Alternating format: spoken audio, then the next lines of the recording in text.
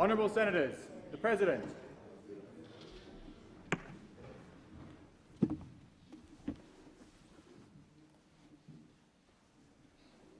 I acknowledge the Ngunnawal and Ngambri peoples who are the traditional custodians of the Canberra area and pay respects to the elders past and present of all Australia's Indigenous peoples. Senators, I invite you, as I read the prayer, to pray or reflect in your own way on your responsibilities to the people of Australia and to future generations. Almighty God, we humbly beseech thee to vouchsafe thy special blessing upon this Parliament, and that thou wouldst be pleased to direct and prosper the work of thy servants to the advancement of thy glory and to the true welfare of the people of Australia. Our Father, which art in heaven, hallowed be thy name. Thy kingdom come, thy will be done in earth as it is in heaven. Give us this day our daily bread, and forgive us our trespasses as we forgive them that trespass against us. And lead us not into temptation, but deliver us from evil. For thine is the kingdom and the power and the glory for ever and ever. Amen. Are there any documents to be tabled by the clerk? President, I table documents pursuant to statute as listed on the dynamic red. Are there any proposals for committees to meet during the sittings of the Senate? I call the clerk. Yes, President. Committees have lodged proposals as shown at item 4 of today's order of business. I remind senators that the question may be put on any proposal at the request of any senator, and the question, call the clerk.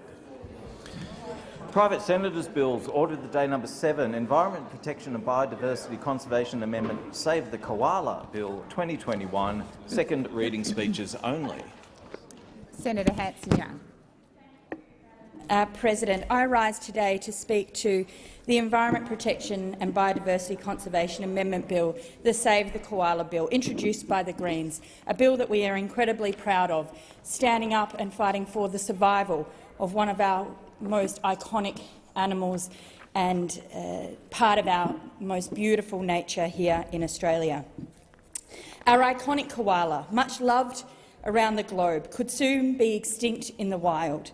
Just last week we saw the Prime Minister of Japan cuddling a koala here in a zoo in Australia.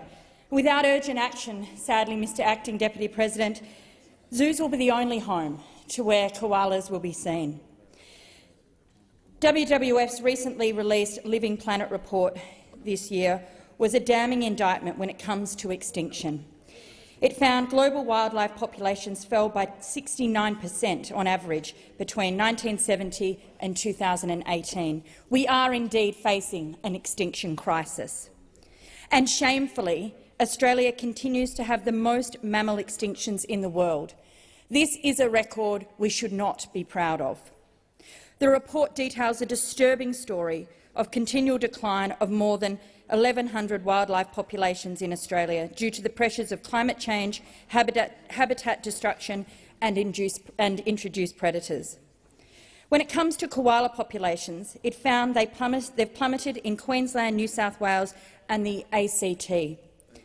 We know all too well that the koala is much loved and needs to be saved. The report found that globally, land use change is still the biggest threat to nature, destroying or fragmenting the natural habitats of many plant and animal species on land, in freshwater and our oceans.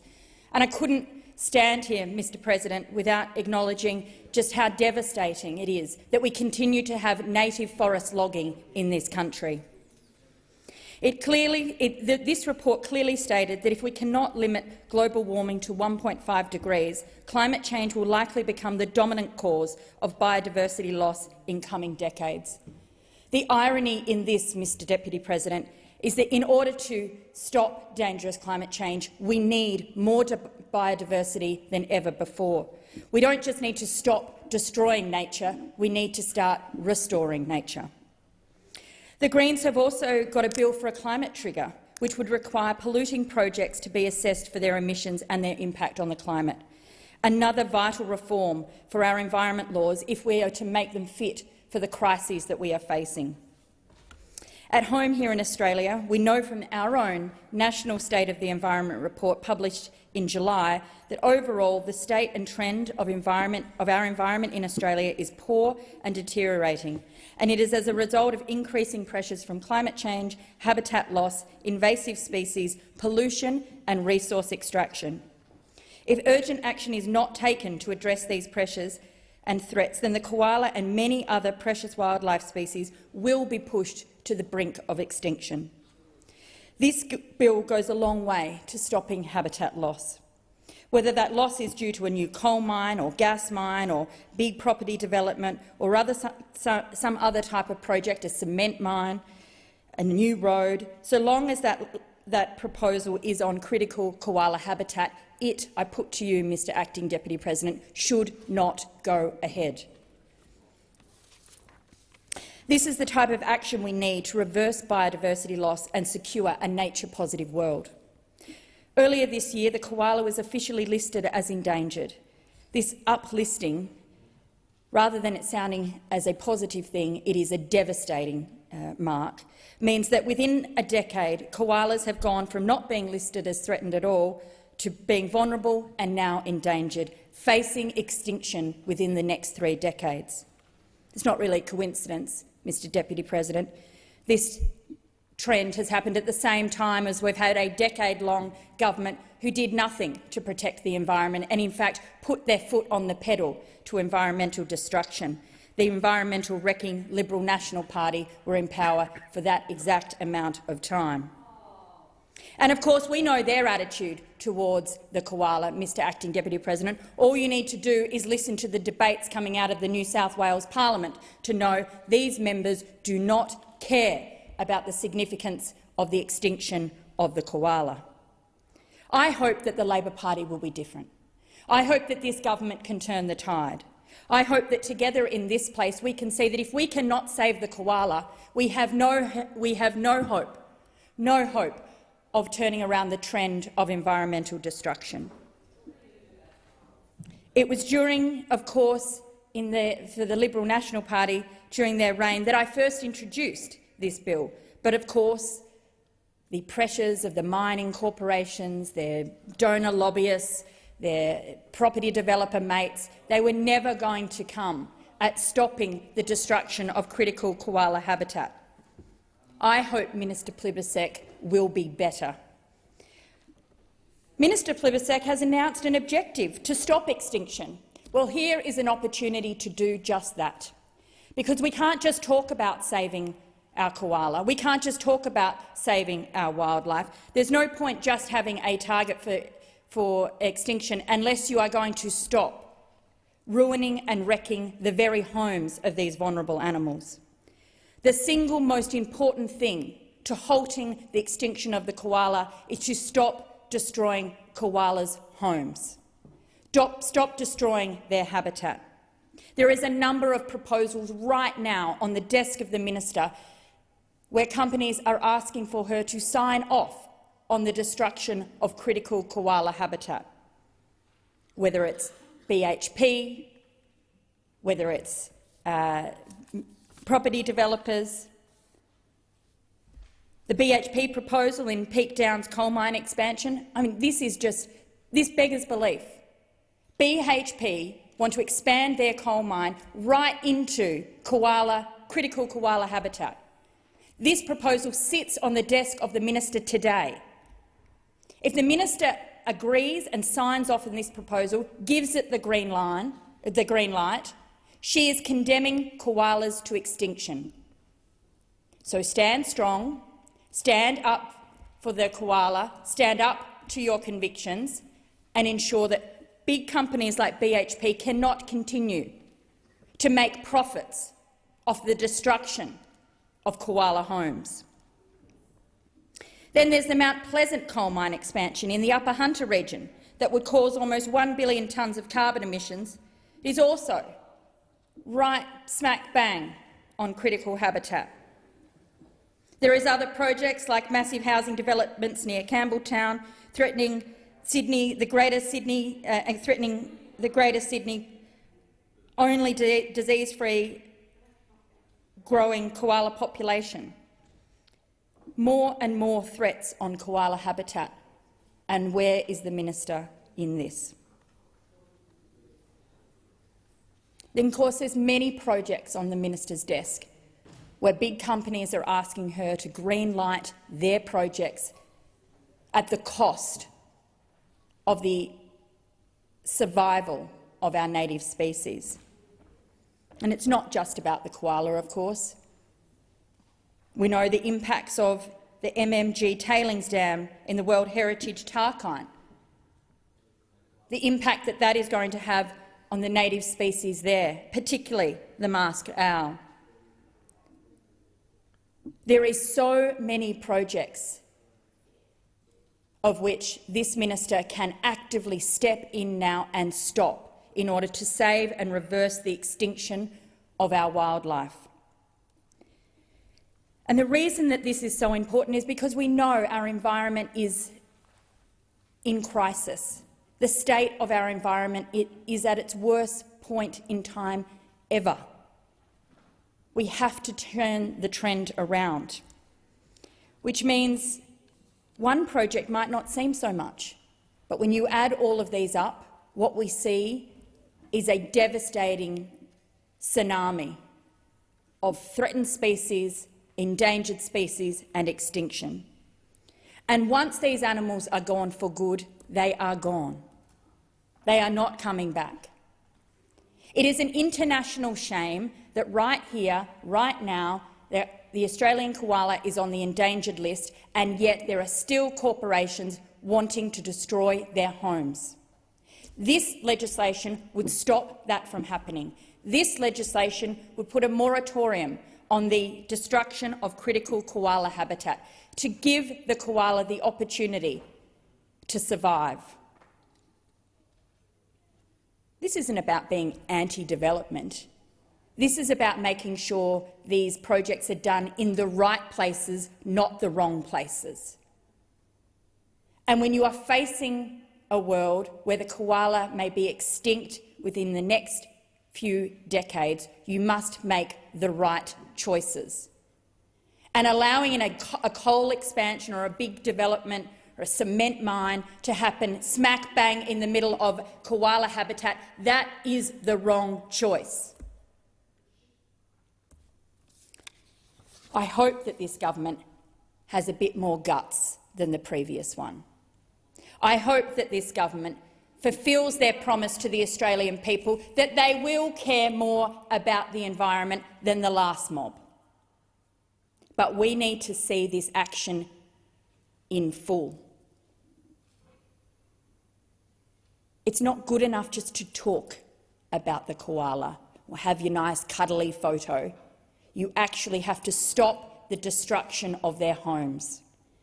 And the Minister for the Environment and the Prime Minister, Mr Albanese, they have the power to save the koala today.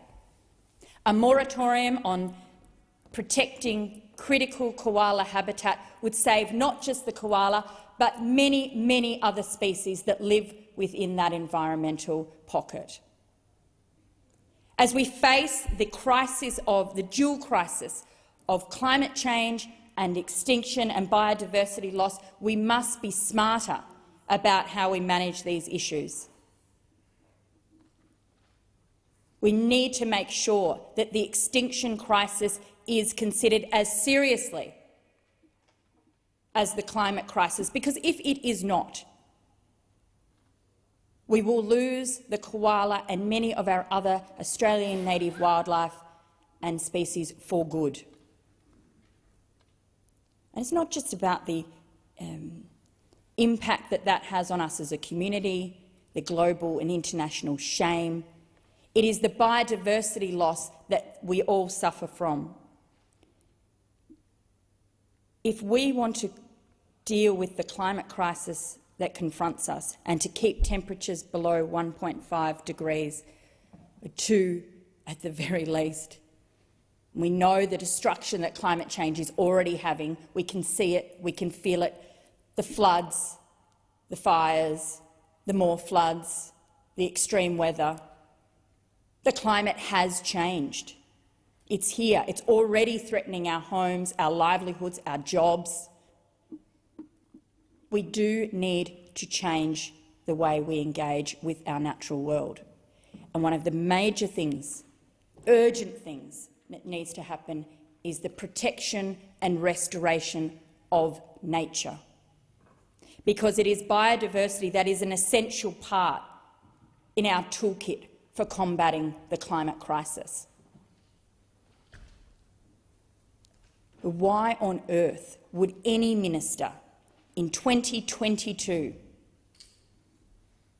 allow for the destruction of koala habitat, knowing that our koala faces extinction, that our biodiversity is needed more than ever, and that nature is crying out for such help? I look forward to hearing the other contributions on this bill, because this is an important debate. This is about choice, it's about trade-off, it's about prioritisation.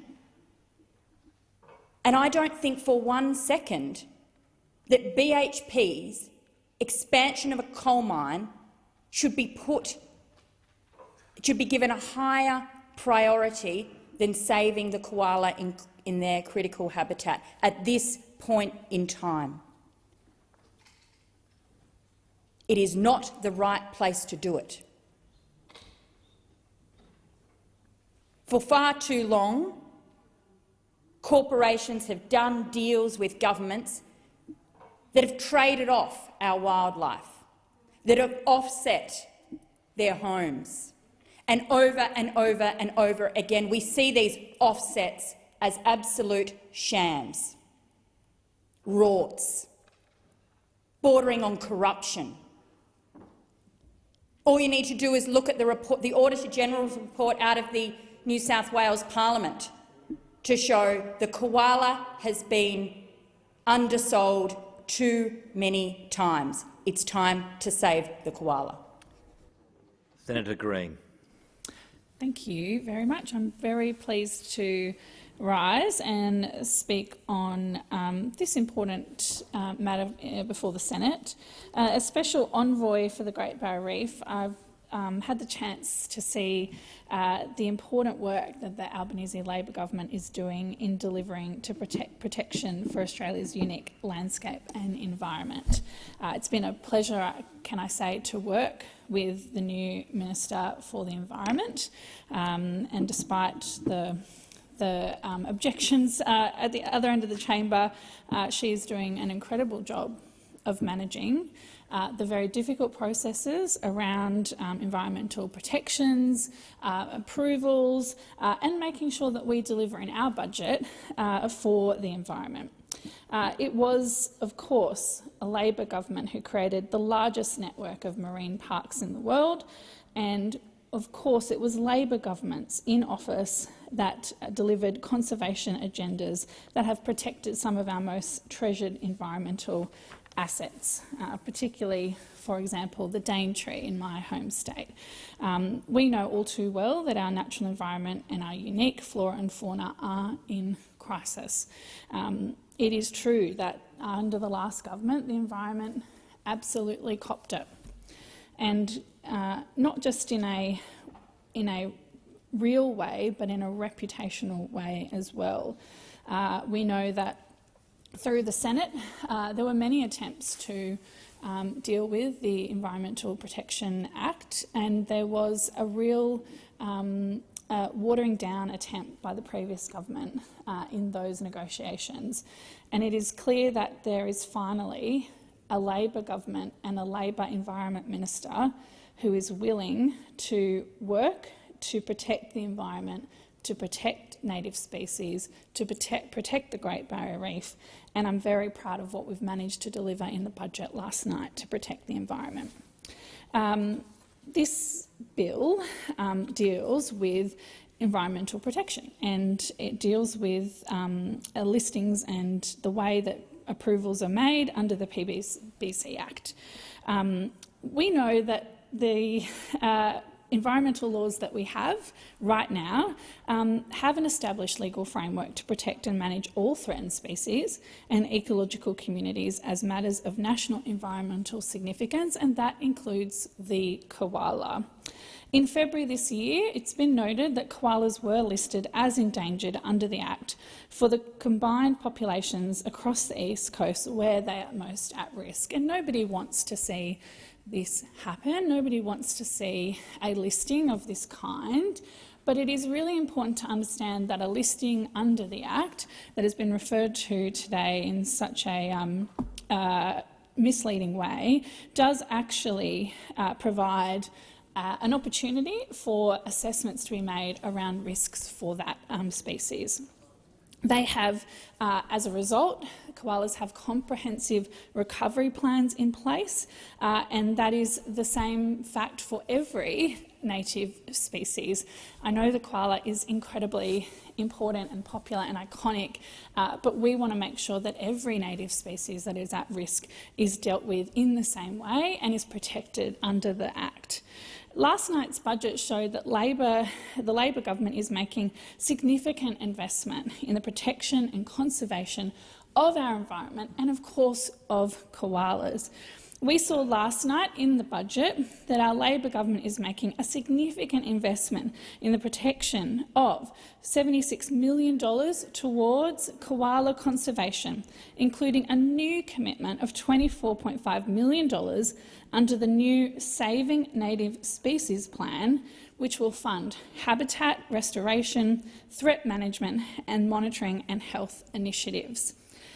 The budget also included funding for a national koala recovery team that has been convened to guide and track the implementation of the recovery plan, because we know that a recovery plan on its own will not do the hard work of delivering protection, so we are funding a national recovery team.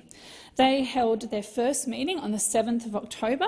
They're already getting on with the job, and we are looking forward to seeing the important work that they do.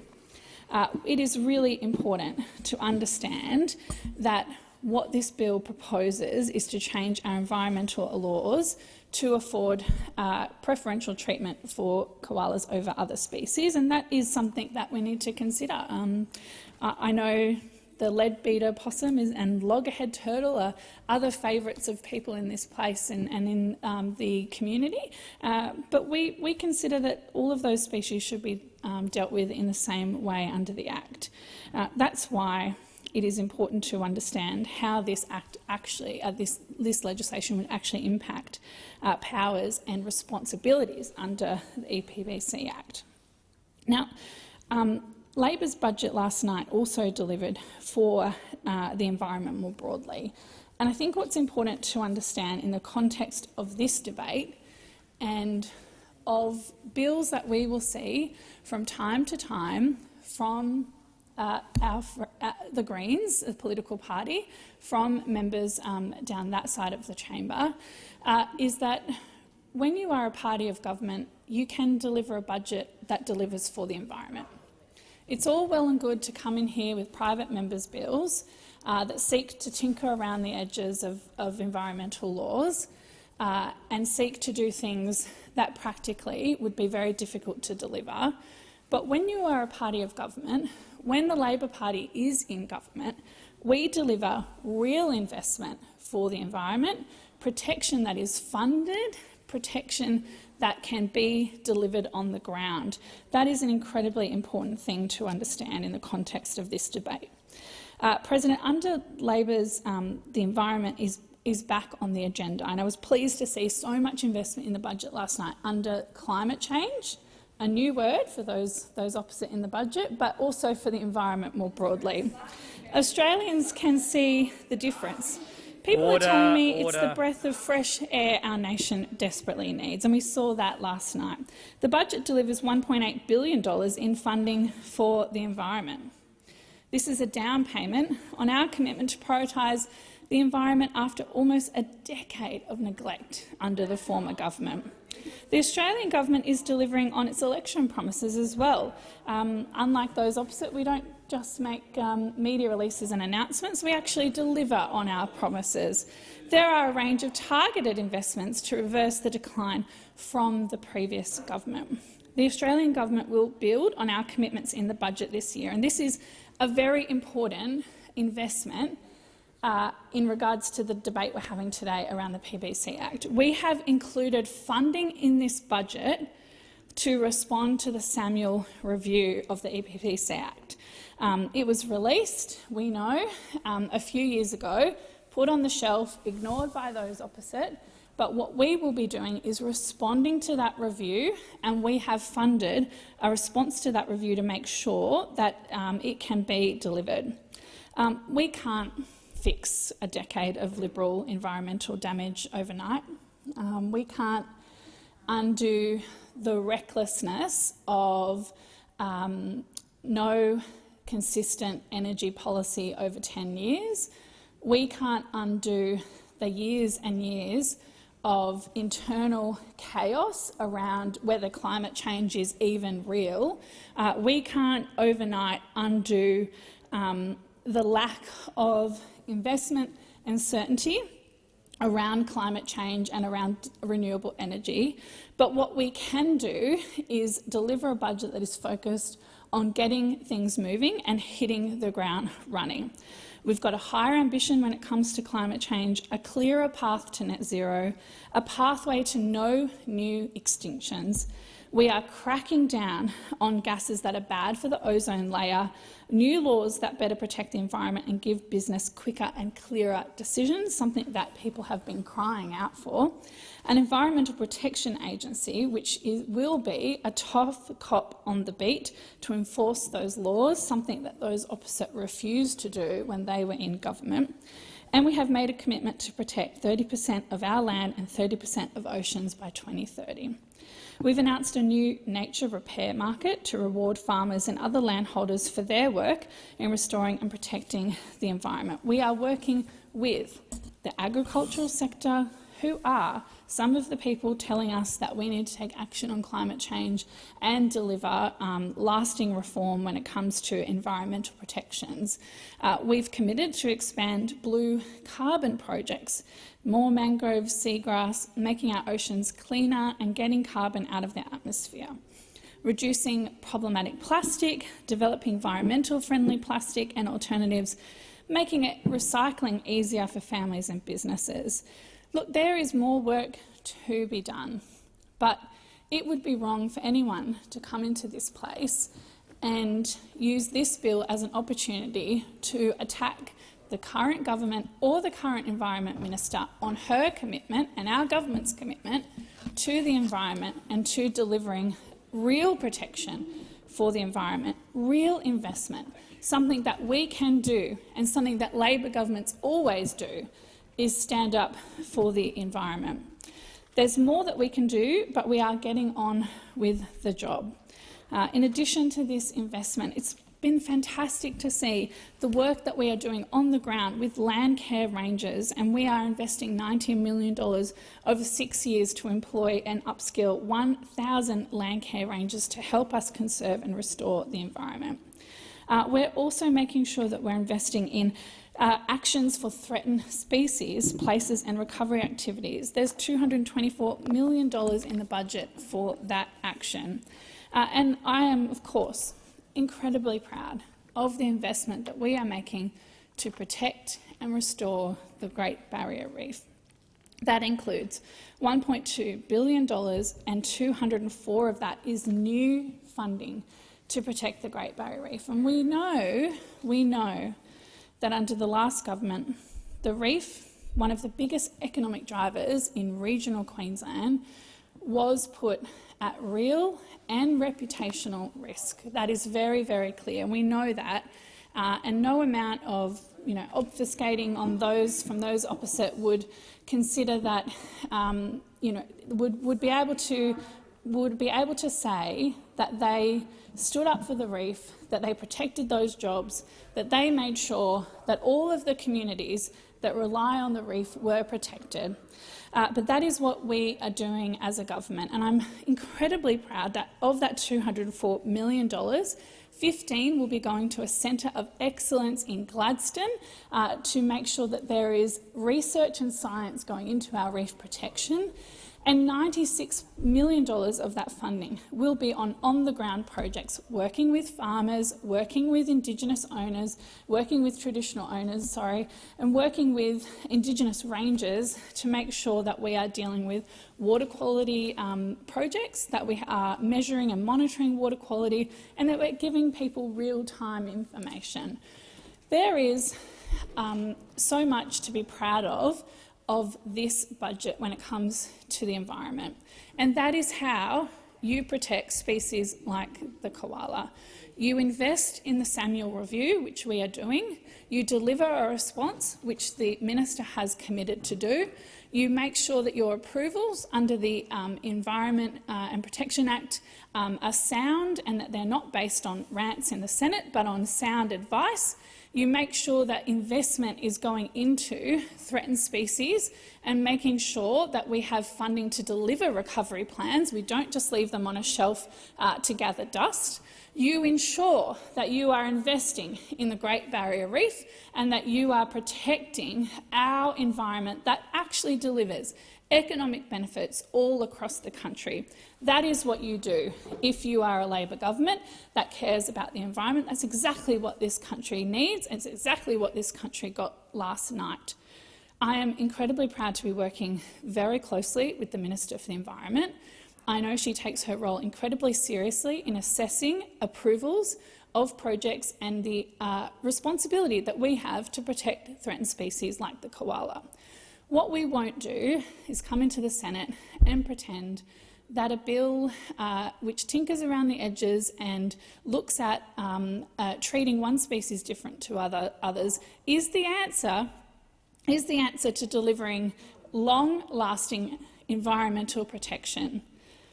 That's what Labor governments do. We protect the environment by making sure there is long-lasting reform, long-lasting investment, and that we have people committed to these protections.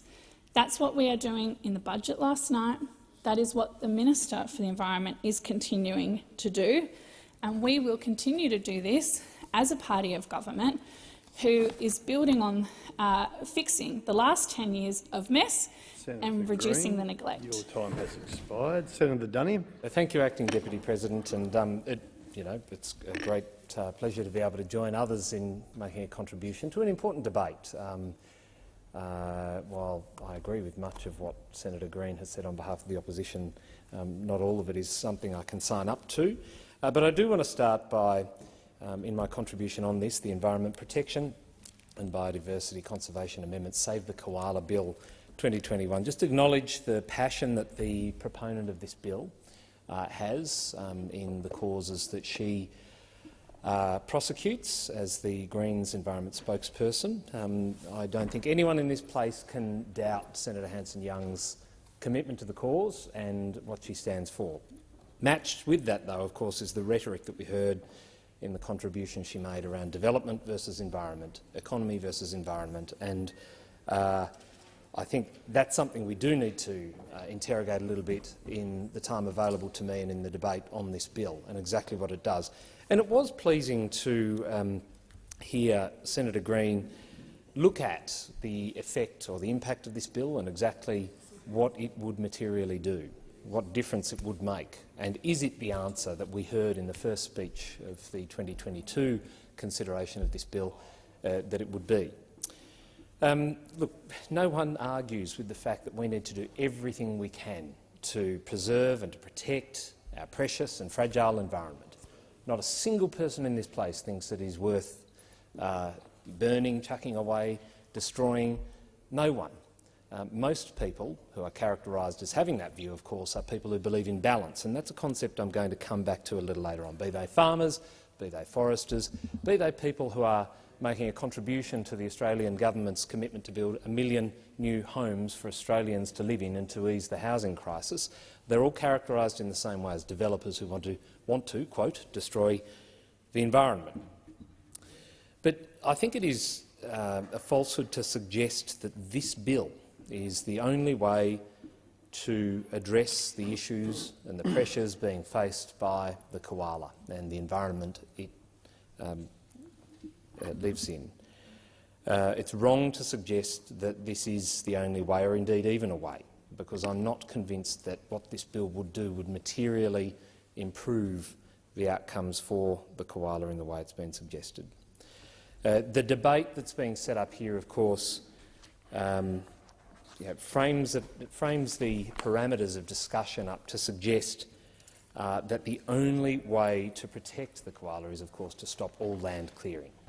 Now, we know very well that to enter into an arrangement of that nature, to put in place a moratorium on any form of land clearing in habitat that would be under the elements of this bill contemplated, would have a dire impact on other parts of our society. That balance I've talked about between the environment and the economy. Look, we have to have the best standards possible when it comes to the management of our environment and to habitat management for endangered and for threatened species to ensure that we don't make situations worse. That is absolutely central to what we as a developed nation must put in place when it comes to our environmental legislation, the regulation around development, around resources extraction, around managing the forestry industry. We have to have all of those regimes in place as part of international obligations we sign up to, and rightly so and proudly so, as Senator Green said on behalf of the Labor Party. But stopping all clearing of land is not the answer. And it's a point that was made in 2021 in the last parliament by the then opposition as well, that this is a blunt instrument that's not effective. Of course, it's important to point out that by dealing with this one issue, land clearing, whatever cause or whatever reason there might be behind it, be it clearing land for productive purposes such as grazing cattle, cropping, dealing with our needs for sustenance and food, or for creation of land to indeed build houses. And we know, as part of last night's budget, that there was a commitment to construct an extra 1 million homes to assist with the housing crisis that we know Australians are facing. They are not the only reasons, and I only have to reflect on the debate on this bill in the last parliament to consider another cause for habitat loss and habitat destruction for the koala. And I refer to the contribution from Senator Faruqi, February of last year, where Senator Faruqi made the point that the bushfires of 2019 and 20 were a major contributor to habitat loss for koalas. And the point is, this bill isn't going to actually stop bushfires. And Senator Rice makes an interjection there about if you don't log them, they don't get burnt. Again, this is... oh, you don't log what doesn't get burnt. Right, OK. So Senator Faruqi, in her contribution, said that the 2019-20 bushfires destroyed more than 12 million hectares of forests and killed more than 1 billion animals and devastated communities. Right, let's take that at face value. That is a massive impact on the environment and a massive impact on the habitat of koalas. But the bill doesn't address any of that. To suggest that this bill would be the panacea for the koala, and we all want to see the best outcome for this great icon. We want to make sure that we put in place the best arrangements to protect its habitat and, of course, its future. But this bill doesn't deal with bushfires, for example. We need to consider this too.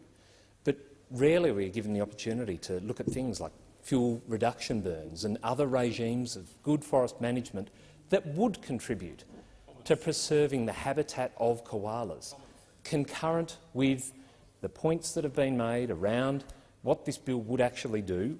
It does cut off the ability to contribute a holistic approach to species management and species preservation. And Senator Faruqi bells the cat on that by pointing to over a year ago, the fact that 12 million hectares was burnt, impacting on koalas, but there isn't one bit of contemplation of that in this bill introduced by her colleague. Looking again at that debate that occurred over a year ago now, nearly 2 years in fact, I do want to reflect on the contributions that were made. And, the Labor position hasn't really changed, which I think is a good thing, because Senator McAllister, who made a contribution on behalf of the Australian Labor Party, then in opposition, made the point that unfortunately here this private senator's bill is unlikely to be the solution. This bill, as entitled, has no chance of becoming law. And even if it were to pass the Senate, it wouldn't make it through the House. And of course, making the point that this bill, in its creation, was never taken to the communities that it would impact. There was no consultation. We have no idea about this because there was no evidence of any discussion at all in the development of this bill with the communities it would affect.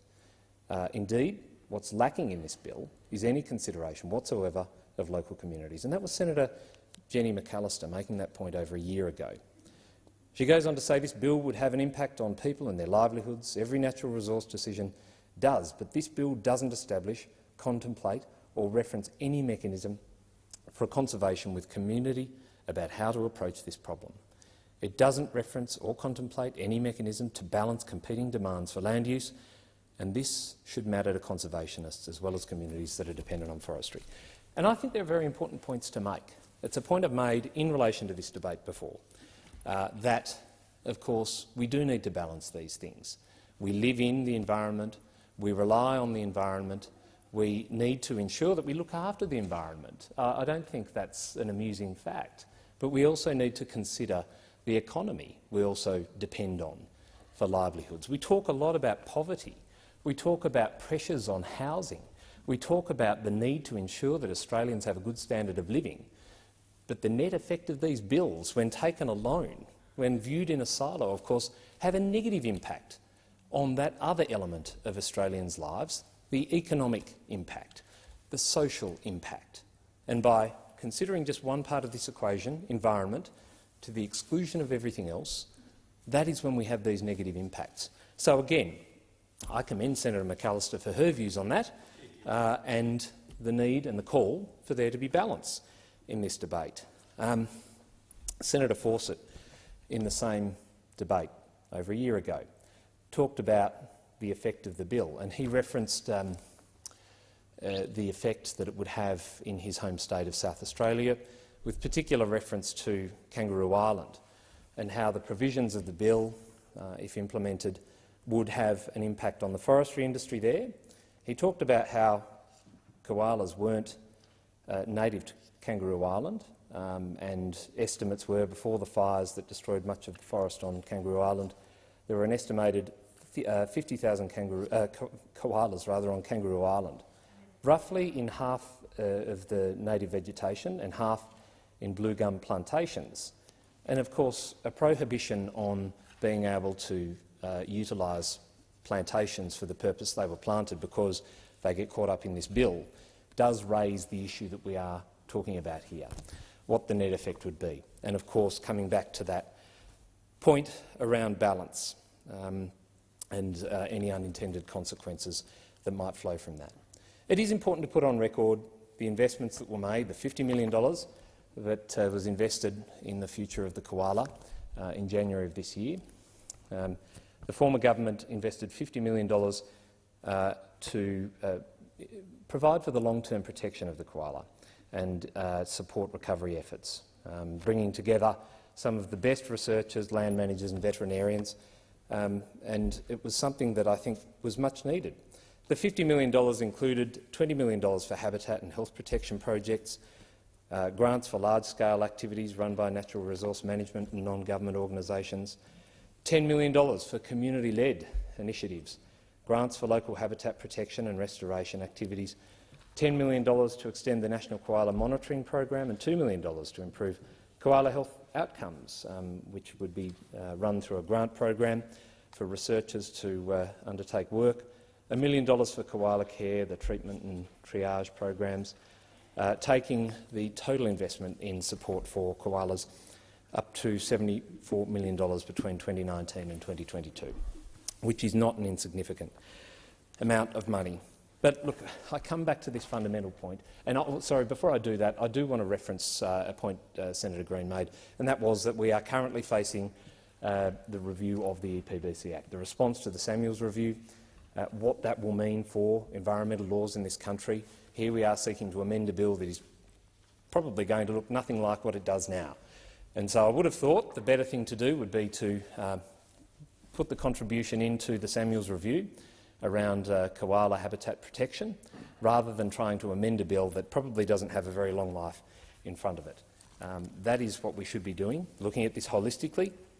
And on that notion of looking at things holistically, again, that point around balance.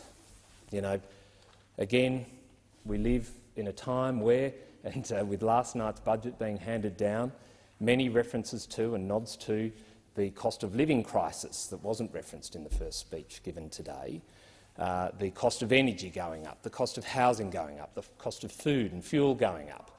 Those things don't matter when we consider the environment as a standalone issue. But the reality is every decision made with an environmental lens has an impact on how we live, how the economy functions. And we cannot have this view of looking at just one element of a decision-making process. You must balance environment with economy, and it goes the other way too. We know what happens when decisions are made with a purely economic focus.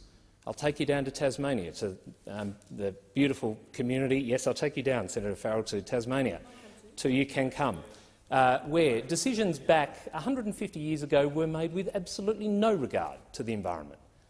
You only have to look at the river that flows through Queenstown and the decisions that were made about how to deal with mine waste.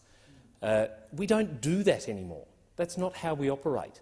There was no regard for the environment. And thank God we don't do things that way anymore. It's 2022. But by the same token, we cannot make decisions purely based on environmental grounds.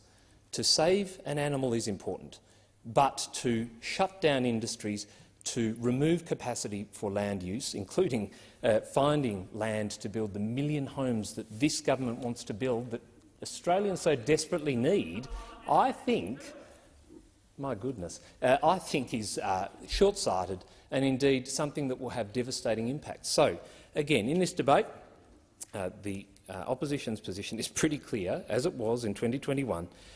Balance is required.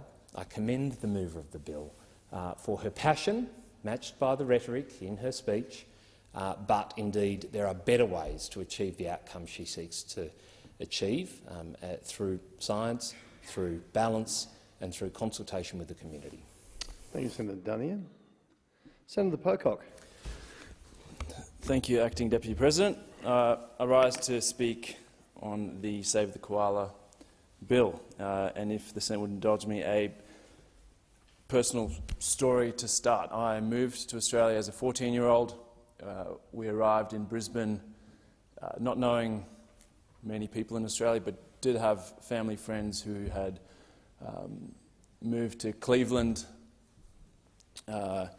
in Brisbane a few years prior, and so stayed with them. And my first morning in Australia, a bit jet-lagged, was up early, out the door with my brothers and our friends, cruising through the parklands of Redlands Bay, and stumbled across a koala, probably head height in a tree. It had obviously been going from one tree to the next and was scampering up, and was just transfixed by this incredible animal that I'd seen so much on TV, but had never in my wildest dreams imagined that I would see one on my very first day in Australia. I assumed, well, this must be pretty normal in Australia. There's wildlife everywhere. Koalas are everywhere. Not so. In the 20 years since then, I think I've seen maybe 2 other koalas in the wild, despite spending a fair amount of time looking at them. And let's remember, when we talk about this bill, we look up and we have school children come up here and watch us. we do things in here to ensure that the children who come and tour this place, who watch proceedings here, who watch the Senate, that they will be able to see koalas.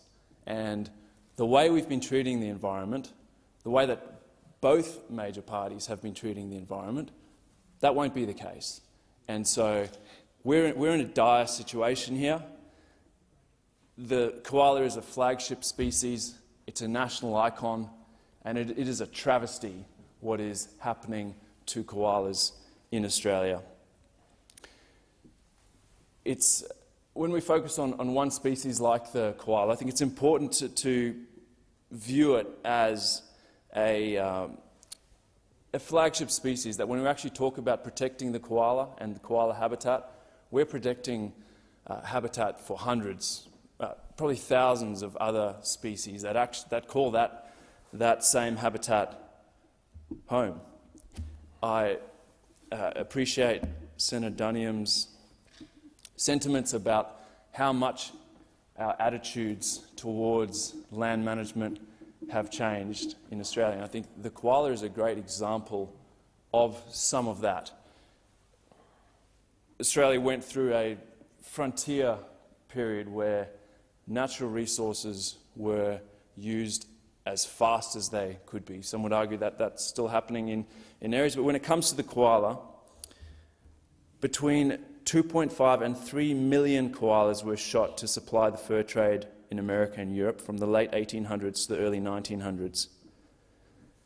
Clearly, there were a lot of koalas across the continent for that to happen. In contrast to these astounding numbers, the current koala population is believed to be between 40,000 to 100,000 animals. Yes, that was in the past, but we now have choices. And despite having those choices, we're not doing enough. And that's why we're here today debating this Save the Koala bill. Over the last 20 years, since I saw that koala in Redlands Bay in Queensland, we've lost 1 in 4 koalas. They are now listed as endangered, and scientists tell us are on track to be extinct by 2050, which is not that far away. They're being pushed closer and closer to extinction by clearing, cars, dogs, and disease. Yesterday, the budget committed $57 million to assist in conservation of koalas. I commend the government on that. And I'd like to recognise this is largely due to strong advocacy from people like Deborah Tabart and the Australia Koala Foundation. So I'd like to congratulate her on her work and thank her. But it's clearly not enough. We can do more, and we must do more. Again, Senator Dunniam talked about rather looking to science to help us solve these problems.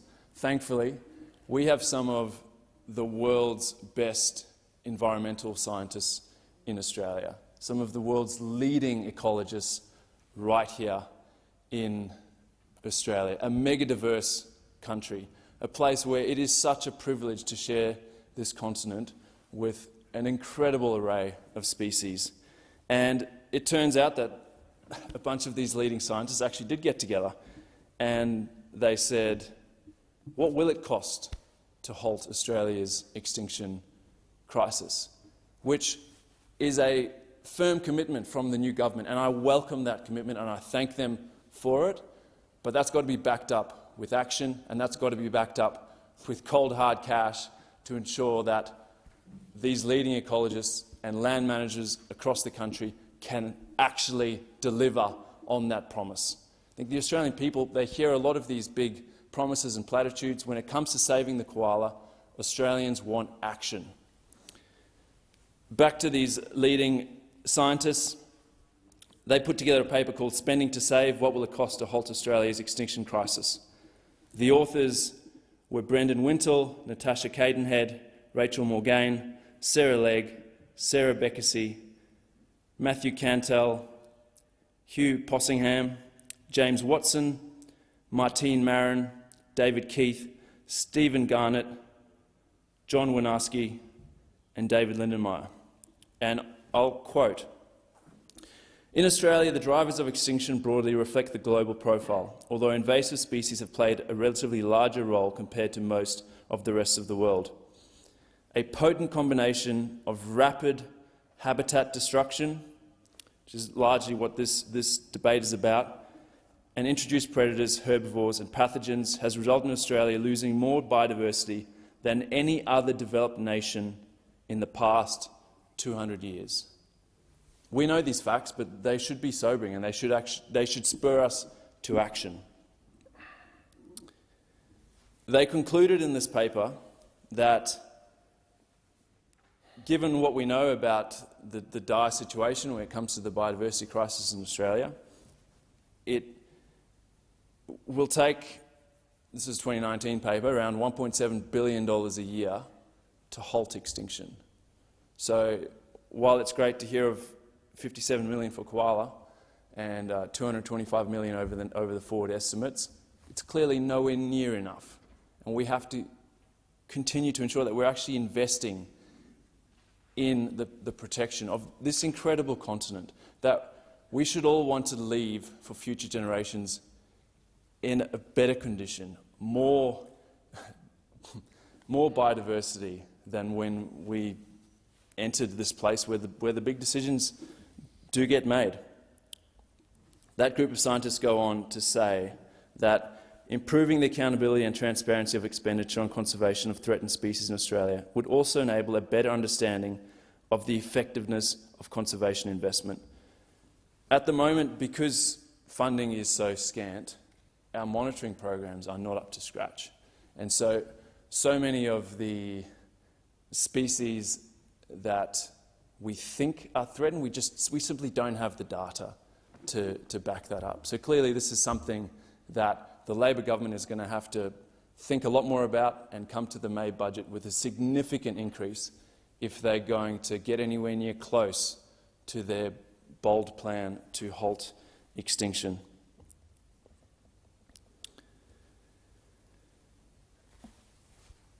I'd like to quote from one of our leading ecologists, Dr. Ewan Ritchie, who recently said, after the Labor government committed to no new extinctions,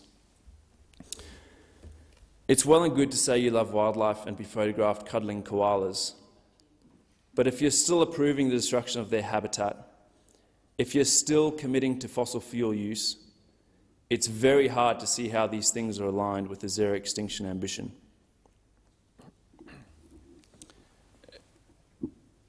And I'd really like to put that to the Senate today as we debate this important bill. Do we want to continue with the platitudes about how much we love our environment, how important it is, while continue to chronically underfund it, to give billions of dollars to a fossil fuel industry that is hauling in eye-watering profits? Or are we going to change? Are we going to finally say our environment is fundamental to us thriving as people, as a country? We understand that we are part of nature. If nature goes down, we go down with it. And so there's a huge element of self-interest in this. Investment in the environment is an investment in ourselves, in our futures. And so let's not entertain the arguments that pit the environment and actually looking after the place that we live against good lives for everyday Australians. Those two things are so tied together. You can't have one without the other, as we're starting to see when you turn on the television and see people going through floods for the fourth, fifth, sixth time in a couple of seasons. We should protect native species for their intrinsic value. On their own, they deserve to be able to continue to exist, where many of them have been here for millions of years, long before humans arrived on this continent, and certainly long before modern Australia, the last 200 years, where we've seen the catastrophic decline in our wildlife. But even if you don't buy the intrinsic value argument, the economic argument is strong. It's very hard to argue with. Half of Australia's GDP, around $900 billion, is directly dependent on nature. Again, we are part of nature. If nature goes down, we go down with her. As I mentioned earlier, last night we saw $225 million committed over 4 years to slow the rate of native species decline. This is a small increase in election commitment. I welcome it. More money for conservation is a good thing. But clearly, we need to be upping our ambition.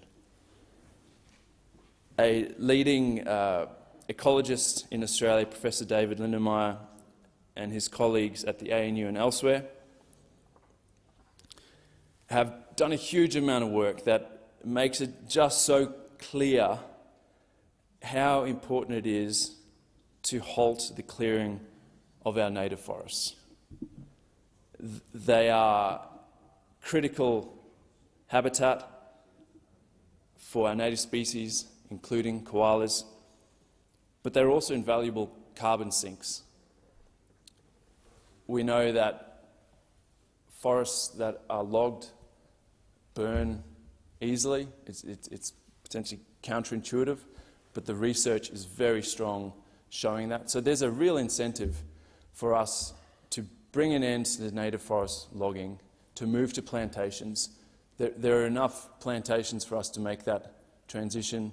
Native forest logging is largely not profitable anymore, and taxpayers are subsidising the cutting down of our native forests in an extinction crisis where we have a government committing to halting extinction.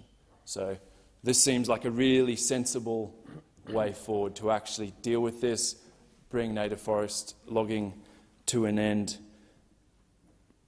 stop clearing koala habitat, and ensure that the school children who come through this place are able to see koalas in the wild, that in 5 years' time we have more koalas in Australia than we do now. In 10 years' time we have even more koalas.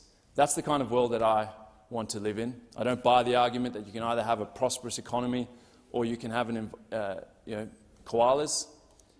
We're part of the environment. We're part of nature.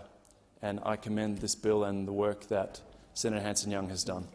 Thank you, Senator Pocock. Senator Ross, before I do give you the call, just remind you the hard marker is, I believe, 12 minutes past 10, Clerk.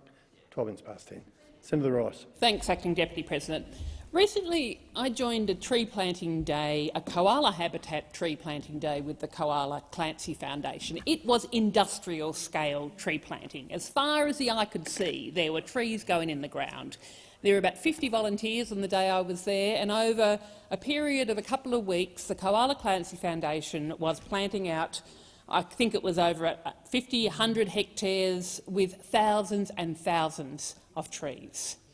It's a fantastic contribution to be trying to be creating habitat for koalas.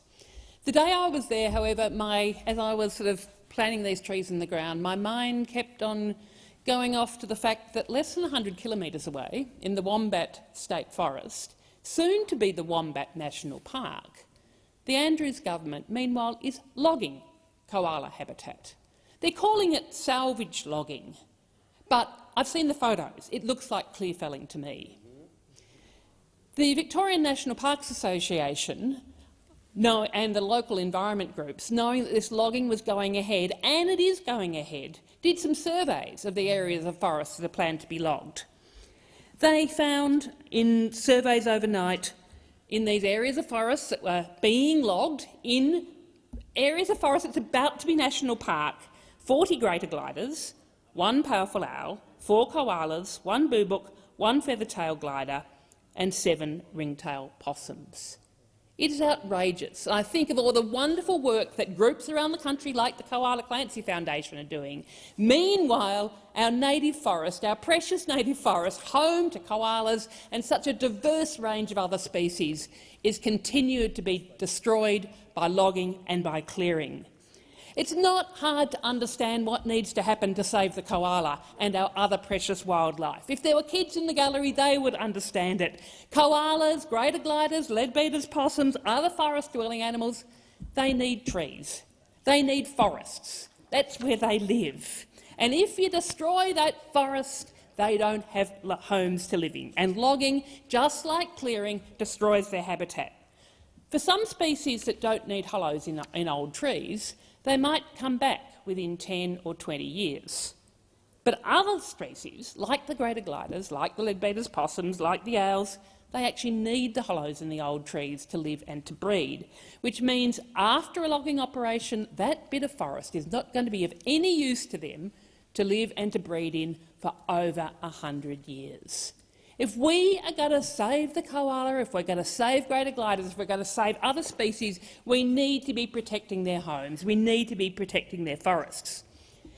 For koalas, in fact, in Victoria, koalas have got it relatively easy because they don't need the hollows, and the cooler climate means there's more suitable forest. But in New South Wales and Queensland, where they are under threat from logging and from land clearing for coal mines and from land clearing for urban development, it's predicted that if this continues, koalas are going to be extinct within 50 years. And we look about the impact of bushfires, as Senator Duniam was talking about, how bushfires destroyed the habitat of so many of our species. There's so much forest in the Black Summer fires. Yes, it was devastating. So what should your response be to that? You do not log, you do not clear the areas of forest that weren't burnt. They are even more precious for the animals that have survived the fires. And you make sure that you take action to reduce the risk of fire. And in fact, what that means is reducing the amount of logging, stopping logging, because logging, the science is very clear now. Logging, clear-felling our forests, makes them more prone to fire. It means fires will occur much more frequently and they'll be more intense when they occur. So it's pretty clear what we need to be doing. We need to be protecting habitat, we need to be stopping logging, we need to be stopping native forest logging. In response to the lack of protection at state and federal government level, citizens are taking it into their own hands. We've seen so many court actions in Victoria against Vic forests.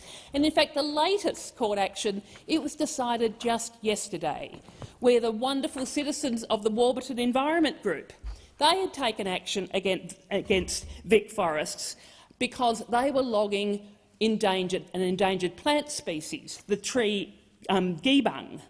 And they won. Because, and in fact, the Supreme Court judge, Justice Gard, stated in the judgment that no attempt was made by Vic Forest to show that it was not reasonably practicable to protect the significant number of tree geebungs which have been destroyed in harvested areas through the use of bulldozers and mechanical equipment, and that given the evidence as to the past harvesting and burning practices of Vic forests, it is highly likely that significant numbers of mature tree geebungs have been lost in the Central Highlands in the past through harvesting and regeneration burning. The precise extent of the loss will never be known, but on the basis of recent records, it's likely to amount to many hundreds or even thousands of mature trees. This is the reality of logging in our native forests today. It should not be up to citizens to spend millions of dollars going to court to protect our heritage. In response, we've got state governments that are in fact changing the laws to make it easier to log and changing the laws to stop people protesting, to stop even the citizen science like this. These are draconian laws stopping people from protesting and even doing citizen science. And in Victoria, we've got a state election in a month's time where the future of our forests is going to be a key issue. And it's only the Greens who are wanting to be protecting our forests, only the Greens that want to end native forest immediately, because that is what needs to happen. if we're going to protect koalas, greater gliders, leadbeater possums, wallows and all the other threatened species that call our forests home. But of course it shouldn't be up to the states on their own to be protecting our forests and having laws to protect our forests, because the Commonwealth has a responsibility. These are issues of national significance. This was found in the Samuels Review into the EPBC Act, where Graham Samuel found that our existing laws were not protecting our forests, that the regional forest agreements were not protecting threatened species. And he found that logging should be assessed by the same way. Matters of national environment significance in forests should be assessed in the same way as other destructive, as they are if they're being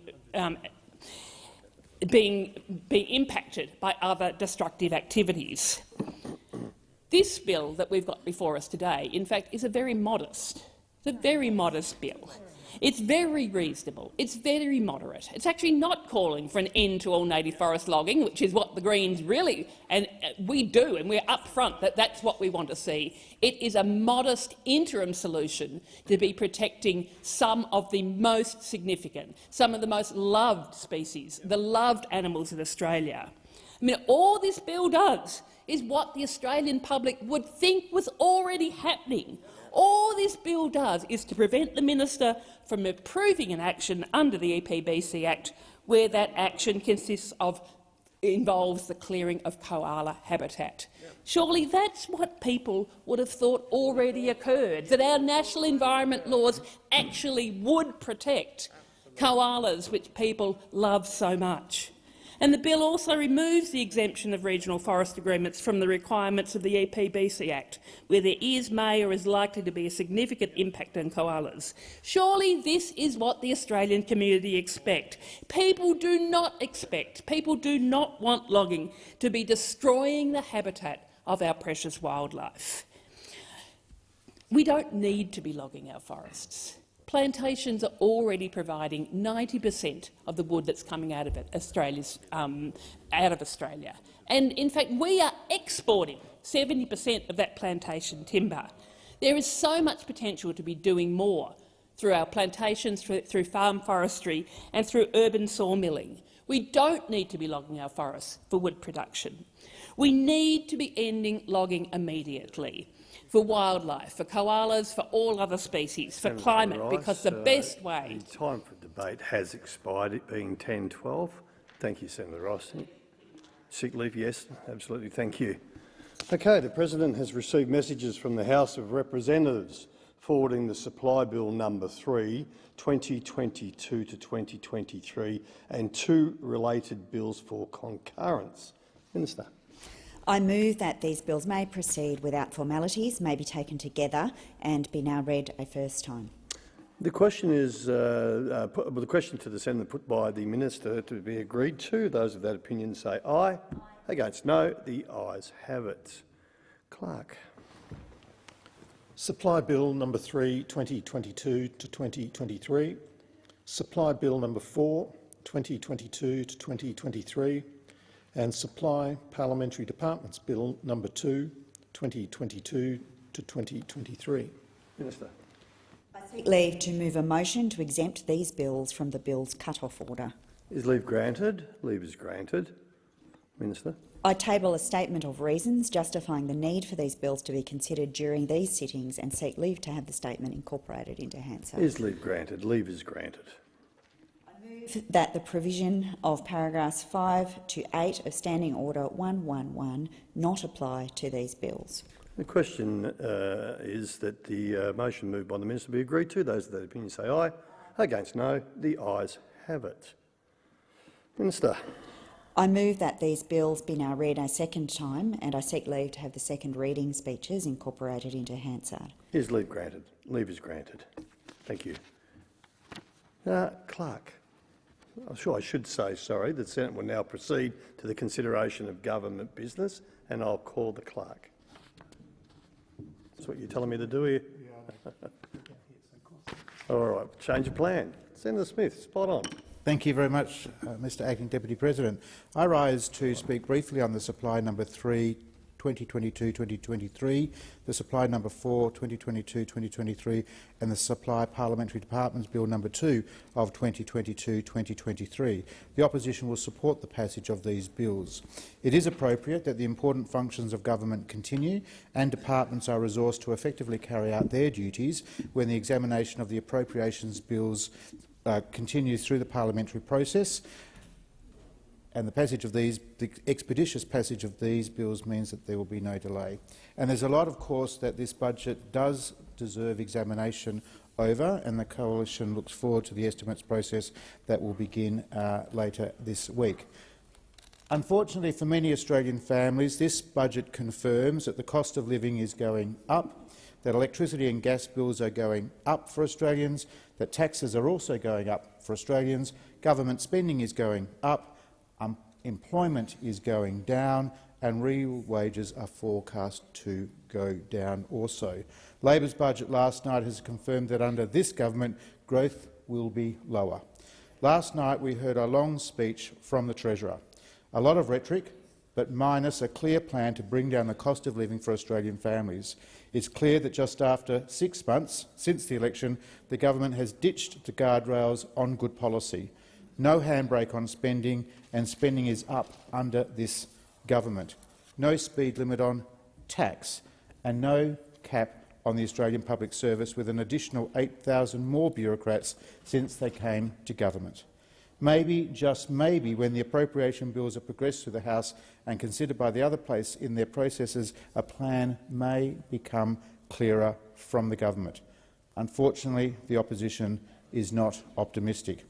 In keeping with the convention, on the basis of discussions between the government and the opposition, the Coalition will support the passage of these supply bills this morning. I also note that 2 amendments have been circulated in the chamber by the Australian Greens, and I note that the Coalition bill will be opposing both. Thank you, Senator Smith. Senator McKim. Senator McKim. Mr Albanese was elected. He made a promise to the Australian people. He promised that no one would be left behind and that no one would be held back. Well, that promise that he made to the Australian people was broken in his first budget last night. After this budget, we know that we're not all in this together. Too many Australians are being left behind and many more are being held back. This is a Labor budget in name only. They say they're going to get wages moving again, but wages are flatlining over the forward estimates. They say they're committed to full employment, but unemployment is flagged to go up. They say they're providing cost of living relief, but those on the lowest incomes are going to bear most of the pain. The Treasurer's buzzword is responsible, but if you're leaving behind people who need it most, if you are publicly subsidising the burning of fossil fuels in the middle of a climate crisis, this cannot be considered as a responsible budget. There is more than a whiff of austerity about this budget, because it's the people in our country who are the least well off who will feel the most pain. And meanwhile, in a deliberate policy choice, the Stage 3 tax cuts for billionaires, for CEOs and for politicians are baked in. It's champagne for the top end, and it's real pain for the people who are doing it the toughest. And we're facing 2 crises here, a cost of living crisis and a climate and ecological crisis. People's incomes are going down and people's homes are ending up underwater. Food is getting more expensive. Groceries have risen 17% this year, and too many Australians simply cannot afford fresh fruit and vegetables. And thanks to the climate crisis-fuelled floods around this country, food prices are flagged to go up even more. And meanwhile, the big corporations, like the big 2 supermarkets, are raking in mega profits. Housing's getting more expensive. Rents are currently rising 4 times faster than wages. But if you've got wealthy parents, you're going okay. Young people are being locked out of the great Australian dream of owning their own home. They're being forced into unsafe tenancy just to keep a roof over their heads. Electricity is going through the roof. Bills are going to go up at a retail level by 56% over the next 2 years, and we are being extorted for our own gas by multinationals who send the profits offshore. We're in the middle of a global gas boom, and our gas tax is so utterly rorted by the big corporations that we're actually going to get less tax as a result. There is a $500 million reduction in the petroleum resource rents tax revenue forecast in this budget. Childcare going up, education going up, transport going up. There is real pain for a lot of people in this budget. But instead of doing something significant to provide genuine and immediate cost of living relief, we've got a Treasurer who's playing at the margins with many measures that are delayed and won't be implemented now when people need the help. As I said, wages aren't going to move. We've got too many people in insecure work, too many people suffering from wage theft. Short-term contracts and labour hire are all driving down wages. Working people need more power in this country because the big corporations have got too much power. They're making huge profits. Their share of the economy, the share of the economy that is going into profits, hasn't been this high since the Gilded Age. And at the same time, we are facing in the short, medium and long term the collapse of our climate, fuelled by the coal and gas corporations and the psychopaths that run them.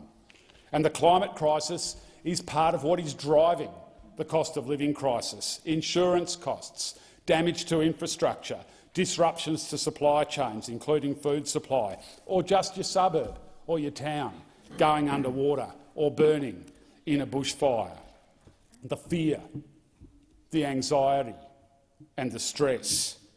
Burning coal and gas for cash, for profits, is killing people, and it's costing us billions of dollars. So what's the government's response to all of this? Labor's response: bake in the stage 3 tax cuts for the billionaires, hand out billions to fossil fuel corporations. They're driving inequality higher and pouring petrol on the climate fire. Labor is leaving too many people behind. The stage 3 tax cuts will destroy Australia's progressive income tax system. They're going to give a $9,000 a year tax cut to the billionaires and to the CEOs and to everyone who sits in this place as either a senator or an MP.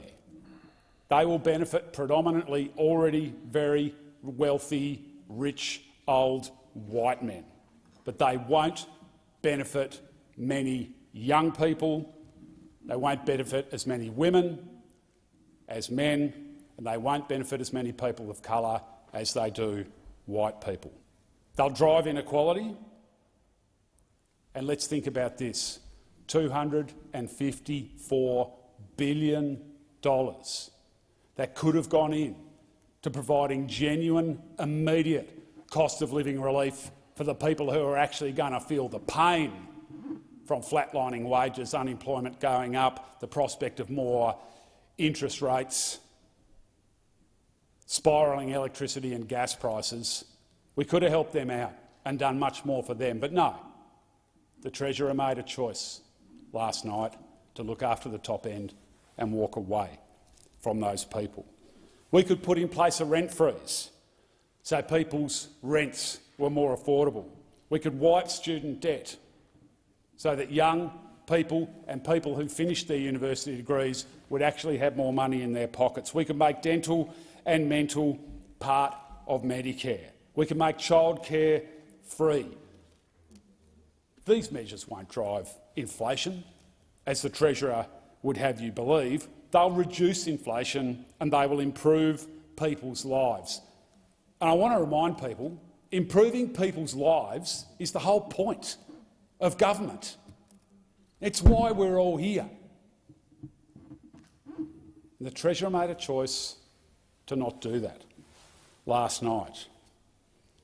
And what his choice was, is at a time when people are trying to work out whether they're going to pay their power bills or afford the groceries, when they're making huge sacrifices to keep their heads above water, at a time when inequality is at record highs, we have a Labor government giving the richest people in this country another $9,000 a year. So if you're someone who works in a pub or cleans in a school or hospital or looks after a shop, or if you're one of the people who had to leave home and work during the pandemic, you're very unlikely to benefit from these tax cuts, because remember, there is nothing in the Stage 3 tax cuts for somebody on a minimum wage.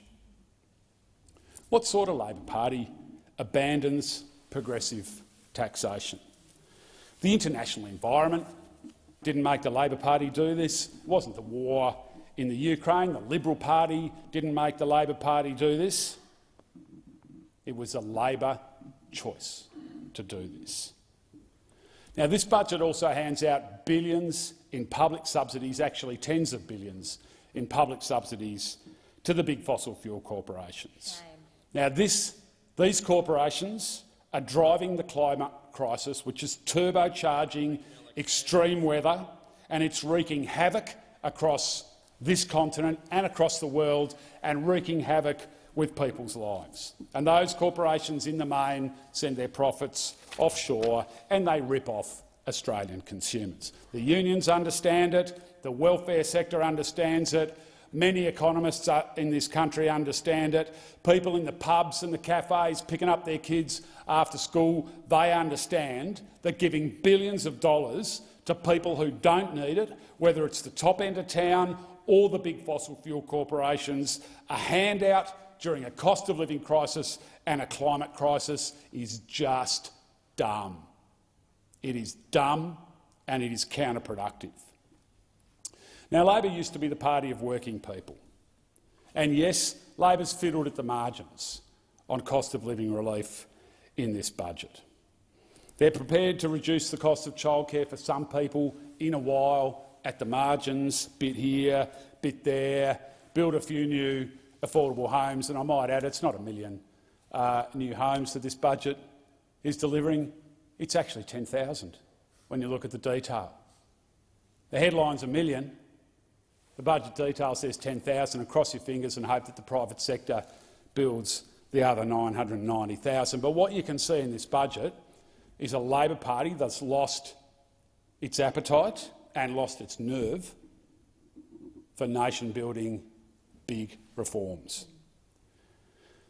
One of the most disappointing things is that in this parliament we've actually got the numbers to change things for the better. If Labor would work with the Greens, we could scrap the Stage 3 tax cuts. We could pass measures which dramatically reduce the cost of living, dental and mental into Medicare, freeze rents, make childcare and education free, wipe student debt, expand Medicare. We could make the gas corporations and the fossil fuel corporations actually pay their fair share of tax. But Labor has lost its nerve. We've been robbed, swindled, scammed and stood over by some of the world's biggest, most powerful and most polluting corporations. They give donations, they get special treatment, they're stealing our gas and they're selling it overseas, and they're funneling their profits overseas. Yep. The government of Australia for far too long has been an entity that is owned lock, stock and smoking barrel by the resources industry. Shame. If Labor had the courage, we've got the numbers. If we work together, we could pass measures that would drive down the cost of living without increasing inflation. If we got past the neoliberal ideology, if we stood for the people and not the big corporations and the wealthy, we could make a huge difference. We stand ready to raise Newstart to $88 a day so that people don't have to live in grinding daily poverty. But Labor's chosen not to do that. We stand ready to pass laws to outlaw insecure work and give working people more power so they can secure the pay rises they deserve. Together, we could give workers real rights and restore the power of unions and end wage theft. But Labor's lost its nerve. This budget shows that. Its words are hollow. They've rolled over at the first sign of pressure, even from a weak, divided, irrelevant opposition. Well, the Greens stand ready to work with Labor to genuinely build 1 million new homes. We stand ready to make the Prime Minister's story about growing up in public housing a reality that will be accessible to everyone. But instead of ending the public housing waiting list, under this government, public will be languishing on the waiting list for years. We need more than a story from the Prime Minister. We need the foot to be taken off our neck. Now, I want to say something about inflation, because the Treasurer has missed a fantastic opportunity here. He's missed an opportunity because he's too busy blaming inflationary pressures on what's happening around the world. And of course there are things happening around the world: conflict, climate change, supply chain issues. Of course they exist. But domestically, what we do know is it's not wages driving inflation. It is corporate profiteering that is driving inflation in this country, and what we need to address that is a corporate super profits tax. So there's no need for the Treasurer to wring his hands and pretend that he's got no levers to pull to address inflation in this country. There is no need for the Treasurer to stand back and watch as the Reserve Bank continues to pile interest rate rise on top of interest rate rise, condemning the less well-off in this country to yet more pain. He needs to pull the lever, introduce a corporate super profits tax and rein in the rampant price gouging of the big corporations. I flagged that I will be moving a second reading amendment. Thank you, Senator Madam McKim. Deputy President. It might assist the chamber if you actually move that now, Senator McKim. I do move that. Could you say the words? Yes, I thought I just had, but I move my second reading amendment. Thank you very much, Senator McKim. I call Senator Cox. Thank you, Acting Deputy President. I rise to speak to the Supply Bill No. 3, 2022-23 and related bills. The Greens have circulated an amendment to this bill, and the amendment ensures that no public money is spent on the drilling program in the Beetaloo Basin. We are in a climate crisis, and that means that no new coal and gas should be funded. And continuing to give fossil fuel companies handouts when people are struggling to pay rent, buy their groceries and other necessities is absolutely insulting, especially to the many people right across the country who have seen their homes and their communities devastated this year from unprecedented flooding events. This is actually insulting to them. These weather events will only get worse, and the government is directly contributing to this by funding the fossil fuel projects that they've outlined in this budget. Labor's first budget is introducing a new handout for the gas industry through the $1.9 billion to build a gas terminal and petrochemical hub in Darwin Harbour that would guarantee a customer for the Beetaloo Basin. Beetaloo is a climate-wrecking project that cannot continue and that absolutely cannot be funded through public money. The government has already given billions of dollars to this project, and in this budget we saw $1.9 billion more. This is absolutely unacceptable. Fracking in the Beetaloo Basin will destroy our environment, wreck our climate and use up the precious groundwater in the Northern Territory. The sheer amount of water that fracking uses cannot be underestimated.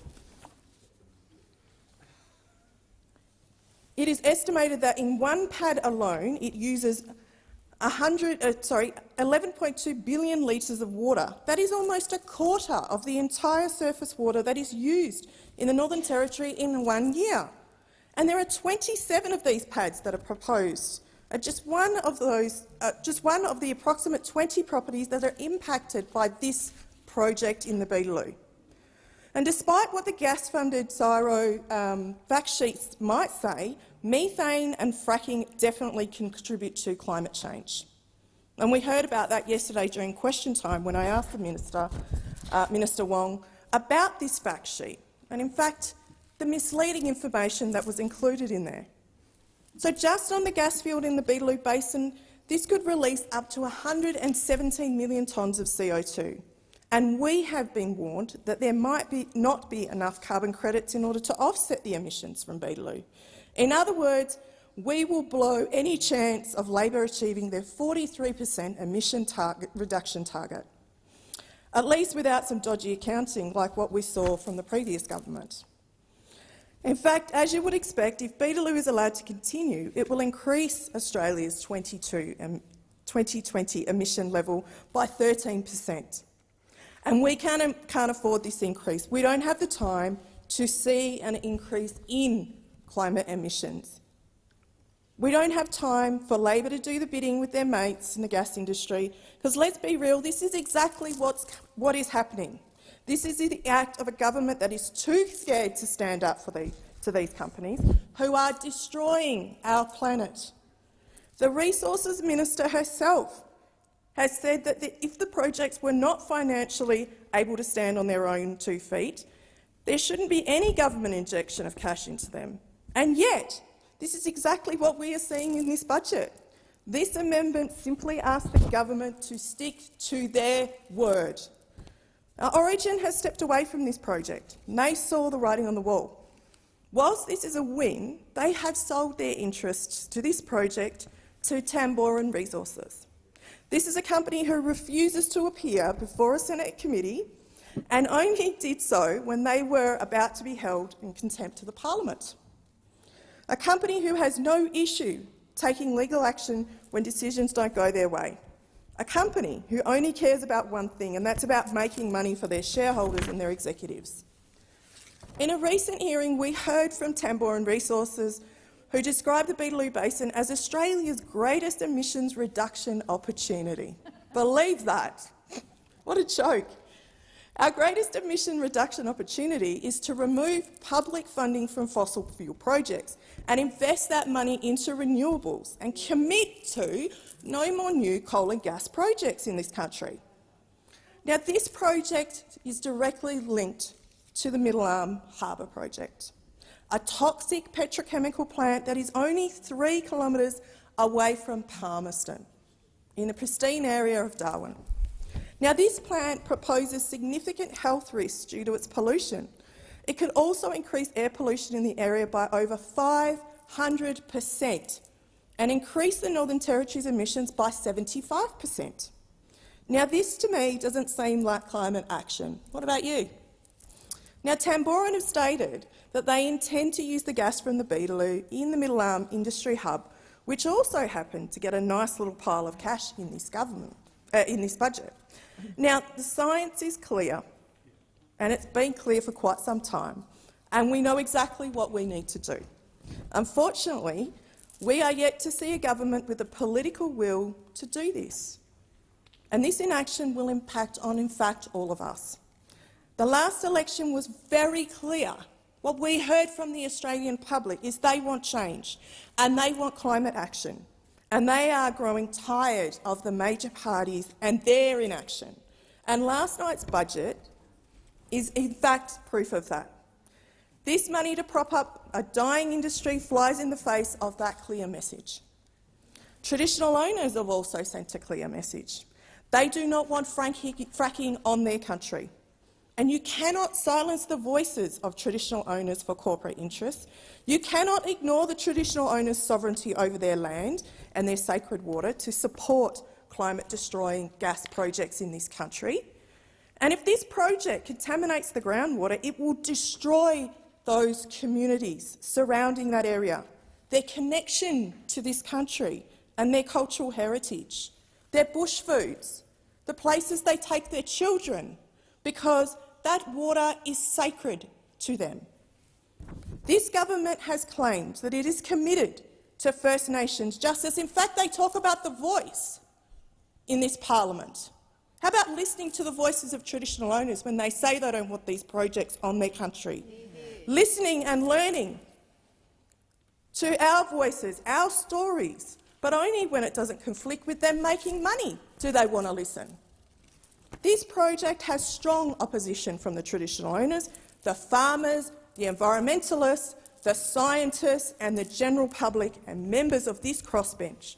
So when will this Labor government listen and catch up? Thank you. Minister. Thank you, Acting Deputy President. I'd like to thank all of the senators who've contributed to the debate on the Supply Bill number 3, the Supply Bill number 4 and the Supply Parliamentary Departments Bill, each of which are 22-23.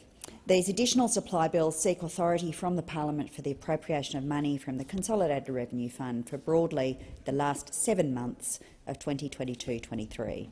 The total of the appropriations sought through these 3 additional supply bills is just under $59 billion. The bills must be passed in this sitting week to provide certainty of supply for the ongoing business of government for the remainder of 22-23, thereby ensuring the continuity of program and service delivery.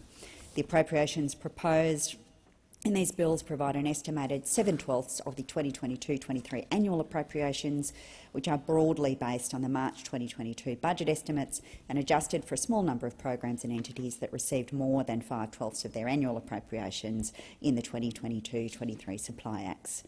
I wish to emphasise that these bills seek only to provide funding for the ongoing business of government for the remainder of the 2022-23 financial year. Therefore, no new decisions taken in the October 2022 budget are included in these bills. This arrangement enables conventional parliamentary processes, including Senate estimates hearings, to be followed prior to the enactment of the budget appropriation bills by the Parliament. I note that the Greens have moved a second reading amendment.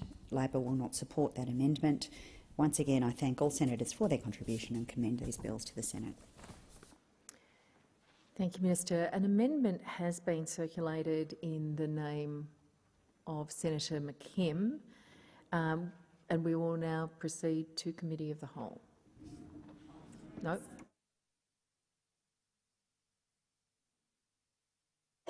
So the question is that the amendment moved by Senator McKim be agreed to. All those in favour say aye. Those against, no? No. The noes have it. Is a division required? Ring the bells for 4 minutes.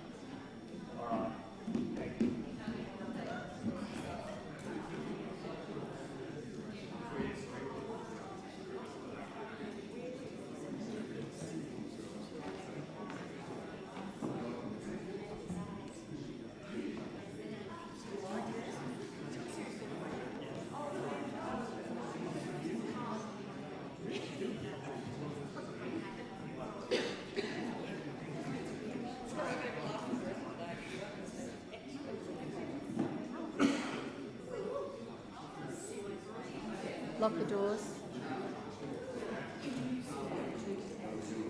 The question is that the amendment moved by Senator McKim be agreed to.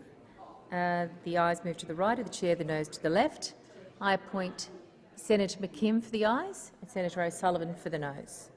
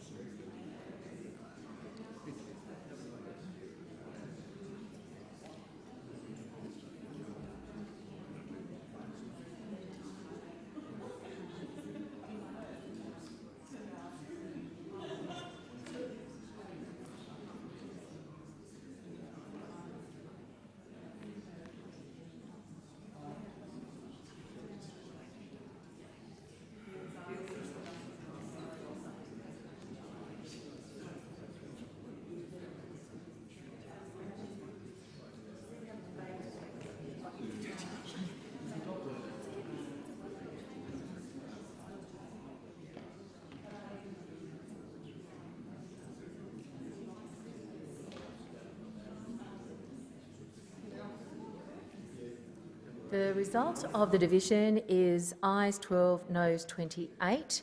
The matter is therefore resolved in the negative. The question now is that the bill be read a second time. All those in favour say aye. Aye. Against? No?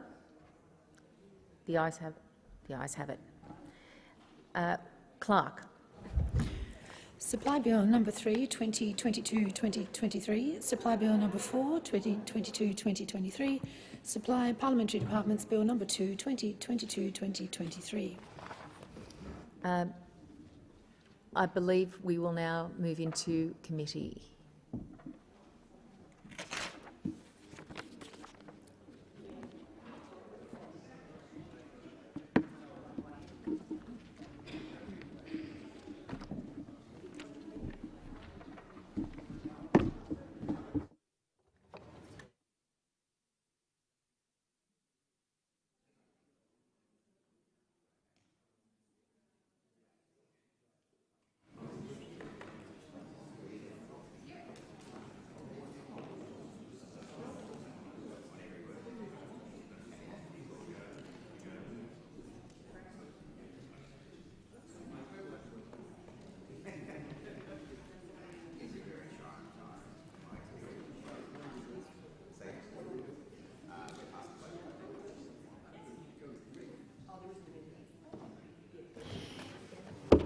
Thank you, Senators. Is it the wish of the committee that the bill be taken as a whole?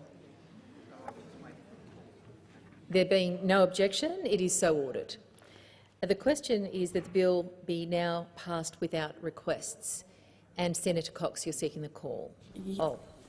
With the concurrence of the Senate, the statement of reasons accompanying the requests circulated for this bill will be incorporated into Hansard immediately after the requests to which they relate. There being no objection, it is so ordered. Senator Cox. I move amendment on sheet 1689, standing in my name.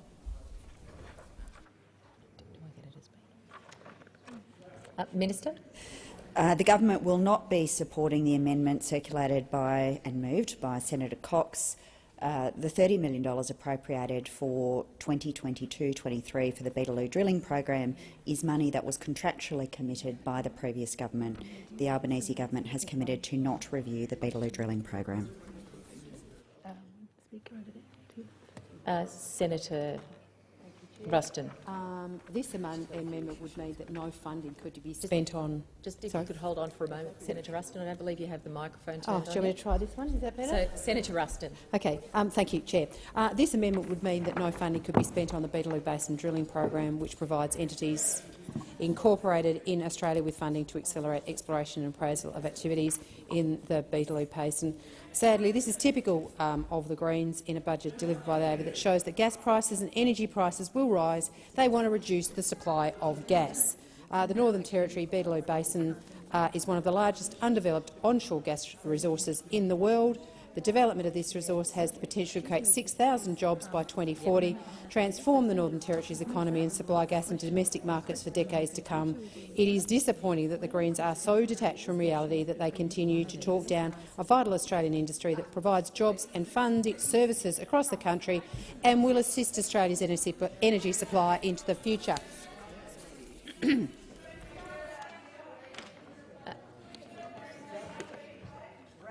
Senator Whish-Wilson.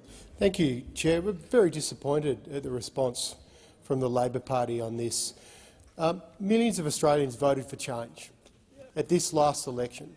That's why we have a progressive alliance in this parliament to actually act on the key challenges of our time, like climate change. While people around this country, including in my home state of Tasmania, are preparing for another flood event after more record rainfalls, what do we see in this budget?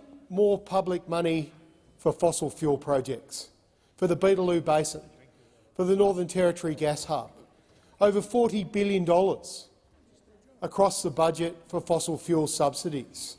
This is not what Australians voted for. Australians voted for change, and it's clear from this budget last night that they're just going to have to wait a little bit longer before the Labor Party wakes up and realises that we are in a climate emergency and we need to do everything we can to reduce emissions. It is insanity in this day and age, in a climate crisis, to be giving more taxpayer money to fossil fuel projects. Absolutely, that's what this amendment is there to do. It's to remove taxpayers' money to fund fossil fuel projects, to pour more petrol on the fire. So those communities around Australia that are looking at these temperature and weather records being broken every day. Just this week, Sydney recorded its highest annual rainfall on record. It's expected in the next few weeks for records to be broken across Victoria. And in Tasmania, two of our key rivers had record flood levels just last week. Australians have woken up to this. When is this government going to wake up to it as well? The question is that the request for an amendment be agreed to. All those in favour say aye. Against? No. The noes have it. Is a division required? Ring the bells for 4 minutes.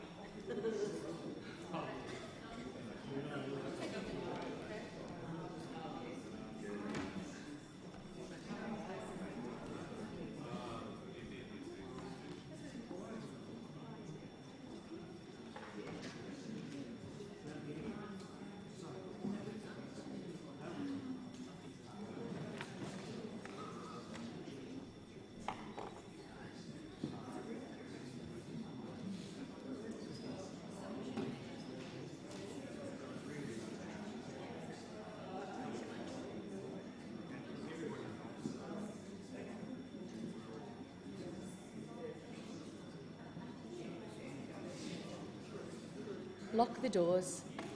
The question is that the request for amendment be agreed to. Those in favour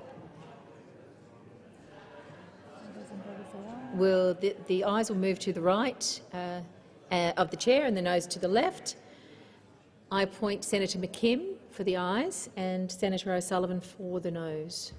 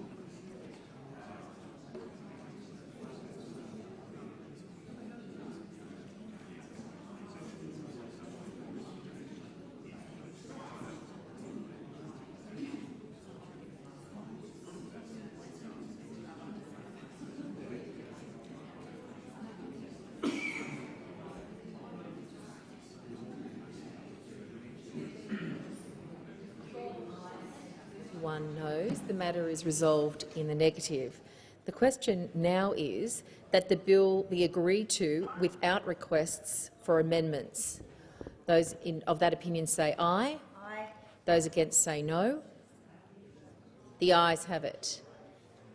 The question now is that the bill be reported. Those of that opinion say aye. Those against say no. The ayes have it.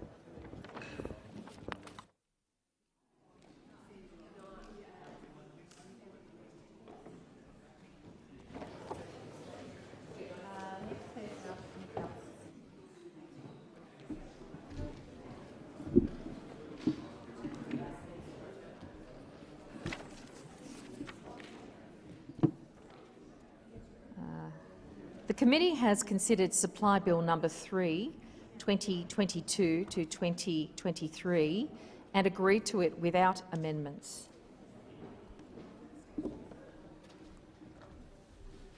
Minister. My apologies. I move that the bill now be read a third time. Oh, my apologies. I move that the report be adopted, Acting Deputy President. I put the question that the report be adopted. Those for the question say aye. Against no. The ayes have it. Minister. I move that the bill now be read a third time. I put the question that the bill now be read a third time. Those for the question say aye. Against no. The ayes have it. Clerk. Supply Bill No. 3, 2022-2023. Supply Bill No. 4, 2022-2023. Supply Parliamentary Departments Bill No. 2, 2022-2023. Government Business Orders of the Day. No. 1, Fair Work Amendment, Paid Family and Domestic Violence Leave Bill 2022. Debate on second reading and the amendment moved by Senator Cash.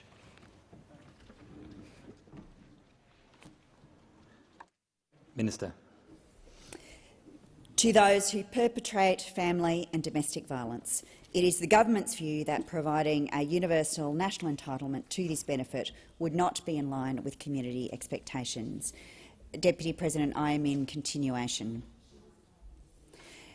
This bill will, however, have a very significant impact. Over 1 million employees already have access to paid family and domestic violence leave through collective bargaining between workers and employers, and we know the impact that this entitlement can have. But by embedding this entitlement into the national employment standards, this legislation will take this figure from just over 1 million employees to 11 million employees. This legislation will not end domestic violence. This is a much, much bigger task, and there is so much more to do. But it is a very important step that will save lives. Because no worker should ever have to choose, ever, between their safety and their income. No worker should ever have to choose between income and medical treatment. Every worker in Australia has the right to be safe at work and safe at home. And I want to thank the survivors and their advocates. I want to thank experts and frontline workers who have advocated for so long for this reform. I see that Samantha Parker is up there with her comrades and colleagues from the ASU in the gallery. And I want to acknowledge the Australian Services Union, who represent frontline workers who help women fleeing domestic violence every day. Samantha Parker and her colleagues were there at the beginning, advocating and arguing for this reform. And they have been joined by many, many others. I want to acknowledge all those stakeholders, those willing people who put their shoulders to it and built the case for this bill year after year, decade after decade. Preventing family violence is everyone's business. It is long overdue for the Australian government to show leadership in this way, and I am so proud to support this bill. Senator Cox. Thank you, Deputy President. I rise to speak on the Fair Work Amendment for the Paid Family and Domestic Violence Leave Bill 2022. I want to acknowledge every Australian woman who's ever left a violent relationship and add my voice to this important issue that affects so many, and too many, in fact, as we heard by women even in this chamber yesterday. And thank you to Senator Green in particular for sharing her story. And it's also similar to mine and many other women and children who are exposed to violence in their homes and in their communities. This bill makes some changes that seem very simple. It increases family and domestic violence leave from 5 days unpaid to 10 days paid, and regardless if you're full-time, part-time or a casual worker, and extends the definition of family and domestic violence. But make no mistake, these changes will have enormous impact on those who need it. Many people who are victim survivors of family and domestic violence may not be able to afford to take 5 days of unpaid leave. They might be in a relationship, be single parents, suffering from an abusive ex, family member or current partner. And in First Nations communities, this also extends to our kinship groups. We don't consider ourselves in isolation, but as members of a wider kinship group or community, where violence can be experienced and the impact of that is far-reaching. The truth is there are many ways family and domestic violence can take place, and no instances are in fact the same. For First Nations women, we know that the statistics are vastly different, and we are 35 times more likely to experience domestic violence, and the cost of that is actually $2.2 billion per year. Before entering this parliament, I worked in the women's sector, and indeed after that I've heard in numerous forums and in fact first-hand from women across the country who've told me about the barriers of escaping violence and the immediate impact to allow them to participate in the workforce. And they include accessing crisis services, accommodation services, legal services and health and medical services. The indirect impacts of that violence include the pain, fear and suffering incurred by women and children. And these can be framed as, in fact, the indirect social and psychological impacts of violence, and they include replacing damaged or lost household items, replacing school uniforms and equipment for their children to change schools, and the settlement of partners' bad debts, which in fact need not just take time but also carry a cost. The cost is not counted, and we should also extend that to the cost of loss of opportunity, loss of employment and promotion opportunities, and the quality of life due to being in or leaving a violent relationship. I'm a member of the Senate inquiry into missing and murdered First Nations women and children, and we've heard, particularly that First Nations women just this week are up to 12 times more likely to be murdered, which is disproportionately overrepresented compared to other Australian women. Violence against First Nations women is significantly underreported and under-policed, carrying a range of issues from participating in those legal processes, which also makes the evidentiary requirements for proof of violence occurring as one of the biggest barriers to accessing their leave entitlements. Whilst this bill will save lives by providing a circuit breaker in the system for women's safety, we know that on top of all the other challenges in reducing violence, gender-based violence, there are still racial biases that must be dismantled and culturally appropriate measures to be taken before First Nations women will actually not be at a higher risk, but also to make workplaces safe to disclose. The Greens have moved several amendments to this bill, and the first to broaden the definition of family and domestic violence for further clarity and to ensure that victim survivors get the support that they actually need. The second allows for up to 4 days of unpaid leave to be taken on top of the 10 days of paid leave. And this acknowledges that 10 days might actually not be enough. And indeed, it is best practice of the minimum standard of 14 days, which my colleague Senator Waters has already outlined. And finally, there's an amendment to insert a new provision into the Fair Work Act that makes experiencing or having experienced family and domestic violence is a protected attribute, which will help prevent potential workplace discrimination against an employee who discloses their situation.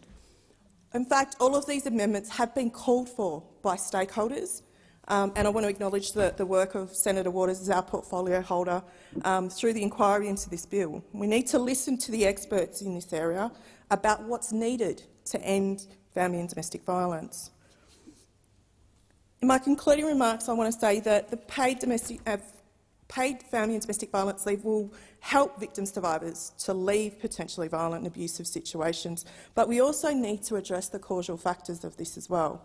We need to address the intergenerational trauma that people are carrying with them as survivors of family and domestic violence, and as a mother of 2 daughters, these are important issues that require specific and targeted resources to help heal, prevent violence experienced by women, but also by the impact of their children.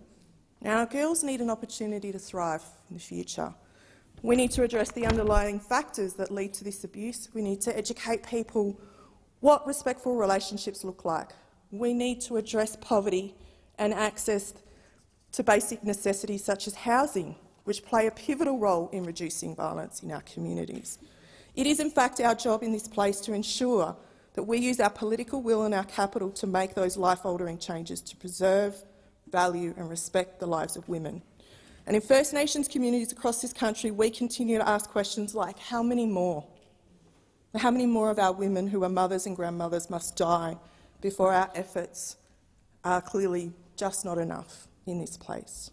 And until we show the courage and the bravery that we applaud of our victim survivors to address the underlying causes of gender-based violence, very little will change. All too often, under the current scheme, people are forced to choose between their job, their income and their safety, and this is not a choice that anyone should have to make. Thank you. Senator Billick. Thank you, Deputy President. I too rise to speak on the Fair Work Amendment Paid Family and Domestic Violence Leave Bill of 2022, and I'm proud to be part of a government that introduced this bill as one of its first bills to this parliament. In the years to come, it will be seen as one of the, hopefully many, great achievements of the Albanese Labor government. Make no mistake, this bill will save lives.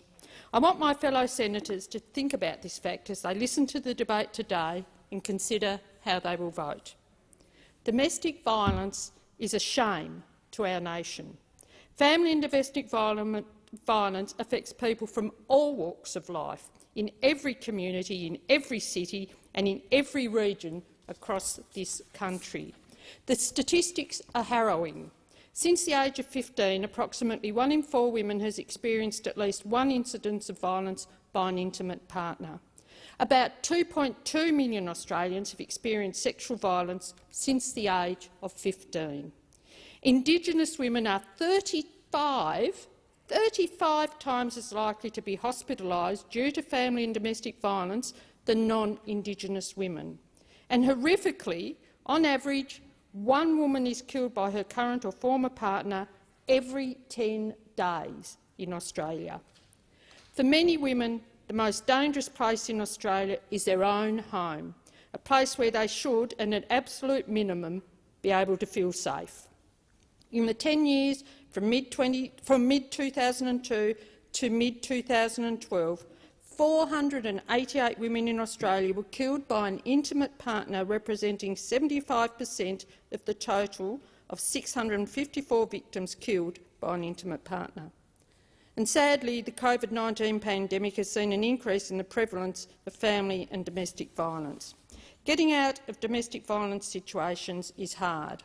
I empathise with anyone in that situation and truly hope that this bill provides some support to make it easier to get out. Frontline workers have told us that there are two issues at the forefront of the minds of women seeking to escape from violent relationships. First, they're worried about the disruption to the lives of their children. Second, they're worried about the disruption to their income and employment. Many can't leave violent situations without risking joblessness, financial stress, homelessness and poverty, so it leaves workers with nowhere to go, having to choose between their safety and their livelihood. For those that don't believe that this is an issue for the workplace, you are very, very wrong. More than 68% of people experiencing family and domestic violence are in paid work. Women experiencing family and domestic violence earn 35% less than those who do not, and disproportionately affects women who are more likely to be casual or part-time. The cost to the national economy are huge, with estimates ranging between $12.6 billion and $22 billion per year. So employers are bearing significant costs, up to $2 billion a year, in the form of reduced productivity caused by absenteeism, recruitment and retraining costs. Paid family and domestic violence leave will assist to reduce this cost.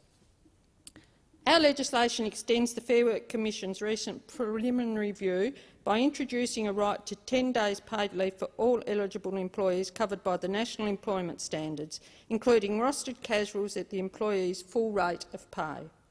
Excluding casuals altogether have left 2.6 million employees, 22.8% of all employees, without this protection, and provide further incentive for employers to prefer casuals over permanent jobs. We have also extended the definition of family and domestic violence to include conduct of a member of an employee's household, to recognise that Australians are living in more diverse and different arrangements. This new entitlement will take effect on 1 February 2023 for business other than small business with fewer than 15 employees, and on the 1 August 2023 for small business in recognition that they have limited human resource and payroll capabilities. The government will also be consulting on a package of implementation support measures for small business to assist with rolling out this entitlement. This bill is good policy, and those that work closely with the victims of domestic violence are clear as to its need. Before I finish, I would like to take a quick moment to outline how to access support services for anyone in my home state of Tasmania. If you are listening in Tasmania and need support and counselling for domestic and family violence, you can contact the Family Violence Counselling Support Service on 1800 608 122. This service operates between 9 a.m. and midnight on weekdays and between 4 p.m. and midnight on weekends and public holidays. In conclusion, I'll just say this. As a nation, we can and must do better, and this bill is one way that we can do better, so I encourage all my Senate colleagues to support this bill. Senator Smith. Thank you, Acting Deputy President. This is a historic day as we debate this historic bill before us. It's historic because the fight for the measures contained within this bill has been raging for a long time, from frontline workers, from our union movement, gender equality advocates, civil society, from women. And it's historic because it will make a real difference to the lives of some of those in our community whose voices have been silenced, have been unheard for far too long. The statistics of family violence are too familiar to us all. We know, on average, 1 woman every 10 days in Australia is killed by an intimate partner. Women aren't the only victims of family and domestic violence, of course not, but we know disproportionately they experience family violence so much more than men. Since the age of 15, approximately 1 in 4 women will have experienced at least one instance of violence by an intimate partner. These statistics are horrific, but of course they're not just statistics. I'm sure almost all of us in this chamber would know someone who's experienced family violence, would have experienced family violence themselves. These are people we know, people we love, people we care for. And while this bill doesn't stop or solve family violence, it will make a difference. It introduces 10 days of paid leave for employees to use to deal with the impacts of family and domestic violence. Critically, it's paid at the rate of pay you would actually earn, whether in full-time employment, part-time employment or casual. And this is critically important. It's a really important part of this bill because, to start with, women are more likely to be the victims of violence. They're also more likely to be those in casual work. And we don't ever want women in Australia to be in the situation where they have to choose between a day's pay, between their livelihood, and between getting help and getting out of a dangerous situation. Fundamentally, that's what this bill is about, supporting those in our community at a critical point in their life where this support could be at least life-changing, but probably life-saving. I'm really proud of this bill, and I'm really proud to be part of a government that prioritises women's safety and equality. Of course, it doesn't do everything. The National Plan to End Violence Against Women and Children was released last week. This outlines a clear blueprint for the next 10 years. This plan contains an ambitious target, as it should, to end gender-based violence in 1 generation. And it includes tangible actions, including addressing gender discrimination, implementing prevention strategies, embedding effective early intervention approaches, and building the frontline sector workforce to ensure women and children can access tailored, culturally safe support no matter where they live. These are some real tangible measures to be rolled out alongside the bill before us. But make no mistake, just because this bill doesn't do everything doesn't mean it won't make a tremendous difference, doesn't mean it won't change lives and that it won't save lives. So I very much commend the bill to the Senate, and I would hope this is something that we could all get behind and support. Senator Sheldon. Thank you, Deputy President. I rise to speak on the Fair Work Amendment Paid Family and Domestic Violence Leave Bill 2022. In opposition, Labor promised to provide 10 days paid family and domestic violence leave to all employees. As one of our first legislative acts in government, we are doing exactly that. I'd like to thank the Deputy Chair, Senator O'Sullivan, members of this and the Secretariat of the Education and Employment Committee for their strong engagement on the inquiry into this bill. In that inquiry, not a single stakeholder that made a submission or appeared at a hearing said that this was a bad idea. Not a single one. Because everyone recognised just how important this is. The statistics are shocking. From the age of 15, 1 in 4 women and 1 in 13 men experience violence by an intimate partner. On average, 1 woman is killed by a current or former partner every 10 days in Australia. Paid leave enables those experiencing violence to access support services before it's too late. As Samantha Parker, a frontline women's service worker and Australian Services Union organiser, told the Senate committee inquiry into this bill, and I quote, "Paid domestic and violence leave allows women the opportunity to leave abusive relationships safely. These reforms will save lives." I want to commend the activists and survivors who have campaigned for paid family and domestic violence leave over many years. I also want to commend the community and trade union movement, which has fought tooth and nail against opposition from some in the employer lobby for this entitlement. I particularly want to acknowledge the Australian Services Union, which has been instrumental in this fight, including former ASU New South Wales Secretaries Sally McManus, Natalie Lang, current Secretary Angus McFarland and Deputy Secretary Judith Wright. Just like weekends, the 40-hour week, the minimum wage, annual leave, sick leave, parental leave, penalty rates, superannuation, workers' compensation, unfair dismissal laws and redundancy pay, none of these entitlements were gifted by employers or Conservative governments.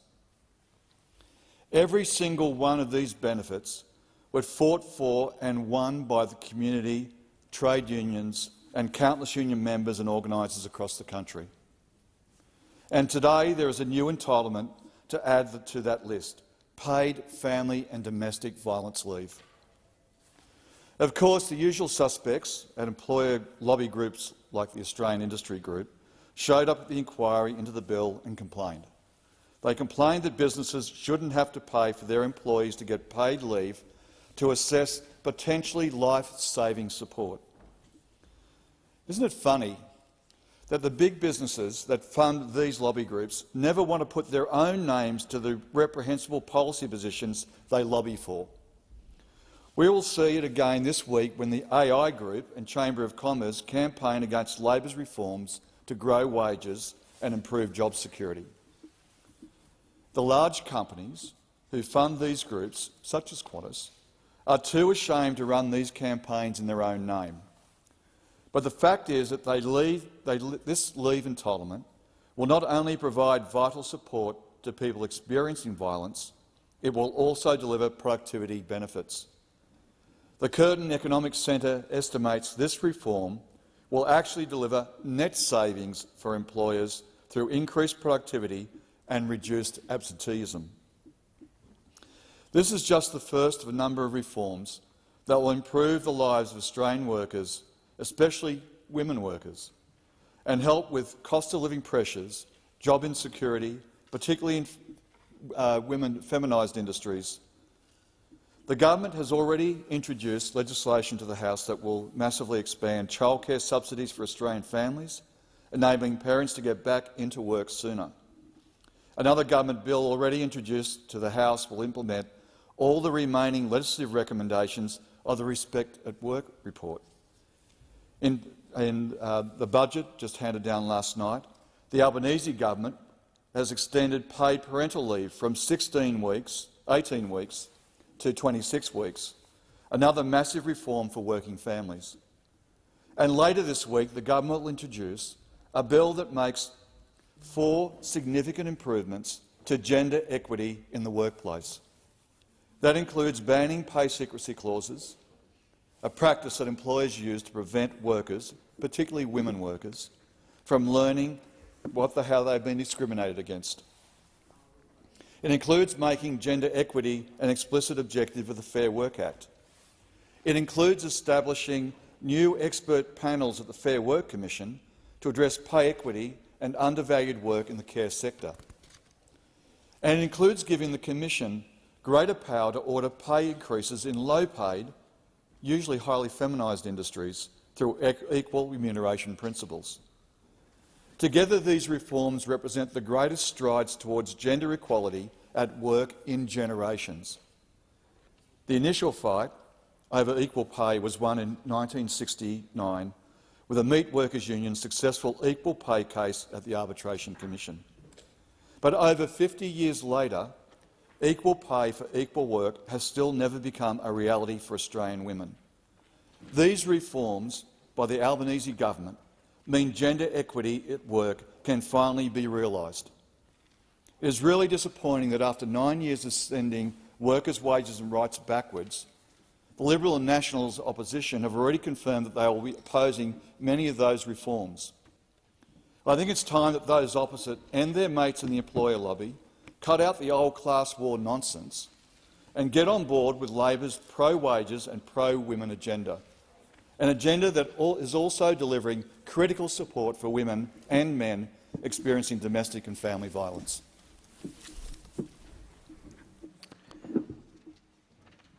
Senator. Thank you, Deputy President. I thank all honourable senators for their contribution to debate on the Fair Work Amendment Paid Family and Domestic Violence Bill 2022. Many of the contributions were not easy speeches for people to give. Where there have been different views on the best way forward, those views have been put very respectfully. I also thank honourable senators on the Senate Education and Employment Legislation Committee for their inquiry into the provisions of this bill. This bill is an important step towards making sure that no person is denied the opportunity to live a life free of family and domestic violence simply because they cannot afford to escape. This government believes in the fundamental right of all employees in this country to feel safe in their homes and in their workplaces. The choice between safety and their income is an impossible one that millions of workers in Australia still regularly face. This is unacceptable and it must change. This bill will provide employees with 10 days of paid leave each year to deal with the impacts of family and domestic violence. Family and domestic violence doesn't discriminate based on whether you're a permanent or casual worker. In fact, those experiencing family and domestic violence are more likely to be in casual work. This paid leave will therefore be available to full-time, part-time and casual employees. The 10 days leave will be provided up front, allowing immediate access to the full entitlement from the commencement of employment. This allows immediate access to the full entitlement from the commencement of employment, so those experiencing family and domestic violence can deal immediately with the effects without compromising their income security. Rather than being paid at the base rate of pay, leave will be paid at the rate the employee would have received had they not taken leave. The principle behind this is simple. Getting out shouldn't mean losing pay. Normally, leave entitlements are calculated at the base rate of pay, but applying the principle that getting out shouldn't mean losing pay requires a different approach. To provide certainty to both employers and employees about the pay they should receive, casual employees will be paid for rostered shifts, including where a shift has been offered and accepted. Casuals who are not rostered on will still be entitled to leave without pay when they need to be unavailable for work to deal with the impacts of family and domestic violence. This means that they will always be protected from losing their jobs when they need to take leave, and when they are rostered on, the paid leave entitlement will be there. The bill also reflects the changing nature of Australian society, where more people have diverse living situations. The bill amends the definition of family and domestic violence to ensure that violent or abusive behaviour in intimate relationships, regardless of whether partners are cohabiting, will be covered to allow employees to take paid leave to seek necessary assistance. The government will move 2 amendments in the Senate, making technical changes to the Fair Work Act to enable the making of regulations that specifically prevent the listing of family and domestic violence leave on an employee's pay slip, and making technical updates to the Fair Work Commission's new dispute resolution mechanism in relation to existing enterprise agreements. The government listened to stakeholder concerns around pay slips, including concerns raised by small business, payroll providers and the National Women's Alliances. We recognise for those in situations of coercive control or where a perpetrator has access to their partner's financial records, The appearance of family and domestic violence leave on a pay slip could put the employee taking leave at risk. The other amendment responds to the Fair Work Commission's submission to the Senate Education and Employment Legislation Committee's inquiry into the bill. This amendment is needed to ensure that the provisions operate as intended. Support for small business is essential. The intention of this bill is to make clear that family and domestic violence must be addressed in the workplace, not just left to the social and community or criminal justice sectors.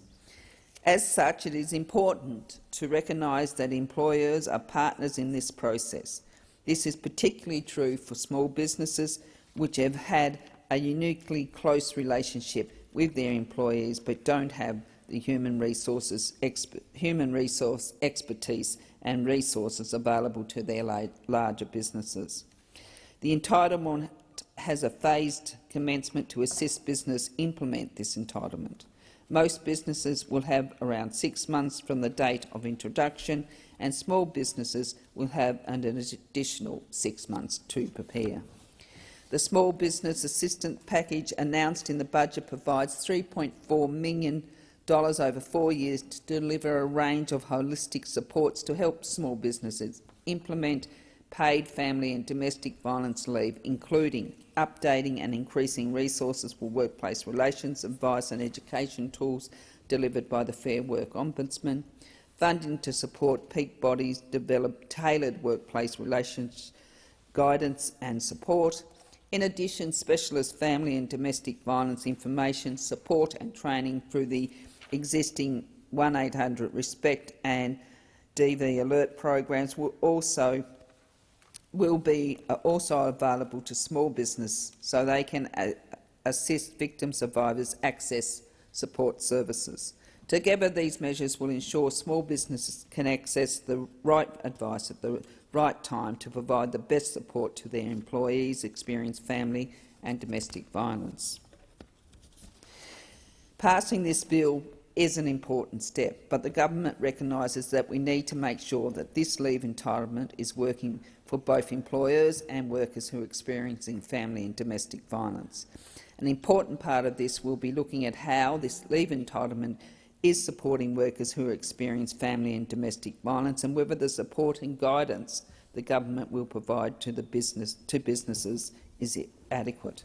The government is therefore committed to implementing the recommendation of the Senate Education and Employment Legislation Committee to undertake an independent review of the provisions of this bill 18 months after its commencement. This important review has been expressly funded through the Budget Small Business Assistance Package. The review would assess the effectiveness and scope of the bill, along with assessing the adequacy of the support and guidance available to businesses to assist with the implementation of the bill. The government has already committed to a detailed, timely and extensive review of the provisions. Therefore, we do not support the opposition's amendment for an independent review, which is both unnecessary and poorly designed, noting it does not refer to assessing the impact of the amendments on victim survivors, only puts 6 months of operation for small business in scope, imposes a 3-month reporting deadline, which is insufficient to undertake qualitative and quantitative research while applying a sensitive, trauma-informed methodology. There are several issues that have been raised during debate on this bill and in the Senate inquiry that are important to address. There has been some concerns that the bill may also provide leave to perpetrators of family and domestic violence. Others have called for the leave to be expanded so perpetrators who are seeking professional help can access this leave. To be entirely clear, an employee will only be able to take this leave if they are experiencing family and domestic violence. An employee cannot take paid family and domestic violence leave provided by the bill for violence they themselves perpetrate. The government is aware that some jurisdictions and organisations offer leave for perpetrators in certain circumstances. That may assist some perpetrators who are seeking to change their abusive behaviour, but it is not the purpose of this bill, which is intended to aid those experiencing family and domestic violence seek help and leave. The entitlement does not provide a benefit to those who perpetrate family and domestic violence, and it is the government's view that providing a universal national entitlement to this benefit would not be in line with community expectations. I note suggestions from the opposition and the Australian Greens to ensure information, resources and supports are available for small business and victim survivors for commencement of this entitlement. The government has been consulting on a small business assistance package. This will ensure clear and comprehensive guidance is available to employers to help understand their obligations and to refer their employees to appropriate supports. Honourable Senators have proposed other amendments, including further expanding the definition of family and domestic violence, providing additional unpaid leave on top of paid leave, combining family and domestic violence leave with compassionate leave to create a new form of emergency leave, expanding the definition of discrimination under the Fair Work Act, expanding the examples in a legislative note in 106(b)(1), providing discretion for additional leave in advance by agreement, clarifying the reporting obligations for employees with respect to paid family and domestic leave. The government does not support these amendments. Some are unnecessary, others would expand the scope of the legislation. It is important to get the balance right. The legislation in front of us is world-leading. We are taking a step that hasn't been taken by any other government around the world, but we don't want to take the scope further than we have. Everything we've done so far has been based on that very simple test of making sure that workers are not choosing between safety and their pay. An independent review of the provisions of this bill will occur in 2024, which will look at the effectiveness and scope of the bill, along with assessing the adequacy of support and guidance available to business. Paid family and domestic violence leave joins with the range of tools available to address violence against women and children. This government acknowledges the resistance and resilience of victim survivors of family and domestic violence and is committed to providing the national leadership and investment needed to address family and domestic violence. This is demonstrated through the government's October 2022-23 budget, which invested a total of $1.7 billion over 6 years for women's safety, because ending violence against women and children is a national priority. This investment will support the National Plan to End Violence Against Women and Children 2022-2032, which will guide efforts and actions over the next decade towards the vision of ending gender-based violence in one generation. This bill will not solve the problem of family domestic violence by itself. There is much more work to be done. But it does mean that no employee in Australia will ever be forced to reckon with the choice between earning a wage and protecting the safety of themselves and their family. I thank all senators who have spoken in this debate for their support of this historic legislation and commend the bill to the Senate. Honourable Senators, there are two second reading amendments that have been circulated. The first is from Senator Cash, who has moved it, and then one from Senator Waters, who will move it subsequently. So it's my intention to put the second reading amendment as moved by Senator Cash. I put the question. Those for the question say aye. Aye. Against no. No. I think the noes have it. Is division required?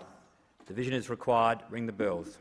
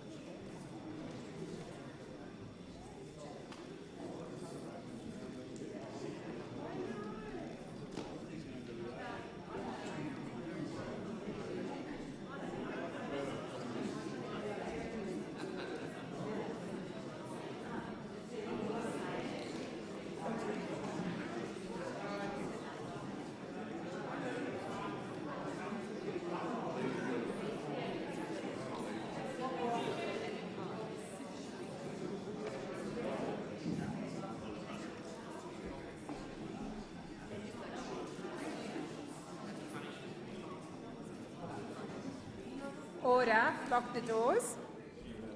So the question is that the second reading amendment moved by Senator Cash be agreed to. The ayes shall move to the right of the chair, the noes to the left. I appoint Senator Cadell as teller for the ayes and Senator Pratt as teller for the noes.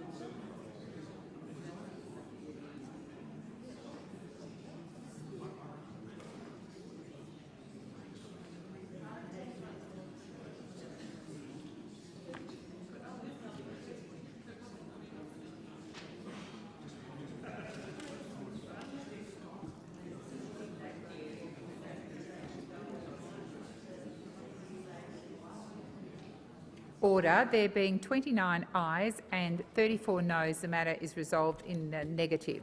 We now move to the second reading amendment as signalled by Senator Waters and invite you to move that. Senator Waters. Thanks very much, President. I move second reading amendment number 1642, standing in my name, pertaining to funding for frontline services. So the question is that the motion is second reading a motion moved by Senator Waters be agreed to. Those of that opinion say aye. Against? No. Believe the noes have it. Division required?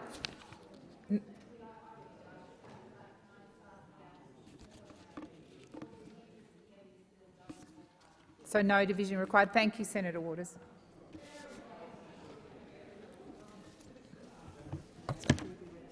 So the question is that the bill now be read a second time. Those of that opinion say aye. Aye. Against? I believe the ayes have it. I call the clerk. Bill for an Act to amend the Fair Work Act 2009 to provide for paid family and domestic violence leave and for related purposes.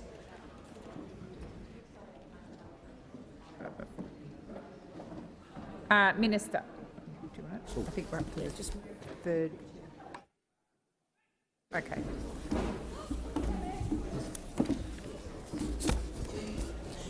Join it. Yep.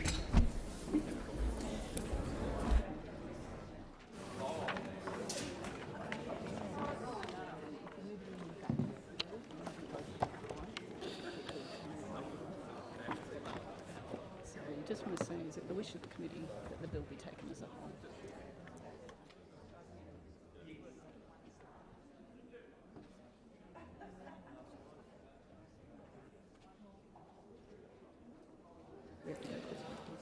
Is it the wish of the committee that the bill be taken as a whole? There being no objection, it is so ordered. Minister.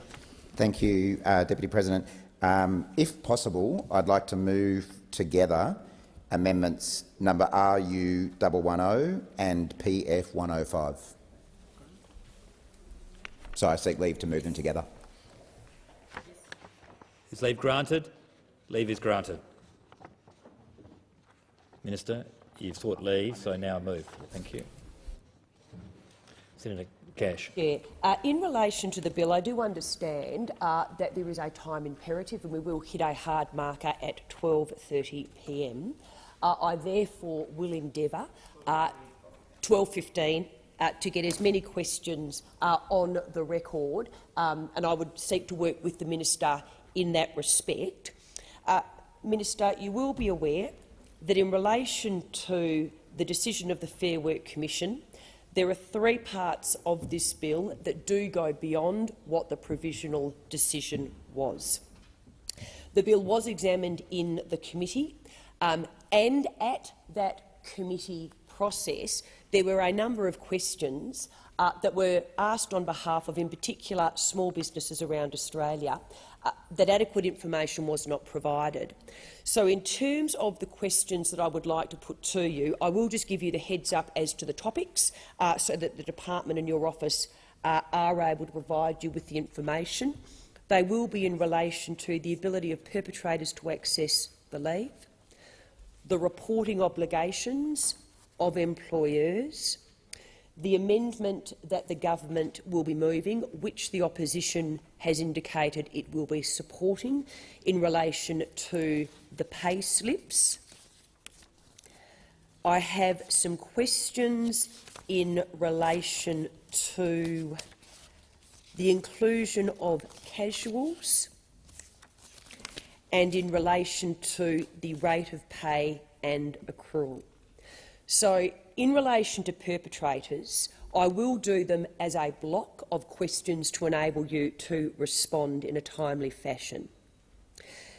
At the committee hearing in relation to this matter, and I do note that Senator Brown has made some further comments in her summing up speech, but the department itself at that time could not confirm with certainty on whether perpetrators will have access to paid family and domestic violence leave.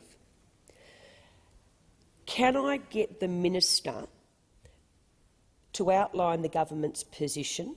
The reason being, obviously, people turn to Hansard to interpret decisions that are being made. So can the Minister outline the government's position clearly? In other words, is it a guarantee that perpetrators of domestic violence will not be able to access paid family and domestic violence leave under this legislation? If someone was to take paid family and domestic violence leave and were then found out to be the perpetrator of the leave, what course of action does the employer then have in relation to this particular employee, but also are they able to recoup the monies paid to them in accessing the leave? Are you able to take us through the safeguards the government has put in place in the legislation to ensure that it is not accessed by perpetrators? And the other question that's being asked by business and small businesses in particular, but I also note was raised by the Australian Greens, does the government agree with the suggestion that perpetrators should be able to access paid family and domestic violence leave to attend counselling on how not to commit domestic violence? So that is the block of questions. If I could get your response to them for Hansard. Thank you. Minister. Thanks, Senator Cash. I do have some answers to some of the questions that you've posed, and I might just get some further advice on a couple of the other more specific aspects. What I'm advised is that to access the leave entitlement under the Fair Work Act, an employee may take family and domestic violence leave only if they are experiencing family and domestic violence. The government is aware that some jurisdictions and organisations offer leave for perpetrators in certain circumstances. This is not the purpose of this bill, which is intended to aid those experiencing family and domestic violence to seek help and leave. The entitlement does not provide a benefit to those who perpetrate family and domestic violence, and it is the government's view that providing a universal national entitlement to this benefit would not be in line with community expectations. I know there were a couple of additional questions, I'll see if I've got any further advice for you on those.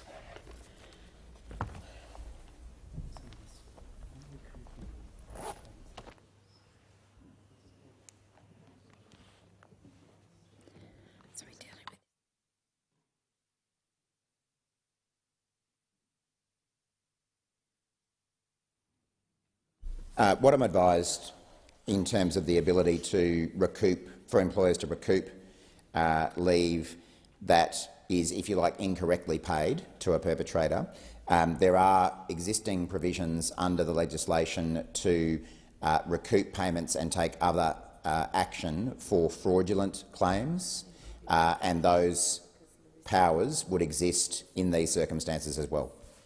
Does that cover off each of the questions? No, and I'll accept those answers because I think it does properly now articulate the position that employers can then look to. Could I put another block of questions to you? It is in relation to reporting obligations, and again, in particular for small and family businesses who don't have the huge HR departments, and it will be mum and dad who are reviewing the Fair Work Act and wondering where to go. This is one that has been consistently raised, even despite the Senate committee looking into the matter itself. So again, for the benefit of the Hansard record, when an employee accesses family and domestic violence leave, what reporting obligations does an employer have to inform authorities? What small and family business in particular have requested is, can you guarantee that no employer will be liable should their employee access family and domestic violence leave and then the employer fails to report it to authorities? What safeguards are in place in the legislation to ensure that employers cannot be held liable when an employee accesses family and domestic violence leave and they do or do not report it and there was the opposite obligation? This I'm now going to turn to people who work from home. If an employee works from home for all or part of their employment and then accesses paid family and domestic violence leave, what obligations does this put on the employer in terms of providing a safe workplace? Changing topics slightly here. If an employee is under 18 and accesses family and domestic violence leave, does this fact change the reporting obligations for the employer? If an employer reports to the police that their employee has accessed family and domestic violence leave against the wishes of the employee, will the employer be subject to penalties for going against the wishes of the employee? And what guidance has or will the department provide to employers in relation to their reporting obligations? Minister. Thanks, Acting Deputy President. The bill does not place any reporting obligations on employers. Any reporting obligations arising under state or territory laws are not prohibited by the bill. State or territory laws, such as those that apply to some workers mandating reporting of suspected abuse of children, would not be affected. However, the current Section 106C of the Act provides an exemption to the confidentiality obligation where the disclosure is required by an Australian law or is necessary to protect the life, health or safety of the employee or another person. So there is a degree of protection in there for employers.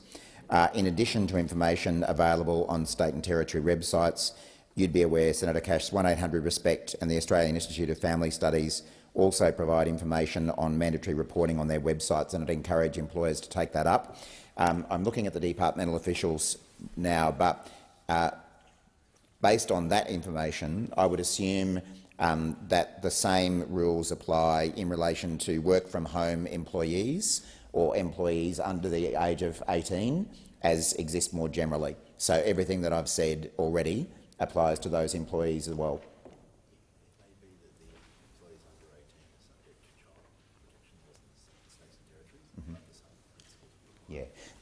as I've sort of implied, obviously children or employees under the age of 18, there may be particular obligations in relation to mandatory reporting of suspected abuse of those children, but the same exemption for confidentiality obligation and other things that I've already said apply in that situation too. Senator Cash. Thank you. Turning now to another topic, prescribing the pay slips, and it's in relation to the amendment or one of the amendments that the government has moved.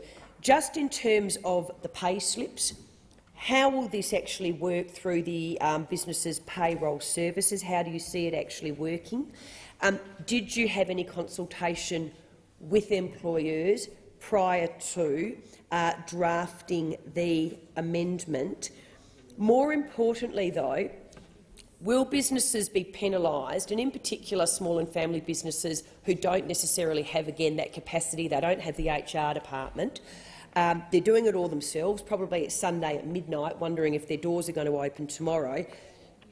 The point being, if they accidentally include on a pay slip information that shows that the employee has accessed or taken paid family and domestic violence leave, what are the penalties the businesses will face? Will the government be producing guidance materials for small businesses to ensure that they are adequately informed on these issues? Would the businesses have a chance to rectify pay slips that do show this information, or would they immediately face penalties? And with small businesses, any businesses, but often small businesses, they'll actually outsource their payroll, for example, to an external accountant. Who would then be responsible, the small business or the external accountant, in the event that, on the pay slip, it states family and domestic violence leave? Minister. Thanks, Senator Cash. There's obviously a few questions in there, but I'll do my best to answer them. If I've understood your questions correctly, they relate to the amendment the government has moved around pay slips. Now, this amendment makes technical changes to the Fair Work Act, which provides legislative support to amend the Fair Work regulations to prevent the listing of family and domestic violence leave on an employee's pay slip.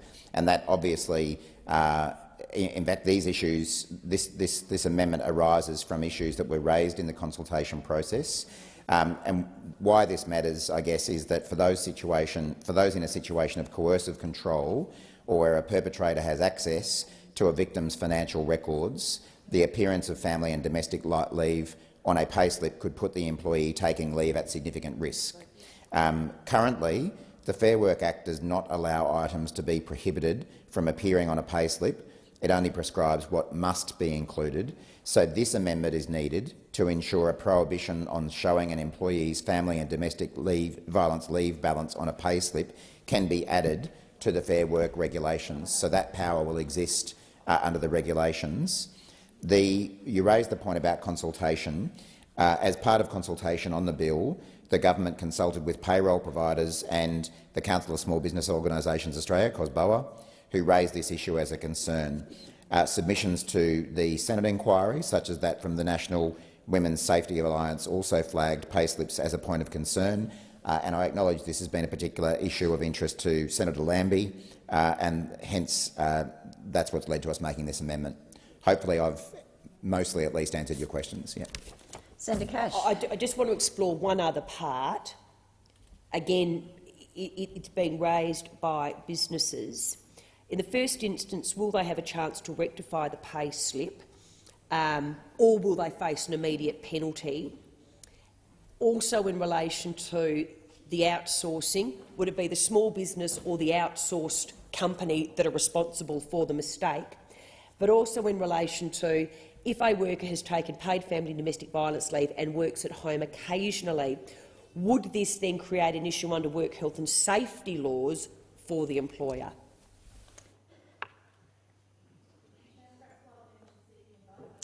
Senator Walters. Thanks very much, Chair. While the Minister's seeking advice, I'll just chime in, because otherwise I fear I might miss my opportunity entirely, given that we hit the hard marker at 12:15.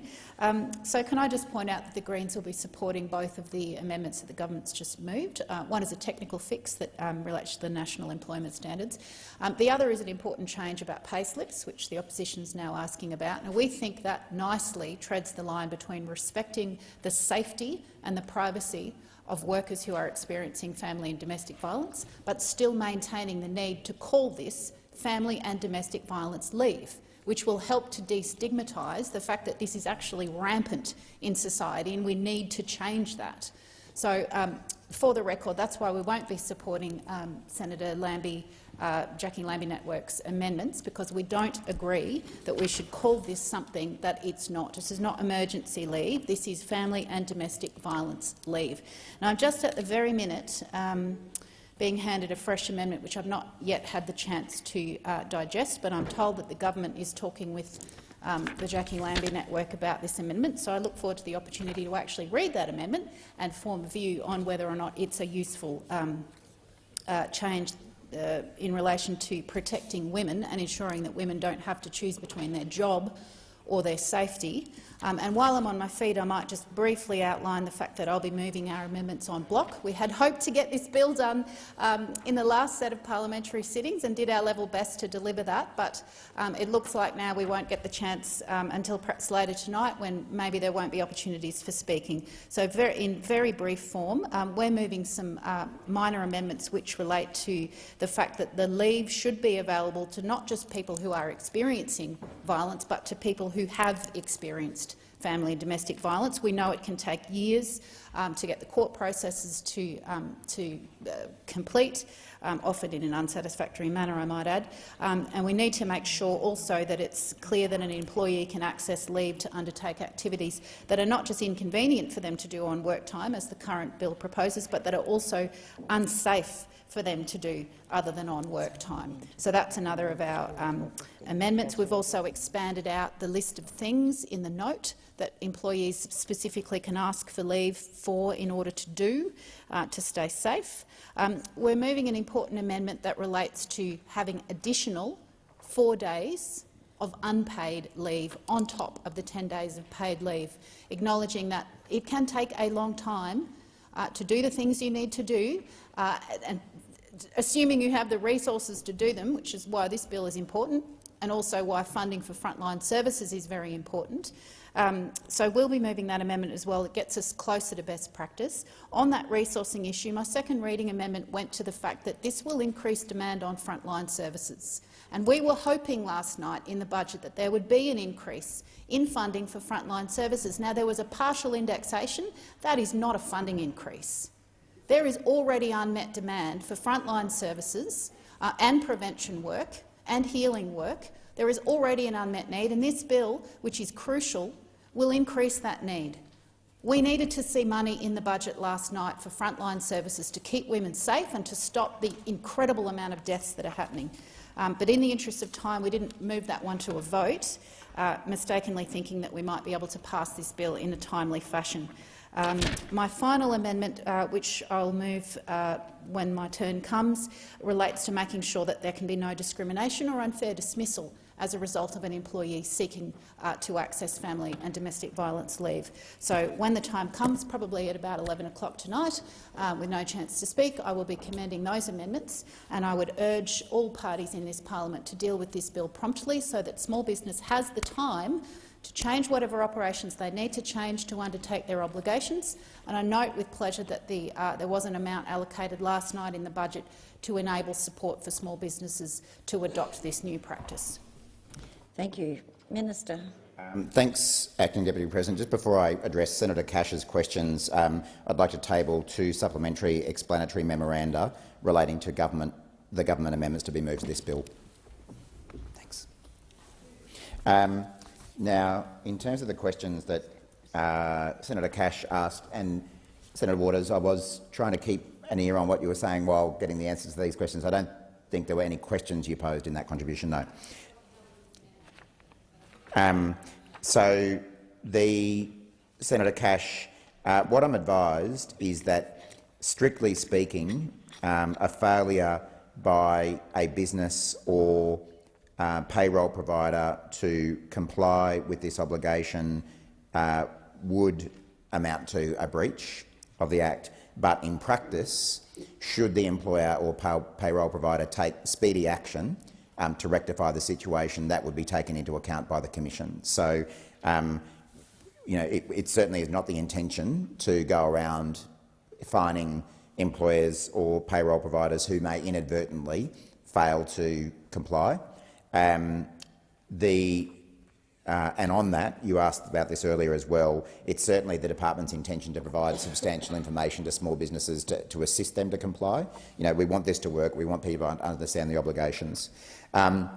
You raised workplace health and safety laws. I don't know if this is exactly addressing your query, but the bill does not create any additional workplace health and safety obligations. It doesn't alter the existing interactions between the Fair Work Act and workplace health and safety laws. Employers, of course, have duty under workplace health and safety laws to ensure the health and safety of workers so far as is reasonably practicable while they are at work, and this includes actively managing the risk of family and domestic violence happening at the workplace. Senator Cash. Look, we are going to hit the hard marker shortly, so the next series of questions would have been in relation to, in particular, the inclusion of casuals. It is incredibly confusing for business, given this does go further than what the Fair Work Commission themselves has said. It does actually change the way the leave operates within the Fair Work Act itself. There were a number of questions that I had, and I don't know if we can return to them tonight. But in particular, the questions that business are asking are under Clause 19 of the bill. If a casual employee gets a call asking what days they are available for the next week, and then subsequently is unable to come in but have not been provided with the times, would they be entitled to payment under this bill? Under Clause 19, if a casual employee gets a call asking what days they're available for the next week but then is subsequently unable to come in due to family and domestic violence leave, but were not actually provided with the times, how would you actually calculate their rate of payment under this bill? And if we do return to this bill, it would assist perhaps if some answers could be provided. Thank you.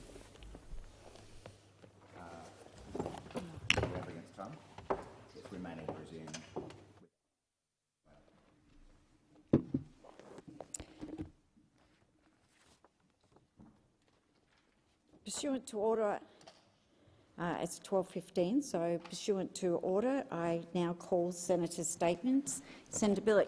Thank you so much, Madam Acting Deputy President. Last night's budget delivers the plan the Australian people voted for. This budget is right for the times and ready for the future. Our budget will do three things: provide responsible cost of living relief that doesn't add to inflation, invest in the capabilities of our people and the capacity of our economy, and begin the very hard task of long-term budget repair. It's a responsible budget that starts to clean up that awful mess the Liberals left behind and begins to build the better future that the Australian people deserve. I'd like to speak today on the second point, how Labor will invest in the capabilities of our people and the capacity of our economy. So Australia is facing an unprecedented skills shortage caused by the inaction and incompetence of the 9 years of the Abbott-Turnbull-Morrison government. Having skilled workers is vital for growing the economy and creating secure, high-paying jobs that are good for workers and their families. Particularly during this time of emerging new industries and technologies, it's vital that Australian workers have the skills to meet the challenges of the future and position Australia to grasp the opportunities. We need to provide a path for workers to seize those opportunities with transferable skills. Working in a globalised market, we must be aware of how we and industries can maximise support for growing our domestic talent and how we can attract a skilled workforce. According to the OECD, Australia is experiencing the second most severe labour shortages in the developed world. Labor understands this. Labor is acting, and that's why last night's budget invests in the capabilities of our people and the capacity of our economy to boost productivity, grow the economy and get wages moving again. Together with the states and territories, we are making a $1 billion investment in fee-free TAFE and vocational education places. We are providing 180,000 places next year, the first stage in our plan for nearly 500,000 fee-free TAFE places for Australians, learning skills for jobs in priority areas like the care sectors and the digital economy. This budget also invests more than $770 million for better schools, happy and healthier students and more qualified teachers. And we will invest $485 million to create 20,000 new university places over the next 2 years for students from disadvantaged backgrounds. As the Treasurer said, no Australian should be denied by poverty, by postcode or by lack of privilege their chance at a better future. These budget announcements came after the Albanese government moved quickly to hold the recent Jobs and Skills Summit. And the Jobs and Skills Summit brought together Australians, including unions, employers, civil society and governments, to address our shared economic challenges. As a result of the consensus reached at the summit, immediate actions will be taken to build a bigger, better trained and more productive workforce to help deliver secure jobs with growing wages, boost incomes and living standards and create more opportunities for more Australians. The summit has also laid out priorities for further work and further action. In addition to the announcements in the budget, the Australian government will legislate Jobs and Skills Australia as a priority based on tripartite governance, establish the Jobs and Skills Australia work plan in consultation with all jurisdictions and stakeholders to address workforce shortages and build long-term capacity in priority sectors. We'll task Jobs and Skills Australia, once established, to commission a workforce capacity study on the clean energy workforce. The Australian Government and the states and territories will also kickstart skills sector reform and restart discussions for a 5-year national skills agreement based on guiding principles agreed by the National Cabinet and skills ministers. Develop a comprehensive blueprint with key stakeholders to support and grow a quality vet workforce. The Australian Government, in partnership with states, territories and stakeholders, will also reinvigorate foundation skills programs to support workers and vulnerable Australians to gain secure employment choices. Explore more options to improve the apprenticeship support system and drive up completions. Include specific sub-targets for women in the Australian Skills Guarantee and ensure the guarantee includes a focus on the need for digital skills. Work together to reform the framework for vet qualifications and micro-credentials to ensure they are most relevant to labour market needs. In the lead-up to the Jobs and Skills Summit in Canberra, over 100 Jobs and Skills forums were held across Australia, including 3 in Tasmania, and I attended the Hobart Forum with my Labor colleagues, the Assistant Minister for Competition, Charities and Treasury, Mr Lee, the Member for Lyons, Mr Brian Mitchell, and my colleague, the good Senator Carol Brown. It was a wonderful opportunity to hear firsthand from a wide variety of voices, from businesses, civil society organisations, professional associations, employment service providers and unions. Everybody in the room together, everyone working together, not trying to kill off certain sectors like the previous government did in regard to trying to kill off the unions. We've heard that we have a vital need to provide skills and training, especially for our young Tasmanians. Career education must include skill-based occupations such as trades, transport and logistics, and care-based occupations. Further, training targeting occupations which ensure the next generation are ready for a key focus for those children, those students up in the gallery, to make sure that their job ready was a key focus. One concern is that Tasmania has a shortage of education professionals, which is impacting the education of Tasmania's young people right now. And we had a lot of great ideas that were generated about how to tackle the skills crisis, make jobs secure and get wages moving. So I do just quickly want to thank all those people that were present for their ideas and suggestions and for participating in that activity. Our current skills crisis has, of course, been exacerbated by COVID, but we saw signs of the looming shortage even before the pandemic hit. Whether it's in nursing, aged care, hospitality, construction, teaching or tech, there are skill shortages wherever we look across the economy.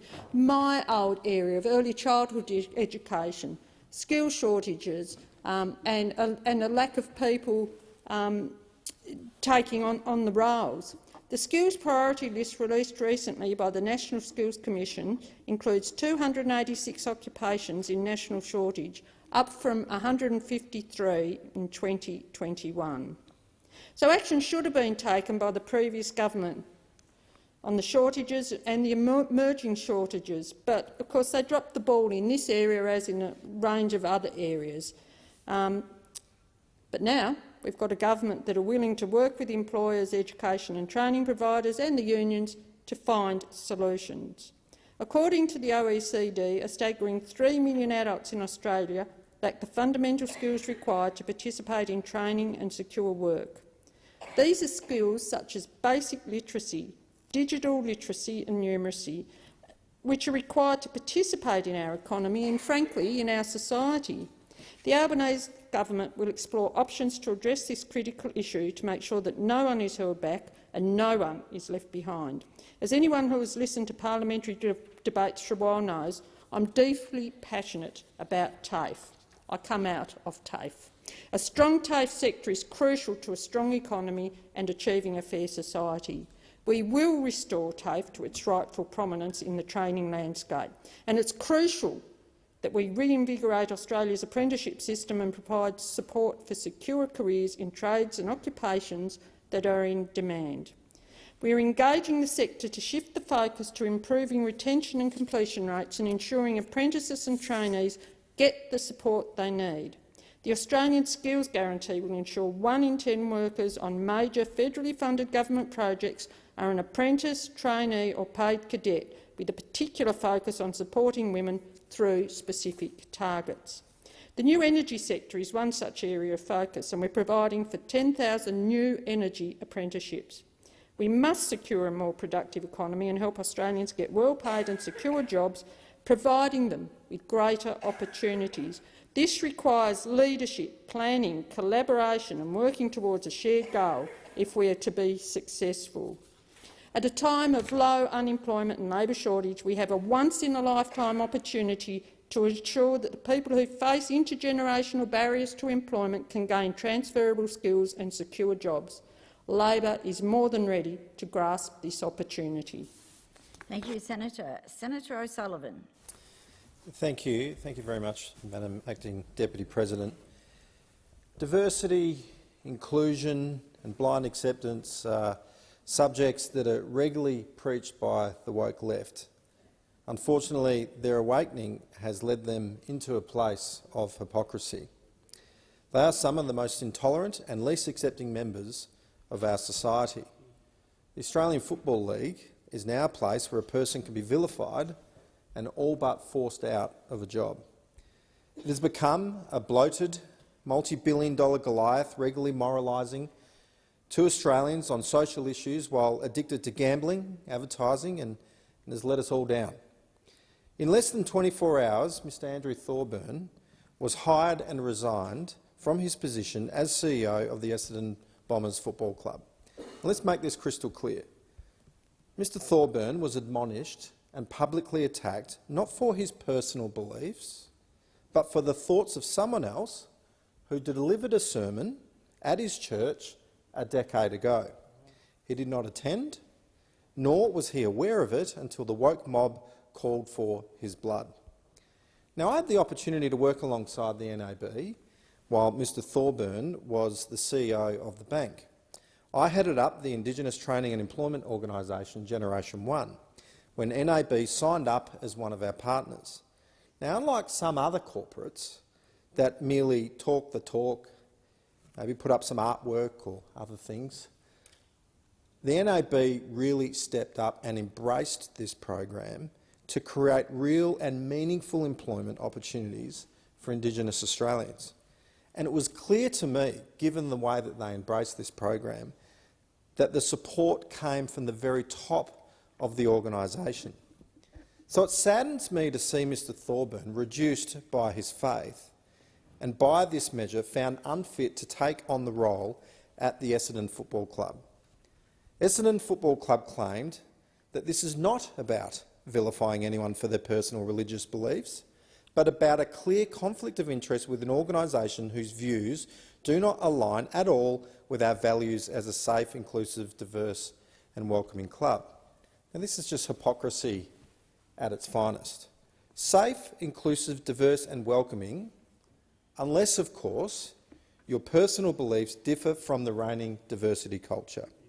Now, I accept that things have moved on in our society, that there are many different views on issues of social matters. But this is a very, very alarming situation that we have here. Welcome to the new Australia, where people can be censored and publicly punished by their mere association. We are no longer the country of a fair go, and this fact should be a wake-up call for all Australians. It affirms what Janet Albertson said recently in her article in The Australian. It said, rights such as freedom of expression, freedom of conscience and freedom of religion, so central to living in a free and liberal society, have been emasculated by social engineers who know exactly what they're doing and facilitated by knaves who should know better. Now, Victorian Premier Daniel Andrews, Mr Andrews, rush to attack Andrew Thorburns' association only highlights a further degree of hypocrisy. The Archbishop of Melbourne, Peter Comensoli, said, "The Premier's own words about his beliefs and how they play out for the sake of others have tended toward the harmful, because they have sought to uphold the good of one by undermining the good of another." Referring to Andrew Thorburns' church and the Bombers' decision to sack him, the Premier used words like intolerant, bigotry, absolutely appalling and no sympathy. Such language pitches some members of the community against others and contributes to an unhelpful spirit of division, he said. It leaves ordinary people of faith questioning if they can publicly hold their committed beliefs or even be able to exercise leadership and service in the community. Then he went on to say that we cannot claim to be inclusive if we stir up polarisation between sectors of the community, because in our nation, and I hope our state, every person and every community matters. This issue is precisely why the Coalition pushed so hard when we were in government to pass the Religious Discrimination Act while we were in government. Opponents that stood in the way of the Religious Discrimination Bill said that the bill was a solution looking for a problem. Well, if Thorburns' case doesn't reveal the dire problem, then nothing will. As far as we know, Mr Thorburn was not seeking to use his platform as CEO of the football club to enforce his pastor's views on social issues upon the football club. He was not measured by his own history and record, but he was measured by his association and was asked to make a choice that no Australian should ever be forced to make, and that was a choice between his faith and his job. And the Prime Minister, Mr Albanese, has hidden from this issue. He's shown no leadership. Labor went to the election claiming that they will unite Australians, but when it comes to defending freedom of religion, they're nowhere to be seen. In an interview with the ABC radio in Perth, when asked if Mr Thorburn had been discriminated against by Essendon, all that the Prime Minister had to say was that that's not his focus at all. He's not been focused on that. Well, from time to time, you need your leaders to stand up and defend those that need defending, and I call on the Prime Minister to step up and do more in this space. Faith leaders and religious communities are calling for religious protections, and after Labor voted against the Coalition's bill, they then made it an election promise, and I welcome that, and I'd like to see that forthcoming. Now, I've been a strong supporter of religious protections, except that there's a massive diversity of views. and of course lots of different positions. And we must protect those, the freedom of individuals to be able to hold those positions, because Australians are concerned that their freedom of worship is slipping away. And Mr Thorburn is proof of it, and he's not the only one. Jason Tay, a wedding photographer, was sued by a same-sex couple because he told them that he did not share the same values because he's a Christian. Now, he didn't decline to photograph their wedding, but nonetheless received a letter from the West Australian Equal Opportunity Commission to be advised of a formal discrimination complaint was lodged. Now, on the other hand, Muslim AFLW player Haneen Zakaria, and my apologies if I've got the pronunciation wrong, was celebrated for refusing to wear the Pride Guernsey and skip the Pride round. Then we've seen the Manly Sea Eagles implode because 7 players made the same decision as Haneen Zakaria. She was applauded, but Manly was attacked into submission. There's just no consistency, and I raise those examples to point out that there's just no consistency. It's just another display of the left-wing hypocrisy. Now, this is a clarion call to Australians of courage. It's time for Australians who aren't on board with woke extremism to stand up and to fight back. It's time for an Australia where you aren't punished for holding fast to your beliefs, no matter how much the woke mob might bay for your blood. Thank you. Thank you, Senator. Senator Cox.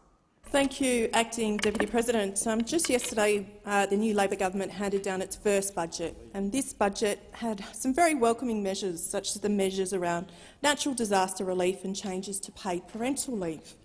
But there was also $40 million in fossil fuel subsidies and $1.5 billion for a toxic petrochemical plant in Middle Arm in the Darwin Harbour, and $2 billion for new gas projects.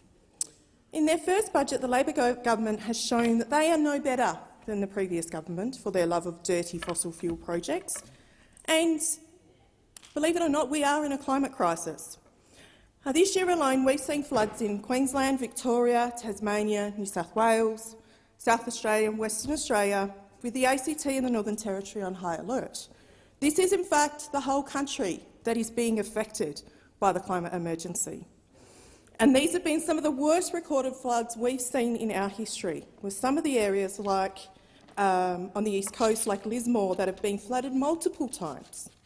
Researchers have confirmed that climate change is making this worse. This is what climate change looks like, and with the Labor government continuing to put money into fossil fuel projects and opening up new land and waters for exploration, approving new projects or allowing for any more expansion to these, it's only going to get worse. You can't put the fire out while you're pouring more fuel onto it. And this government is moving away from coal ever so slowly, which is a welcome move, but it needs to happen faster. More importantly, it cannot be replaced with a reliance on gas. The previous government very misleadingly marketed their gas-led recovery during COVID as climate action. And gas is a fossil fuel. Gas is just as dirty as coal. So moving away from coal to gas is in fact not climate action. Recently, the parliament passed Labor's climate change bill to legislate their 43% emissions reduction target. And the opening or expansion of one fossil fuel project will actually blow this target.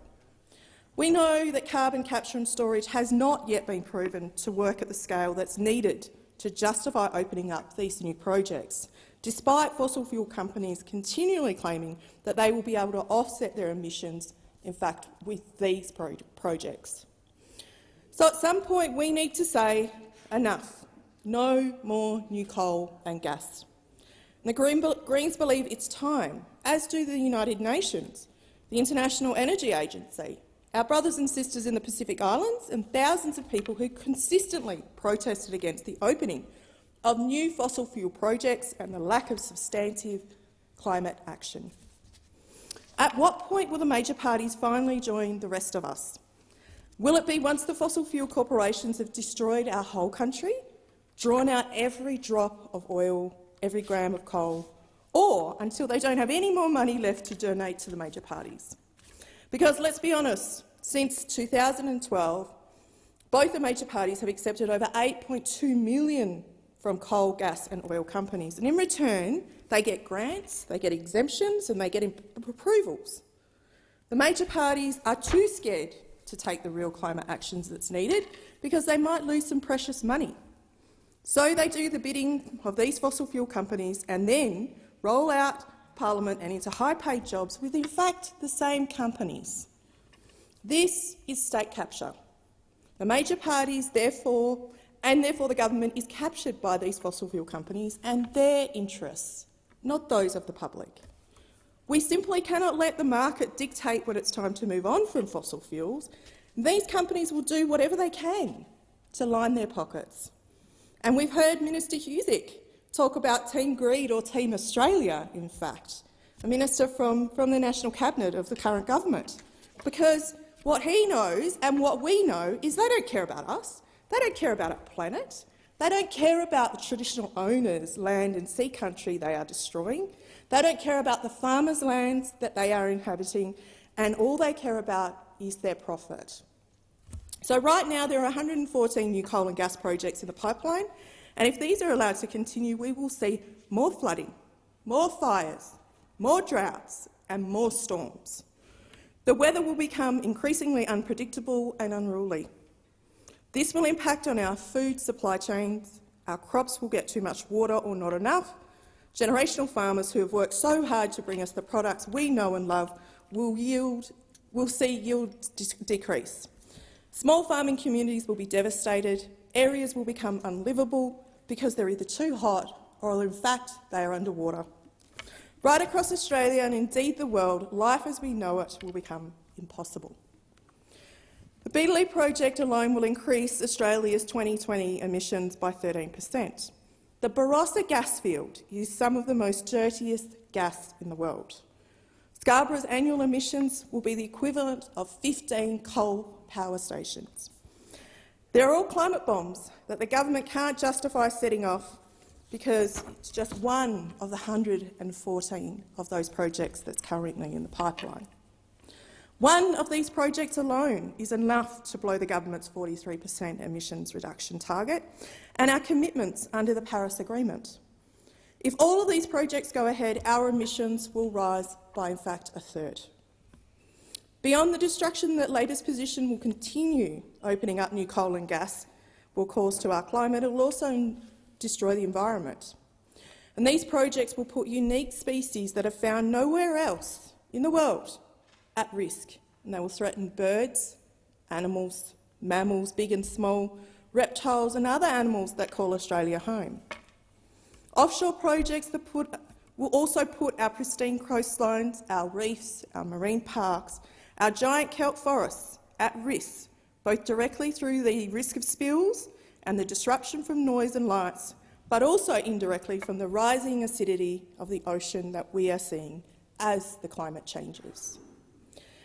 These changes are disrupting migration patterns, breeding cycles and the delicate balance of nature as it's given rise to the immense diversity we see on this planet. That is all at risk, and indeed, much of it's already gone. Further, every single coal, gas and oil project, either currently operating or in the pipeline, is on unceded lands. Many, like the vast majority of these projects, don't have free, prior and informed consent, and you've heard me talk about this many times here in this chamber. And the relevant traditional owners will tell you that they don't provide that consent or that it's manufactured, and we saw this in the recent Tiwi case. Some of these companies don't even consider consulting with traditional owners as being necessary because they're not seen as relevant people. And since colonisation, First Nations cultural heritage has been under threat. We've lost sacred sites that hold hundreds of generations of knowledge and spirit. My heart breaks every time I have to see the footage of the Juukan Caves.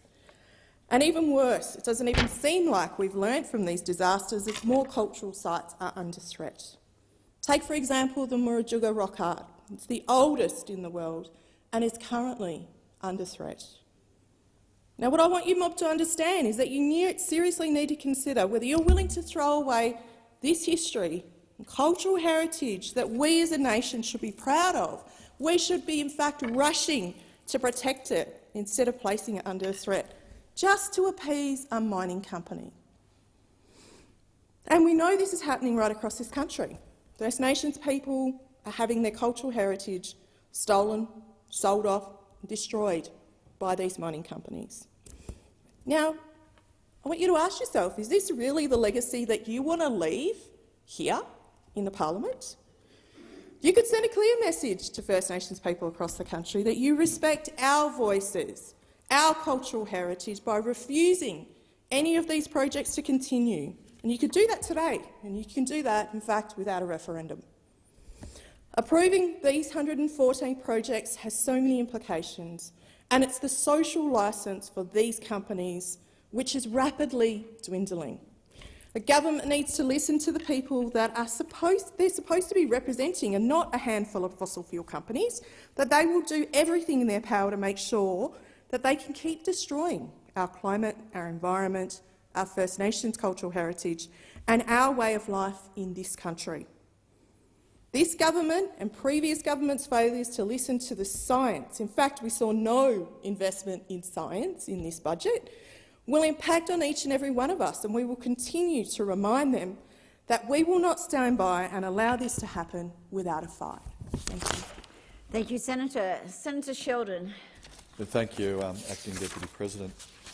Tomorrow, the Albanese government will introduce a bill to address the greatest challenge Australia faces: the decade of systematic wage decline that the Liberal national governments have inflicted upon Australian workers. The real wages of Australian workers are lower today than they were when the Coalition took government in 2013.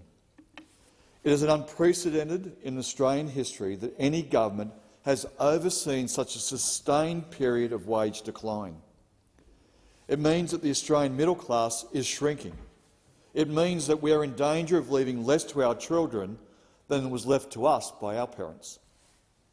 The worst part of it is that it wasn't by accident or even incompetence. The decade of wage decline was intentional. Former Finance Minister Matthias Cormann said it himself when he went on television and said that low wage growth is a deliberate feature of the Liberals' economic strategy. And the Liberals and Nationals haven't changed. Earlier this year, they opposed a $1 an hour pay rise for the lowest paid workers in Australia, a pay rise that Labor and the trade union movement fought for and won. And as we speak, the Liberal and National opposition have announced they'll oppose the bill that will be introduced tomorrow. They're opposing Labor's bill to grow wages and boost job security before they've even seen it. The mere notion that Labor wants to grow wages is enough for Mr Dutton to say he can't support it. Opposing wages, opposing job security, opposing workers' rights is in their blood. There are many members and senators from the Liberal and National parties who are from a different background to the vast majority of Australians. I won't say everyone on the benches opposite falls into that category, but there is a lot that do. Too many come from the background and life experience of privilege and have no idea about the real pressures working people face. They don't know what it's like to be living paycheck to paycheck. They don't know what it's like to not know when your next shift will come. They don't know what it's like to be bullied by your boss, to be told you can't join your union, to be told that if you agitate for a pay rise that you'll lose your job. That's why they're so comfortable opposing any reforms that will grow wages. That's why they are so comfortable having a deliberate low-wage agenda that inflicts so much pain and hardship on working families, because they don't value the importance of secure work or the value of decent and consistent wage. That is what the government bill is about addressing. The bill that will be introduced tomorrow is about raising wages. It's about ending the decade of decline in living standards. It's about ensuring people live and work with dignity and be treated with respect. And it's about making real improvements to gender equity in Australia. It's about ending the thuggish and bullying intimidation of union officials by politicising discredited regulators. Now, it's true that the government cannot just snap its fingers and give everyone a pay rise and a secure job. But what we can do is give people the power to bargain fairly for those basic rights. Our bargaining system is broken. It isn't designed to fail, it's designed to fail. You don't need to take my word for it, of course. The decade of wage decline speaks for itself. The rapid rise of insecure work speaks for itself. For too long, Australian workers have been powerless to stand up for their own rights. For too long, our laws have divided workers and prevented them from having a collective say over their wages and conditions. And Australia is an outlier among developed nations, in that workers with a shared interest cannot bargain together if they are split across different employers. In many comparable countries, workers can bargain together through multi-employer bargaining. In Germany and France, Switzerland and Belgium, Sweden, the Netherlands, Denmark and Finland, Norway and Austria, just to give a few examples. In those countries, multi-employer bargaining has helped their workers avoid the sustained declines that Australian workers have suffered. Indeed, for many years in Australia, multi-employer bargaining ensured decent wage increases and an ever-increasing standard of living for Australian workers and their families. Under our highly restrictive and current bargaining laws, we are going backwards. By banning multi-employer bargaining, we're in the company of countries like China, Russia and Iran, countries that do not respect the basic right of workers to have a collective voice at work. To continue on with the status quo would be to continue on the previous government's policy of deliberate low wages growth. We cannot continue on as we have done for the last decade. Australian workers are at a breaking point. I heard it time and time again during the job security inquiry just last year.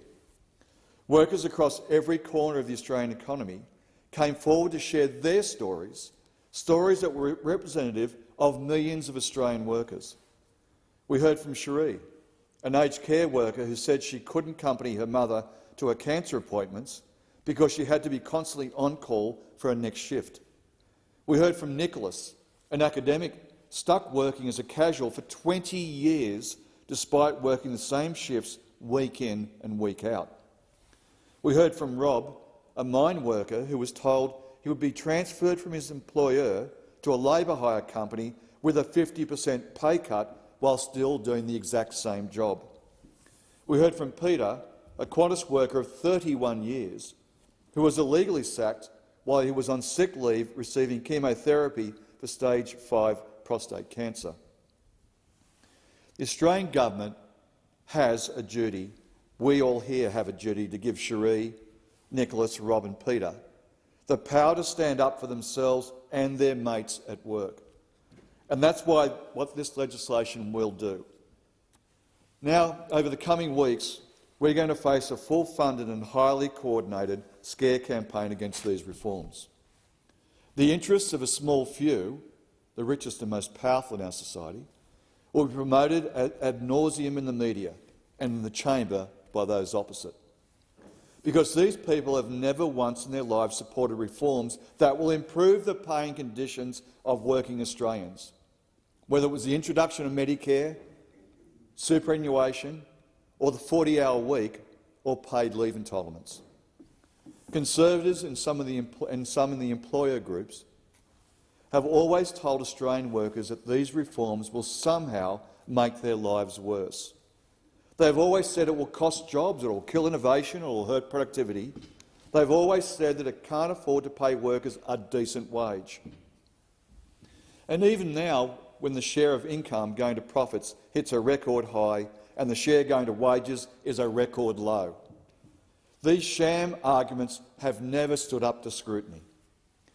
Now, in the last few days alone, we've seen Alan Joyce, the highest-paid CEO in Australia, who is best known for illegally sacking 2,000 people, in the media telling people they should be scared of multi-employer bargaining. Ironic, when he has dozens upon dozens of his own companies that bargain for lower wages.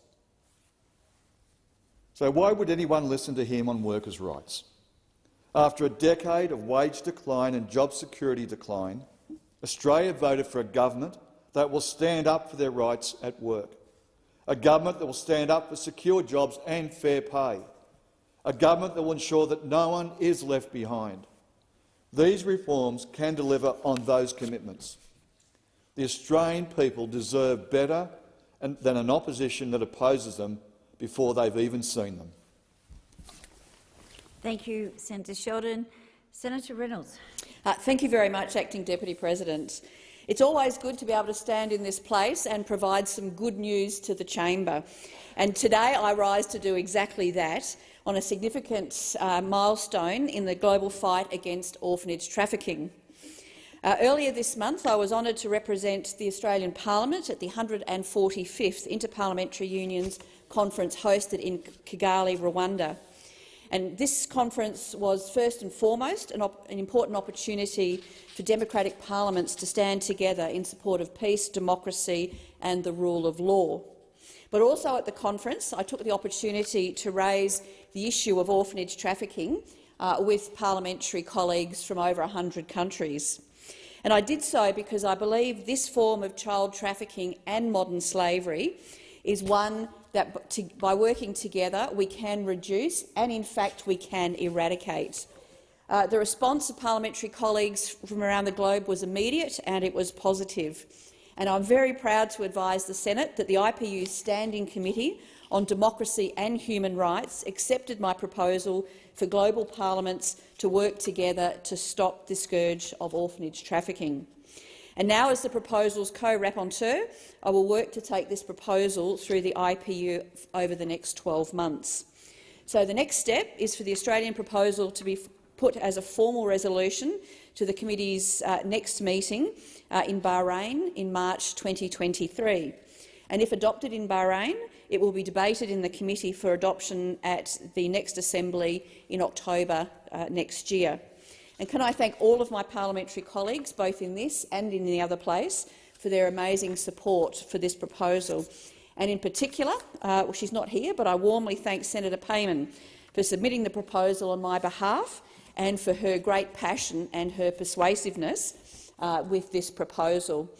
And of course, I must also thank our wonderful Senate staff who accompanied us on the trip. First of all, to the Clerk Assistant, who I note is here in the chamber at the moment, Ms Tony Machulik, and also Jane Thompson. Not only did they provide terrific support to the delegation itself, but the Clerk Assistant also provided above and beyond support to shepherd this proposal through the myriads of bureaucracy, and so I thank you very much for that. So, colleagues, for those of you who don't know what orphanage trafficking is, let me explain to you what it is. Orphanage trafficking is a uniquely 21st century form of slavery, and it is also the perfect 21st century multi-billion-dollar scam. Orphanage tourism is where well-meaning Australians and people from many other nations visit or volunteer in so-called orphanages. And by doing that, it is a key risk indicator for orphanage trafficking and a key vulnerability. It is now, sadly, one of the most effective and common means of profiting from the institutionalisation of children, and is often, and in fact most frequently, associated with many forms of child exploitation. Now, of course, not all children in institutional care are trafficked, nor are they exploited. But how are our volunteers and donors today to know the difference? In short, they cannot. And even so, even if it is one of the few genuine facilities, we know the damage that institutionalisation and orphanages do to our own children, which is why we have stopped doing that. But for some reason, we still rush to support the institutionalisation of other people's children. At its most basic, orphanage trafficking is really an issue of supply and demand. The demand for orphan children has been created by hundreds and thousands of volunteers and donors from donor source countries like Australia, who have both the desire and also the funds to support so-called orphan children in what we call donor recipient countries. So our demand is met by the supply through the removal of millions of children from vulnerable families, and well over 80% of these children are not orphans, but they are from vulnerable and poor families. Many of these children are sourced by recruiters through false pretences and also by deceiving the children's parents, sometimes by the offer of money, but often by a very powerful but simple promise to parents that they will give their children a better life than the parents can themselves. The tragedy then proceeds because many of these children are then what's called paper orphaned. So this is they're provided with new identity papers, hence paper orphans, and they're given a new orphan identity. They are placed in a so-called orphanage, often very far from home, so their parents can't find them. They're not visible to the state authorities, either as the institution themselves or the children. They are invisible to child protection and any other state oversight. And sadly, most of them never ever see their families again. Typically in these facilities, they live in substandard conditions, they receive little education and are deliberately poorly fed. This is because the combination of that is designed to elicit our sympathy and much larger donations from volunteers and also donors. These kids are often subject to the most appalling forms of child labour, of sexual exploitation and domestic servitude, because ultimately these children are commodities for profit. So it is really the perfect scam, I think, for three compelling but three equally shocking reasons. Firstly, because millions of people find the narrative of assisting poor orphans, they find it so compelling that they are ready to open their wallets and their hearts. But unfortunately, so often we do that without undertaking due diligence on either the home we're looking to support or the individual children themselves. And volunteers and donors all too often just assume somebody else has done that checking for them. Secondly, it's a perfect scam because people in donor source countries, i.e. Australia, seem unaware of the dissonance between having in Australia phased out orphanages and these group homes, i.e. congregate care for children. So we've done that for our own children because we understand the damage it does to our own children, yet the dissonance is that we are in record numbers flocking to support the institutionalisation of other people's children simply because they are poor. And thirdly, it is a perfect scam because nobody wants to believe that instead of helping orphan children, which is what they thought they were doing, they have actually paid for the trafficking and the exploitation of those very children they believed they were helping.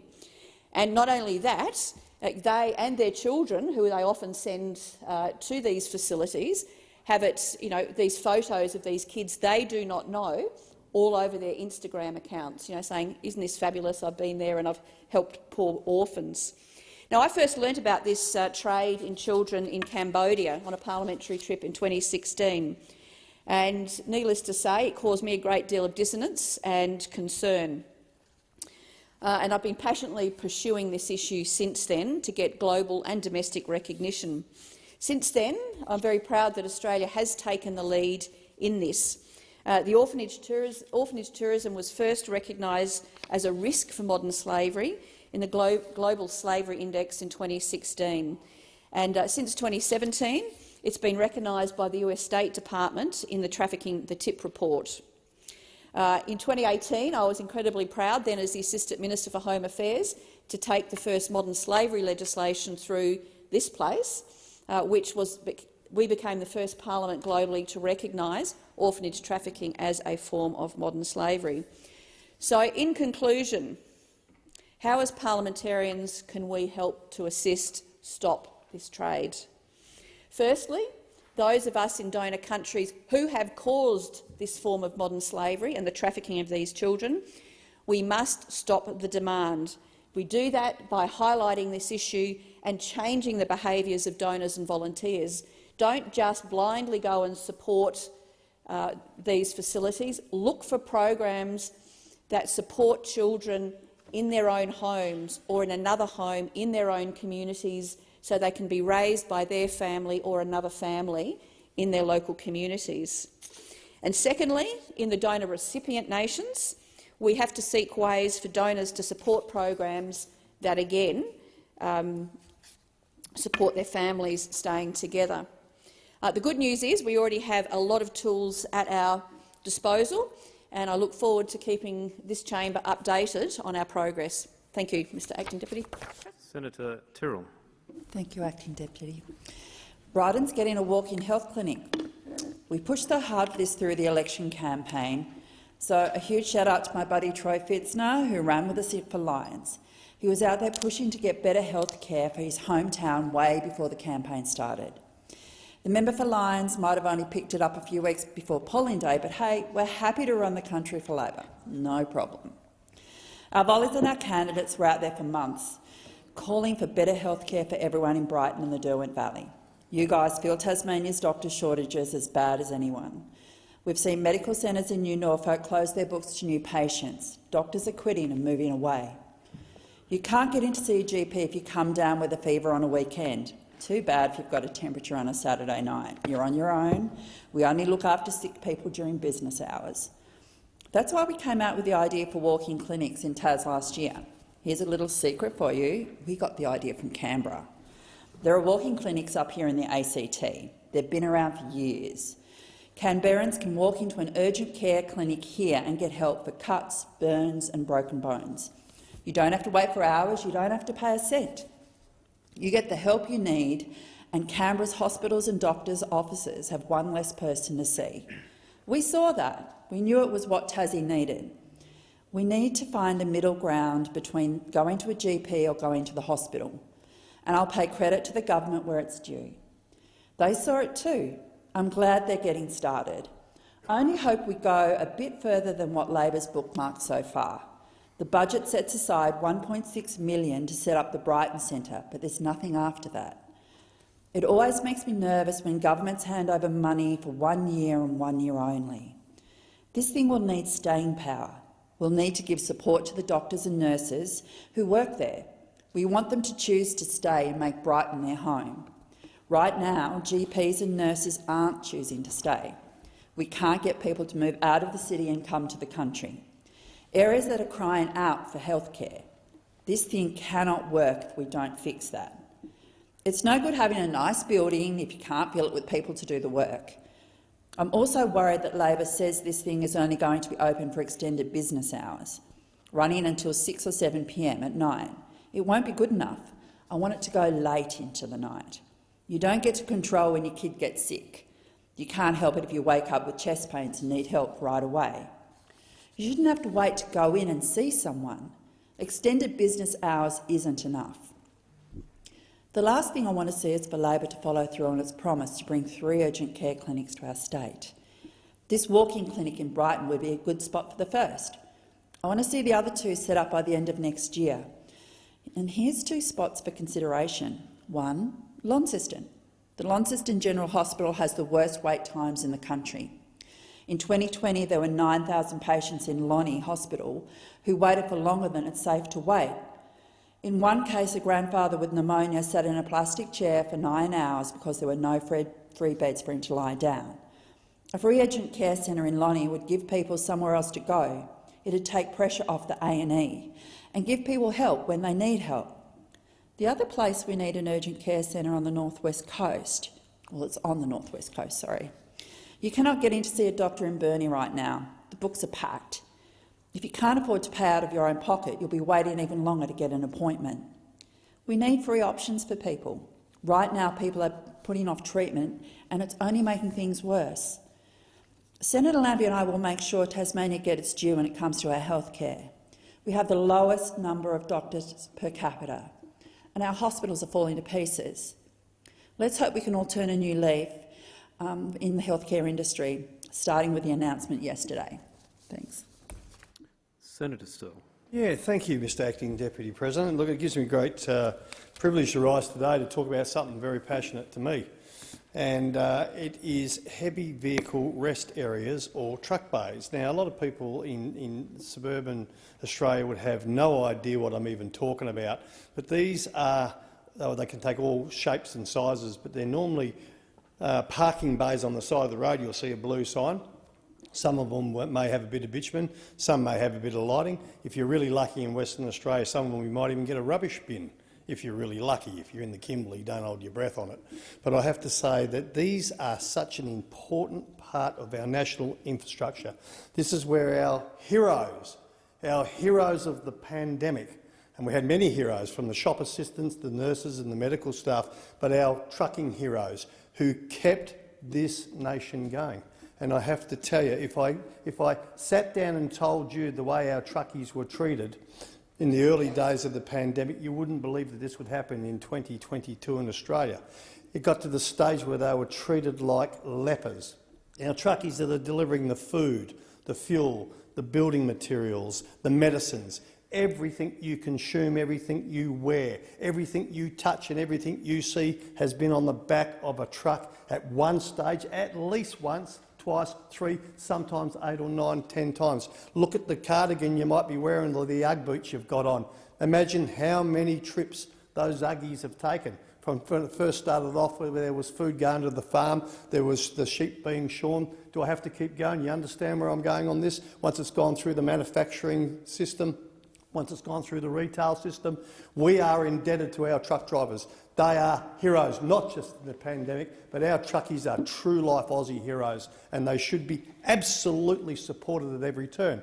Sadly, over the years, they haven't. And sadly, over the years, and I've seen a terrible decline in the availability of truck bays and rest areas for our truckies. It's got to the stage where we have bureaucrats and we have state governments building truck bays in places where they think the truck drivers get tired, where they think the truck drivers might pull over. We haven't even had the absurdity of going back in the days when I was on the road. If you were delivering in Melbourne or delivering in Sydney and you got in there late at night, you'd park somewhere in the industrial area where you were going to unload. Well, now our truckies can't even do that because the Gestapos in the councils now kick them off, waking up, banging on their doors. Now they'll have eyes that felt like they've been stabbed by hot prongs, and these people are banging on their doors telling them, move, get out of here. They want the freight, can't wait to get the freight, and they're treating our truckies terribly. But I've got to tell you, there's a good side of this, there's a really happy side. During the election, I know that I committed with Shadow Minister King at the time, $80 million to build new truck bays. Well, the Australian government, I'm very happy to say in this place, is providing, there's two tranches, $65 million per year through the Heavy Vehicle Safety and Productivity Program, which provides funding to infrastructure projects that improve productivity and safety outcomes of heavy vehicle operations across Australia, including rest areas for truck drivers. More than 90% of projects delivered through this program will be in regional areas. It gets better. I'm very happy to report that the government is also delivering on our election commitment of the $80 million top-up, on top of it, dedicated to funding heavy vehicle rest areas. This funding is in addition to the $60 million I've already announced to be set aside for the fund rest areas and supplements the existing HVSPP program. So that means all up the Australian government, the Albanese government is delivering no less and committed, and will do it, over $140 million towards rest areas for our truckies. $140 million. And it gets even better. Not only did we promise it, not only are we going to deliver it, but part of the election promise was that our government said it would do something that no other government in this nation has ever done. We're going to actually sit down with the truckies. We're going to sit down with the men and women who have their hands on the steering wheel day in and day out, those dedicated heroes that deliver everything we rely on, from the farm to the paddock, to the stores, to the ports, to the shopping centres 6, 7, 8, 9 times. The truckies are going to sit with us, and the truckies are going to tell us where they get tired, where they need these rest areas. And God help us, we're going to start talking about fit for purpose. I am so wrapped as an ex-truckie. I'm still a truckie. I'm so wrapped for someone who still does half a dozen triple road trains between Perth and Kununurra and Broome every year. Senator I'm looking forward to this Still, one. I'm reluctant to interrupt your passion, but your time has expired. Senator Smith, you have the call. I rise to speak on the sad passing and also the very significant life contributions of a great Australian, Sir David Smith. Sir David died in August at the age of 89. For many, both here in Australia and around the world, he will most often be remembered as the man on the steps at Old Parliament House on Remembrance Day in 1975. He was there in his role as the official secretary to the Governor-General.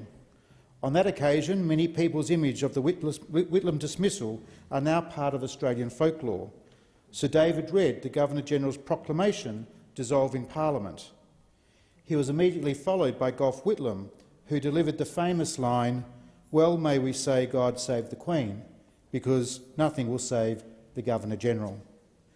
While the events of 1975 would immortalise Malcolm Fraser, Sir John Kerr and Gough Whitlam, each in very different ways, Sir David Smith would go on to outlast them all.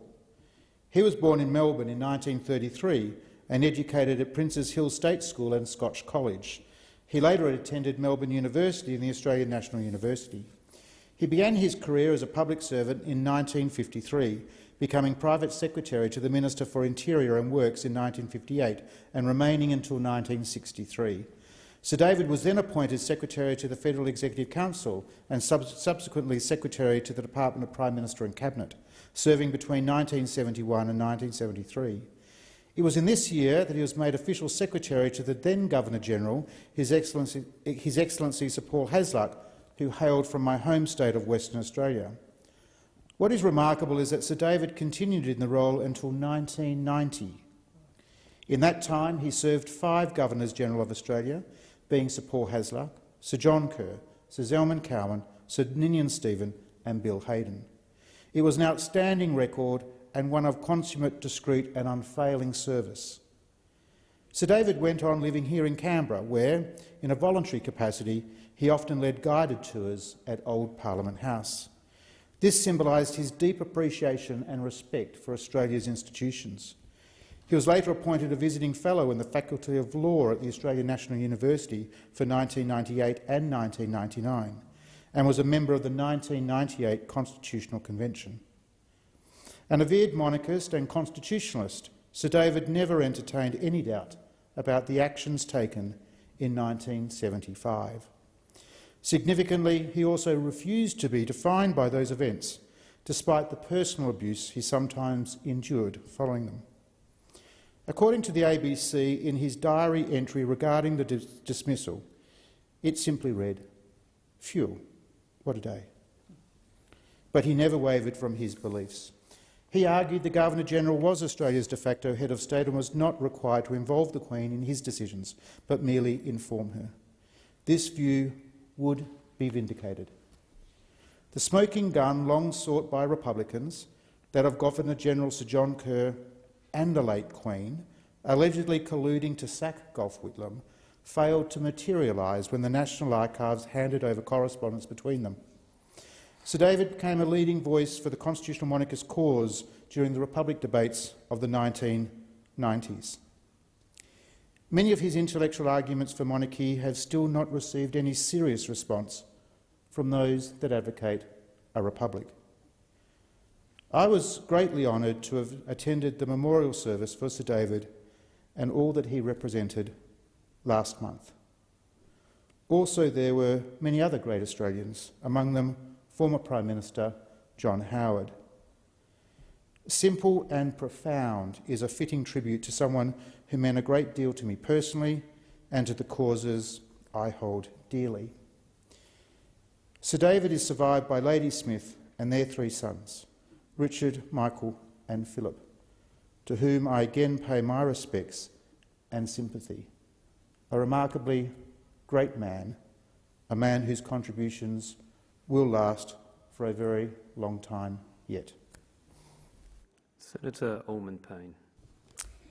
Thank you, Acting Deputy President. I rise to speak today about the crisis in funding in our public schools.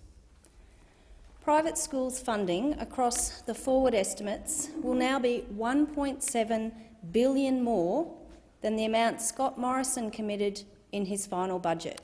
Would a senator just remind you to use the correct title from members in the other place? Thank you. As a proportion of total funding, private school funding is growing and public funding, or funding for public schools, is shrinking. The government's budget has moved Australia even further away from reaching 100% of the minimum schooling resource standard for our public schools. And a greater proportion of federal funding for schools is now going to private schools, worse than the previous government. Over $70 billion for private schools over the next 4 years, compared to only $45 billion for public schools. Labor has clearly given up on fighting for a fair education system, and it's completely disgraceful. At a time when our public schools are in dire need of adequate resourcing and upgrades, this additional funding simply cannot be justified. Public money should be for public schools. It is not justifiable that private schools are receiving ever-increasing funds when public schools are consistently under-resourced and struggling to get the money that they need to make basic improvements to school amenities. Now, some people will rightly point out that there are small Catholic schools that are hard done by and could use more funding. But let me be clear. Poor and struggling non-government schools are the result of funding decisions made by the private sector in how they distribute funds. We provide huge sums to each state's block grant authority, which are run by Catholic or independent education, effectively outsourcing and privatising the accountability function. This has led to a massive inequity between the large, well-resourced and extremely expensive private schools and the poor, low-fee Catholic schools that service some low-income communities.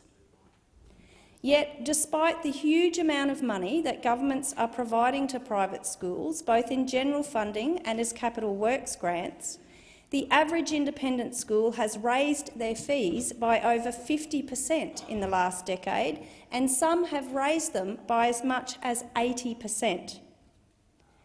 So much for the idea that funding private schools relieves fee pressure on paying parents. I understand the value of the work that public school teachers do, and I recognise the complexity of their work. I have been a teacher for almost 30 years, and prior to joining the Senate, I was a high school teacher at Gladstone State High School. I have seen firsthand how the current system is failing our public school students and their teachers. I have seen firsthand the ever-increasing pressures placed on teachers and the lack of funding that they are given to meet the challenges of more and more work with less and less. I have experienced the continual frustration in not being able to fund the programs for the students at my public school, while the private school down the road got more public money per student than mine did. How can that be right? No other country in the developed world pumps as much money into their private school system as Australia does. We are an outlier. And it's costing us our kids' future, and the inequality gap is getting wider and wider. This is the last chance for public schooling in Australia. It's 10 years since Gonski. If we don't reverse this trend, we are giving up on equity in Australian education. I won't give up on our public school teachers, their students and their families.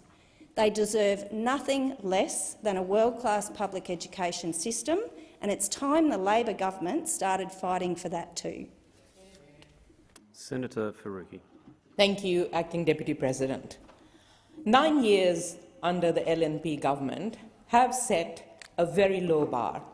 So Labor's budget is better than we've had for a long time, but there is so much more that could have and should have been done to support people and provide the services that they so desperately need, especially in the backdrop of the cost of living crisis. This budget is not the change people were hoping for or waiting for since they voted for a different parliament at the May election. It is shocking and shameful that in a wealthy country like Australia, millions of people are suffering and struggling under poverty. These are not just numbers. They are real people living in our communities, in our cities, in our towns, in our suburbs, in our streets. These are our neighbours. They are our friends. Yet, this budget does nothing to support them. What is even more offensive and obscene is that this budget, Labor's first budget, locks in $254 billion of Stage 3 tax cuts for billionaires, for politicians, and for the wealthiest. Labour did not find it difficult to deliver these billions on a platter to those who least need it. But they very easily chose not to raise job seeker above the poverty line. They chose not to put dental and mental health into Medicare. They chose not to make early learning universal and free and improve wages and conditions for educators. They chose not to support university workers who are striking across the country because they are undervalued and they are disrespected. This budget fails young people and women across the country who are disproportionately impacted by the cost of living crisis, the housing crisis, and the climate crisis. We had hoped that Labour had pinched our policy of 1 million affordable public and community homes, but theirs is a house of cards that funds 10,000 dwellings in reality, with the rest left up to the whims of the developers. They pinched the slogan, but sadly, not the substance. The consequences of Labour's choices is that now everyday people are left to make the really heartbreaking choices. That's where the difficulty in choices lies, not the choices that Labour had. That was a pretty easy decision. And now everyday people are left to make these really difficult choices between paying the power bill or putting food on the table, going to the dentist or paying the rent, turning on heating in winter or cooling in summer, or buying school uniforms for their children. Budgets are there. They should be there to improve the well-being of people. They should be providing cost of living relief and increased support. But those on the lowest incomes are the hardest hit with this budget, while those at the top end of town get massive tax cuts and corporations are allowed to keep on profiteering with no holds barred. Labour has made the choice to continue at least $40 billion in fossil fuel subsidies, including $1.9 billion to expand the gas industry. They have chosen to exacerbate and accelerate the climate crisis. This is unconscionable at a time when climate change is biting here and across the globe. Record rainfalls and dangerous floods are wreaking havoc yet again on our communities. Our communities who have recently borne the brunt of such disasters already. Sure, there are some good measures in the budget, but they are just small tweaks here and there, not the transformational reform that we need at this time. This is not the budget for the times we are in. This is not a budget that people expected, and it's definitely not the budget that our environment needs. Labour still has the choice of working with the Greens to axe the tax cut for the wealthy, to end new coal and gas mines, to freeze rents, to put dental and mental health into Medicare, to scrap student debt, and to raise the rate of job seeker. That's not a difficult decision. but it sure is a moral and a responsible one. By agreement of the Whip, Senator Ciccone will take us through to 1:30. You have the call. Thank you very much, Acting Deputy President. Last night we heard the Federal Government Treasurer, Jim Chalmers, deliver his first budget and delivered a solid and sensible budget, one that delivers for the Australian people, where the Australian people had voted for the Labor government. Our plan will help not just tackle the cost of living, but also deliver real important local community infrastructure. And this is why I'll take the opportunity while I have here in the Senate for the next 2 minutes to talk about the critical infrastructure programs that have been funded by the Albanese Labor government in the electorate of Deakin. Of course, I'm not going to attempt to go through all the details of the budget in the 2 minutes that I have, Senator Canavan, but I did want to touch on a couple of budget commitments that are important to the communities in the electorate of Deakin, and want to also acknowledge on the record the hard work, the dedication, the championing of these projects by our candidates in the last election. Unfortunately wasn't successful, but Matt Gregg, an outstanding individual who was not just passionate but really committed and lives in the electorate, thrives in the electorate, and is one that really has a connection and I think deserves recognition for the hard work that he did in the lead up to the last election. The budget that was delivered last night delivers on our election commitment for a $5 million wellbeing precinct in Croydon. This precinct will deliver safe, modern spaces for community groups to meet and connect existing services in Croydon. Our budget also delivers $500,000 for new sports field lighting at Croydon Park Oval. Clubs including Croydon Football Club, Croydon Cricket Club and the Croydon Netball Club have done a fantastic job in increasing participation in community sport, particularly amongst juniors and women. This lighting is essential to ensuring that they can accommodate increased participation. The government has also allocated $1 million to redevelop the Forest Hill Reserve, where there is also demand for facilities to allow more junior and women's sports. Labor is also making a $3.5 million investment in an undercover basketball court at the local Croydon Primary School. This will obviously be of great utility to the school, but importantly to be shared with the wider community. There is huge demand for basketball facilities in Victoria, particularly in the eastern suburbs, and these are great examples of how Labor is delivering for our community. Thank you. The Senate will now move to 2-minute statements. I call Senator Canavan.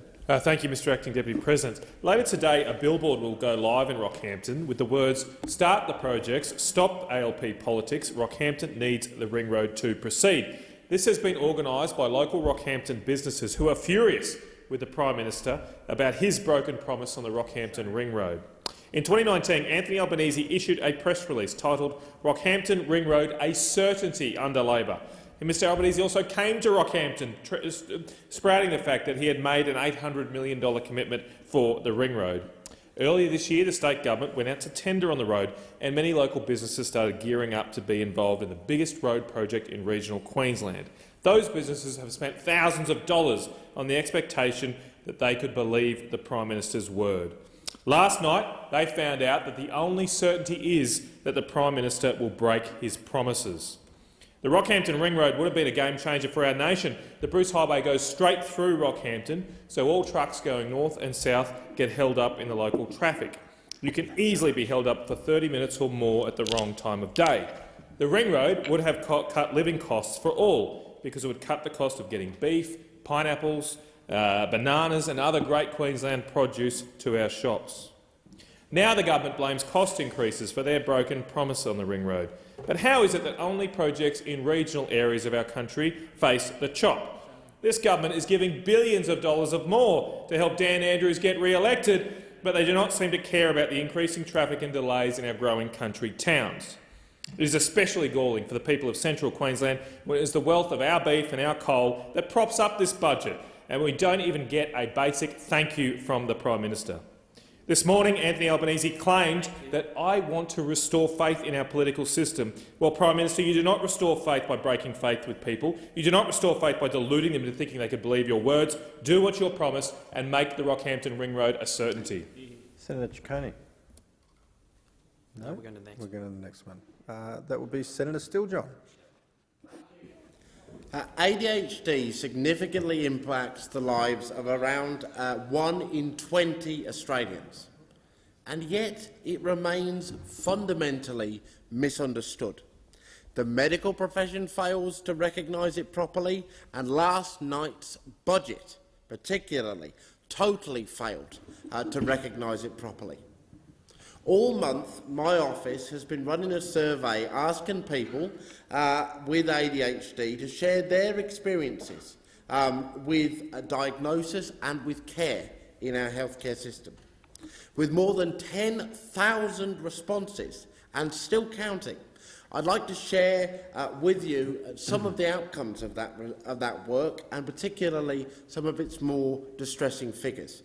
More than 63% of respondents who suspect that they have ADHD said that cost is the reason that they haven't been formally diagnosed. More than half worry that medical professionals won't take their ADHD concerns seriously, and over 82% of respondents identify as women, non-binary or gender-fluid people.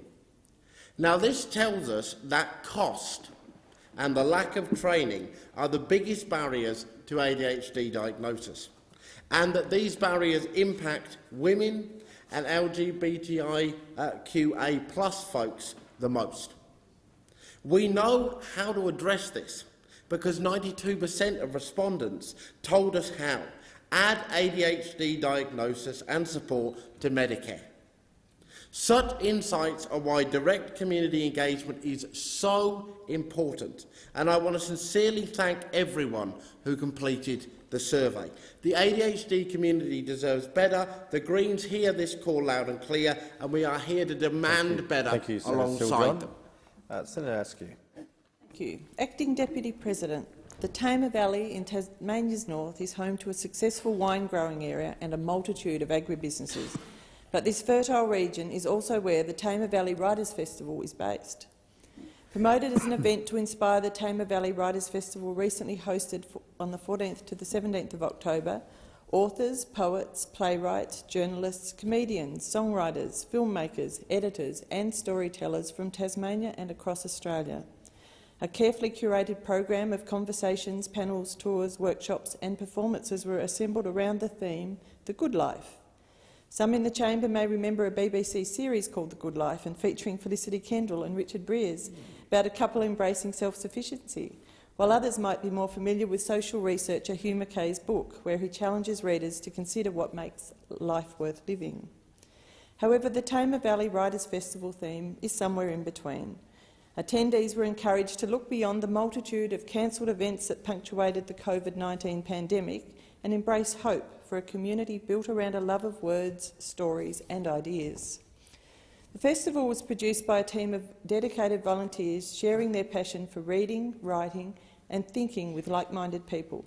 This event started as the Festival of Golden Words in 2014 in Beaconsfield, referencing the town's gold mine. Now the festival has evolved, spanning multiple locations on both sides of the Tamar, challenging people to think about exciting, difficult and provocative topics, while also encouraging emerging writers and thinkers via its short-stay story competition and a collaborative one-day workshop program with the University of Tasmania. The Tamar Valley Writers' Festival was another opportunity for Northern Tasmania to show just how amazing this part of our state is. This event provided a welcome taste of the good life and showed a strong appetite for community events post-pandemic. Senator Marielle Smith. Thank you, Acting Deputy President. The death of Mahsa Amini has shocked the world, but it probably hasn't surprised it, because we know that women in Iran live daily in a regime that clearly does not see or value them as equal. The reports we are hearing out of Iran speak of actions that are horrific and indefensible. The Australian government has repeatedly called on Iran to cease its brutal oppression of peaceful protests. Today I rise in this chamber to express my solidarity with women living in Iran, with Mahsa Amini, or Jina Amini, if we use the name that reflects her proud heritage and culture. I rise in support of their struggle for equality and empowerment. I rise in support of their fight for their human rights. I rise in support of their enduring bravery and courage. I rise in support of their right to peaceful protest. These women and girls have the right to be heard, and they have the right to be safe. Far away here in Australia, we hear you and support you. Senator Hanson. Thank you very much. Later today, I will be moving an attendance motion. This motion will call on Senator Thorpe to attend this chamber and give a full explanation why she, as a voting member of the Law Enforcement Committee, didn't disclose a personal relationship she had at the time with the former president of an outdoor bikie gang, while the committee was providing members with sensitive information about outlaw bikie gangs. Senator Thorpe admitted she and Mr Martin communicated via the encrypted communications app Signal and deleted messages to each other once a week. Her staff strongly advised her to inform the committee and to inform Greens leader Adam Band, but she ignored their advice and concealed the relationship. Her staff took it upon themselves to inform Mr Band's office. I acknowledge and accept the decision of this chamber to refer Senator Thorpe to the Privileges Committee. However, don't the people of Australia have the right to a full explanation on the floor of Parliament? Don't the Australian people deserve that Senator Thorpe be held accountable for the obvious and naked contempt that she has for this Parliament and most of you sitting in it? Call me cynical or a sceptic or just plain logical, but I am concerned the Privileges Committee will keep this matter behind closed doors and that Labor senators who need the Greens' support for their agenda will protect Senator Thorpe. If you're not willing for her to give a full explanation here, then you are not only failing the Australian people, you are sending out a message the Senate is a protection racket, and you will further undermine public trust and confidence in this Parliament. I'm sure many Greens cringe when Senator Thorpe opens her mouth, and they all have greater political acumen than she does, so it makes me wonder if her appointment as a Senate Deputy Leader was pure tokenism. Thank you, Senator Hanson. Senator Davey. Thank you. I rise to note the passing of a stalwart of the Nationals. A self-described 10-pound pom, his decades-long contribution to our party began when he left the ABC to join the staff of then Transport Minister Peter Nixon in 1978. It continued till his passing just last week. From 1978 to 2000, he held a range of senior roles within the New South Wales and Federal Nationals, including being our longest-serving federal director. He directly worked with 5 of our party leaders, from Doug Anthony to John Anderson. From 2000, he dedicated his time to chronicling the history of our party through writing 8 books, including 90 Not Out, the Nationals from 1920 to 2010, and the Country Party Prime Ministers' Trials and Tribulations, as well as writing regular columns in party publications. Importantly, in 2020, to celebrate our centenary, he published Milestones and Century of Achievement. In 2002, he was made a life member of the New South Wales Nationals, and this year he was awarded the highest award in the Nationals, the Sir Earl Page Meritorious Service Award. His contribution was also externally recognised, and in 2019 he was appointed as a member of the Order of Australia for his service to politics, Parliament and the Nationals. Farewell, Paul Davey. Dad, rest in peace. Thank you very much, Senator Davey. Senator Pratt. At the beginning of the week, Monday, October 24, we had World Polio Day, an occasion aimed at drawing global attention to the importance of continued international commitment to polio eradication. I'm delighted that in our government budget there is a $43.5 million commitment to public-private partnership through the Global Polio Eradication Initiative, which has been going since 1988, to eradicate polio worldwide. I want to acknowledge the tireless work of people right around the globe to this program, in particular the key role that Rotary Australia and Rotary globally has played in the eradication of polio viruses. Since the initiative began in 1988, cases have been reduced from some 350,000 a year to just 6 officially diagnosed last year. But often we think we are on the cusp of its eradication when more cases pop up with devastating impacts to those affected. International organisations such as Global Citizen and Rotary have spearheaded the highly effective campaign to tackle this issue globally.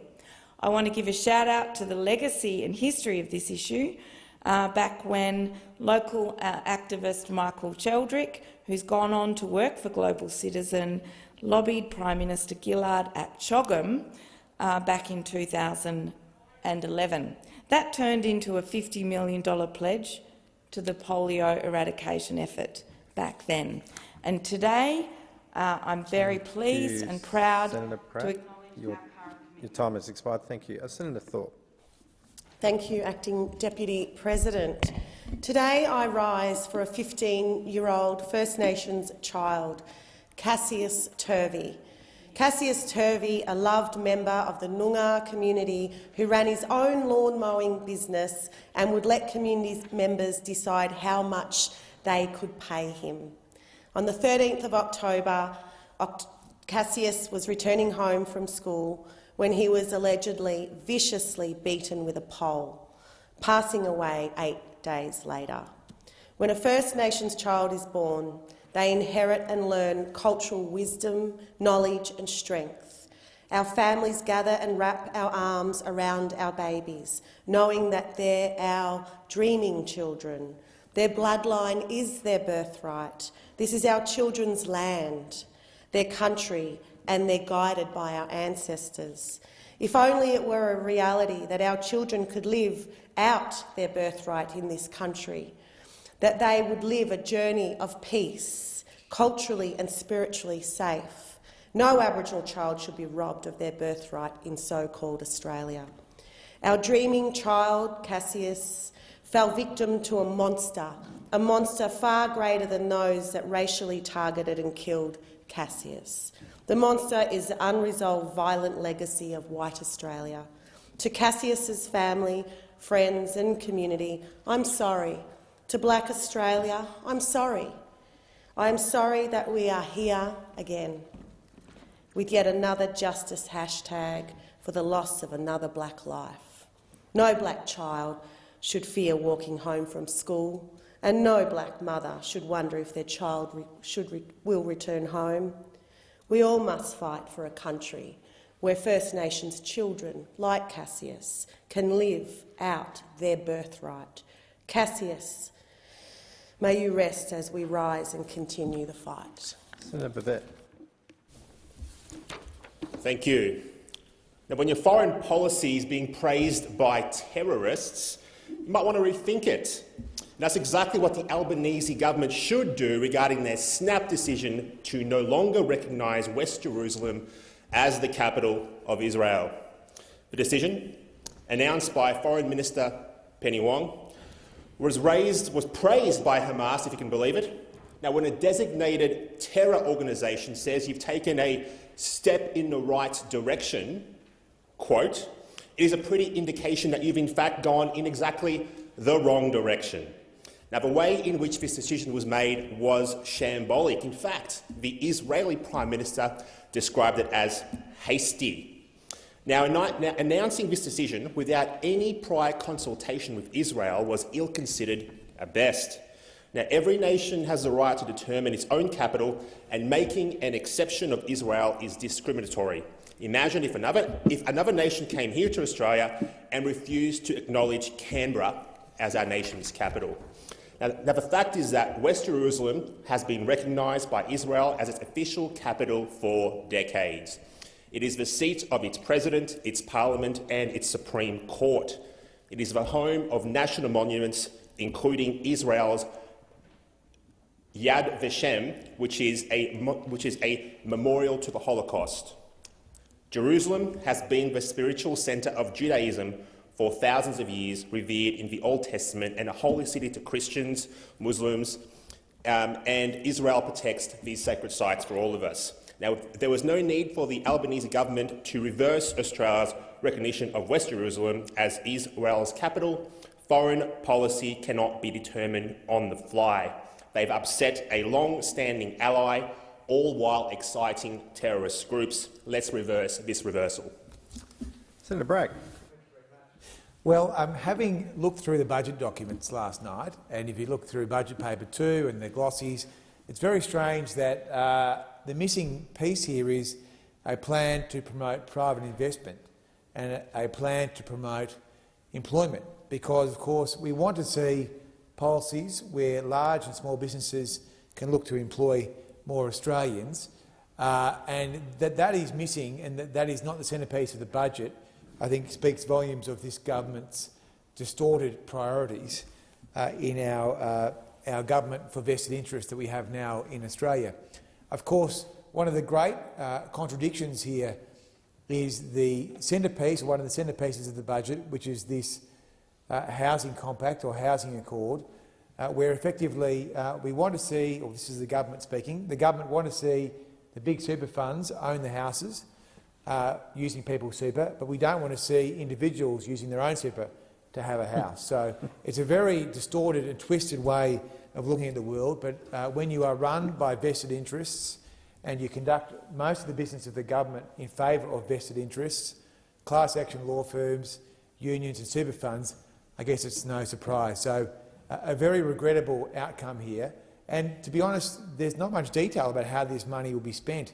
If you go through budget paper 2, I'm sure many people will do that, you can't find where the $70 or $140 million will be going, other than to be sent off to the NIFIC.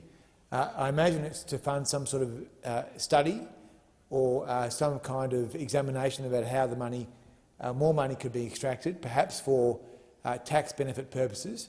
And so ultimately we need to keep a very close eye on this government and whether it will in fact provide more tax incentives for major super funds to use the people's money for housing. Senator Lambie. Thank you, Acting Deputy President. It's been a really difficult few weeks for Tassie. Hundreds of homes and businesses have been hit hard by the floods. To everyone affected, my heart goes out to you, and Tammy are here to help you with whatever you need, and we'll do whatever we can to help. Please don't feel afraid to call. It's not going to be an easy road to recovery, and we also know you're just coming out of COVID, especially for small businesses, and that you're already feeling the brunt. Places like Wings Wildlife Park took a lot of damage. There were concrete slabs lifted by the water, crashing animal enclosures into each other. Echidnas clung to their wire walls until rescue could come. Their wildlife hospital is completely gone, and the main visitor centre and cafe has been badly damaged. Their repairs will cost hundreds of thousands of dollars.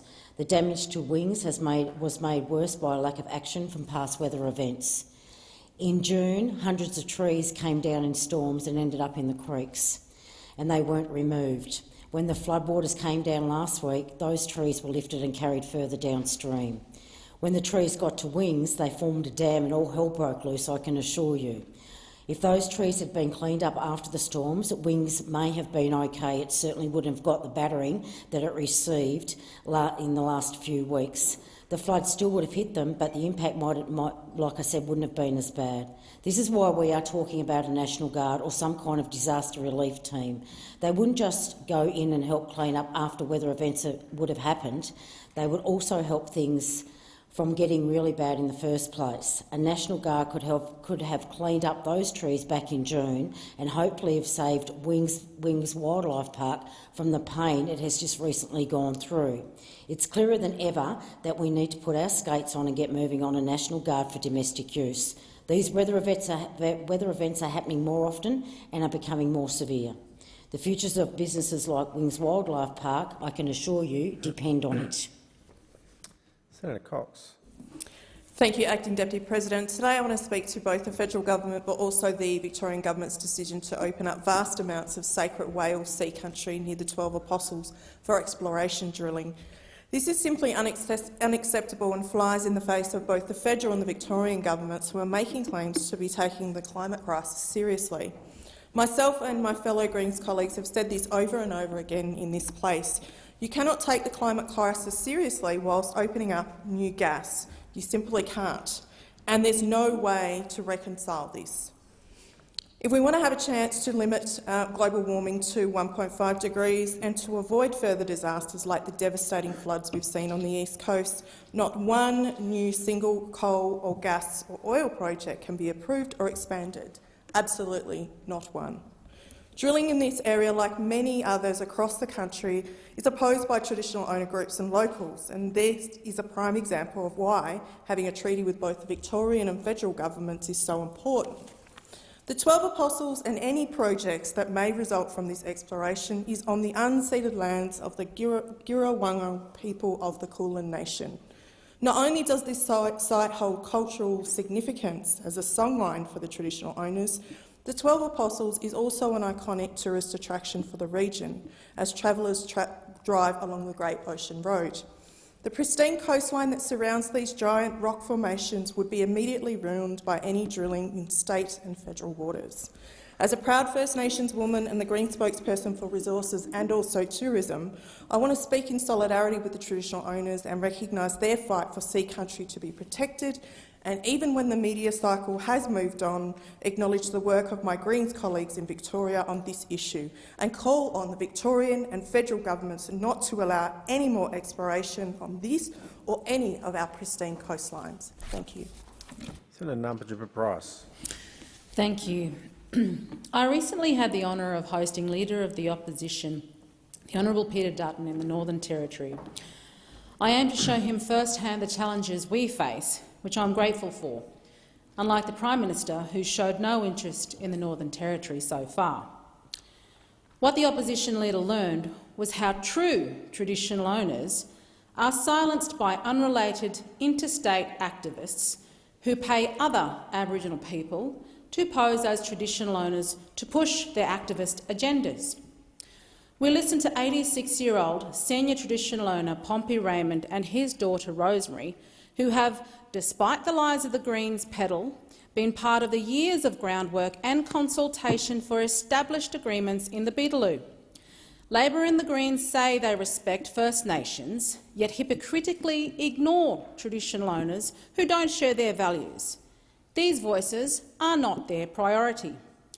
Before organisations even began their campaign in the Beetaloo, Pompey had already signed off on agreements for 9 of the 10 leases for gas extraction in the Beetaloo.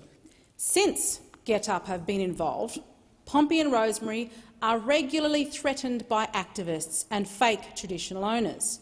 They shouldn't have to be looking over their shoulders in fear because they want better outcomes for their lot. They shouldn't have to fight for jobs, opportunity and a future for their children and families.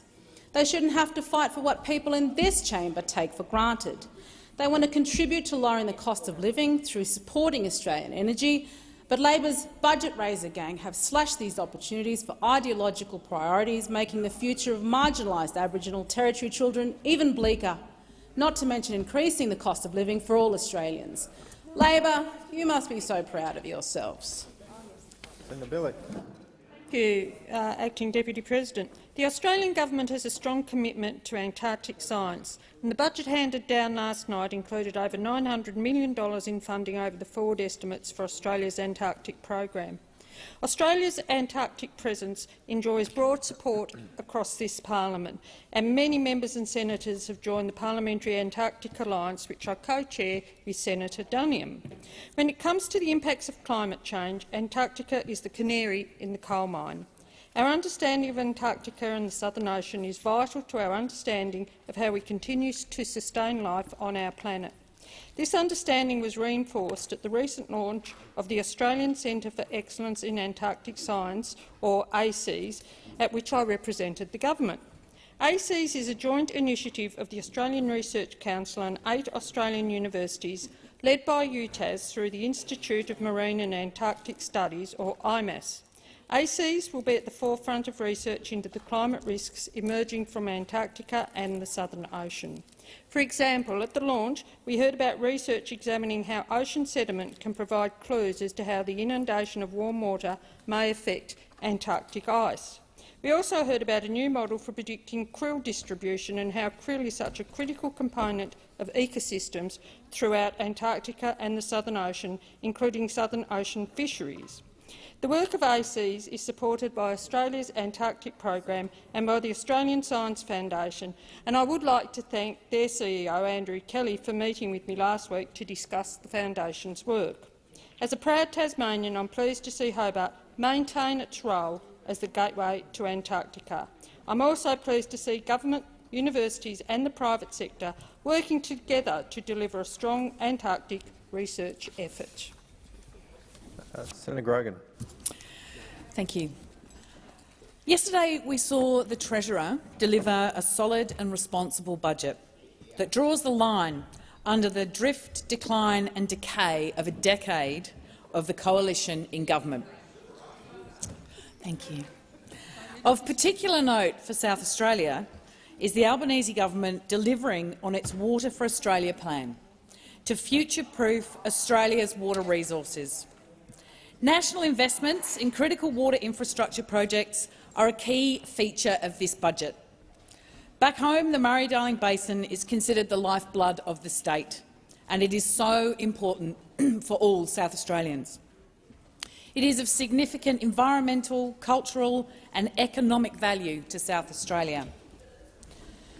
Our Labor government will see the Murray-Darling Basin plan delivered in full, and spending is urgently needed to get this plan back on track after 9 years of neglect by those opposite. This budget sees funds allocated to improving and updating the science of the Murray-Darling Basin. $22 million to update the science to ensure the impacts of climate change are accounted for in managing the Murray-Darling Basin water resources, something that the advocates and the scientists and the people living along the river have been calling for so long.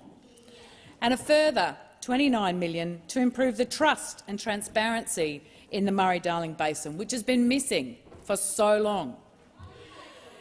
This will include metering and monitoring of water use. The former government was never going to achieve the 450 gigalitres being returned to the Murray-Darling Basin river system. That will now be a reality under this government. We will deliver a strong, secure and sensible national water plan for the future. Thank you, Senator Grogan. The time for this debate has expired. Move to question time. Senator Hume. Thank you, Madam President. My question is to the Minister representing the Treasurer, Senator Gallagher. Before the election, the Minister for Employment said people will be seeing in their bank accounts what the change of government means. Last night's budget confirms that inflation will be higher, electricity prices will be higher, gas prices will be higher, real wage growth will be lower, and under a conservative analysis, the average Australian family will be at least $2,000 worse off by Christmas. Minister, is this what Labor mean when they say Australians will be seeing what a change of government means in their bank account? Order. Order. Before I call the Minister, I'm going to warn the Senate. I do appreciate— Order, Senator Ayres. I do appreciate that people are very keen to make a contribution about the budget, for better or for worse, but I am going to ask people to do it respectfully and to do it quietly. I will not put up with a lot of interjections, because I could barely hear the tail end of Senator Hume's question then, and we've just started. Senator Gallagher. Thank you, President. I thank Senator Hume for the question. Well, I think Australians expect their government to deliver a responsible budget, an honest budget, a budget that deals with the economic circumstances of the time, a budget that deals and delivers on the election commitments and that deals and fixes the mess that we inherited from the former government, the mess in skills, the mess in energy, the debt and the deficit that you left us, rising inflation, rising interest rates, a crisis in the energy markets in this country, an energy increase that you hid before the election. Australians expect honest, responsible budgeting, and that is what they got last night. That is what they got last night. Delivering on our election commitments, not adding to the inflation problem that we are currently dealing with, which I'm not sure any of those opposite actually acknowledge is happening, not contributing to inflation, delivering on our commitments and dealing with the waste and the rorts and the mess that was left to us by you when you were in government for a wasted decade. A wasted decade that we, in 5 months, have started taking action on. We're taking action in skills, in childcare, in gender equality, in infrastructure, in health, in aged care, in PPL. All of these areas that you couldn't have given a hoot about. That's what we're doing. We're fixing the problems that were left with us. We are delivering on our election commitments, and that is what the people of Australia expect. They also expect some honesty from their government about the true state of the finances of this country. Things, again, that you hid, the dodgy budgeting that was done in deals with the National Party. We are fixing all of it up. Thank you, Minister. Your time has expired. Senator Hume, first supplementary. Thank you, Madam President. Minister, at the budget lunch in the Great Hall today, the Treasurer was asked, should Australians still expect that $275 off their power bills, particularly off pre-election prices? The Treasurer responded. The Treasurer responded, yes, yep, it's in the budget. Minister, where in the budget is that $275? Thank you, Senator Hume. Your time has expired. I'm waiting. Senators, I'm waiting for silence before I call the minister. I'm still waiting. Senator Birmingham. Minister Gallagher. The policy we took to the election in terms of powering Australia, which the modelling underpin, is in the budget. And perhaps you haven't got to that book. Perhaps you haven't moved past the headlines. Perhaps you haven't looked. But I can tell you, not only are we delivering on the policies that we put in place in the election, we have done more because we've inherited a crisis in the energy market, in gas and electricity, and we're fixing that. Sorry, Minister, resume your seat. Senator Cash. Thank you. And with all due respect to the minister, this is a point of order in relation to relevance. Senator Hume's question was very, very clear. It referred to a quote in relation to the $275 promise being in the budget. Which page is it in? I would ask that you direct the minister to the question. Thank you, Senator Cash. I believe, were you seeking on the point of order? I understand the senator has now finished, but I would say to you, President, that you have ruled, as have previous presidents, that putting a lot of rhetoric and words into a point of order and repeating the question is not appropriate. I was pulled up many times, as you might recall. Senator Brockman is smiling at me. He's smiling at me because he remembers that he pulled me up. So I would ask that you do the same to the Deputy Leader, who continues to do that, rather than ask her own questions. Please resume your seat. Thank you. I do believe the minister is being relevant, Senator Cash, and I'll continue to listen carefully. Please continue. President, and the Powering Australia plan is powering Australia. Well, we know. Henderson. Look, we know those opposite don't believe in the energy transformation that is currently happening around the world, and for which you're going to put your head in the sand on. Order. But it is happening. It is happening. Please resume your seat. Thank you. Please continue, Minister Gallagher. So, I mean, this is partly why you got booted out, because you don't believe in climate change, right? Because you don't believe in it, you don't believe in the transformation. The Powering Australia plan is in the budget. I'm happy to go through the separate measures that are included in that. The time has expired. Senator Hume, second supplementary. Thank you, Madam President. At the Government's Jobs and Skills Summit, the Treasurer said our goals are just as clear. An economy where every Australian who wants a good, secure, well-paid job can find one. But this budget confirms that 144,000 Australians will lose their jobs and that wages will be lower for longer. So is the budget correct? Has the Treasurer broken his promise to the Australian people, just like the Minister for Energy, just like the Minister for Employment and just like the Prime Minister? Thank you, Senator Hume. Minister Gallagher. Thank you. Well, on wages, the policy that you oversaw, which is keeping wages down as a deliberate design feature of your economic architecture, is gone. And if you look in the budget, you will see that wages Minister are Gallagher, increasing. please resume your seat. Senator Henderson. Madam President, just to remind the minister to address her comments through the chair. What is it that Thank you're you. seeking, Senator Henderson? What were you? Order.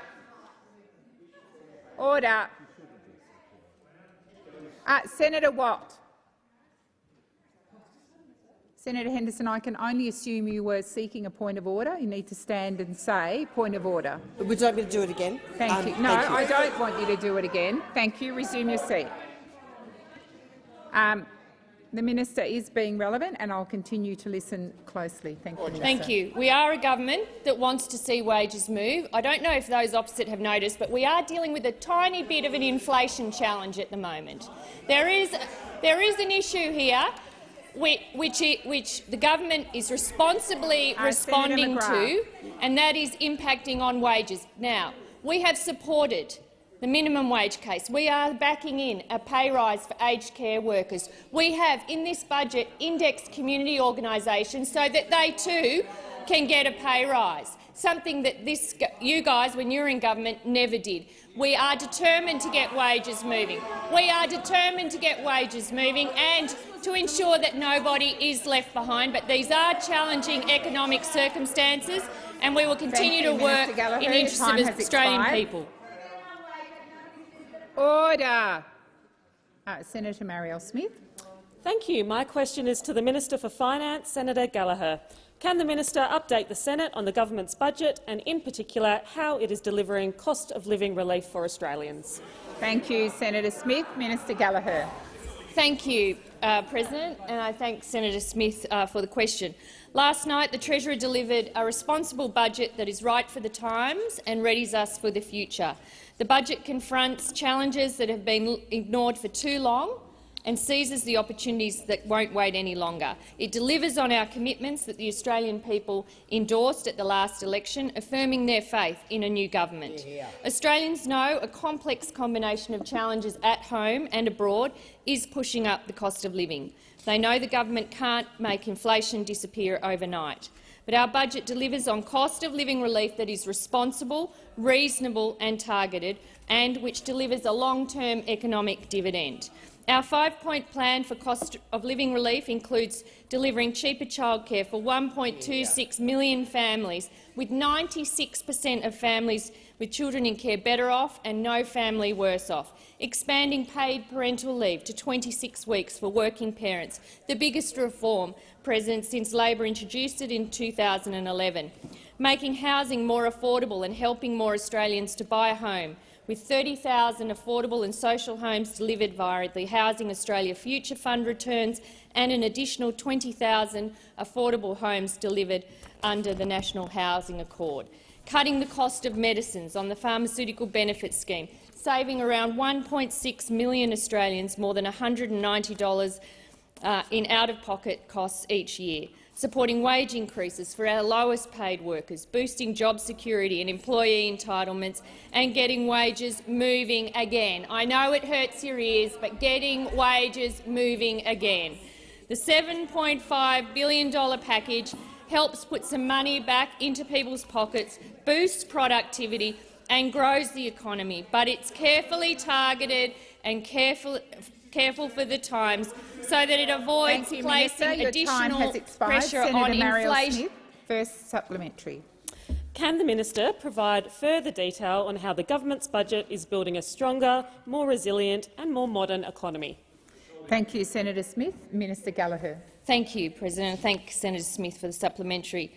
Under the former government, our economy wasn't delivering for Australians like it needed to. The Jobs and Skills Summit brought Australians together to address the challenges and opportunities facing the labour market and the economy, and help reverse the trends we've been seeing after a decade of wasted opportunity.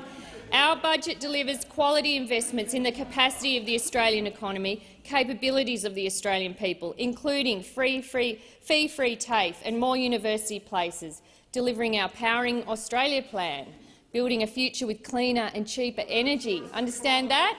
That's what we need to do. A future made in Australia. Senator McGrath. Investing in priority industries to grow our industrial base, diversify our economy and boost and support regional development and small business.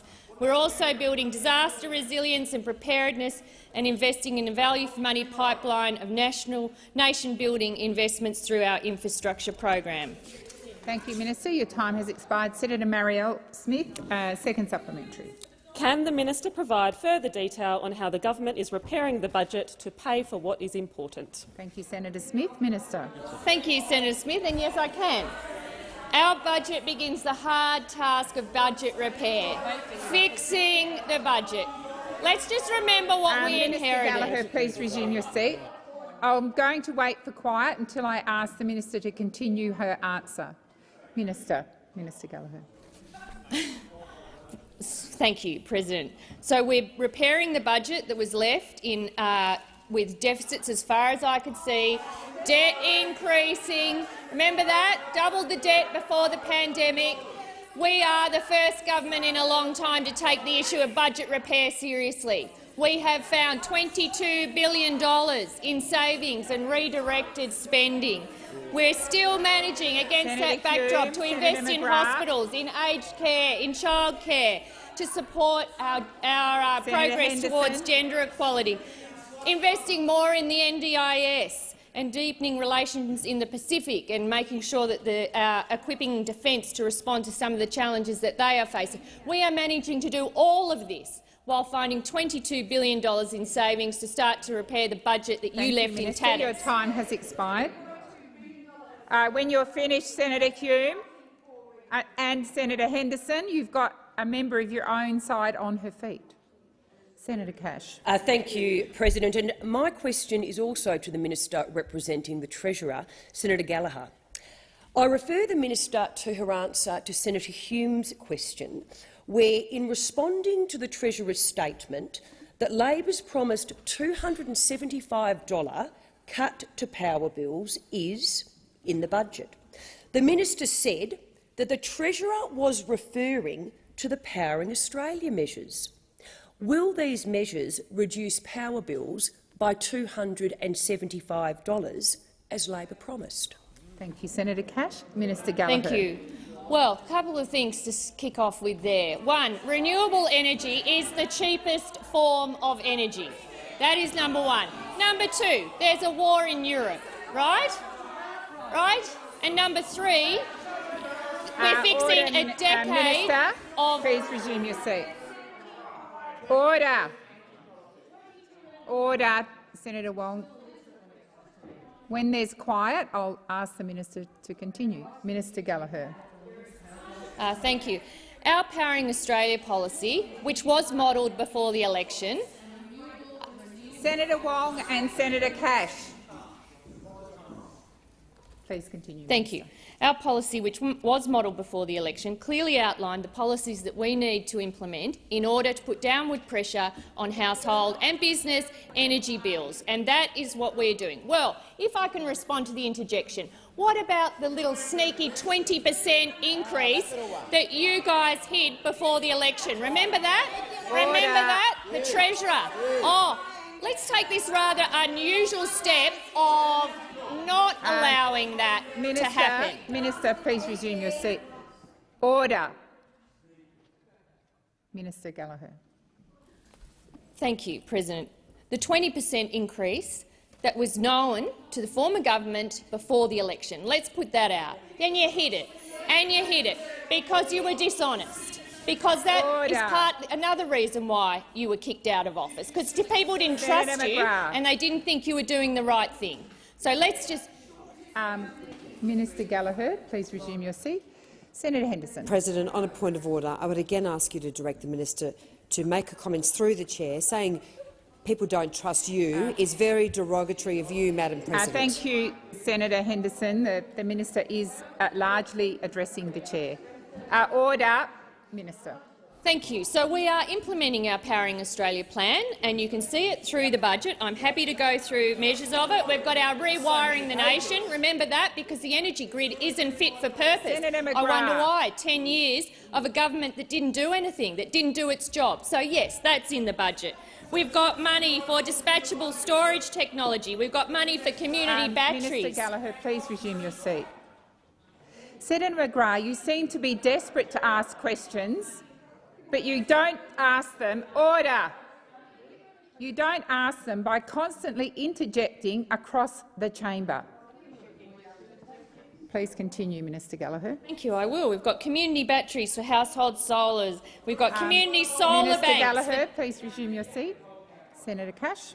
Thank you, and President, the point of order is in relation to relevance. With all due respect again to the minister, you are answering a lot of questions. What's potentially, your point of order? Yes, but not the question that I asked in relation to will the Powering Australia measures reduce electricity prices by $275 as promised? Senator Cash, that was the question.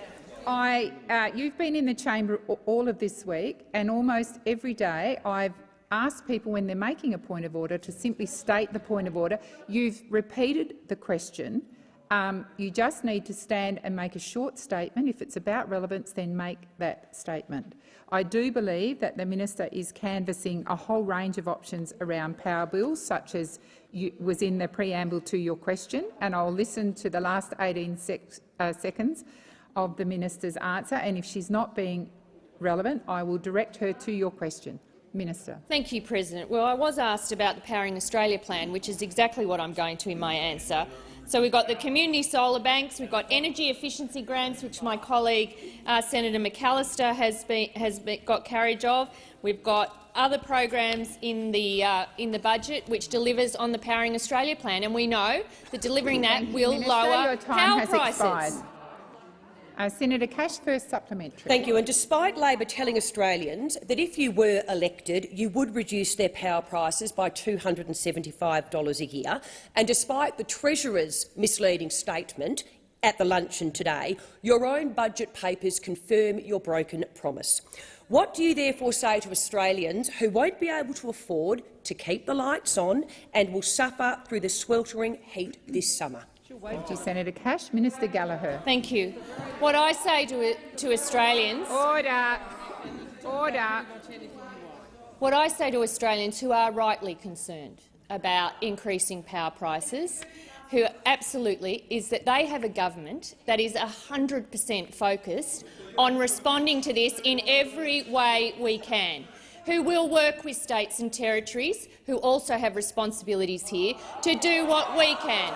No, well, sorry, President, I know I shouldn't respond to interjections, but I know working with states and territories is a foreign concept to those when they were in government for 10 years. That was part of the problem. So, yes. Please resume your seat, Minister. Senator McAllister. Order across the chamber. Minister, please continue. A foreign concept where the Federation actually works together in the interests of the Australian people. I know that is foreign. I know that is foreign, but that is what we will do. We are committed to it. From the highest levels of government, we will be dealing with this, and that is what we say to the Australian people about it. Thank you, Minister. Senator Cash. Thank you. Supplementary. Prior to the election, Mr Albanese promised Australians that if elected, his government would help Australians deal with the cost of living pressures. As Senator Hume has mentioned, though, your budget last night confirms that by Christmas the average Australian family will be at least $2,000 worse off. Is a $2,000 hit to the bank accounts of all Australian families Mr Albanese's way of helping with the cost of living?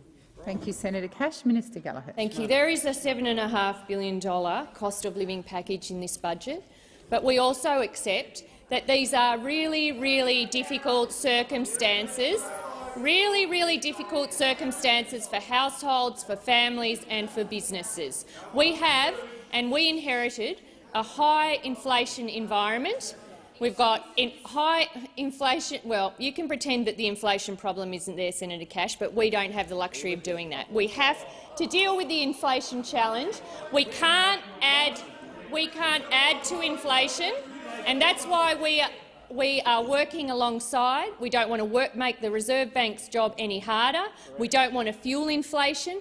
We know that inflation hits households on low income or fixed incomes harder than anyone. So we need to make sure that what we do is responsible, aligns with monetary policy, delivers on our commitments and doesn't add to inflation in the short term. That is what this government will deliver, and that is frankly what we must deliver. The time has expired. Senator Waters. Thanks very much, President. My question is to Minister Wong, representing the Minister for Climate Change. The Australian people voted for an end to public handouts to the coal and gas industry. But Labor's very first budget is adding $1.9 billion of new funding on top of keeping the $40 billion of existing subsidies for coal, oil and gas. Why are you too poor to give cost of living relief to families, but not too poor to give away $42 billion of subsidies to the fossil fuel sector and $254 billion in Stage 3 tax cuts to the rich? Thank you, Senator Waters. Minister Wong. Well, President, I'm going to. I think the first part of the question, the second part was a general political point. First part of the question goes to a matter not in the portfolio I'm representing. I believe goes to the Minister for Resources, so I'd ask you to direct subsequently a question to Senator Farrell. Thank you, Senator Wong. Senator Waters, first supplementary. Wow, that's pretty unprecedented. You don't want to talk about fossil fuel subsidies. Righto. Well, you shouldn't have put them in your budget then if you didn't want to talk about them. Senator Waters, resume your seat. Order. Order. Senator McGrath. Order. I would ask all senators in this place, Senator Cash, to listen respectfully to the question that Senator Waters wishes to make. I want to see silence on all parts of the chamber. Senator Waters, please continue. Thanks, President. If anyone in the government would like to answer this, they're welcome to. Minister Bowen was reported in The Guardian saying there would be no new public funding for coal and gas. Why is your first budget giving billions to frack for gas in the carbon bomb that is the Beetaloo Basin and to fund an export terminal in Darwin Harbour for that gas, all without First Nations consent? Senator Birmingham. Point of order, President. President, point of order. I just want to make clear to the chamber the opposition will give leave for any government minister who wants to answer a question to do so. Senator Birmingham, that's not a political point. That's not a point of order. Order.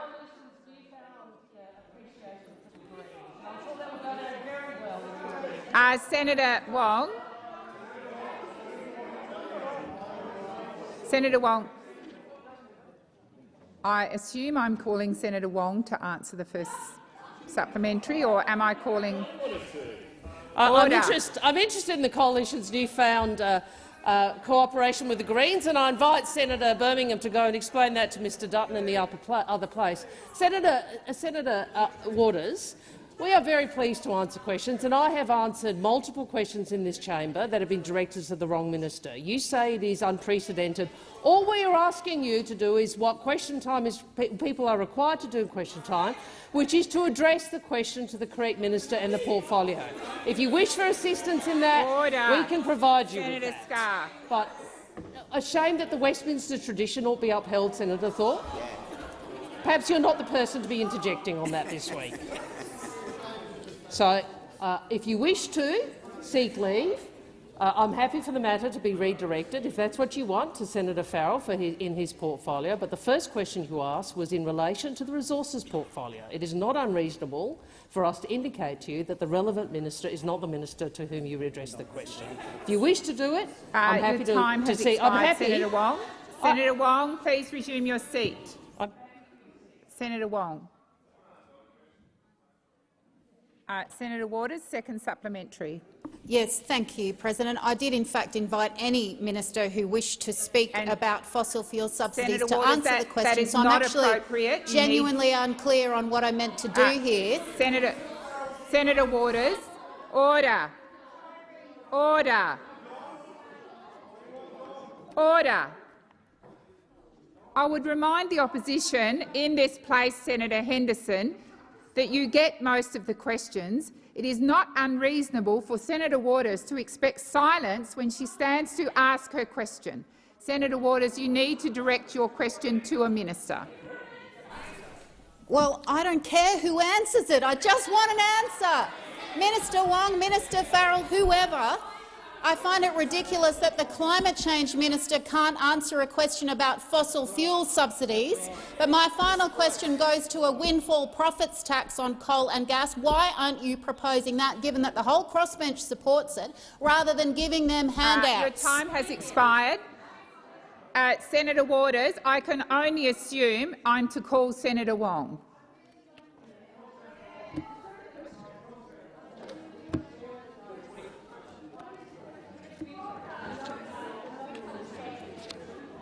I'm not sure which question. Order.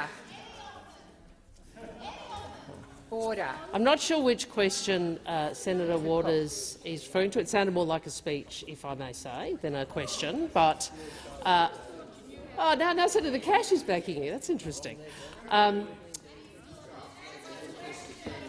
Well, I have said to you, Senator Waters, on your first question, which goes to taxation measures and other measures in the resources portfolio, if you seek leave that they be directed to the correct minister, I would grant. The Labor Party will grant leave. You've sought not to take that. You've now asked a second question about future tax policy, which I'm happy to respond to and say to you that the government's tax measures are as those set out in the budget. Senator Green. Thank you. Oh, sorry, Senator Waters, I didn't see you. Resume your seat, Senator Green. Senator Waters. Thanks, President. With your indulgence, I seek leave for all parts of my question to be taken on notice by whomever wishes to respond to me, please. Sure. Thank you. Senator Waters, Senator Wong has indicated they'll be taken on notice. Senator Green. Thank you. My question is to the Minister representing the Minister for Infrastructure, Transport, Regional Development and Local Government, Senator Watt. How does the budget invest in infrastructure, including in our regions, to deliver the best outcome for the Australian people now and into the future? Senator Watt. Senator Watt, please resume your seat. I'm waiting for quiet. Senator Watt. Thank you, President, and thank you, Senator Green. I was very much hoping that I would be asked a question about our infrastructure budget and how it benefits regional Australia. And funnily enough, you asked the question. Good infrastructure is critical to building the nation and the regions we all want and deserve, creating jobs and building better connections within and between communities. And that's why I'm pleased to say that last night's budget delivered a $123 billion infrastructure pipeline over the next 10 years. That is a bigger pipeline than the Liberals and Nationals ever promised, even after we stripped out the waste and the rorts and the smoke and the mirrors of projects that were announced and never delivered. It's an infrastructure pipeline that will deliver in every corner of Australia. In Queensland, Senator Green's home state, over $500 million will be provided. Senator Watt, please resume your seat. Senator McKenzie, seriously. Senator McKenzie, I've called you to order. That's what I expect to happen. It's not a contest between you and me. I'm the President. I've asked you to be quiet. I've constantly had to draw your side of the parliament to order. Senator Watt, please continue. Thank you, President. As I was saying, in Queensland our budget contains over $500 million for the Bruce Highway through Brisbane's outer north and between Gladstone and Rocky, as well as locking in over $1 billion for the Coomera Connector Stage 1 on the Gold Coast. In far north Queensland, where Senator Green lives, the Albanese government is investing over $200 million on the Coranda Range Road upgrade between Smithfield and Coranda. In New South Wales, our budget includes a new $300 million commitment for the Western Sydney Roads package, upgrades to Brindabella and Mandalong roads, and even $38.6 million for Coulsons Creek Road in the Hunter, a project that the member for New England claimed to have secured funding for when he had done no such thing. I could go on through every state. In Victoria, there's the suburban rail route as well as money for the Gippsland rail line upgrade. Tasmanians will get safer, faster travel through upgrades to the Bass Highway, Tasman Highway, East and West Tamar highways, and unlike the last government, will actually deliver the Bridgewater Bridge. In South Australia, we've maintained almost $5 billion for the North-South Corridor, many other commitments as well, Western Australia money for the Bunbury Outer Ring Road, as well as the Metronet, and of course the Northern Territory and the ACT are getting great infrastructure investment as well. Thank you, we Senator are delivering, Watt. you just made it up. Senator Green. Wait for the call. Senator Green, second supplementary. Thank you, President. Minister, how does the budget end the waste and rorts and deliver an infrastructure pipeline that Australians can trust? Before I call the minister, thank you. I have Senator Wong on her feet. Senator Wong. I couldn't hear the second half of the question. I'd ask that the senator be allowed to repeat it, please. Thank you. Senator Green, if you would repeat the second half of your question. I did not hear it either. Thank you. Just the second half. It's a very short question. How does the budget end the waste and rorts and deliver an infrastructure pipeline that Australians can trust? Before I call the minister, I'm going to remind senators. Order. Senator Canavan. Seriously, Senator Watt has a loud voice, and yet I can hear a range of interjections above his microphone voice. Order! Order! It is not your point to argue back, Senator Mackenzie. Minister. Thank you, President, and thank you, Senator Green. The very best thing about last night's infrastructure budget is that it is full of projects that Australians can actually believe in. The years of rorts, waste and Barnaby and Bridget funny money and colour-coded spreadsheets are over. Remember the rorting of regional funds? Remember the regional funds that were rewarded to provide swimming pools in North Sydney? Very regional over there in Lavender Bay and Kirribilli, isn't it? Yes, very regional. Remember the $30 million commuter car park that the Coalition announced, even though there was nowhere to build it? Or the absolute debacle of the Leppington Triangle, 10 times the market value. What a bargain! And that's before we get to the inland rail, all those coal-fired power stations Canavan used to promote and never actually got to build. They promised 100 dams and built 2. They spent 10 years lying to the Australian public with funny money and colour-coded spreadsheets, and it has stopped. Finally, Australians have a government they can believe in that will actually deliver and stop the rorts and stop the waste. Thank you, Senator Watt. I'm waiting again. Senator Mackenzie. And Senator Watt. And Senator Watt, I remind you when you are referring to people in this place and the other place to use their correct titles. Senator Green, Senator. The time's expired. I'm going to Senator Green for her second supplementary. Thank you, President. Minister, how has eliminating the waste and rorts in the infrastructure budget enabled new investment in infrastructure and our regions? Thank you, Senator Green. Minister Watt. Thank you, President, and thank you, Senator Green. We make absolutely no apologies for getting rid of the false promises and funny money that littered year after year of Liberal and National Party budgets. The Australian people have had a gutful of colour-coded spreadsheets, bad value for money, and the shambles that this lot employed when it came to infrastructure. I've already given examples, but the list goes on. To end the waste and rorts, we are closing down the egregious urban congestion fund, rorted beyond belief by the former Labor government, and we're cancelling a number of their most egregious commuter car park projects as well. The Liberals and Nationals wanted to build car parks on land allocated to affordable housing or at train stations that were being closed down. We want to invest in infrastructure that actually matters. I've got news for the National Party and the Liberal Party. That big slushy machine that you ran for years, that is closed. We are going to be delivering real infrastructure that delivers real economic benefits to our regions and our cities, employs real jobs, and you know what? We'll actually deliver. Thank you, Senator Watt. Senator Roberts. Thank you, President. My question is to the Minister representing the Minister for Health, Senator Watt. The contract the European Health Agency signed with Pfizer for the purchase of COVID vaccine is now in the public domain. Although its bona fide has not been officially recognised, that contract indicates that, yes, Pfizer was given a financial indemnity against damage claims resulting from harm their COVID vaccine caused. Minister, does our contract that the Morrison-Joyce government signed with Pfizer include a clause that indemnifies Pfizer from any claim for damages resulting from harm to Australians injected with Pfizer's Comirnaty substance? Senator Roberts, just before I go to that, I believe you directed the question to Senator Watt, but I'm advised that it should go to Senator Gallagher. Senator Gallagher? If she's representing the Minister for Health. Thank you. Minister Gallagher. Thank you, President, and I thank Senator Roberts for the question. Obviously, this predates this government, the arrangements that were entered into on just give me a chance, Jared. Jeez.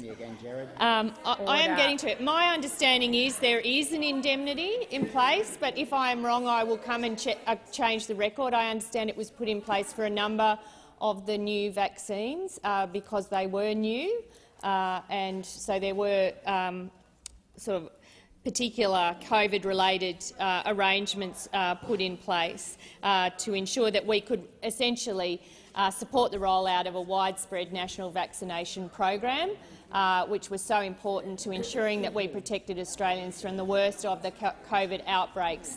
And that was essentially a secret.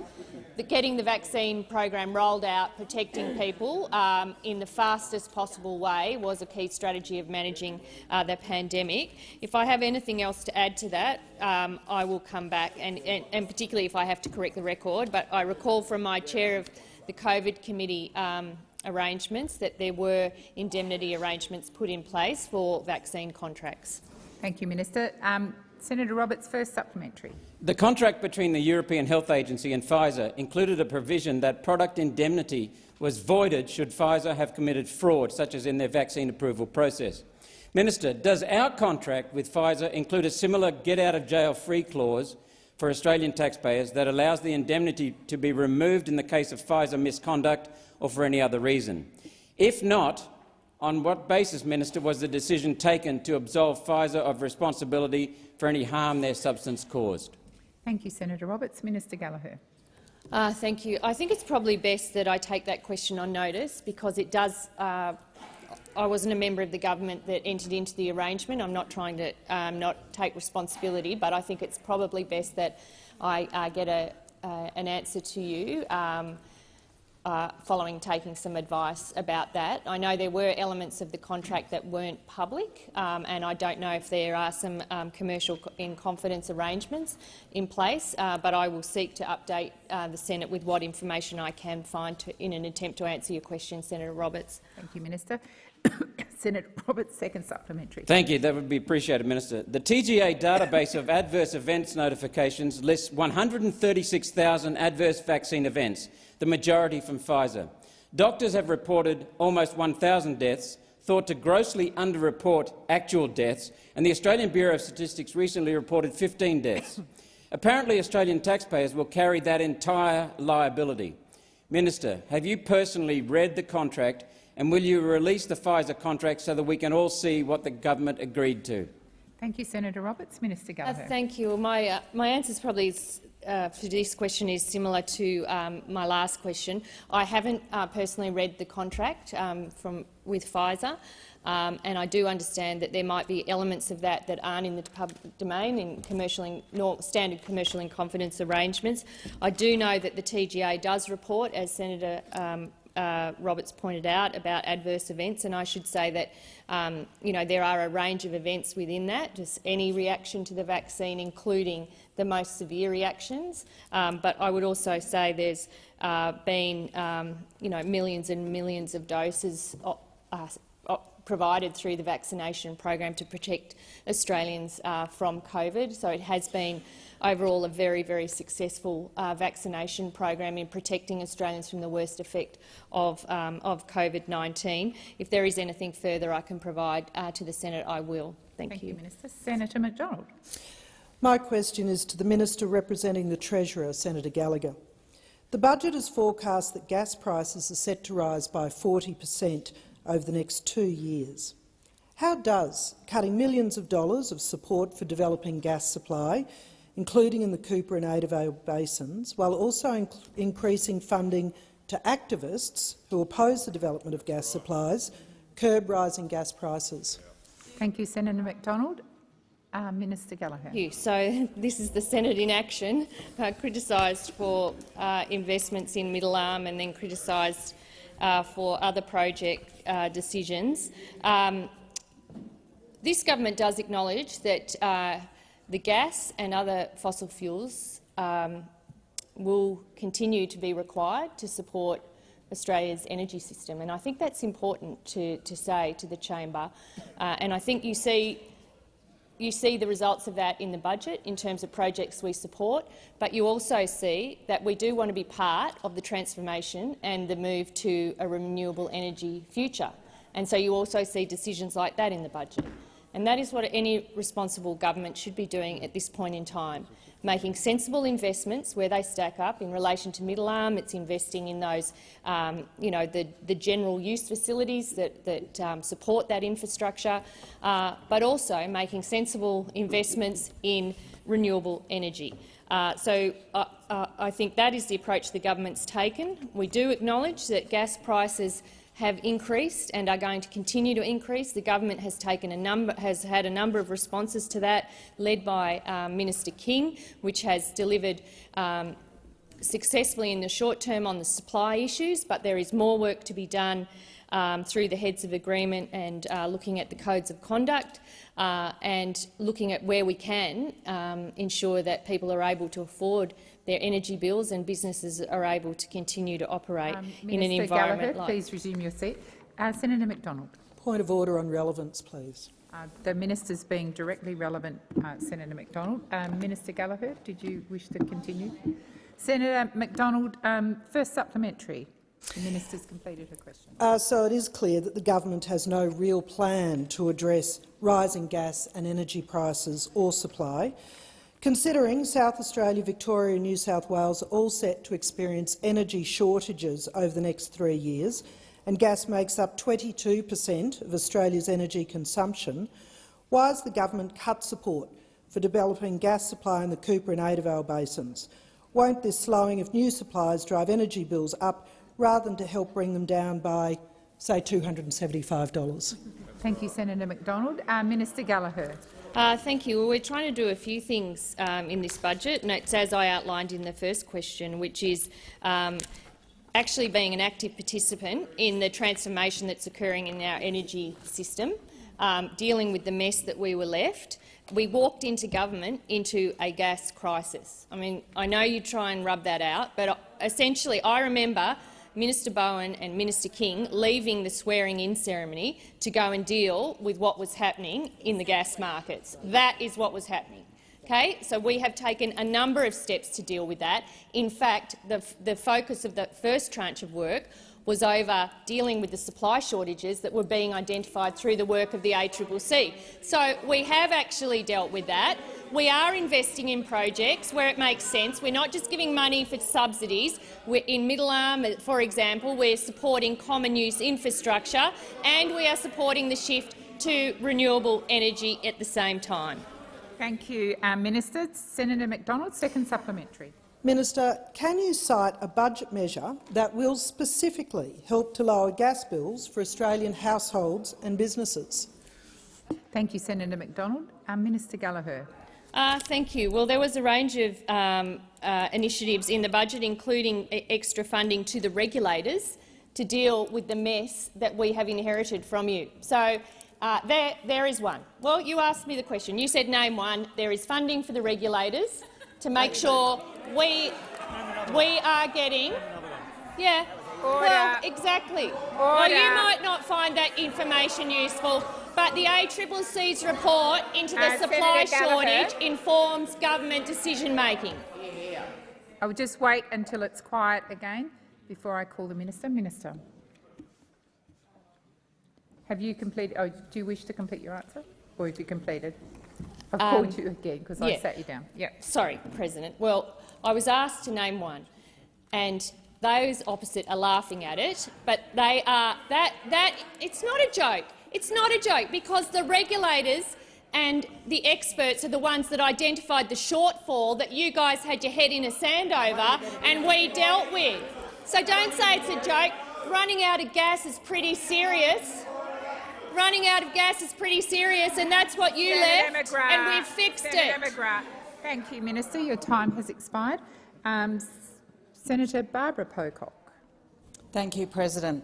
My question is to the Minister for Finance and Women.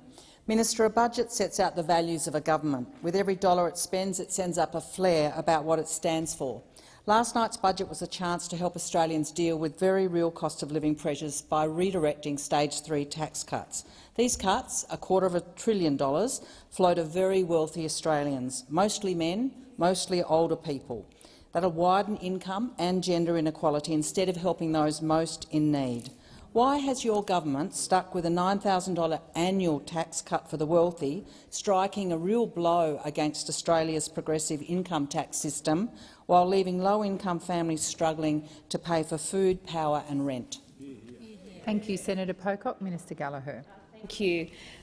The government hasn't changed its position on Stage 3. Our focus in this budget, as we had said from the outset, was to deliver on our election commitments, to sensibly take pressure off cost of living for Australians and businesses where we could do so without impacting on inflation and dealing with the waste and rorts of the previous government. They were the objectives of the October budget.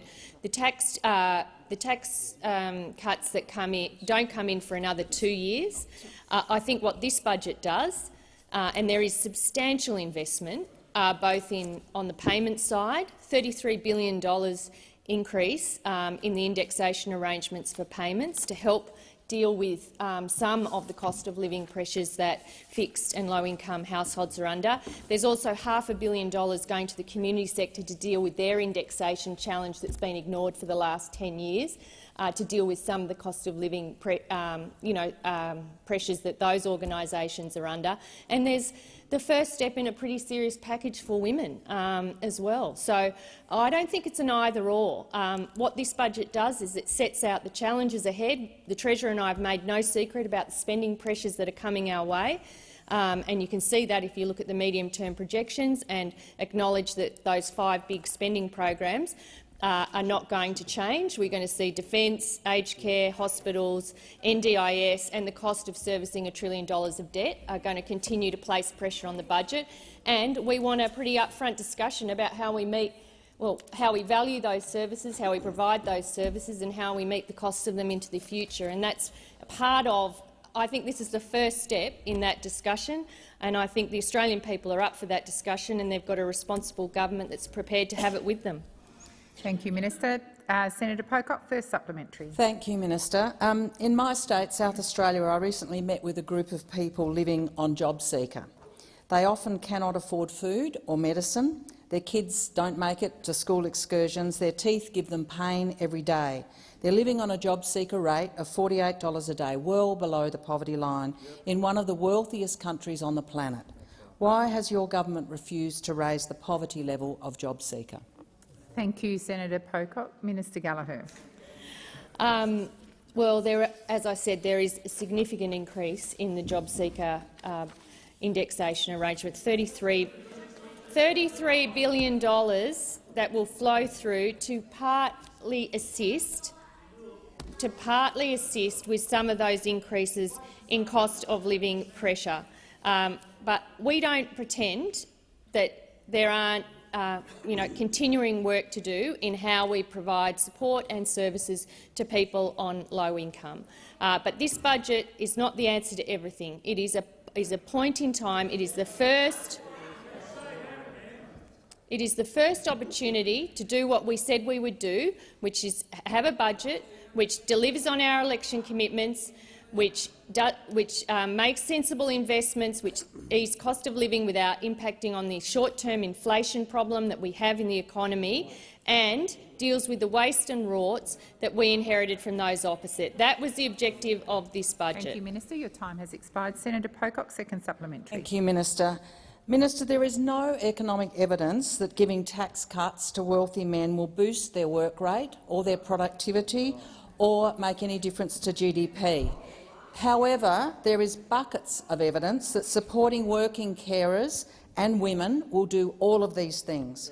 Why have you backed in a tax measure that mostly benefits wealthy men while offering women no superannuation on their paid parental leave, no lifting of the rate of paid parental leave to their normal pay rate, and making them wait 4 years to get to just 26 weeks?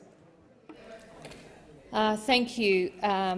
Well, the tax cuts that the senator refers to are in the budget and are factored into the budget, and the government hasn't changed its view on that.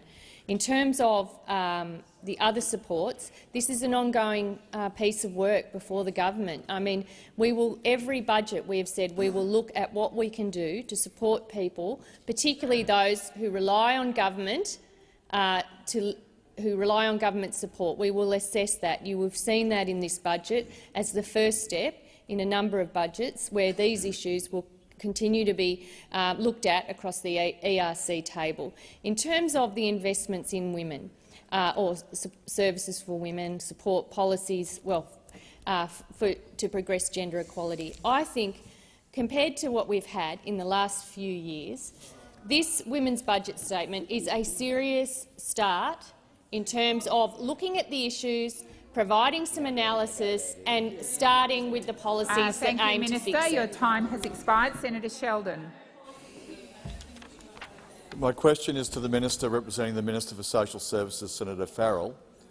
Can the Minister please inform the Senate how the Albanese government's social services commitments are supporting families and promoting the safety of women and gender equality? Minister Farrell. Thank you, President, and can I thank Senator Sheldon for his very important question and his interest in this important part of the federal government's policy. And of course, the Albanese government is putting families and gender equality at the centre of policy making. This is not a new commitment. It's been at the centre of our decision-making processes. And we saw last night through the Treasurer's budget speech that we've dealt with this issue. In the lead-up to the 2022-2023 budget, we announced that we deliver the biggest boost to Australia's paid parental leave since it was created, giving every family with a new baby more choice, greater security and better support. The extension of paid parental leave is the first time the scheme has been modernised since the Labor government introduced the scheme in 2011, and it's the cornerstone of our commitment to address gender equality issues in this country. We're also deeply committed to ending violence against women and children in Australia, and we're taking action. To this end, the very fine Minister for Social Services released the National Plan to End Violence Against Women and Children 2022-2032. We've also introduced legislation for 10 days paid family leave and domestic violence leave per year to ensure that no one should have to choose between a job and seeking support to deal with domestic violence.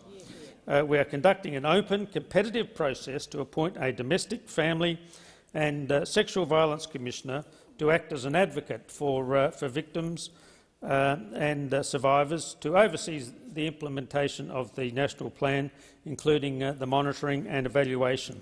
In addition, the budget released last night, we confirm our $1.7 billion commitment Senator Farrell. Your time has expired. Senator Sheldon, first supplementary. Can the minister further please inform the Senate how the national plan to end violence against women and children in 2022-2032, launched last week, will be implemented? Thank you, Senator Sheldon. Minister. Thank you, President, and thank Senator Sheldon for his supplementary question. And on the 17th of October 2022, that very fine Minister, Minister Rishworth, launched the National Plan to End Violence Against Women and Children 2022-2032, along with my colleague in the Senate, the Minister for Women, the very fine Senator Gallagher, and state and territory ministers for women's safety. In the plan, the government has set ourselves an ambitious goal to end violence against women and children in one generation. To support the plan, the Albanese government has committed $1.7 billion for women's safety initiatives. The plan includes example indicators for success that can track our progress in implementing this national plan. The national plan will also support by an outcomes framework that will increase our ability to track, monitor and report change over the life of the national plan. Thank you, Senator. Senator Sheldon, second supplementary. Can the minister please inform the Senate how the Albanese government is supporting families and gender equality by boosting paid parental leave? Thank you, Senator Sheldon. Minister Farrell. Thank you, President, and thank Senator Sheldon for his second supplementary question. Increasing paid parental leave was one of the most frequent proposals raised at the successful Jobs and Skills Summit in September. The Albanese government has listened, has continued to consult and will now act to deliver the biggest expansion of the paid parental leave scheme since it was first introduced by Labor in 2011.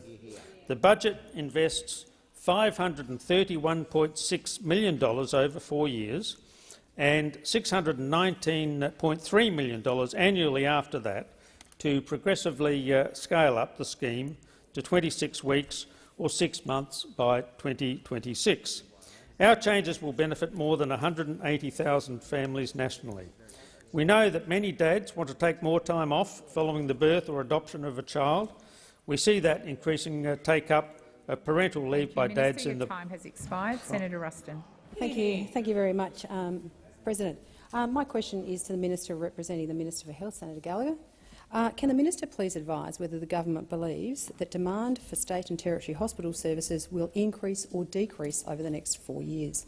Thank you, Senator Ruston. Minister. Thank you. I think I know where this might be going. We expect that hospital activity and demand for hospital activity will increase. There has been a decrease in activity because of the pandemic, and that has been reflected in adjustments through the activity-based funding arrangement. But we are expecting that demand for hospital services will continue to grow as we normalise back into a post-COVID world. I would also say that those adjustments in the budget don't take into account the extra funding that went through the COVID payments. Thank you, Minister. Senator Ruston, first supplementary. Thank you very much, Madam President. Could the minister please explain why, if she believes and states the government believes that there will be an increase in demand for hospital services, that there has been a $2.4 billion cut to hospital services that are being provided to the states and territories over the next 4 years, which they say is as a reflection of the reduction in the volume of hospital services that are demanded. Thank you, Senator Ruston. Minister Gallagher. Thank you. I would have thought, considering that you've recently been in government, that you would understand how the funding flows through in these. They are largely parameter adjustments that are based on the activity. They were on the activity that was advised through the activity-based funding. Well, that's the reality. That is the system that you have operated on. No, forecast activity and activity through the pandemic based on the data that the states and territories provide to the Commonwealth is reconciled through the budget process. It doesn't take into account the extra funding that has and will continue to be provided through the special payments under the COVID arrangements. And as people would know, through the very successful National Cabinet, we continue to work with the states and territories over pressures more broadly in the health system, including a broken primary care system, which you guys oversaw. Senator Ruston, second supplementary. Thank you very much, President. Well, in confirming that there is a $2.4 billion cut to hospital funding, can the minister please explain why the government has decided that Victoria is to pay $2 billion of that $2.4 billion cut to hospital funding?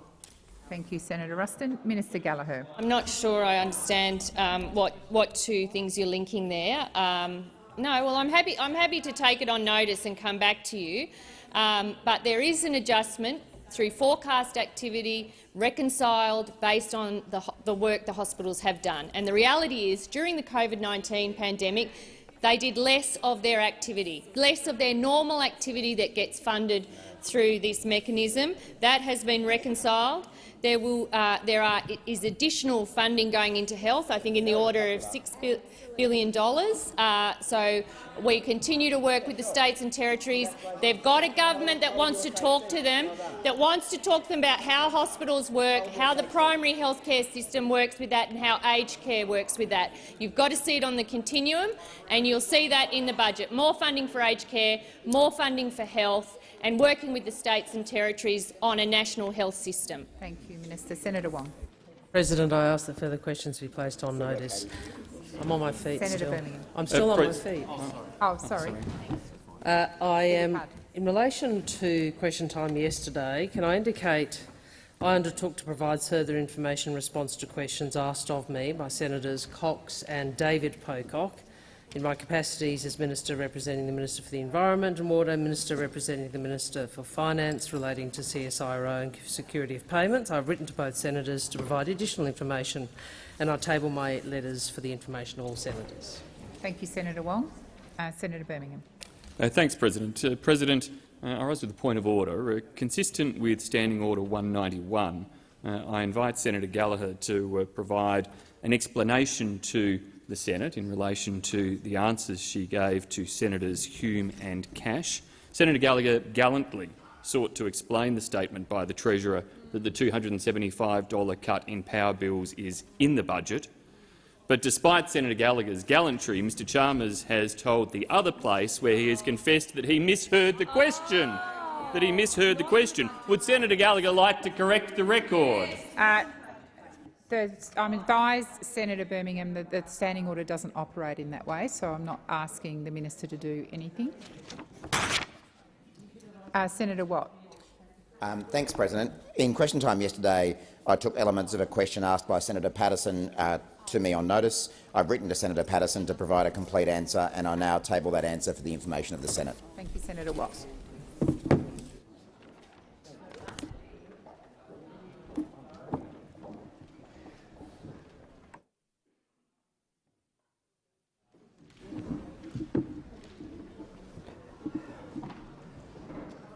Are there any motions to take note of answers?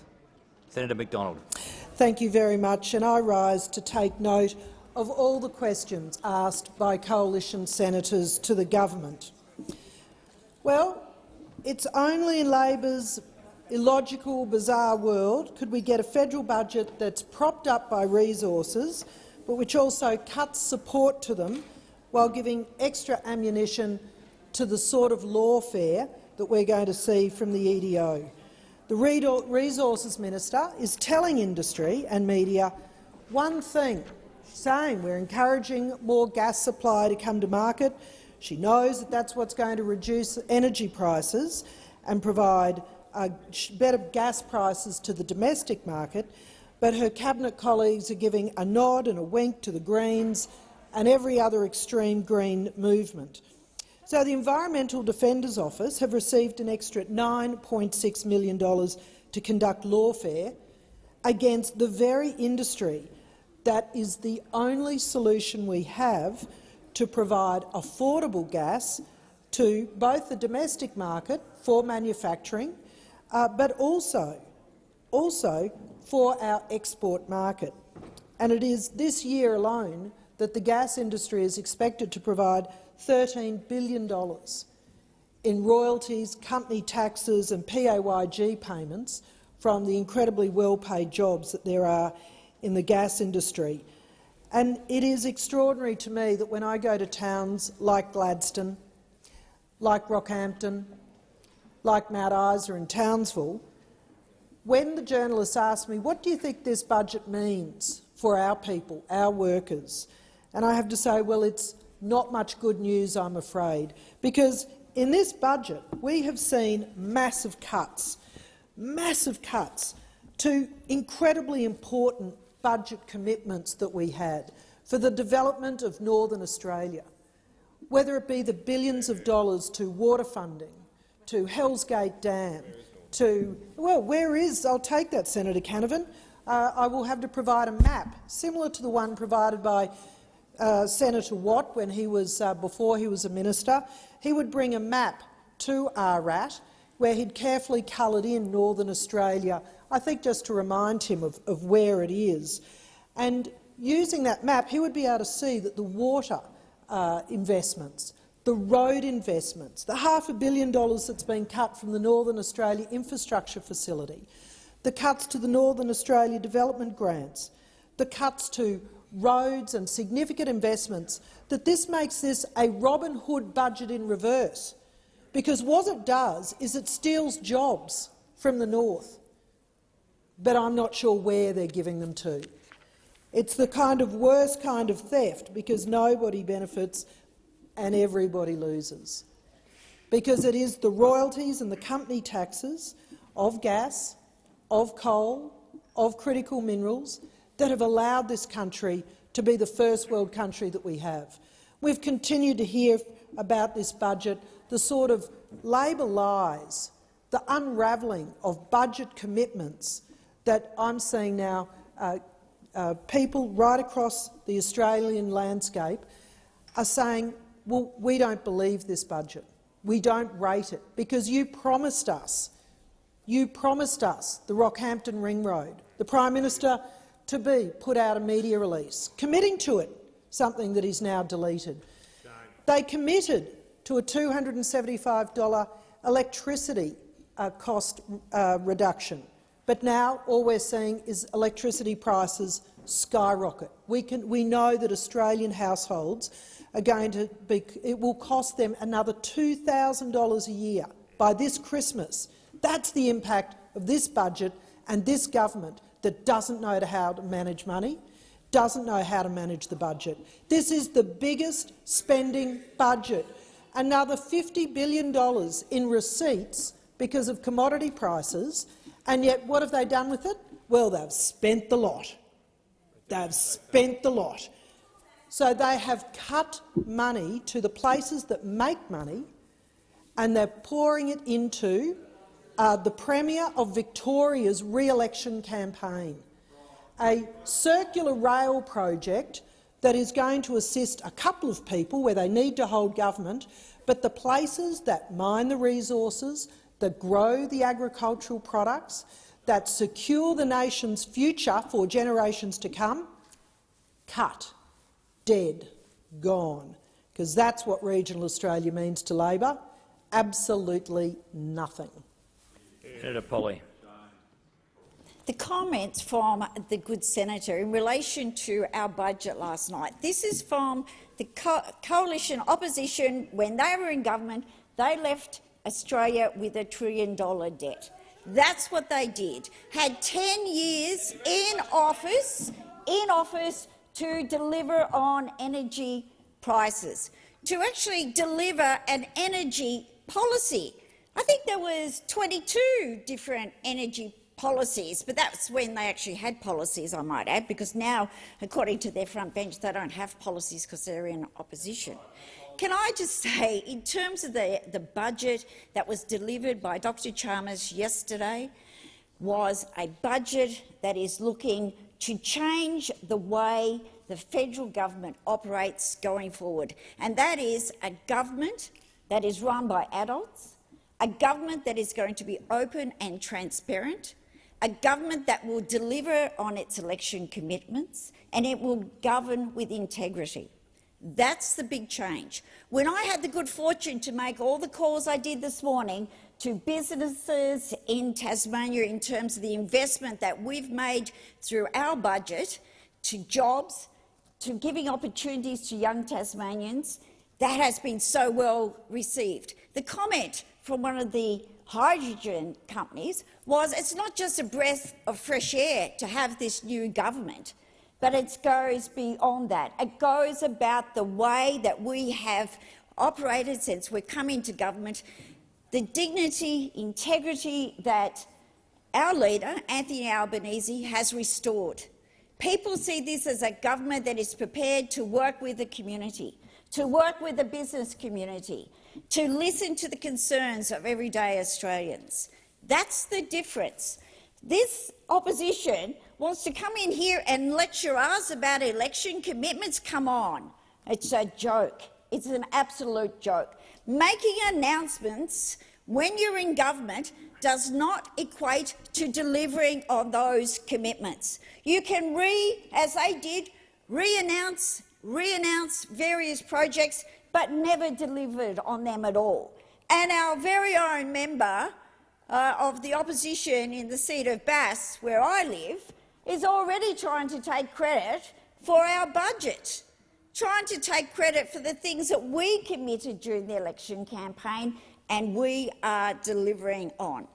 Now, when we talk about energy prices, Marinus, that has just been announced by this government, that was able to draw together a deal between, yes, the Victorian Labor government, but guess what? The Tasmanian Liberal government signed up with the federal government because they recognised there was such a change of attitude by the new government. Now, Turnbull government couldn't deliver Marinus for Tasmania and for the benefit of the entire country. Neither could Scott Morrison, after the years of his failings, was unable to deliver that. That's just one example. And we all know in this chamber, because I've spoken about it many, many times, renewable energy, the home for that is in fact in my home state of Tasmania. We know how important renewable energy is to this country. We know how important it is to our state, but we want to be part of the future to deliver better outcomes when it comes to energy. We on this side of the chamber have always argued for more money, more resources and a commitment to climate change and addressing the needs of our country in relation to climate change. But we've delivered not only in terms of cheaper childcare, cheaper medicines, more paid parental leave, expanding that opportunity for both mums and dads, more affordable housing. We're actually restoring opportunities for people in regional Australia to go to TAFE. We want affordable housing for all Australians to be able to access. But what we have done and what we will continue to do, and that is to find the waste and mismanagement under the former Morrison government. But what we are doing is we're not using colour coding to allocate grants. They will be done on the needs basis, on business cases that are put to us that can demonstrate it's of benefit to that community. That's how a government should act, how we should govern, and that's how the Albanese Labor government will continue to govern this country. Senator Fawcett. Thank you, Mr Deputy President. Look, the people of Australia are not all that concerned about the cross-chamber rhetoric that occurs in here. They're actually concerned about outcomes and the things that make a difference to their daily lives. And what they're seeing at the moment is headlines in the Adelaide Advertiser that was saying that power prices will increase by some 35% over next year. And now, in the context of this budget period, estimates that power prices will increase, in fact, by around 50%. And for many families in Australia, that is crippling in terms of their ability to pay their power bills as well as the other aspects. So the question for them is, if this is the forecast, if this is happening, does the government have a plan to actually address the cost of living? Does the government have a plan that will help families? And the minister, in answering the question that was put to her, talked about two things. One is the Powering Australia plan, and the importance of the transition which is occurring, which the claim was that the government is all across and is following the transition that's occurring overseas. Well, I'd just like to point to overseas. Media reports this week in the UK are highlighting that more than half of UK adults are struggling to pay their power bills. And in Germany, some 4.2 million Germans are seeing electricity bills this year rise by over 63%. Now, a lot of people have said, well, that's because of the war in Ukraine. But if you go back through the media from energy organisations in Germany, in fact, 2021, which was before the war in Ukraine, Germany saw the highest increase in their power costs on record. Now, Germany is often held up as a leader in this so-called transition of power, and if Powering Australia's plan is following Germany's lead, then it's not a good outlook for Australian people. South Australia is also sometimes held up as an example in terms of the penetration of variable renewable power. But when I speak to industry figures in South Australia, they highlight that one of the ways that the market operator manages power supply there is by managing demand. And the impact on industry in terms of forced shutdowns and lost productivity is measured in the tens of millions of dollars. And so there is a cost to that kind of management when you have a high penetration of variable renewable energies. And that cost to industry also means then there is a risk to jobs and job security, which is another factor that families are concerned about. The key point that Australians need to understand is that the science of climate change and the narrative and the rhetoric that has led to the commitment towards net zero and the Powering Australia plan is not actually representing the latest science. The OECD NEA report that was issued in April this year highlights, and this is on the basis of work they've done with the International Energy Agency and others, so world-leading engineers and economists, they have highlighted that wind and solar will not get us to net zero and will likely send us broke if we try. And as they work through all the systems costs, they come to the same conclusion that the IPCC and others have come to in all of the various scenarios that they model, that if the world wants to get to net zero, then as you start constraining emissions, you reach an inflection point where the cost of firming starts to go exponential. And that's what we're seeing in Europe. That's what we are starting to see in Australia. And the answer that the IPCC and the OECD and the IEA have come to is to point to the fact that as they look around the IEA member nations, the lowest cost of power, considering not only levelised cost but systems cost, is long-run nuclear power.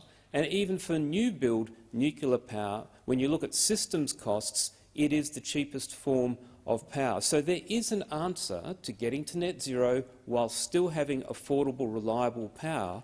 But what it requires is for people to say wind and solar have a place, but it is not the answer. There is a need for firming with a clean, reliable source, and the best engineering and economists in the world tell us that the cheapest and most affordable way to achieve that is to remove the prohibition we have on nuclear power and to invest in Australia's future.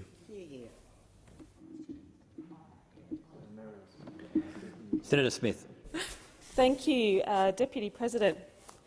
I'm pretty pleased, actually, with this taking note today. It's good to have an opportunity to come in and talk about the budget. I'm really proud to talk about our budget, and I'm really proud to be part of a government which, after only a few months, is already delivering for Australians. And it must really suck to be part of a government for a decade and deliver so little for Australians. This is a good position to be in. Look, Dr Chalmers handed down a budget last night which delivers responsible cost of living relief. Really important. Targeted investments to build a stronger and more resilient economy, and budget repair which looks to address the waste and the rorts of the last decade, sensible, reasonable initiatives to get the budget under control, whilst also making sure that we provide that support for Australians in need. And let's talk about some of these cost of living measures. One of my favourite topics, let's talk about early learning. Because in this budget, we deliver on our commitment to make early learning more affordable for 1.26 million families. 1.26 million, Senator Chacon, I'll take that interjection gladly, 1.26 million Australian families.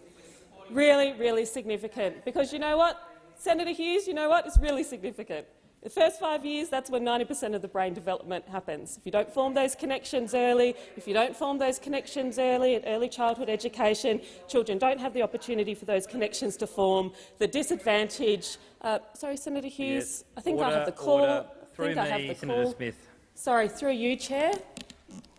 I think I have the call. Yes. Early childhood education, incredibly important, 1.26 million more. Through you, Chair, I think I have the call. You do have the call. Do I have the call, Senator Hughes? I have the call. Thanks. No, I'm not giving Senator Hughes the call. I'm just ordering her to order. Okay. Shall I continue? Please proceed. It's my opportunity, not Senator Hughes. I'll go back. Early childhood education, 1.26 million more families will have access to more affordable early learning. A huge difference to children's lives, a huge difference to parents' lives.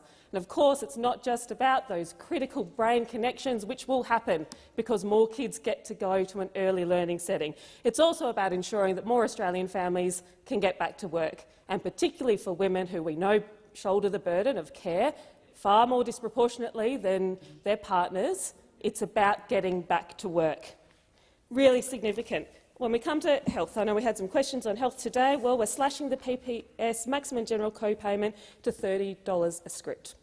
Again, after a decade of failure on healthcare, of undermining Medicare, of undermining our public healthcare system, Labor is putting money behind our commitment to bring back Medicare to the prominence and the significance it deserves. A fundamental feature of our society is being able to access affordable healthcare, free healthcare indeed, when you need that assistance. It's been undermined by those opposite for a decade. We're making serious investments in our public healthcare system, investments I am deeply proud of. We've got more, 480,000 fee-free TAFE places, 20,000 university places for disadvantaged Australians. And yes, our Powering Australia plan, investing in cheaper, cleaner energy after a decade of no policy from those opposite— oh no, sorry, 20 policies, I think. Was it 20? Was it 20? None? I can't remember. Definitely no strategic policy direction, possibly 20 policies which never managed to see the light of day. So, serious investment and stability when it comes to climate policy, which we know is what the private sector has been calling out for a decade, to guide investment, to guide those decisions.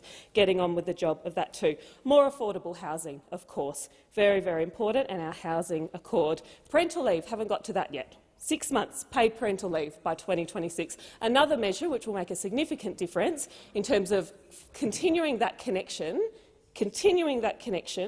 between women and the workforce, and encouraging both partners, to take time in those critical 6 months to spend more time with their children. And these are just some of the big announcements, right? These are some of the big announcements when it comes to cost of living. In my home state of South Australia, we've made more commitments, which we have funded responsibly, but for really, really important things. Things like rebuilding the Yardoo Health Clinic in Ceduna. Things like community batteries, another really significant project. This budget is taking responsible efforts to combat cost of living crisis before us. I'm really proud of it, proud to be a part of a government that works and turns up and does something. Senator Hughes. Thank you, Mr Deputy President. Well, I mean, look, before I go into what I was originally going to speak about, I might point out to Senator Smith that this budget is going to spend $4.5 billion in childcare to not create one new spot. Not one new spot. Now, one new spot of childcare not being created under $4.5 billion worth of spending. And for those of I understand Senator Smith's children are very young, so she may not have gone through this process. Mine are a bit older. There's nothing for me in the budget for older children, by the way. It's only good if your kids are really little and you want to send them to childcare. But what's going to happen, and I think we're going to see this next year, is that families that are currently in childcare will probably go from 3 days to 4. because most childcare centres have their books closed. So there are no new spots being created, no new centres, nothing. $4.5 billion to allow families to go maybe from 2 days to 4 or 3 days to 4. And it'll be really interesting when we have a look at this in the next 12 or so months and see how many new childcare spots were created, because it's a big, fat zero. $4.5 billion for the families already in childcare, not creating one more new spot. Nothing for the parents and the families that want to stay at home with their children. There's 6 extra weeks they've added to pay a parental leave scheme, 6 weeks.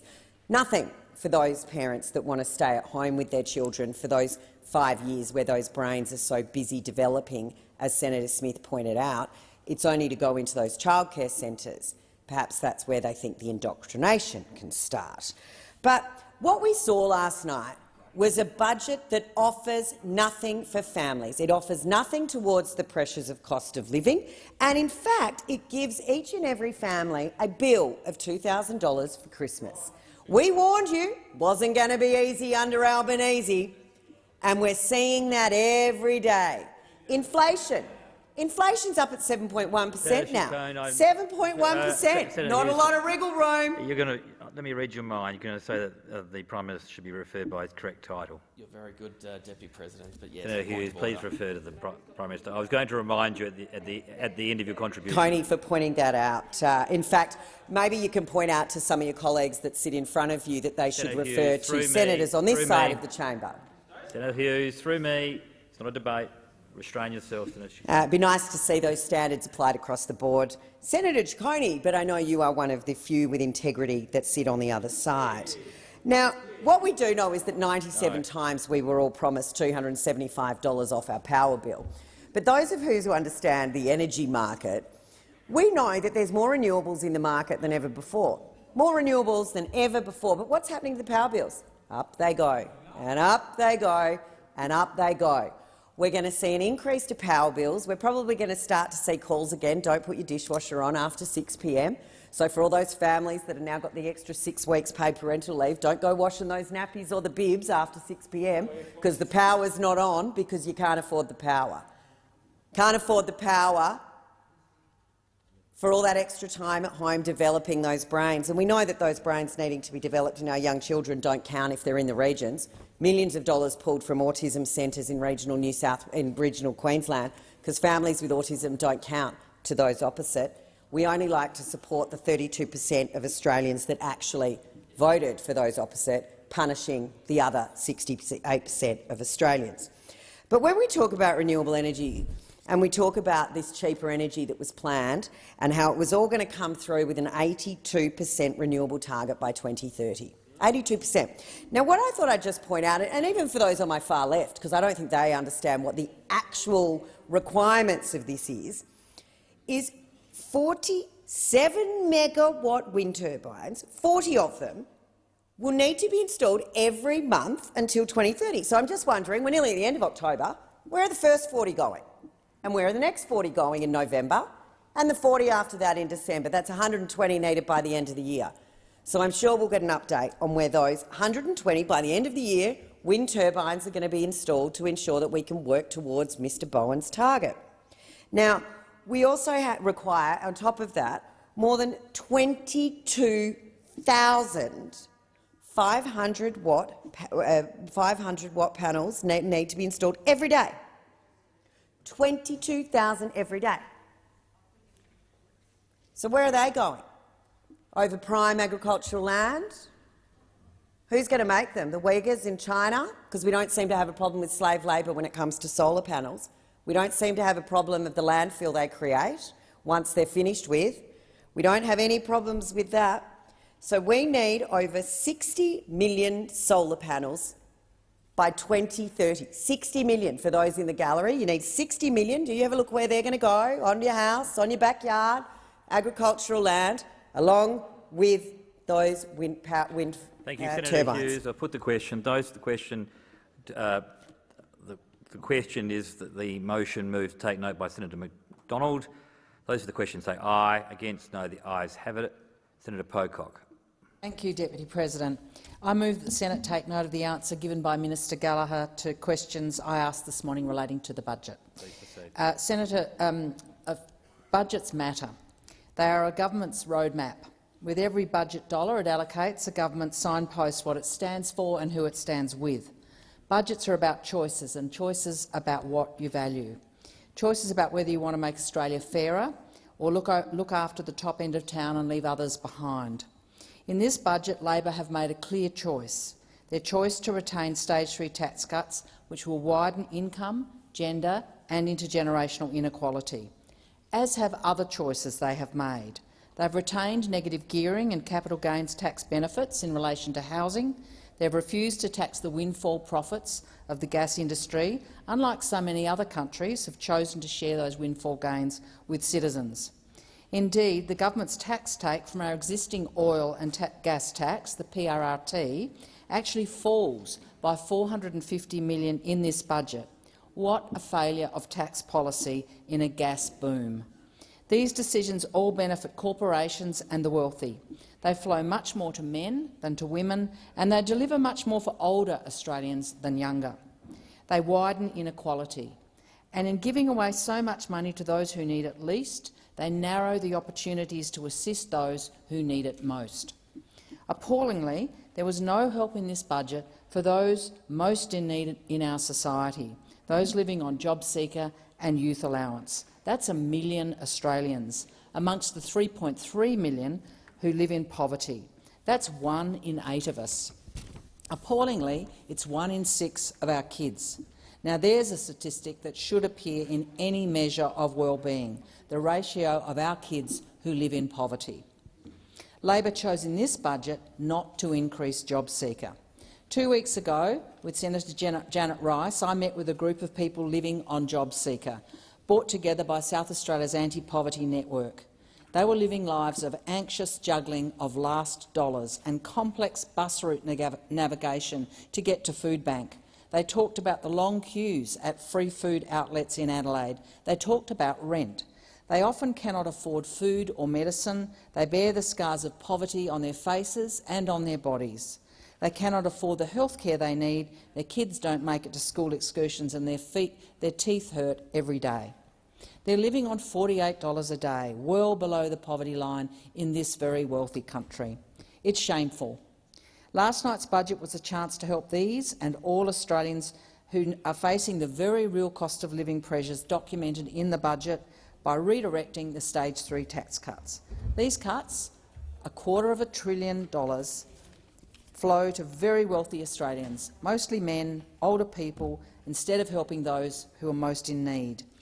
The Stage 3 tax cuts, or a windfall tax on gas, or cutting back on housing or super tax breaks, there are a lot of unfair taxes to choose from, could have been used to help Australians. Australia does not have a tax revenue problem. It has a priorities problem. It has a courage problem. It has a leadership problem, and it has a failure to stand up to sectional interests problem, whether it's coal, oil and gas or other vested interests. The cost of living crisis is real, rising rents, power, food, all against the background of flatlining wages, falling growth and rising unemployment. Why has the Labor government stuck with a $9,000 annual tax cut for the very wealthy, striking a real blow against Australia's progressive income tax system, while leaving low-income families struggling to pay for food and power? There is no economic theory or evidence to support the idea that giving older, wealthy Australians a tax break, men mostly, will increase their work participation, increase productivity, increase GDP. None of that. There is, however, a powerful bucket load of evidence that says helping women get to and stay in work, helping working carers, has a massive effect on work participation, productivity and GDP, and gender inequality. We can make a difference for our kids and for women. In this budget, we could have done many things and made a real difference for those at the bottom end of our society, helping them face cost of living pressures and narrowing inequality. Instead, Labor have backed in a tax measure that mostly benefits wealthy men while offering women no superannuation on their paid parental leave, no matching of their normal pay rate in their paid leave, and making them wait 4 years to just get 26 weeks of paid parental leave, which is half the international standard. we can do so much better. I'll put the question to the motion moved by Senator Pocock. Those for the question say aye. Against no. The ayes have it.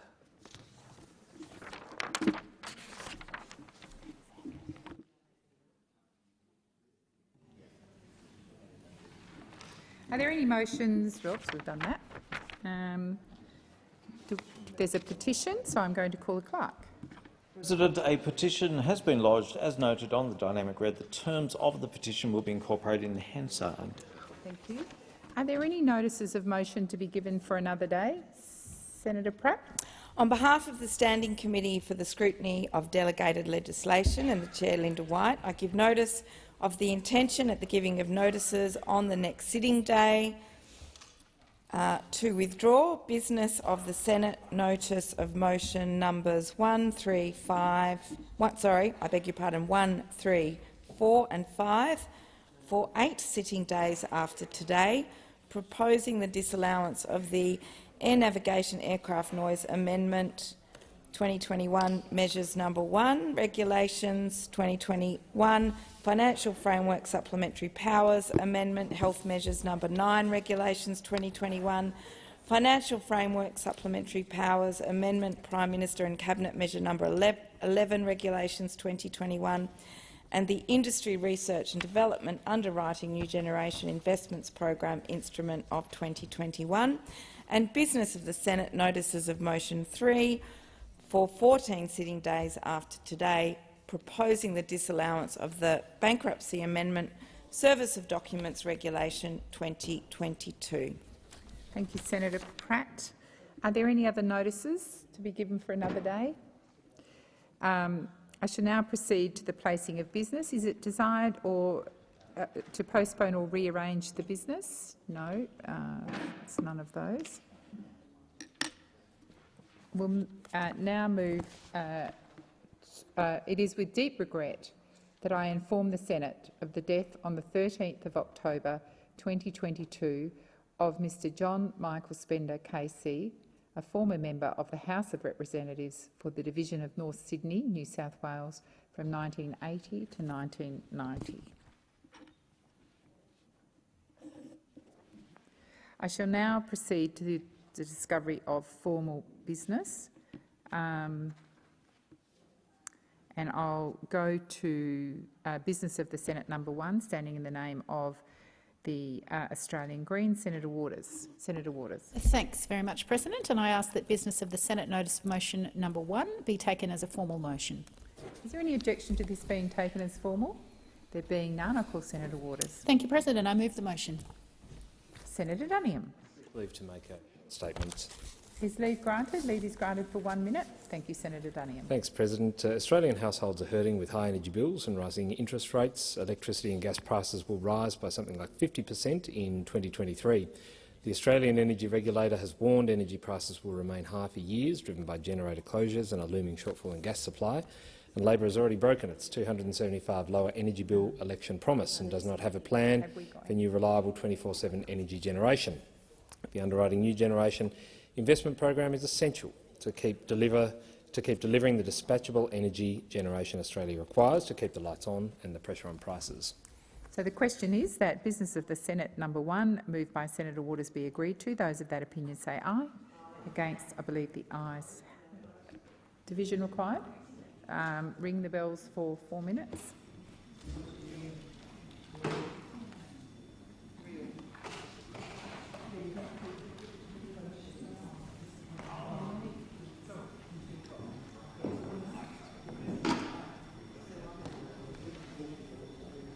No, no.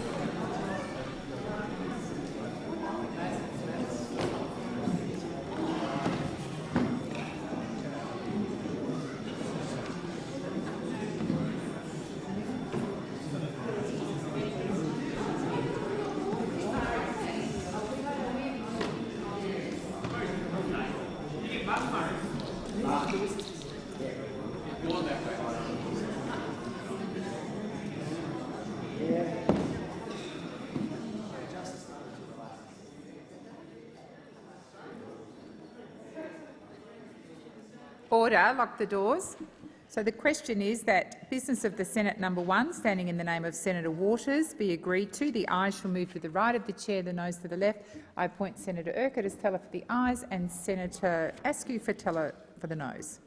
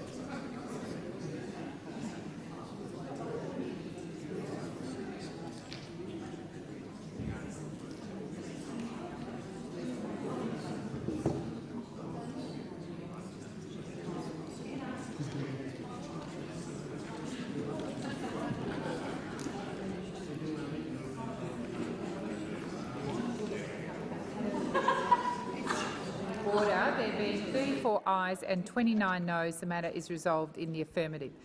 Senators, I am advised there may be a couple of other divisions. So I'll now move to general business, notice of motion number 68, standing in the name of Senator Colbeck. 68. On behalf of Senator Colbeck, I ask that general business notice of motion number 68 be taken as a formal motion. Is there any objection to this motion being taken as formal? There being none, I call Senator Askew. I move the motion. So the question is that general business notice of motion number 68 be agreed to. Those of that opinion say aye. Against? No.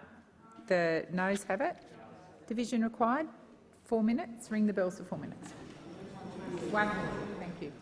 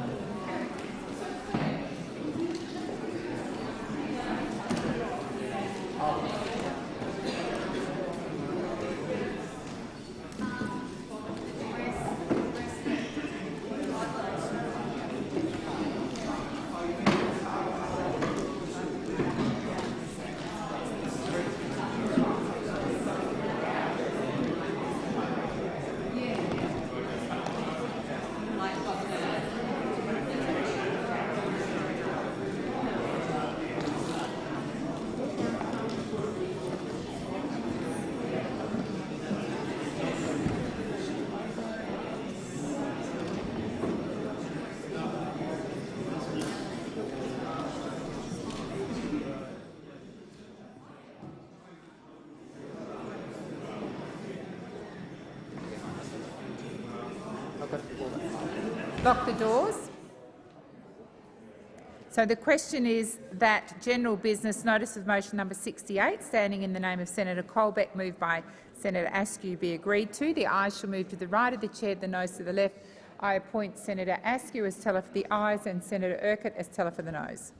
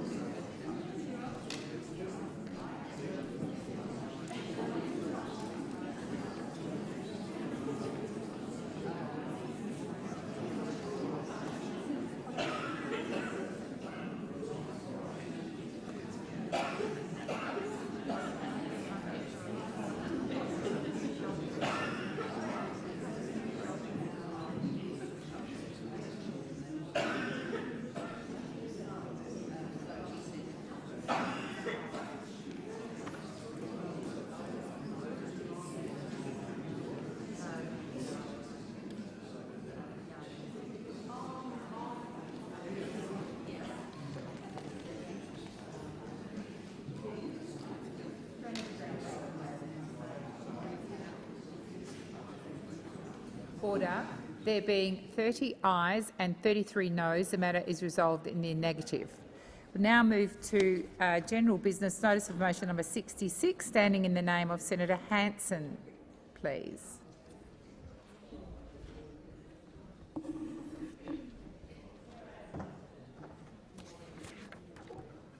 I ask that general business notice of motion number 66 be taken as a formal motion. Is there any objection to this motion being taken as formal? There being none, I call Senator Hanson. I move the motion. Senator Ruston. Leave granted. Leave is granted for 1 minute. Senator Ruston. Thank you, President.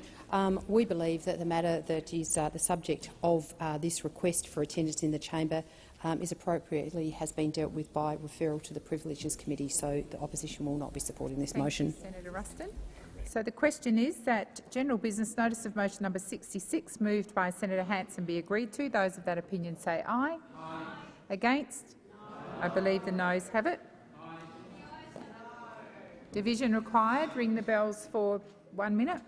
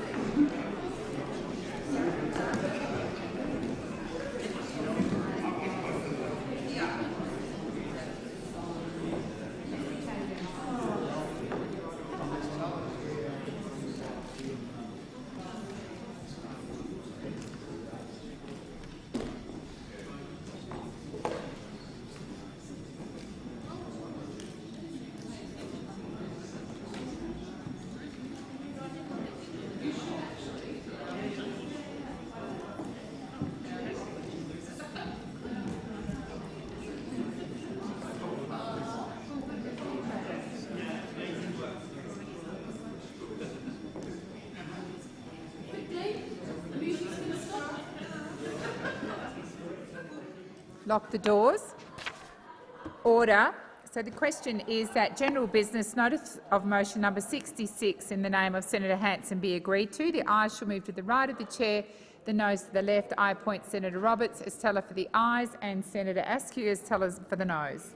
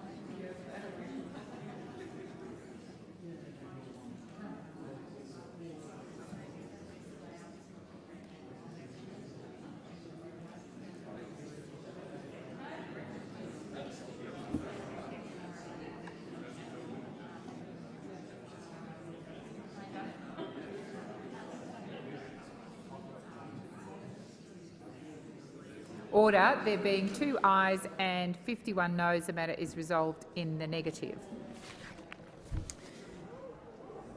The next lot of just advise senators there's a group of order for production of documents which are grouped together. I'm going to deal with general business notices of motion number 61 to 65, standing in the name of Senator McDonald.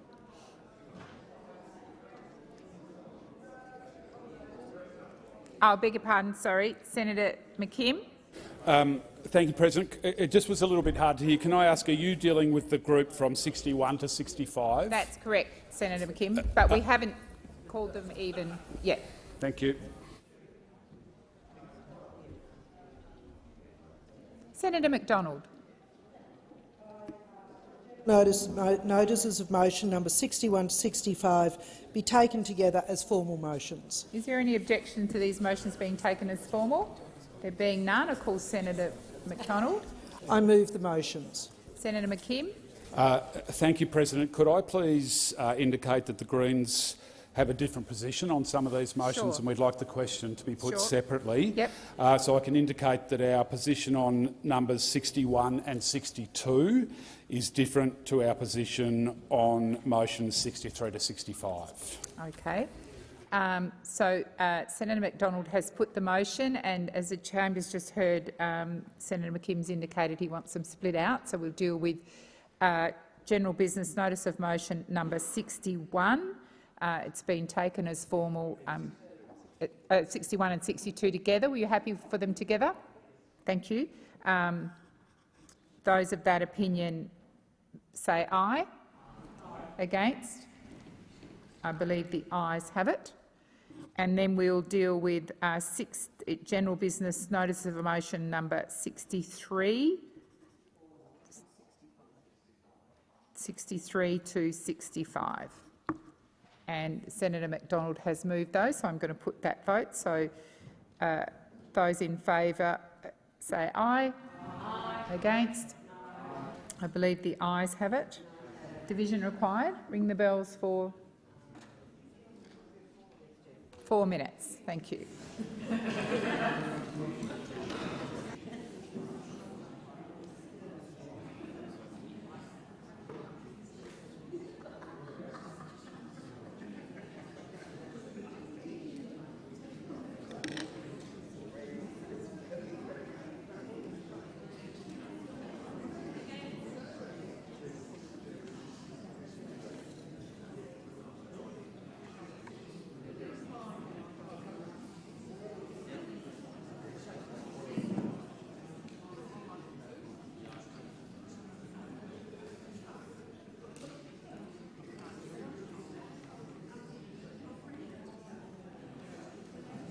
Order. There being 40 ayes and 19 noes, the matter is resolved in the affirmative.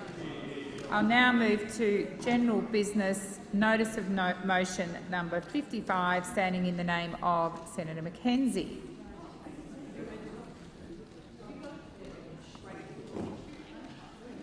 Senator Askew. Senator McKenzie, I ask that general business notice of motion number 55 be taken as a formal motion. Is there any objection to this motion being taken as formal? There being none, I call Senator Askew. I move the motion. Senator Chisholm. Short statement. Is leave granted? Leave is granted for 1 minute. Senator Chisholm. Our budget delivers on our plan the Australian people voted for. The budget contains billions of dollars for major investment projects in our cities and in our regions, in every state and territory. The Albanese government wants Australians' regions to thrive. Importantly, the government is delivering 2 new regional programs worth $1 billion, working with communities and local councils to invest in infrastructure in a way that is transparent, fair and more sustainable. We are working with local communities to deliver sound and planned infrastructure in regional Australia that creates jobs, builds opportunity and unlocks economic growth and productivity. It's a responsible budget that starts to clean up the mess the Liberals left behind and begins to build the better future the Australian people and people in regional Australia deserve. Thank you, Senator Chisholm. So the question is that general business notice of motion number 55, standing in the name of Senator McKenzie and moved by Senator Askew, be agreed to. Those of that opinion say aye. Aye. Against? I believe the ayes have it. Division required. ring the bells for 1 minute.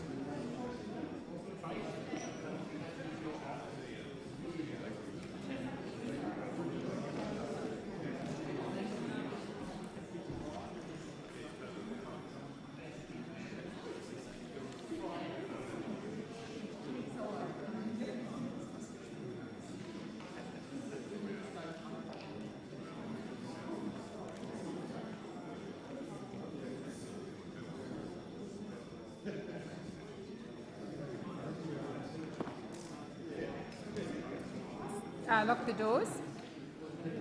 So the question is that general business notice of motion number 55 standing in the name of Senator Mackenzie, moved by Senator Askew, be agreed to.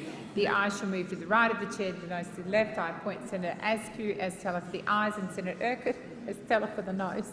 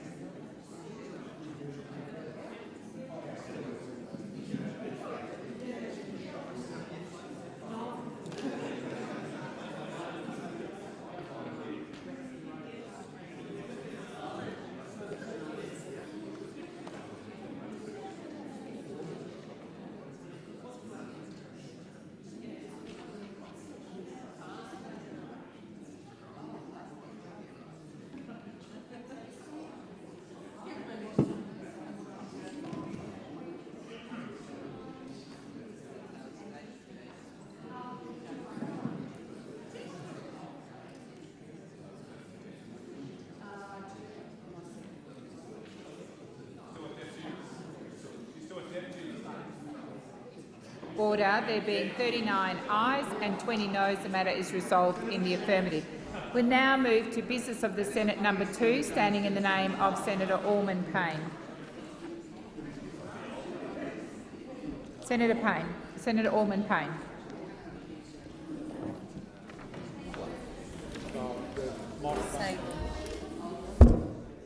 Thank you, President. I ask that the business of the Senate notice of motion number 2 be taken as a formal motion. Is there any objection to this motion being taken as formal? There being none, I call Senator Allman Payne. I move the motion. Senator Chisholm. If to make a short statement. Leave is granted for 1 minute. The government will be opposing this disallowance motion.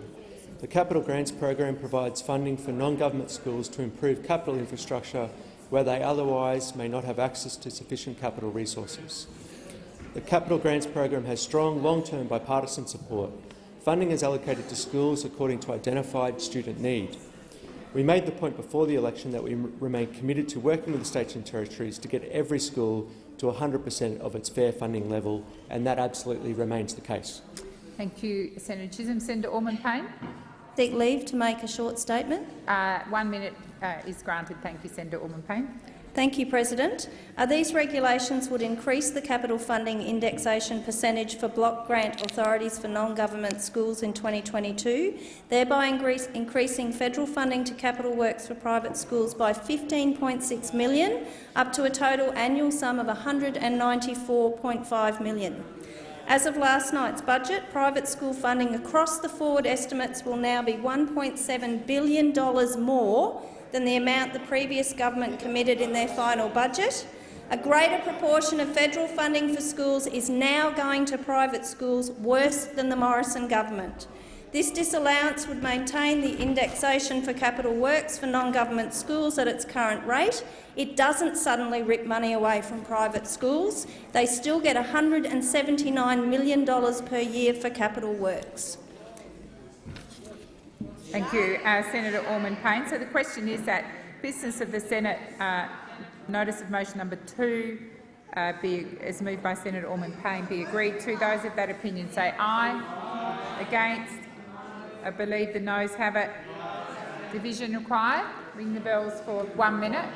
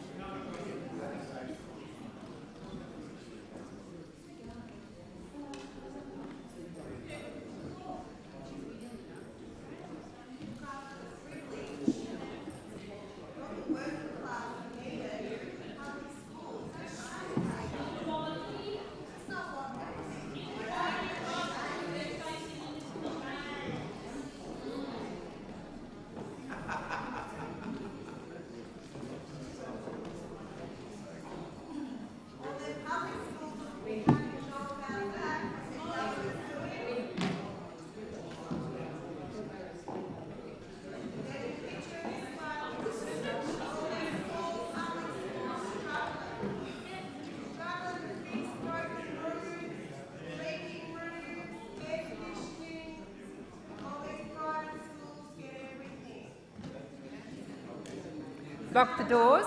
So the question is that business of the Senate notice of motion number 2 be agreed to. The ayes shall move to the right of the chair, the noes to the left.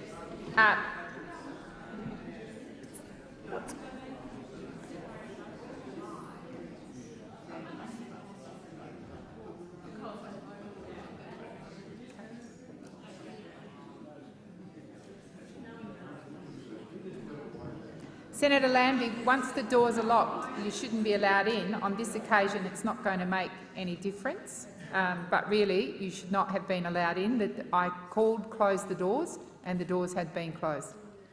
I'll put the motion again. Business of the Senate, number 2. The ayes shall move to the right of the chair and the noes to the left. I appoint Senator McKim as teller for the ayes and Senator Askew as teller for the noes.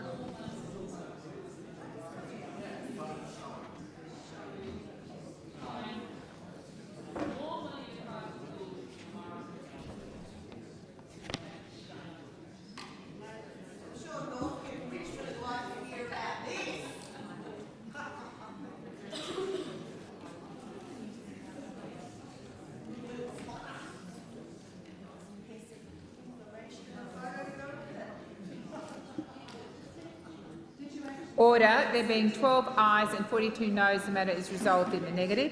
I now am moving to government business number 1, standing in the name of Senator Gallagher.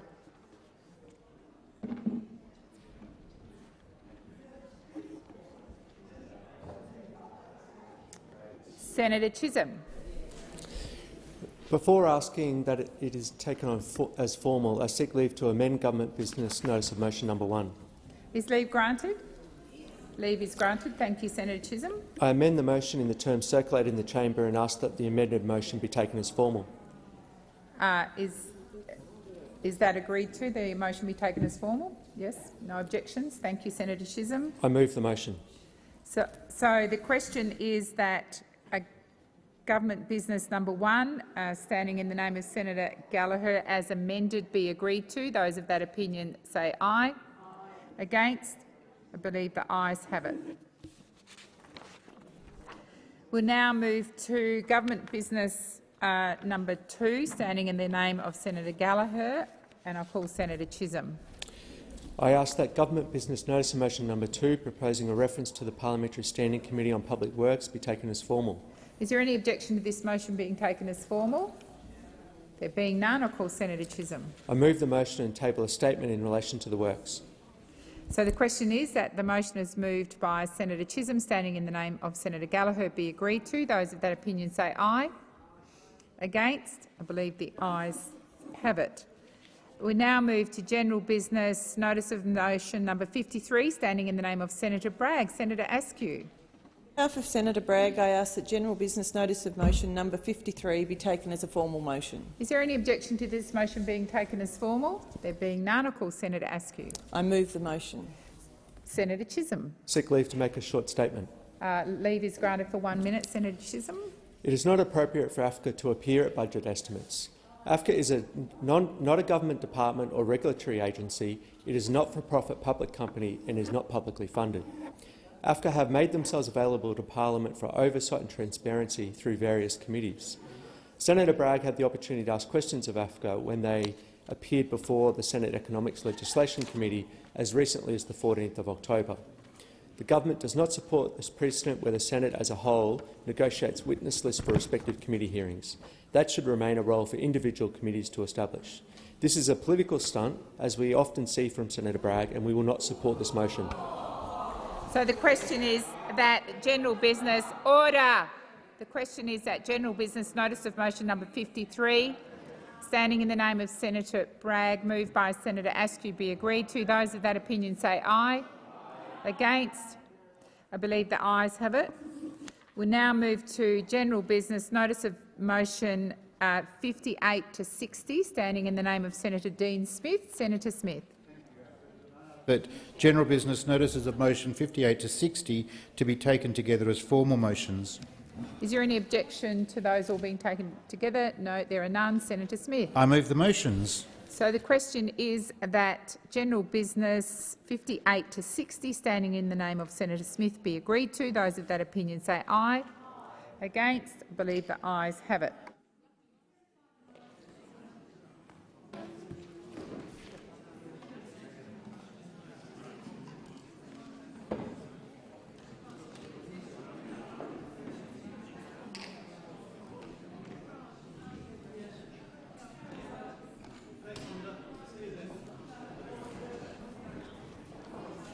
The following proposal from Senator David Pocock has been received under Standing Order 75.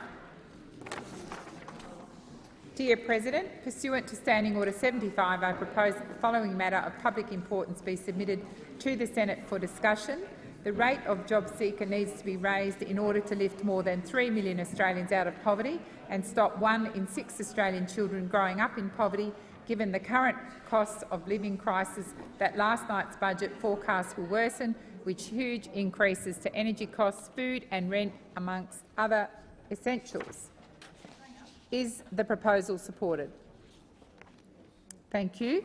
I understand that informal arrangements have been made to allocate specific times to each of the speakers in today's discussions. With the concurrence of the Senate, I ask the clerks to set the clocks accordingly, and I call Senator David Pocock. Thank you, President. Behind some of the welcome and big-ticket items in last night's budget, like the new housing accord that aspires to deliver 1 million homes over the next 5 years, expanded childcare subsidies, more paid parental leave and cheaper medicine, there lies a bigger, much more worrying story. A story of rising inflation, rising interest rates, slowing GDP growth, rising unemployment, and rising cost of living across the country. The last one is a real killer. A 56% forecast rise in electricity prices, a 44% forecast rise in gas prices, a jump in both groceries and rent. The Treasury is saying we're unlikely to see a rise in real wages for at least another couple of years. But despite this acknowledgement, the government hasn't done anything in terms of raising the rate for JobSeeker, AusStudy or Commonwealth rent assistance. Now, I absolutely understand and commend the need for responsible economic management, to live within our means, and the many other phrases bandied around this place when it comes to the budget. But equally, I simply don't accept that we can let this crisis continue. The budget is about priorities, and what we've heard from the new Labor government in their first mini-budget is that the 3 million Australians living in poverty are not a priority. The 1 in 6 children across Australia who are growing up in poverty are not a priority to the new government.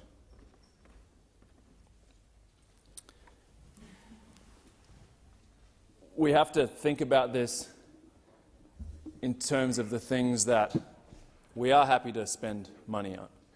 At a time when fossil fuel companies are pulling in record profits, we're still happy to subsidise them. We're still happy to pour money into things like the Middle Arm project, $1.9 billion here, a few billion dollars there for the gas industry. But yet when it comes to Australians in our communities who desperately need the support, we're silent. The government had an opportunity to increase JobSeeker. $48 a day is not enough to live on. We heard the government pat themselves on the back when that was indexed and went from $46 to $48. $48 is still nowhere near enough. And let's be clear, the choices that we make in this place and in the other place are keeping 1 in 6 children across Australia, one of the most wealthy countries in the world, living in poverty. This has huge implications, not just for those kids' future, but for all of our futures, to have 1 in 6 children growing up in poverty, to have 3 million Australians living below the poverty line. We know times are tough. Here in the ACT, our frontline services are stretched to breaking point. Food pantries have massive lines, are battling to get enough staff. People with jobs are struggling. So how do we not support people who are in between jobs, looking for jobs, trying to get their lives back on track and to get back into the labour market? I really implore the government to think more about this. You're governing for the Australian people.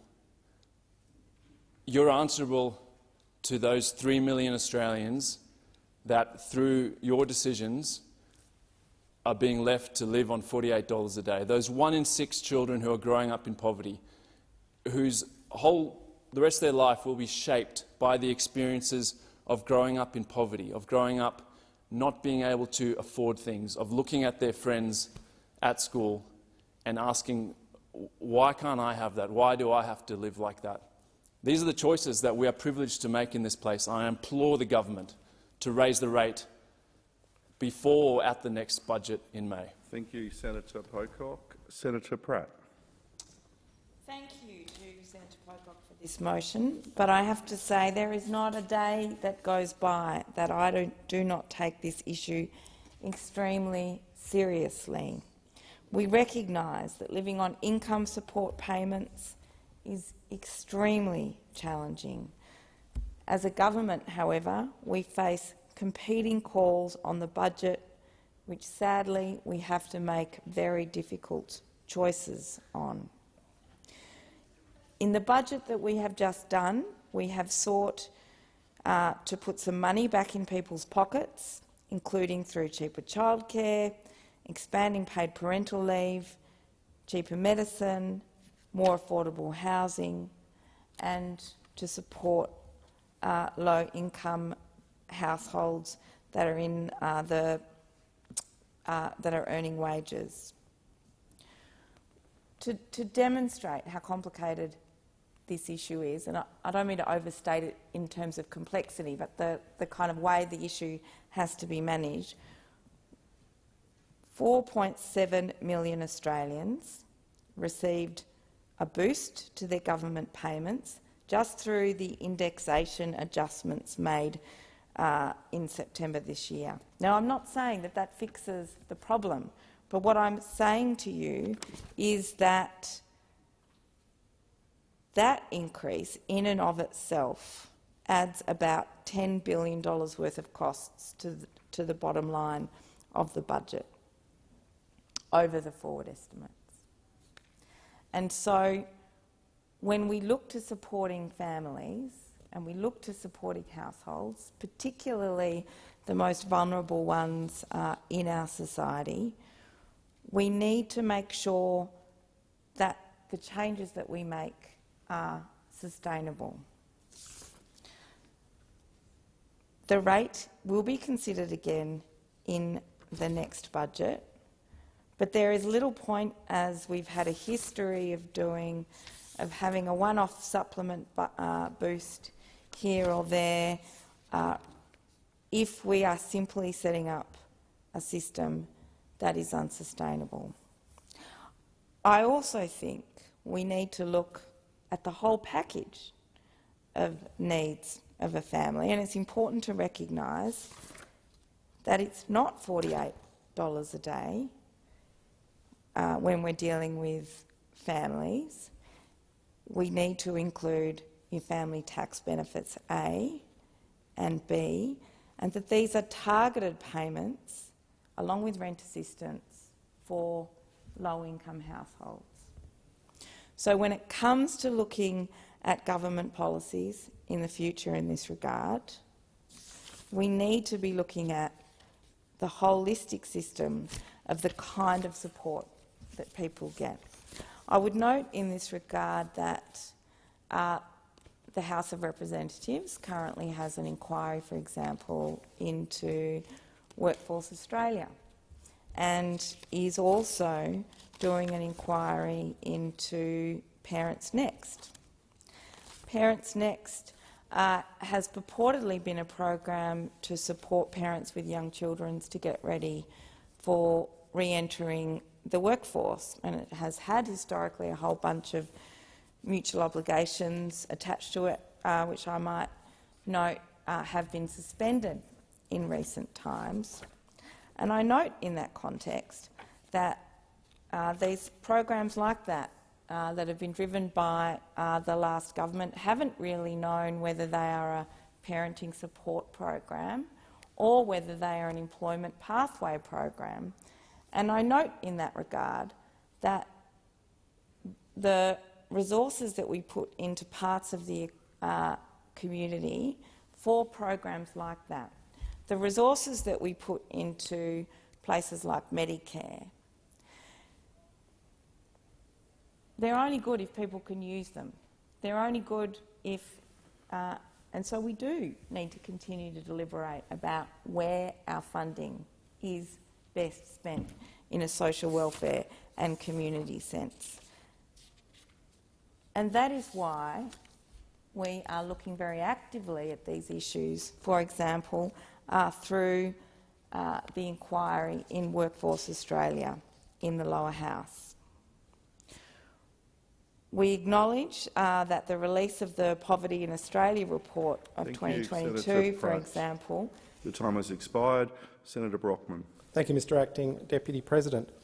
And I too rise to speak on this MPI. And I'll start through you, Mr Acting Deputy President, to the mover of this MPI, Senator Pocock.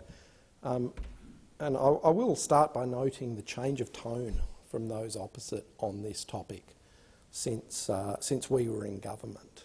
When they were sitting on this side, it was all very easy. It was all very easy to throw around promises, to make claims, to push barrows that could never be fulfilled when you have to take a responsible economic approach to the budget.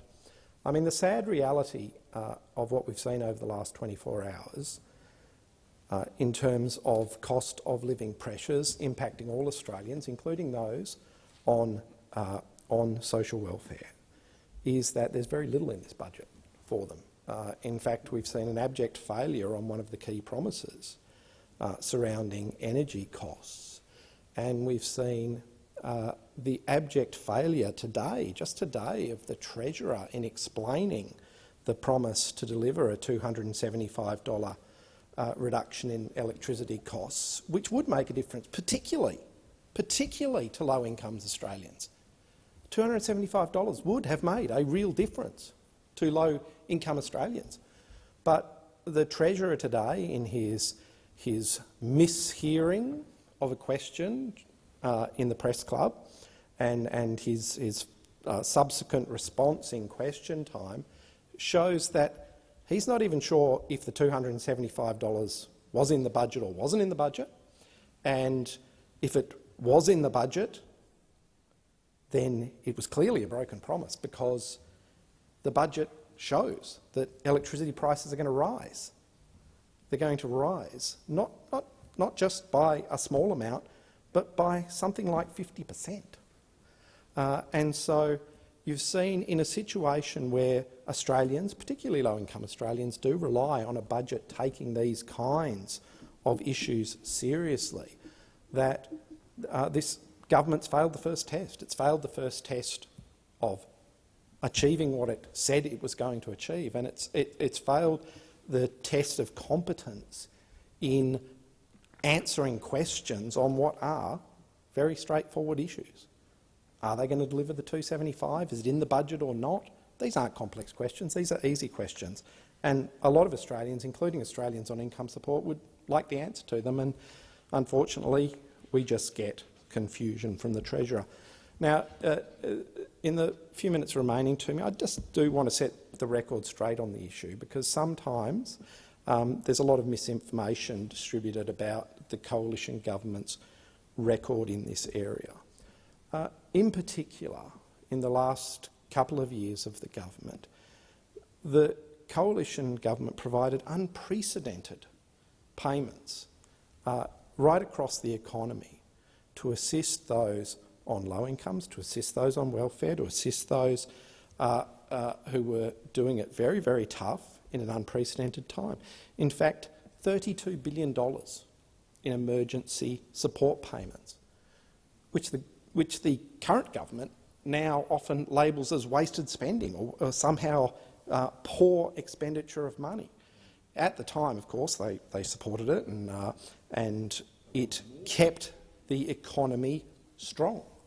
In fact, we delivered an economy that was in very good shape, an economy that was growing, an economy that had delivered record low unemployment, growing numbers of people in jobs, and extraordinary opportunities in the economy for people who were looking for a job. So the coalition government also delivered the first increase in support payments since, I believe, don't quote me on this, but I'm pretty sure I'm right, since 1986. So the coalition government actually had a very proud record in this area. We also made it clear to the Australian people that there were economic headwinds, including inflation, and that a sensible response by the Commonwealth Government was required as we shepherded the economy forward. Now, that is the challenge of the Labor government, and they failed the first test. Thank you, Senator Brockman. Senator Rice. Thanks, Acting Deputy President. Last night we watched the Treasurer, Dr Chalmers, and the Labor government deliver a budget that's going to give tax cuts of $9,000 a year to the wealthy, to billionaires, to everyone in this place. Tax cuts of $9,000 a year, while doing absolutely zero in the budget last night for the millions of Australians who are absolutely struggling to survive on income support.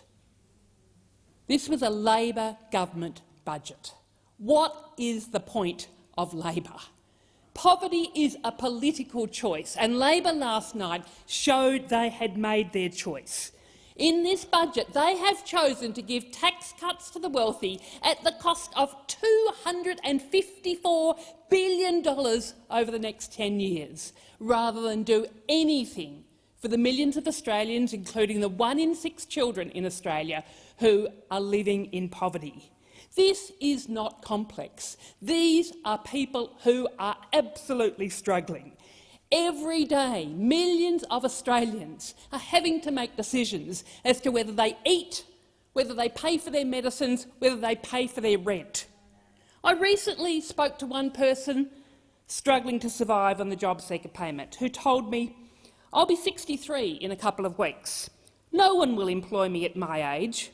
I went food shopping the other day. For the first time in my life, I contemplated shoplifting because I could not afford the food I wanted to buy." My next-door neighbour is older, an ex-tradie. His knees and back are gone due to hard work. He's a year away from the pension. He is shoplifting food to survive, and he's giving me some of it. I volunteered all my life, but due to a bad motorbike accident that almost severed my right hand 10 years ago, I've had to stop doing that. I was a volunteer wildlife rescuer. I volunteered for the Women's Hospital, the Children's Hospital, op shops.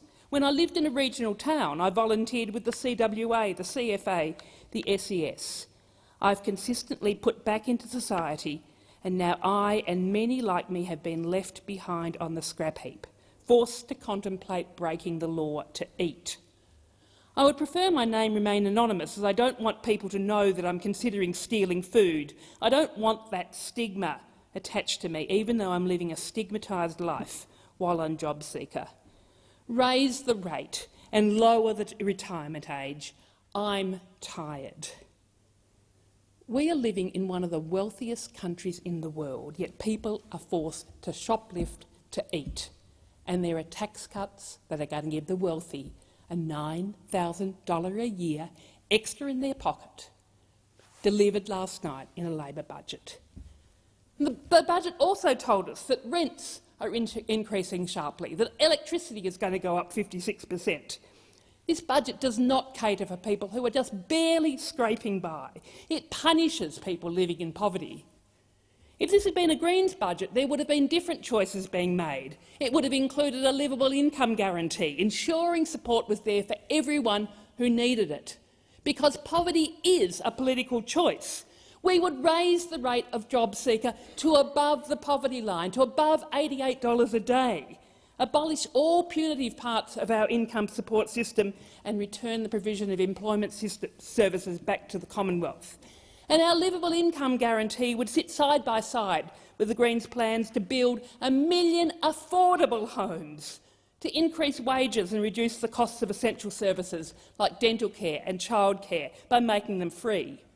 I mean, we know this is possible if we're willing to make the billionaires and the big corporations and the very wealthy pay their fair share, rather than giving them tax cuts. Instead, we are going to be paying out hundreds of billions of dollars in tax cuts. I mean, lifting people out of poverty can be done. We saw during the height of the pandemic the government double job seeker above the poverty line and abolish all mutual obligations. And during this time, people were able to improve their lives, meet their basic needs, and their mental and physical health improved.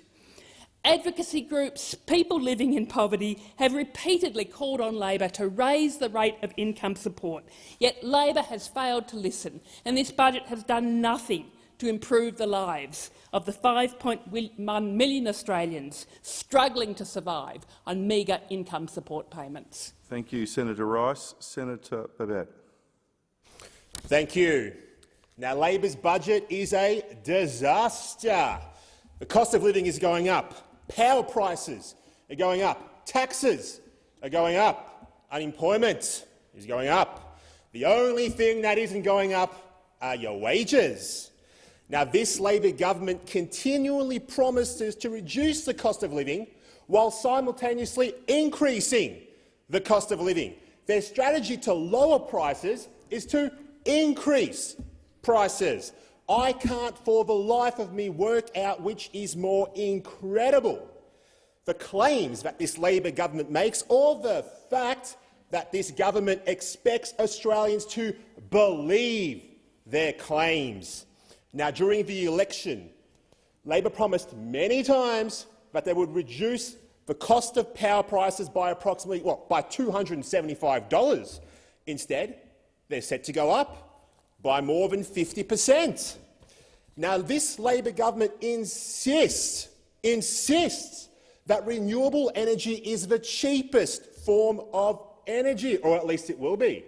Just as soon as they spend $10 billion here and another $10 billion there, you know what? There seems to be a direct relationship between how much of our money Labor spend on their renewable energy fantasy and how many times they assure us that it will result in cheaper power.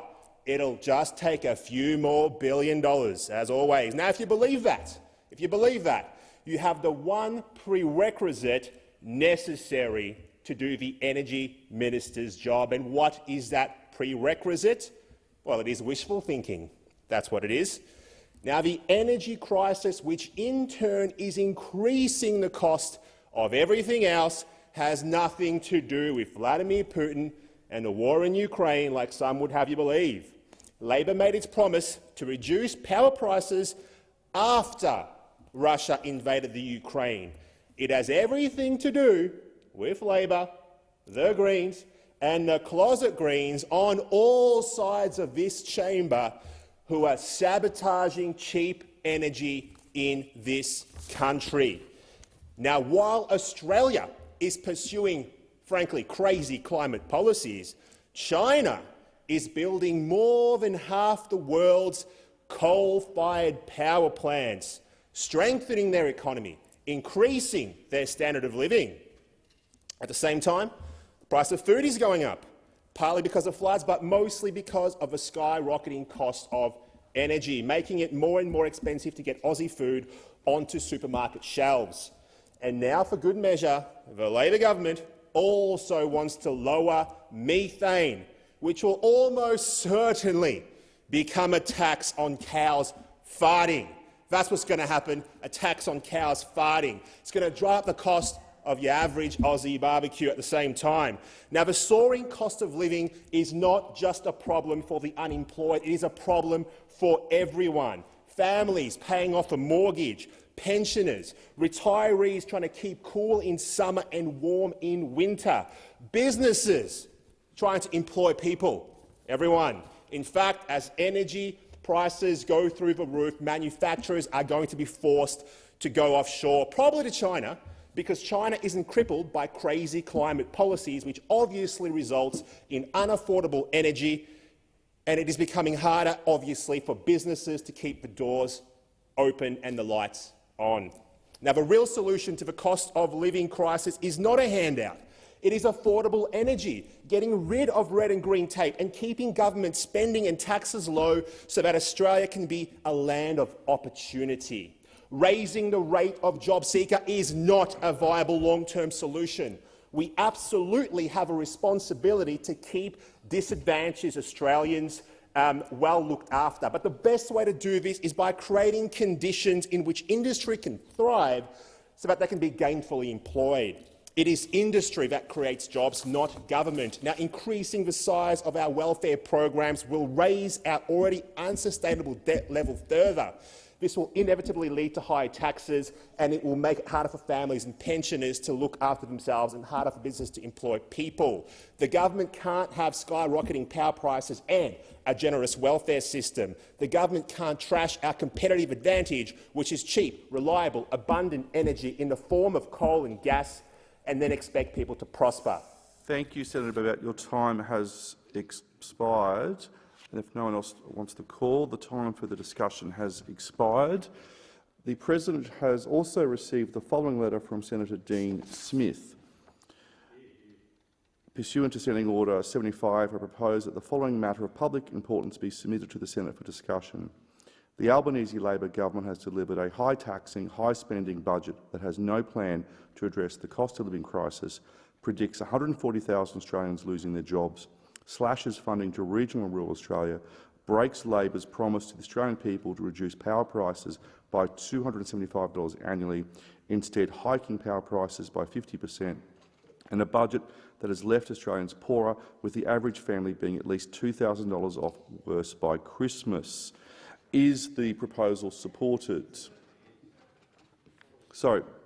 Could I just seek some clarification in terms of a vote on the motion from Senator Pocock? Is that— Senator Rice, it's a matter of public importance, so it wasn't a vote. Votes happen when there's a matter of public urgency. They're treated differently. So the proposal is supported. There were 5 people standing. I understand that informal arrangements have been made to allocate specific times to each of the speakers in today's discussion. With the concurrence of the Senate, I ask the clerks to set the clock accordingly, and I call Senator Dean Smith. Thank you, Mr Acting Deputy President. I hope Australian families know how to swim, because the Labor Treasurer of just 6 months standing, Mr Jim Chalmers, has thrown them in the deep end and is not offering them a lifeline. Not offering them a lifeline. This afternoon, you'll hear Coalition senators, Labor senators, make their contributions, their observations about last night's budget. But let me share with the chamber what the Daily Telegraph had to say today. Bugger all. That's what the budget does to combat intense cost-of-living pressures being felt right now. But Jim Chalmers argues new immediate help would do more harm than good by adding to inflation. No lifeline for Australian families. The Financial Review this morning said the Albanese government has warned of hard days to come as it laid the groundwork for an agenda of tax increases and spending cuts, with a federal budget that forecasts debt and deficit over the next decade to be worse than just 6 months ago, and no lifeline for Australian families. The Australian newspaper has said today Jim Chalmers puts hard calls on hold in a forgettable economic statement. I think Labor took a huge liberty last night, took a huge liberty over the last 6 months by preparing the country for a budget which at best was an economic statement, at worst provides no confidence to Australian families as they face the very real, immediate impacts of rising cost of living. And then finally, Sky News has said this budget is about giving with one hand to families and telling them on the other hand power prices are going to take it away again, if not more. 6 months ago, Australian families put their faith in Labor. Labor's narrow election victory carried the hopes of many ordinary Australian families, and what they got last night, the news that they woke up to this morning, is that the priorities and the needs of Australian families are of no interest to Labor, are of no interest to Anthony Albanese, are of no interest to Jim Chalmers. What did the budget say last night?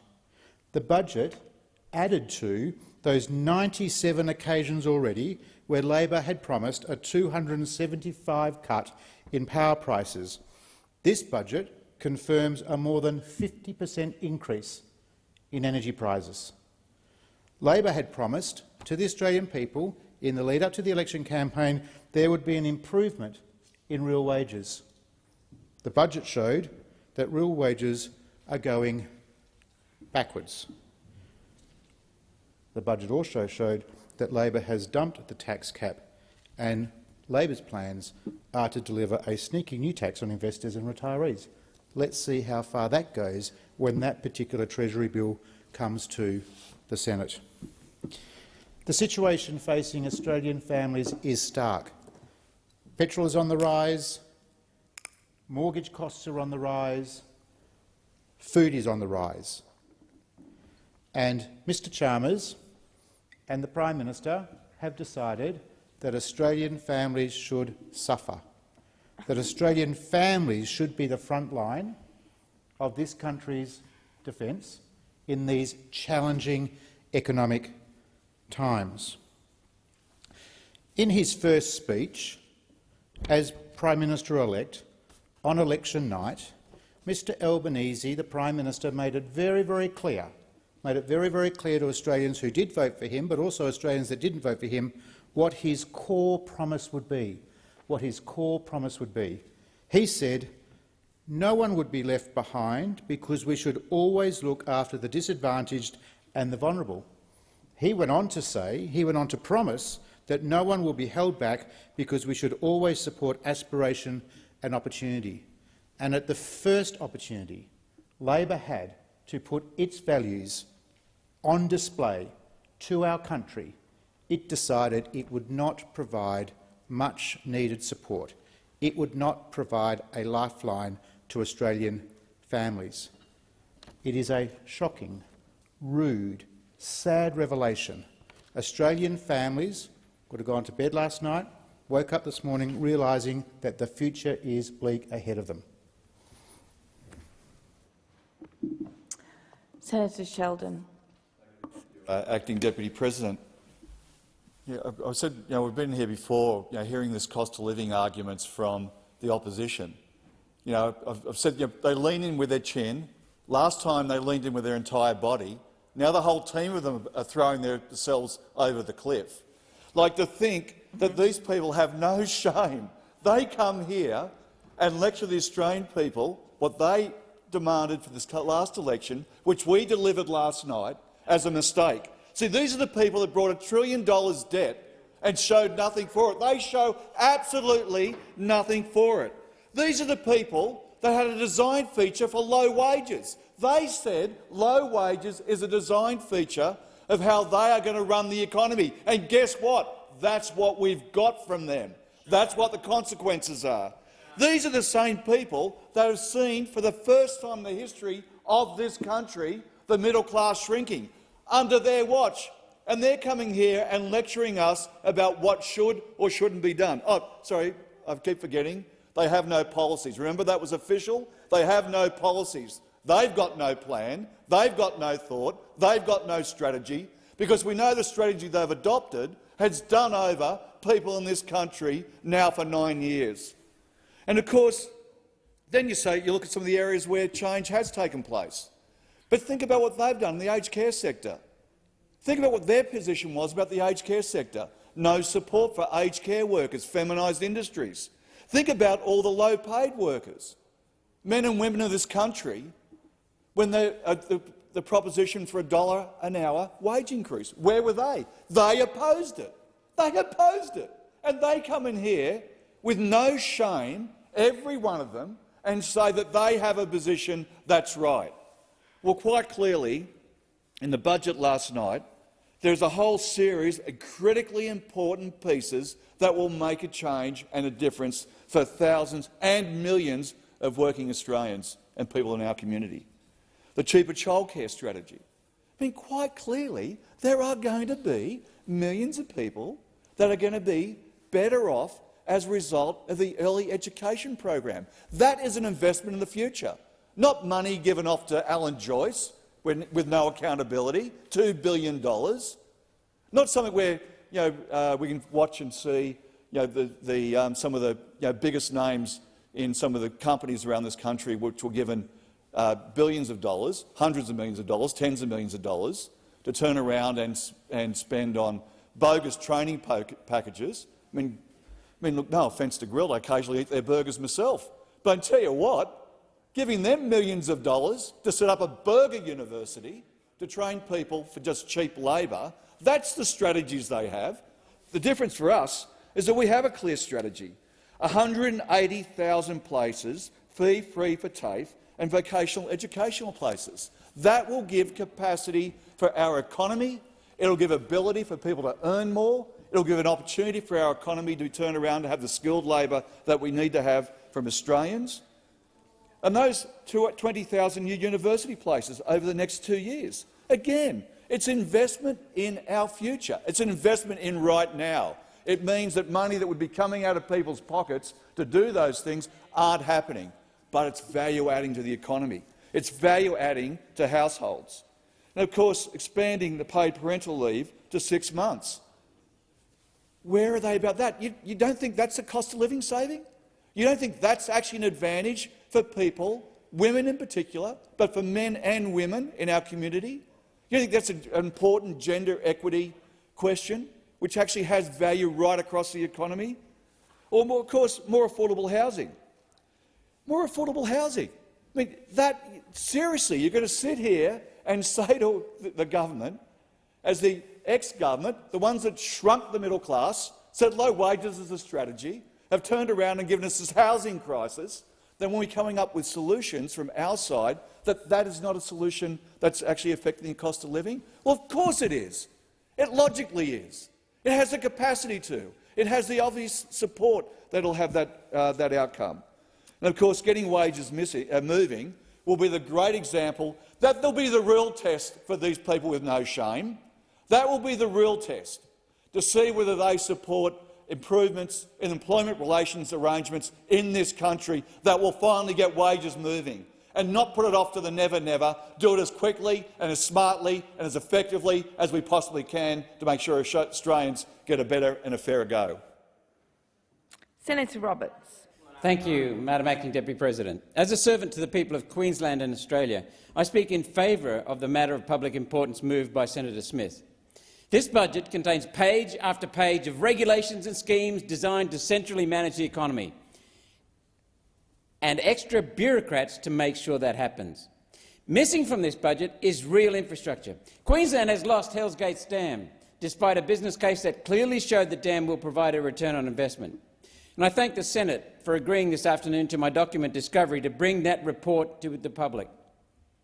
Urana Dam funding has been cancelled, a dam that would have grown Australia's high-value agriculture industry and make a substantial contribution to the government's own target of $100 billion of agricultural output at farm gate.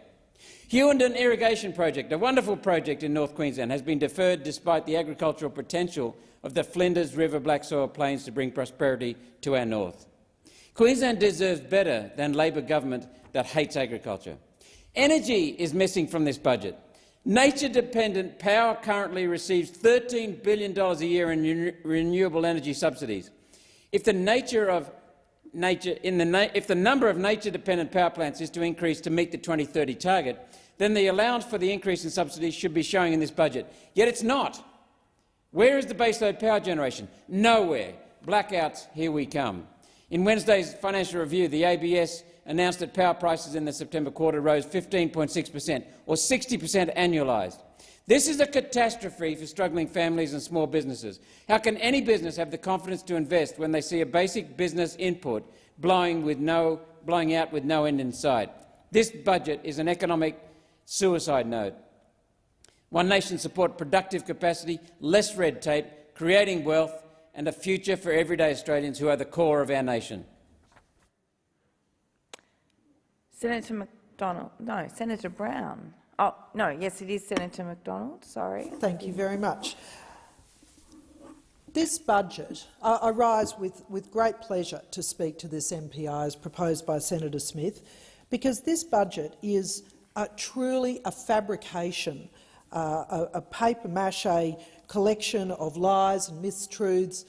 The Labor Party, the government now, went to the last election with a whole series of commitments and promises which they have one by one broken, whether it be Rockhampton Ring Road funding, whether it be the capital of Israel, whether it be funding for various projects, where they led Australians on and made the commitment that they would be supporting particularly regional Australia. This budget is actually has more income than the last budget. It's up by $50 billion thanks to commodity prices. But what has the government done with that increased income? Well, they've spent it. They've spent it. So spending is up from $628 billion to $651 billion. And that's not talking about the balance sheet items, the $20 billion for the power grid expenditure, $15 billion for the reconstruction funding, and another $10 billion. This budget is based on inflation increasing effectively to 7.75% by the end of this year, but the government projects that by next year it will have fallen to 3.5%, which seems a very bold statement to make. Real wages will continue going backwards. Wages will increase by 3.75%, but that is not going to meet the inflation figures. People will lose jobs in 2023, according to Labor, based on the predicted unemployment rate of 4.5%, 140,000 people out of work.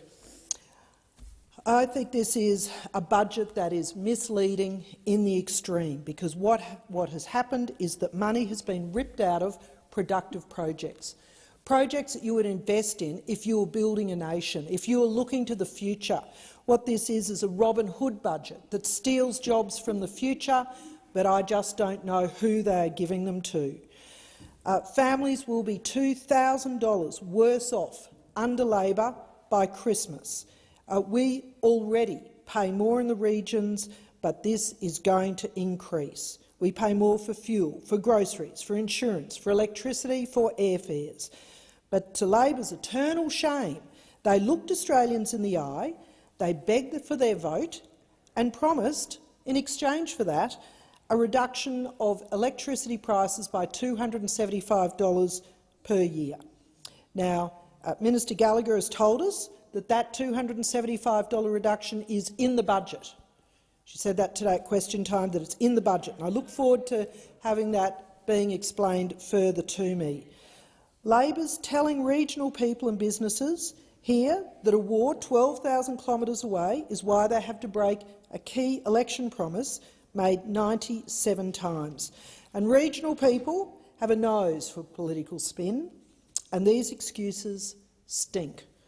Power prices going up by more than 50%, gas prices going up by more than 40%, taxes up, employment up, interest rates up, inflation up.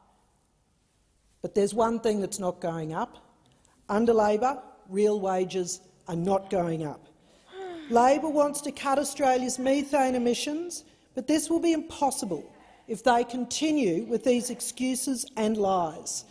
And on the upside, at least our meat herds won't need culling. We'll just need Labor to stop talking. Regions have smaller populations. I wonder if those opposite would like the opportunity to speak, because they're certainly speaking a lot now. No? Thank you.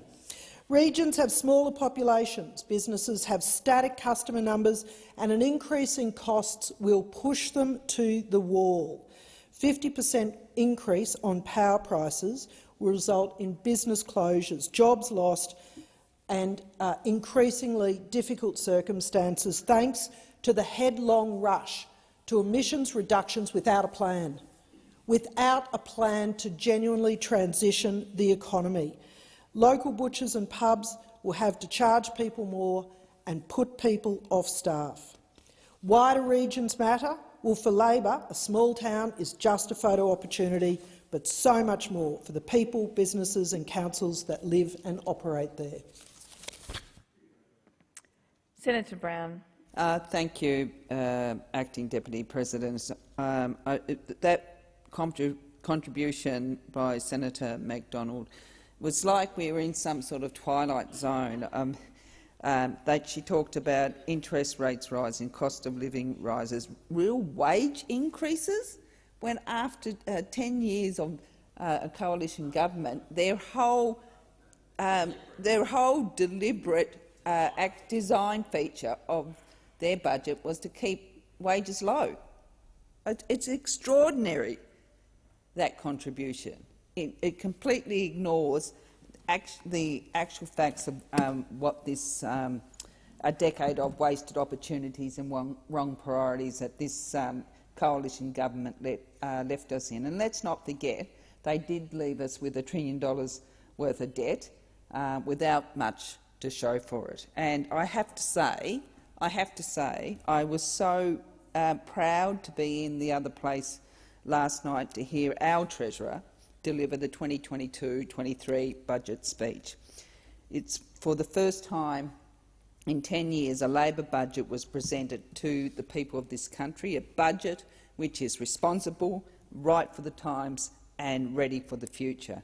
Making good decisions now is critical to making sure no one is held back and no one is left behind, because much of what we presented last night was motivated by cost of living pressures faced by Australians around the country, brought about by the lingering impacts of the pandemic, the war in the Ukraine and by natural disasters at home, leading to pressures on supply chains and prices.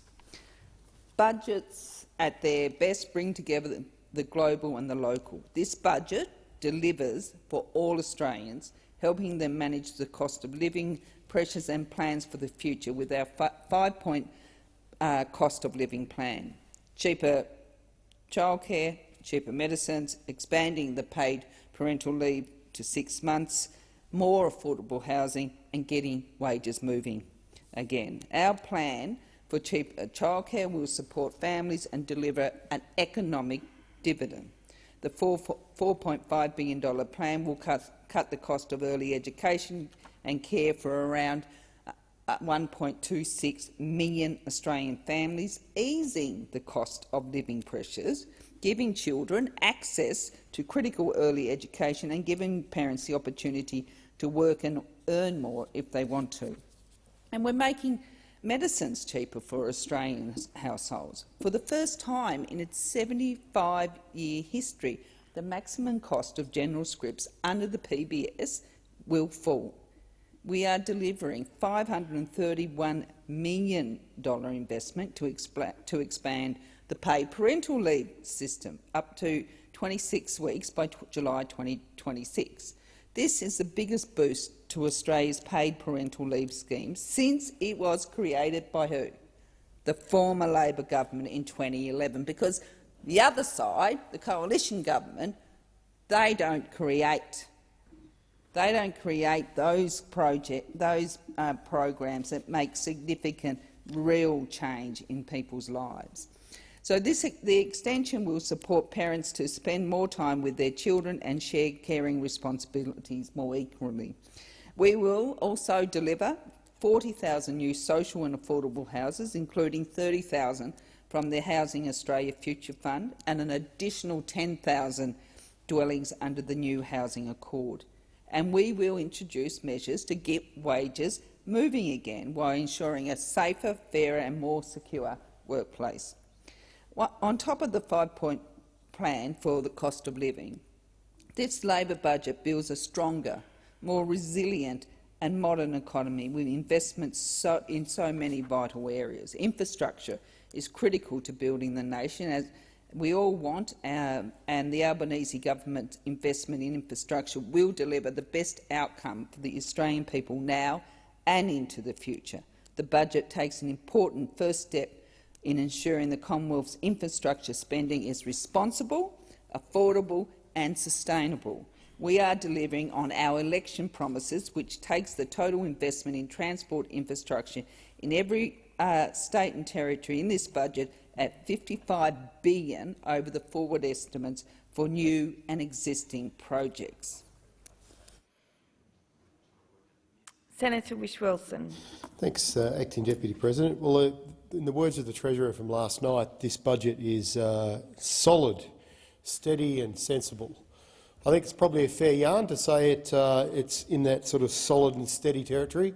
There's not a lot that's new here. It's not particularly bold or visionary, but I do take umbrage with the word sensible. I don't think it's sensible to be spending $240 billion on tax cuts that are mostly going to benefit the wealthy in this country, and nor do I think it's sensible in a time of climate emergency to be spending $40 billion plus on fossil fuel subsidies, including billions of dollars in direct corporate welfare from the taxpayer to facilitate fossil fuel projects. And to put that in perspective, $40 billion versus in this budget a $97 million over 4 years contribution to the Great Barrier Reef. Now, Acting Deputy President, I support money going to the Great Barrier Reef. It's not going to fix the problem. It's only acting on emissions is going to fix the problem, so no more new oil and gas and coal. But I do support that money going to the Barrier Reef. The Barrier Reef is clearly a World Heritage listed international gem. It contributes $6.4 billion annually to this country's GDP, and it employs 64,000 people. So it is by no means it is very important that we try to do whatever we can to help the Great Barrier Reef. But I wanted to raise today that there's no money in this budget for the Great Barrier Reef's southern sister, the Great Southern Reef, which spans from New South Wales down through Victoria, Tasmania, across to South Australia. This system of reefs, these temperate reefs, contribute nearly $10 billion annually, nearly double what the Great Barrier Reef contributes to our economy. And of course, they're absolutely critical ecosystems. So it's disappointing that there's nothing in here for the Great Southern Reef. And you look at the money that's going to the Great Barrier Reef. For example, $1.6 billion that the government has spent in the last 5 years. What have they spent on the Great Southern Reef? Around $30 million only. And if you look at one of the programs on the Great Barrier Reef, hundreds of millions of dollars in recent years have gone to tackling the Crown of Thorns outbreak on the Barrier Reef, but only $4 million over 20 years to tackle Centris stephanus, the long-spined sea urchin that is creating barrens in our oceans and devastating commercial fisheries, ecosystems and local communities. So there's a lot the government's got to do to actually fund research and adaptation measures down in the Great Southern Reef. There's amazing people down there. You're going to be hearing a lot more from the Greens on this in the months to come, and we're looking forward to getting some budget outcomes in the next few years. Time has expired. Senator Whish-Wilson. I call Senator O'Sullivan.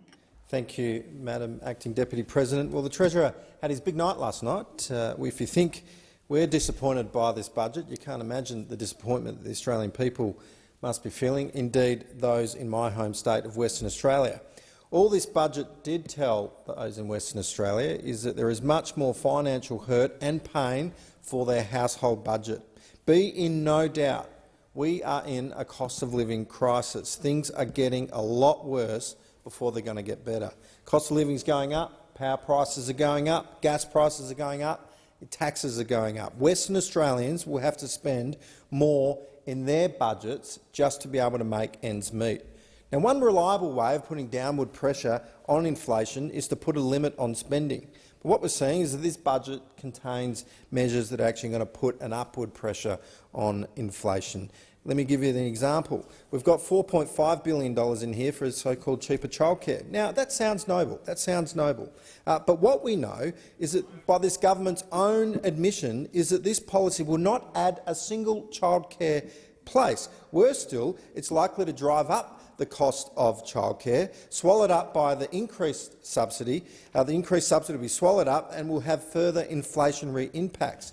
Now, on the issue of no extra places, can someone from the Labor Party please explain to someone that's living in a childcare desert how an increased subsidy is going to help their cost of living if they can't actually access a childcare place in the first place? Now, despite ruling it out before the election, what we've seen is that the retiree tax is back. Labor's sneaky new tax will slug people who invest their own savings in superannuation, people who have worked hard and saved for a better retirement. Labor will now hit retirees and investors with a new $555 million tax, depriving investors of franking credits which they have previously relied on. This government has been in power for just 5 months. In that time, we've seen interest rates rise 5 consecutive months. Now, that's an increase of 2.25% in 5 months, the most rapid increase in nearly 3 decades. Inflation is out of control. Before the last election, the then opposition leader repeatedly told Australians that Labor would cut power prices for families and small businesses by $275. And despite the Treasurer telling the National Press Club today that it was in the budget, Labor have not included it. It's a broken promise. And now when Australians think that it couldn't get much worse under this government turns around and slashes funding for rural and regional Australia with the abolition of the coalition government's Building Better Regions Fund, the BBRF. Now, this is a great program which supported Australians living in non-metropolitan regions. It highlights that this government is completely city-centric. It's very clear in this budget that this budget is all about helping the re-election campaign of the Victorian Premier Daniel Andrews. In the electorate of O'Connor, in Western Australia, there were 20 BBRF round 6 applications, 2 of which were in the Shire of Kataning's application to facilitate an early childhood hub, and then also one in the Shire of Laverton's application to facilitate an upgrade of the airport at Laverton. Now, these are the kind of important projects that are needed by these local communities, which will now miss out by Labor's poor treatment of regional Western Australia. Last night's budget was a missed opportunity. It further underlined that this government is very good at talking, but slow on taking responsibility, slow on bringing forward a plan to make life better and to make life better for those in Western Australia.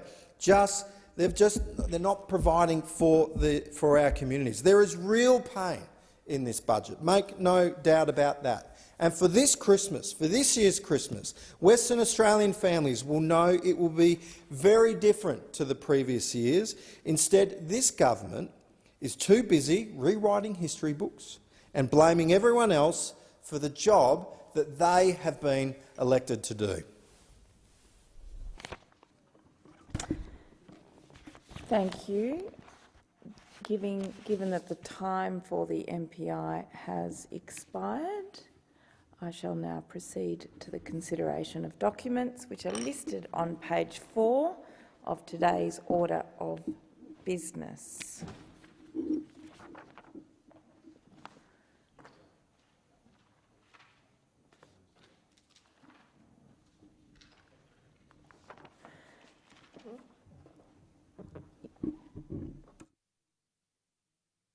If no one wants to take note, no one need rise, and we can move on to the next item of business. Quorum required. Is quorum present? Quorum is required. Ring the bells.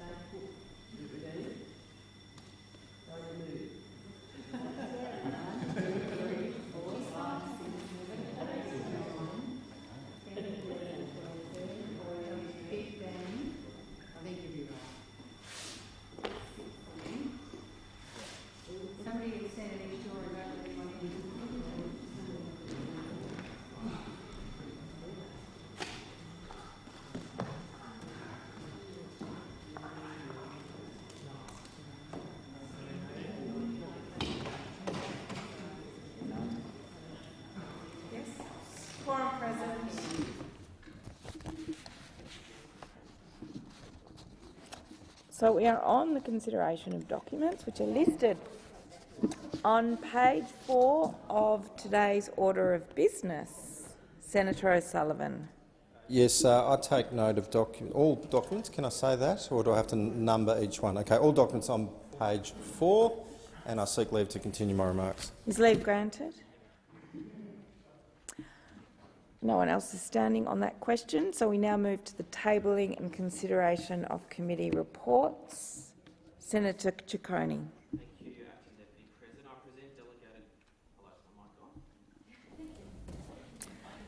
Thank you, Deputy President. Just checking my mic's on. I present delegated legislation monitor number 7 of 2022 of the Standing Committee for the Scrutiny of Delegated Legislation, together with ministerial correspondence relating to the report, and I move that the Senate take note of the report.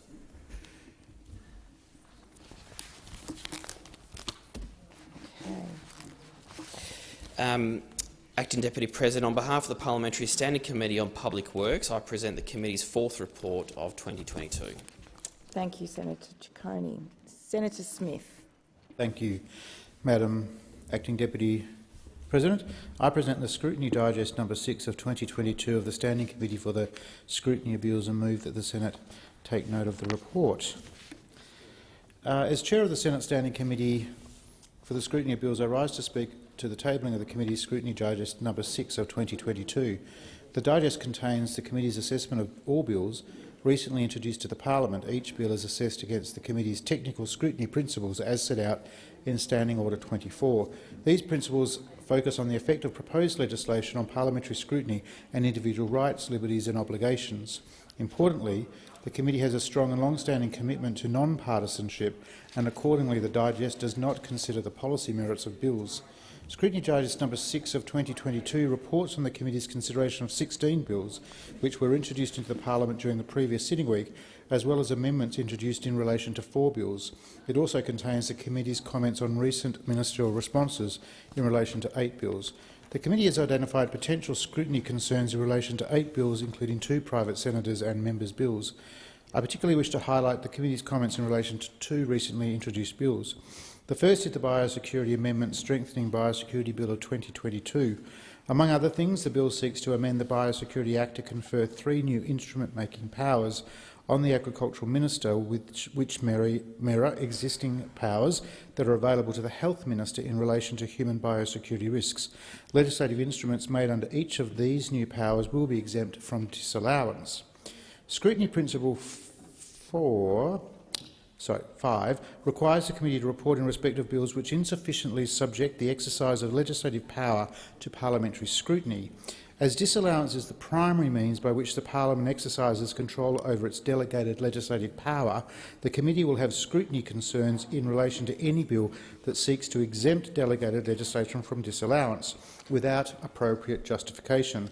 The Committee has long-standing scrutiny concerns regarding provisions in the Biosecurity Act which allow delegated legislation to be exempted from parliamentary disallowance.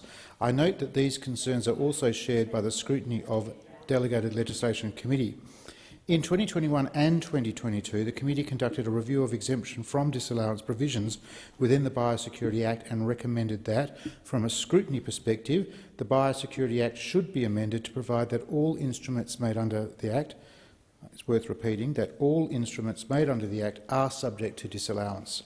Rather than responding to those recommendations, this bill would introduce 3 new exemptions from disallowance provisions. Of particular concern is that these new exempt instruments may deal with significant matters which may impact upon an individual's personal rights and liberties, such as determining requirements for individuals entering Australian territory at a prescribed point of entry. In June 2021, the Senate resolved that all delegated legislation should be subject to disallowance unless there are exceptional circumstances justifying an exemption. The Senate also resolved that any claim that circumstances justify such an exemption will be subject to rigorous scrutiny, with the expectation that the claim will only be justified in rare cases. The Committee does not consider that the justifications provided in the explanatory memorandum to this bill adequately address the Committee's scrutiny concerns. The Committee has therefore requested the Minister's advice as to whether the bill can be amended to provide that these new instrument-making powers are subject to disallowance to ensure they receive appropriate parliamentary oversight. The committee has also written to the ministers administering the Biosecurity Act to request that they move amendments to provide that all instruments made under the Act are subject to disallowance. In this digest, the committee also considered the National Anti-Corruption Commission Bill of 2022 and the National Anti-Corruption Commission Consequential and Transitional Provisions Bill of 2022. As senators know, these bills have been referred to the Joint Select Committee on the National Anti-Corruption Commission legislation for inquiry and report by the 10th of November.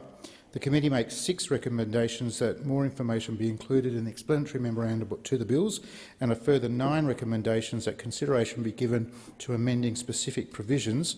The committee encourages the Attorney-General and the Select Committee and all parliamentarians to consider these recommendations in detail. The committee's concerns relate to possible impacts on an individual's rights and liberties and to provisions which provide broad administrative powers or exclude judicial review. Under Scrutiny Principle I, the committee will have scrutiny concerns in relation to any bill that introduces provisions that may trespass unduly on the personal rights and liberties.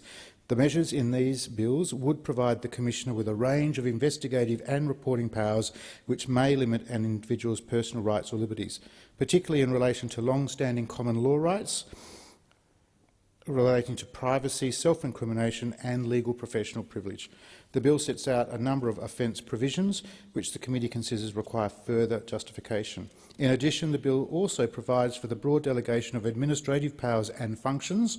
Generally, the committee prefers to see a limit set either on the scope of powers that might be delegated or on the categories of people to whom those powers might be delegated.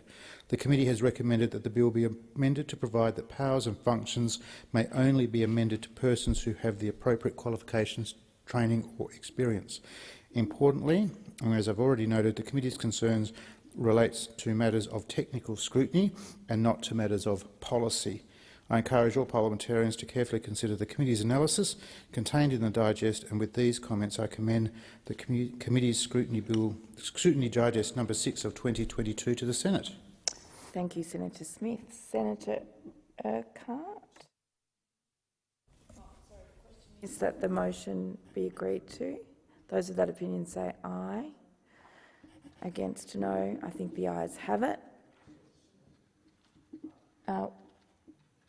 Is someone standing on behalf of the Parliamentary Standing Committee on Public Works? Done that one? Done all 3. Cool. Are there any ministerial statements? Senator Gallagher. Thank you. On behalf of the Minister for Infrastructure, Transport, Regional Development and Local Government, I table the regional budget statement.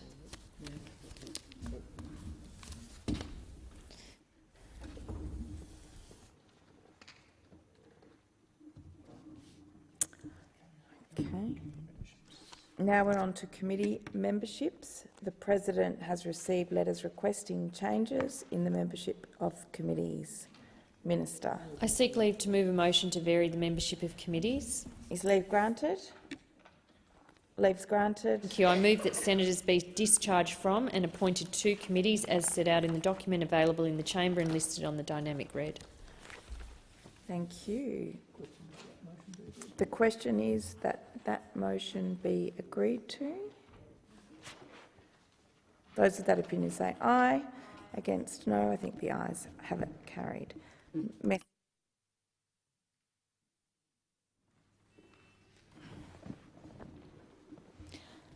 A message has been received from the House of Representatives returning the social services and other legislation amendment lifting the income limit for the Commonwealth Seniors Health Card Bill 2022 and informing the Senate that the House has disagreed to amendments 2 to 7 and 14 to 16 made by the Senate and has agreed to the remaining amendments. Minister. Thank you. I move that the message be considered in Committee of the Whole immediately. The question is that that motion be agreed to. Those of that opinion say aye. Against no. I think the ayes have it.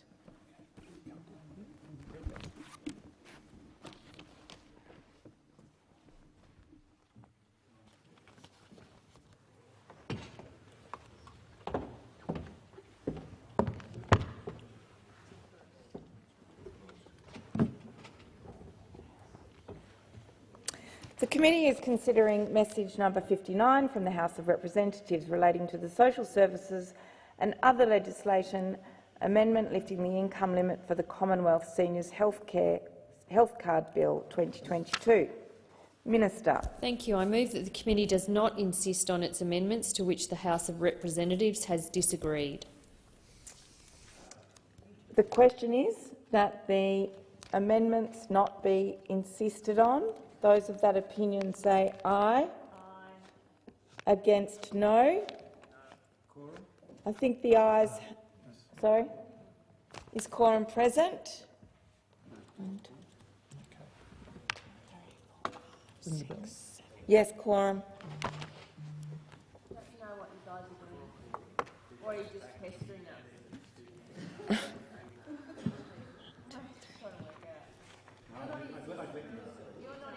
It's a quorum.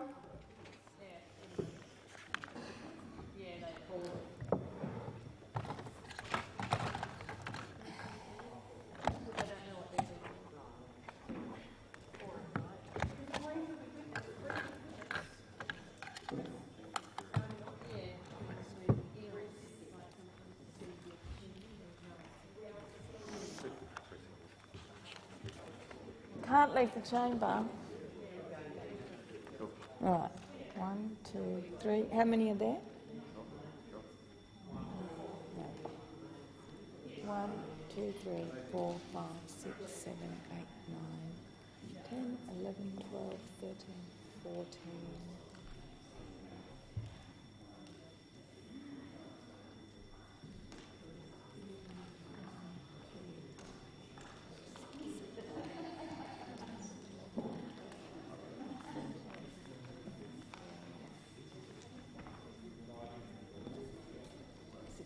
17,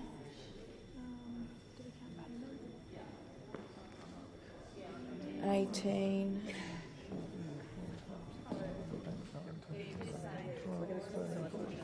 16, 17, 18 behind you, 19. I make that quorum present. Quorum present.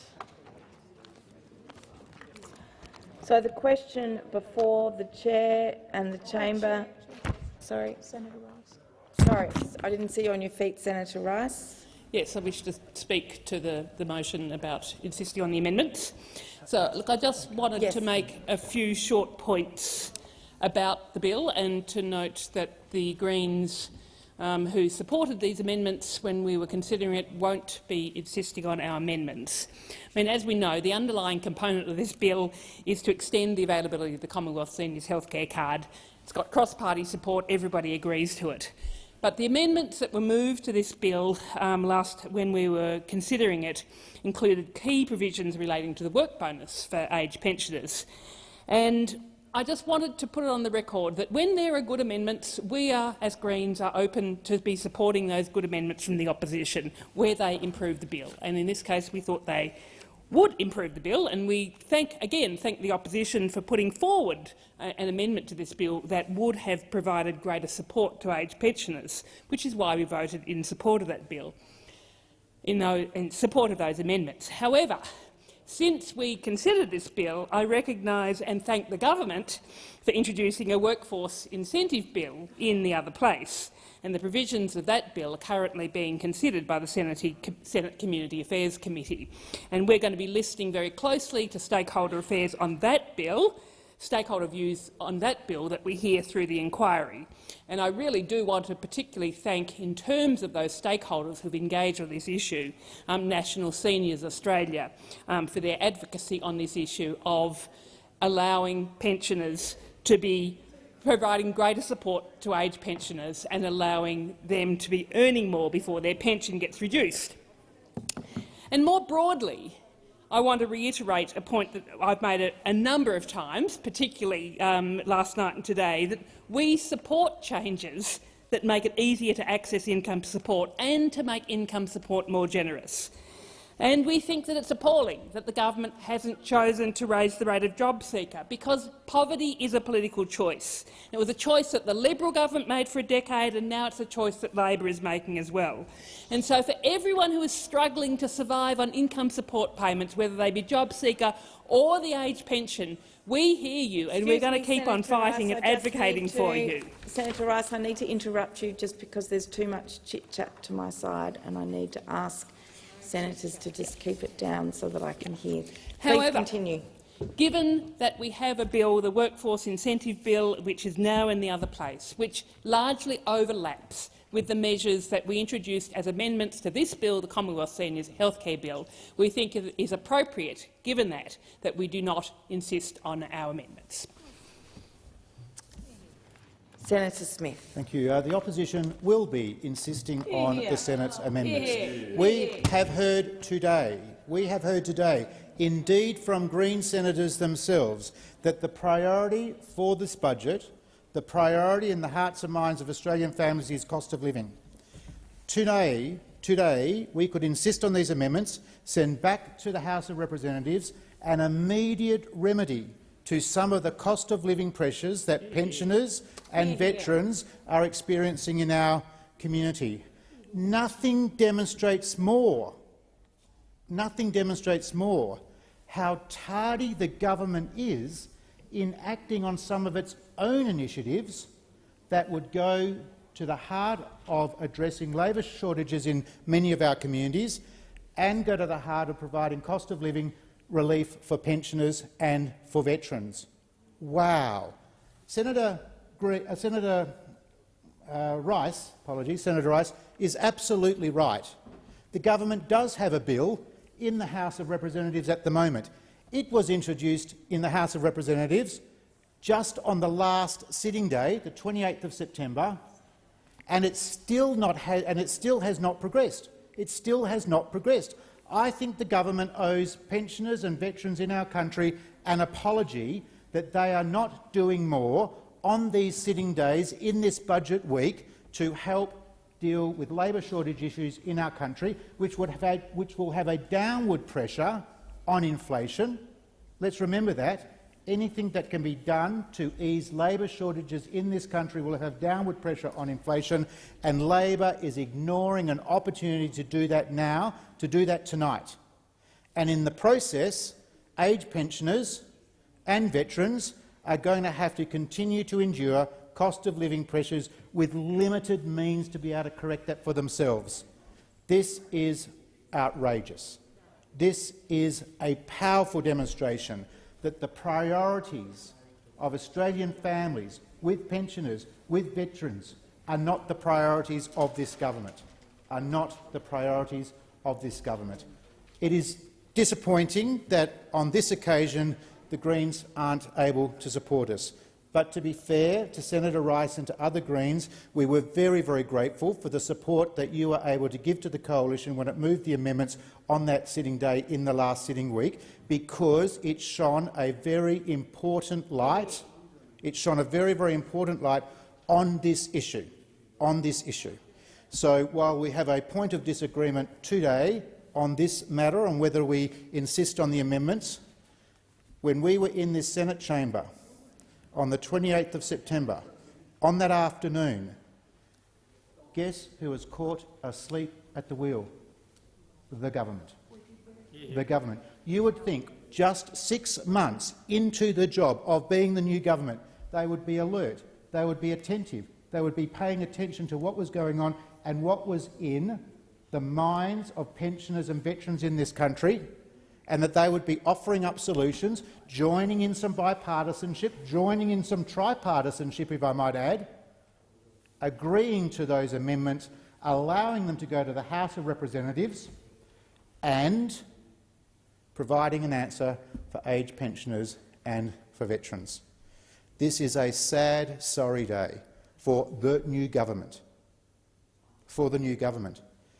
In the government's own budget, delivered last night, is exactly this initiative. So they're deciding to wait. They are going to make people wait, not 1 day, not 2 days. They are going to wait, make people wait and wait and wait. So this afternoon, in previous conversations, we heard almost unanimous views in this Senate chamber, minus the government, that everyone recognises that cost of living pressures were real and that the budget did not provide a solution. And now, at this time of the early evening, we've got an opportunity, real, immediate, to say to pensioners, to say to veterans, and to say to the business community, not just in our cities, not just in our regional towns, but in our smaller communities across this country. We know the pressures are real about labour shortages. We know that you need some answers, and here is some step towards providing those answers and providing those solutions. But no, the Labor Party has decided that it will come here and make an attempt to not insist on these amendments. Wow. I just wonder, out there in the Australian community, how they will react to the realisation that at this particular point of this day we had an answer for aged pensioners and for veterans and for small business owners and small to medium business owners, and Labor squibbed it. Labor squibbed it. This will come back to haunt the government. This will come back to haunt the government. So we have no, as disappointed as we are, we have no argument with the Australian Greens. You understand the issues, you supported the amendments, you've now had a different attitude, given that a matter is now before a Senate committee. But there is no excuse, there is no excuse, there is no apology that can be provided to the Labor government for not making the most of this immediate opportunity. The question before the chair is that the committee does not insist on its amendments, to which the House of Representatives has disagreed. Those of that opinion say aye. Those against no. I think the ayes have it. Division required. Ring the bells.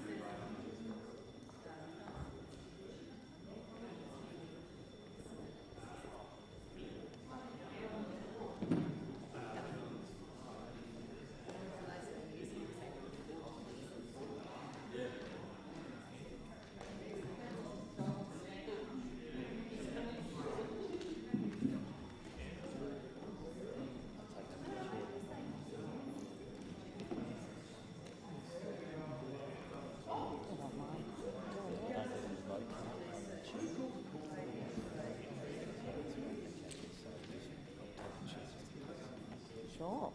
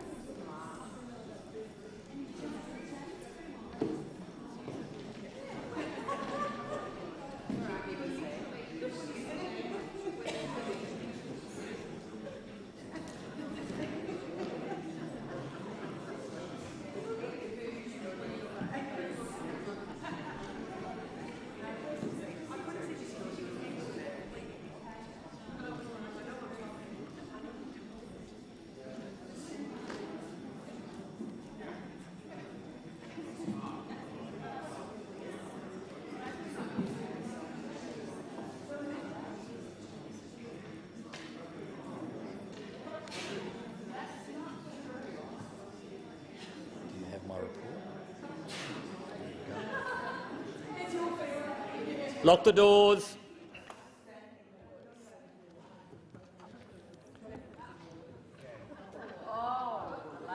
Can I have order? Can I have some order to my left, please? The question before the committee is that the committee does not insist on its amendments to which the House of Representatives has disagreed. Those for the proposition move to the right of the chair, those against to the left. I appoint Senator Urquhart for the ayes and Senator Goodell for the noes as tellers.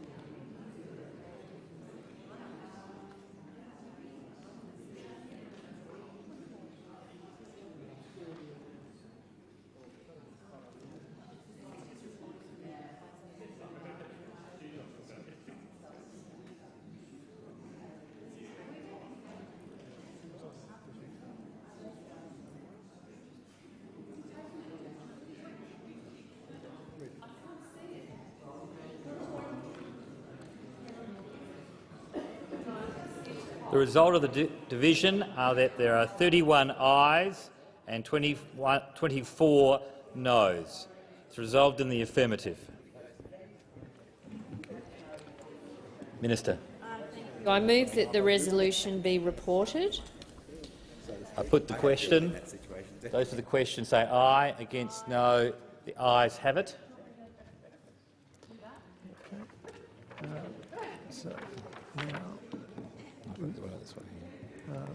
The question is, that's the one we just decided then.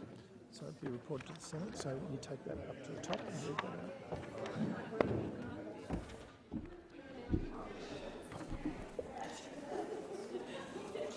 Honourable Senators, the committee has considered message number 59 from the House of Representatives relating to the Social Services and Other Legislation Amendment lifting the income limit for the Commonwealth Seniors Health Card Bill 2022 and has resolved not to insist on the amendments made by the Senate to which the House has disagreed. Minister. I move that the report of the committee be adopted.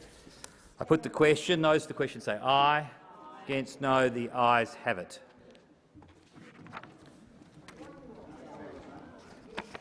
Clerk. Right.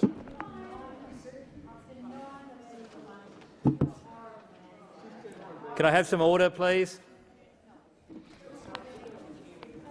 The President has received a message from the House of Representatives forwarding the Treasury Laws Amendment More Competition, Better Prices Bill 2022 for concurrence. Minister. I move that this bill may proceed without formalities and be now read a first time. I put the question. Those for the question say aye. Against no. The ayes have it. Clerk. A bill for an act to amend the Competition and Consumer Act 2010 and the Australian Securities and Investments Commission Act 2001 and for related purposes. Minister. Thank you. I move that this bill be now read a second time, and I seek leave to have the second reading speech incorporated in Hansard. Is leave granted? Leave is granted. Thank you. I move that the debate be now adjourned. I'm going to put the question. Those questions say aye. Against no. The ayes have it.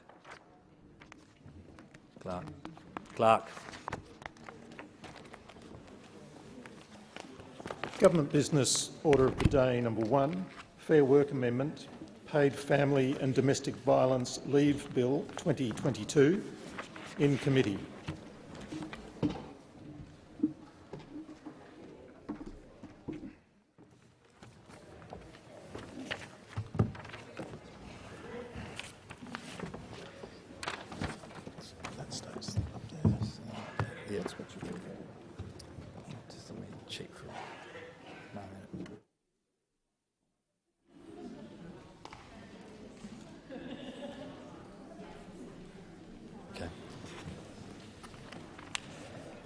The committee is considering the Fair Work Amendment, Paid Family and Domestic Violence Leave Bill 2022 and amendments on sheets RU 110 and PF 105, moved by Senator Watt.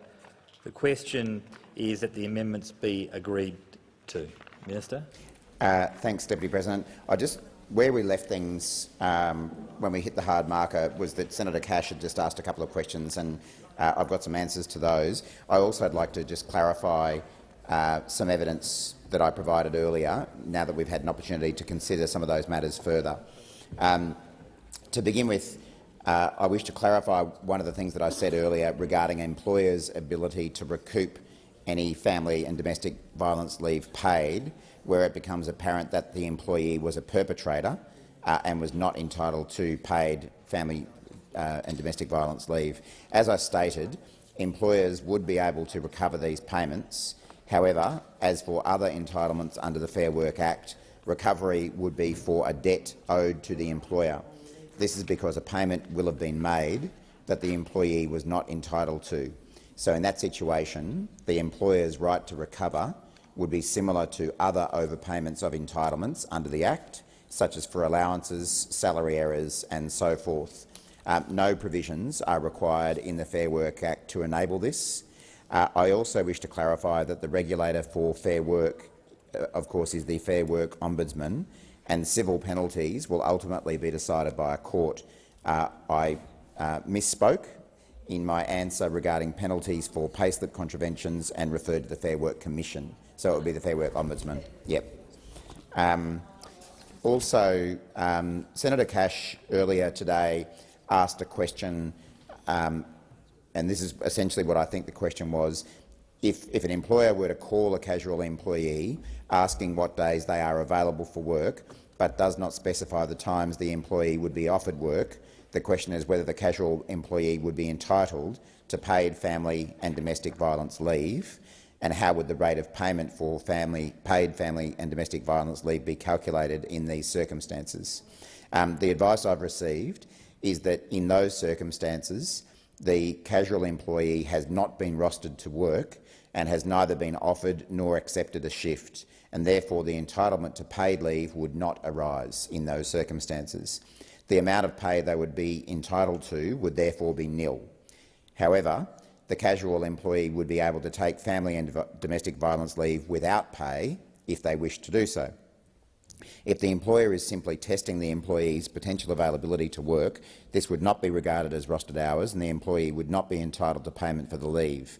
If a casual employee needs to take time off to deal with the impact of family and domestic violence on a day they have not been rostered for work, the workplace right to take the leave and be absent from work to deal with the impact of domestic violence can still be accessed, but the employer would not be required to pay the employee for the unrostered hours.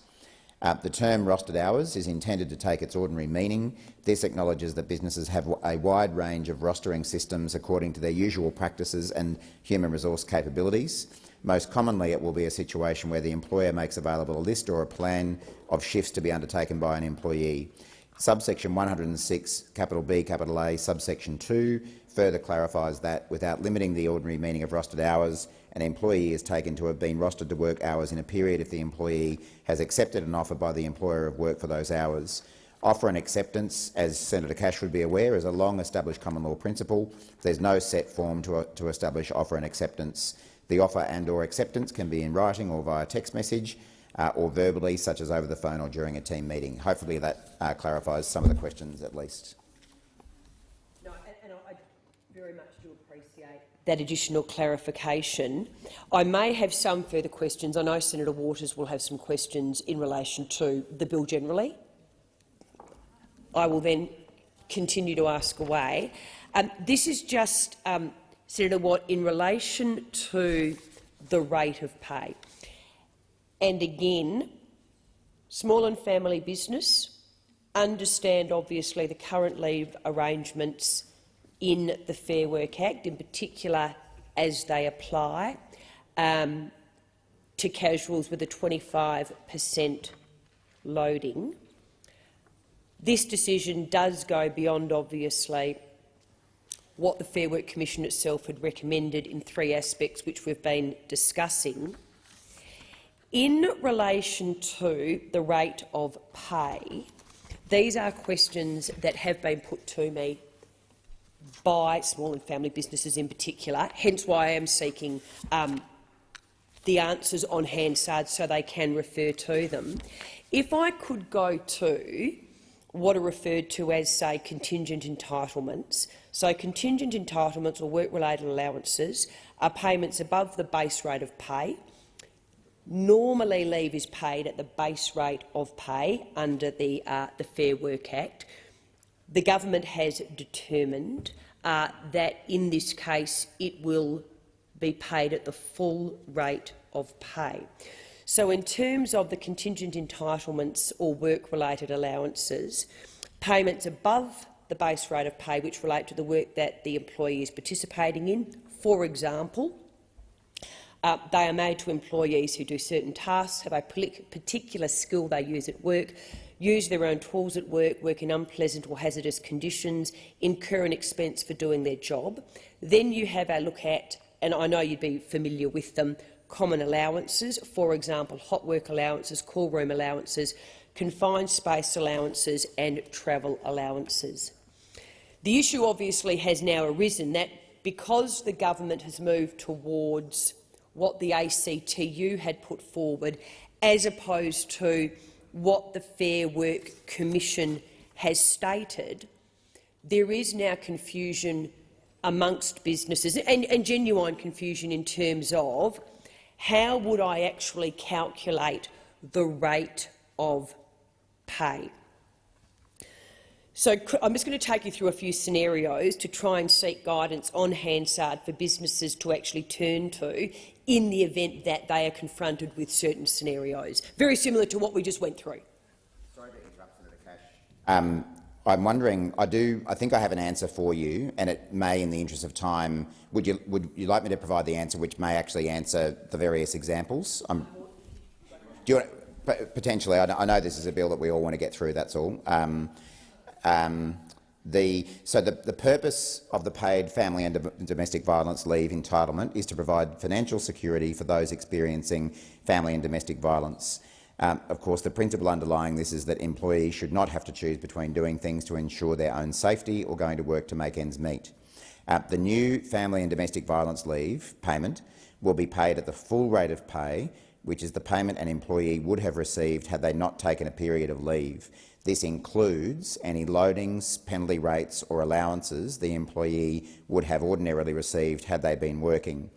For example, the casual loading, overtime, higher duties or a living away from home allowance are payable if they would have applied to the shift the employee would have worked had they not taken a period of leave.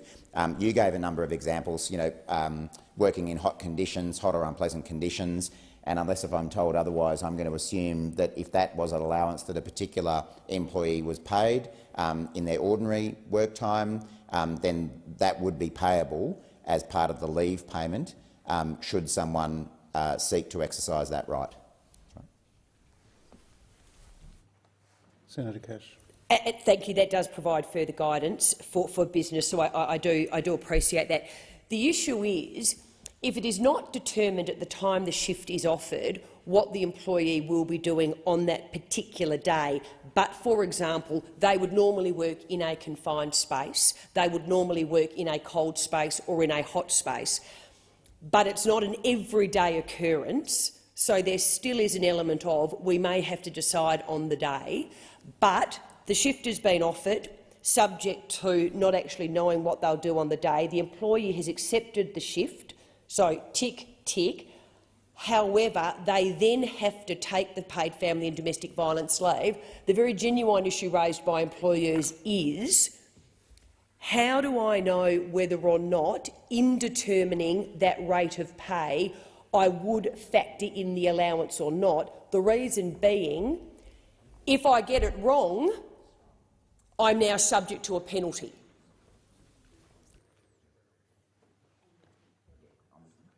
Minister. Thanks, Senator Cash. Just to supplement what I said previously, for irregular payments or amounts contingent upon certain events that may or may not have happened during the employee's rostered hours, an employer may not be liable to pay an employee those amounts. I mean, it's difficult to give an absolutely categorical assurance that applies to every single circumstance, but the principle is that if an allowance is ordinarily payable, if an employee is at work, then they would be paid at a rate that included those allowances. If an allowance is contingent upon certain events, then depending on the regularity and other factors, that an employer may not be liable. One example I can give you is that an employee may not be entitled to be paid a travel allowance in relation to a period of paid family and domestic violence leave if the calculation of the allowance was based on the distance travelled, where the distance that would have been travelled during the period the employee took the leave cannot be ascertained. And, of course, as I mentioned previously when we were discussing this earlier today, it is certainly the department's intention to provide advice to small businesses about how to interpret these new laws, and the usual option of small businesses seeking advice from the Fair Work Ombudsman to understand their legal requirements would be available for this as well. Senator Cash. Thank you, and Senator Watt, that actually was my next question in relation to the travel costs. So you have now answered that. So I appreciate that. I'm just looking at whether or not there are any other questions that I can look at. Page 1, question 2. Just in relation to, on the rate of pay, the Fair Work Commission in their decision about the rate of pay for paid family and domestic violence leave, they had stated, and I know you'll be aware of this, but just to put it on the Hansard record, however, we consider that it would be overly disruptive to the integrity of the safety net to establish on an across-the-board basis a new paid leave entitlement which operates on a radically different basis to the paid leave entitlements for which the NES currently provides. It also stated at paragraph 863, we cannot identify a persuasive rationale for taking a different approach in the case of paid family and domestic violence leave only. Just again to get it on the record, given that was the Fair Work Commission's opinion, and I do understand the ACTU had put forward another view, and the government accepted that, and that's what we're looking at today. Can I just again get the government's rationale, because when we asked it at the actual committee, the department were not able to provide that assistance, and to be fair for them, they're not the government. What was the government's rationale in actually going further than what the Fair Work Commission itself had stated, in particular given the concerns that the Fair Work Commission have put on the record, overly disrupted to the integrity of the safety net in terms of this part of the bill, and how it determined it would depart from the advice and the decision of the Fair Work Commission? Minister. Minister. Thanks, Senator Cash. Really, it comes down to one of the underpinning policy objectives of the legislation, which is that employees should be able to take leave to deal with the impact of family and domestic violence without the loss of income that they would have otherwise experienced. That's really what it comes down to. So probably can't elaborate any further. No, I do understand what you're saying. It then goes to the next issue, which is, given the statements that you have just made and the need for income continuity, one of the issues that has been raised now time and time again by business is, will the government now then also seek to amend all needs-based entitlements to follow that model? And that obviously then goes to effectively upending the entire national employment standards and departing from what even the Fair Work Commission have stated would be obviously disruptive when you go down this path. Minister. Thanks, Senator Cash. We have absolutely no plans to do that whatsoever. Is that a full stop, or is that at this point in time? I have not seen anything that makes me think that there is any possibility that we would do that. Senator Cash. Thank you. And we are obviously now also referring to the amendments that the minister has moved, the first amendment on sheet PF 105. In relation to this amendment, just to put the coalition's position on the record, the new sub-clause would provide that on application by an employer, employee organisation covered by a pre-commencement enterprise agreement that includes terms entitling employees to paid family and domestic violence leave, the Fair Work Commission can consider whether the effect of the terms is detrimental when compared with the entitlement to paid family and domestic violence leave in the National Employment Standards. If the Fair Work Commission considers the effect of those terms is detrimental compared to the National Employment Standards, it may vary the terms of the agreement to make the agreement consistent with the National Employment Standards. The Coalition, as we have advised the government, will support the amendment. It is a technical amendment to ensure that the Fair Work Commission is not the language of the new sub-clause, and it would be updated to clarify that they may consider the interaction between the agreement and the National Employment Standards rather than make a decision about the agreement's effect as provided by the original sub-clause. And in relation to the amendment moved by the minister on sheet RU 110, this amendment will require employers to not provide information on an employee's pay slip that they have basically taken paid family and domestic violence leave. I understand that the amendment does deal with the concerns that victims who may be financially abused could be put at risk if their perpetrator is watching their pay slips. And again, we have advised the government that the Coalition will support this amendment. I think there are still some questions, and I do hope that they are worked through during the consultation period with small and family business in relation to the actual operation, etc., how it will be administered for small and family businesses. But we do support this amendment as it will address the concerns raised by stakeholders in both conversations with the Coalition and certainly stakeholders who appeared at the committee hearing in August. Thank you. The question is that the amendments on sheet RU 110 and sheet PF 105 be agreed to. All those in favour say aye. Aye. All those against, no. I think the ayes have it. Senator Lambie. Oh, you can do that. Okay. Thank you, Acting Deputy President. I move amendment number 1608 on sheet PF 105, RU 1110. No? I think Senator Lambie... Oh, 1 to 37. Sorry. So I think, Senator Lambie, if I could suggest, I think we're up to your amendment, which is sheet 1608 revised. That's it. Sorry. That's quite okay. We're here to help. Oh, no. Thank you, Mr Deputy President. We're going to learn to do this by ourselves. I move amendment number 1608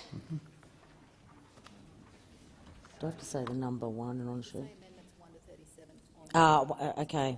Numbers 1 to 37 on sheet 1608. Yep. And you're seeking to move them together? Yes, thank you, Mr. Great. Is leave granted? President. Leave is granted.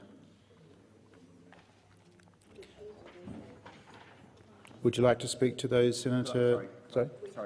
Senator, could I just clarify? So it is just 1608 revised? 1 to 37 on sheet 1608 revised, correct. Thank you. Yep. Senator Tyrrell. Thank you. I appreciate that. If you need help, you should be able to get help. That is a very basic principle. It's one this bill seeks to sustain, and I support this ambition.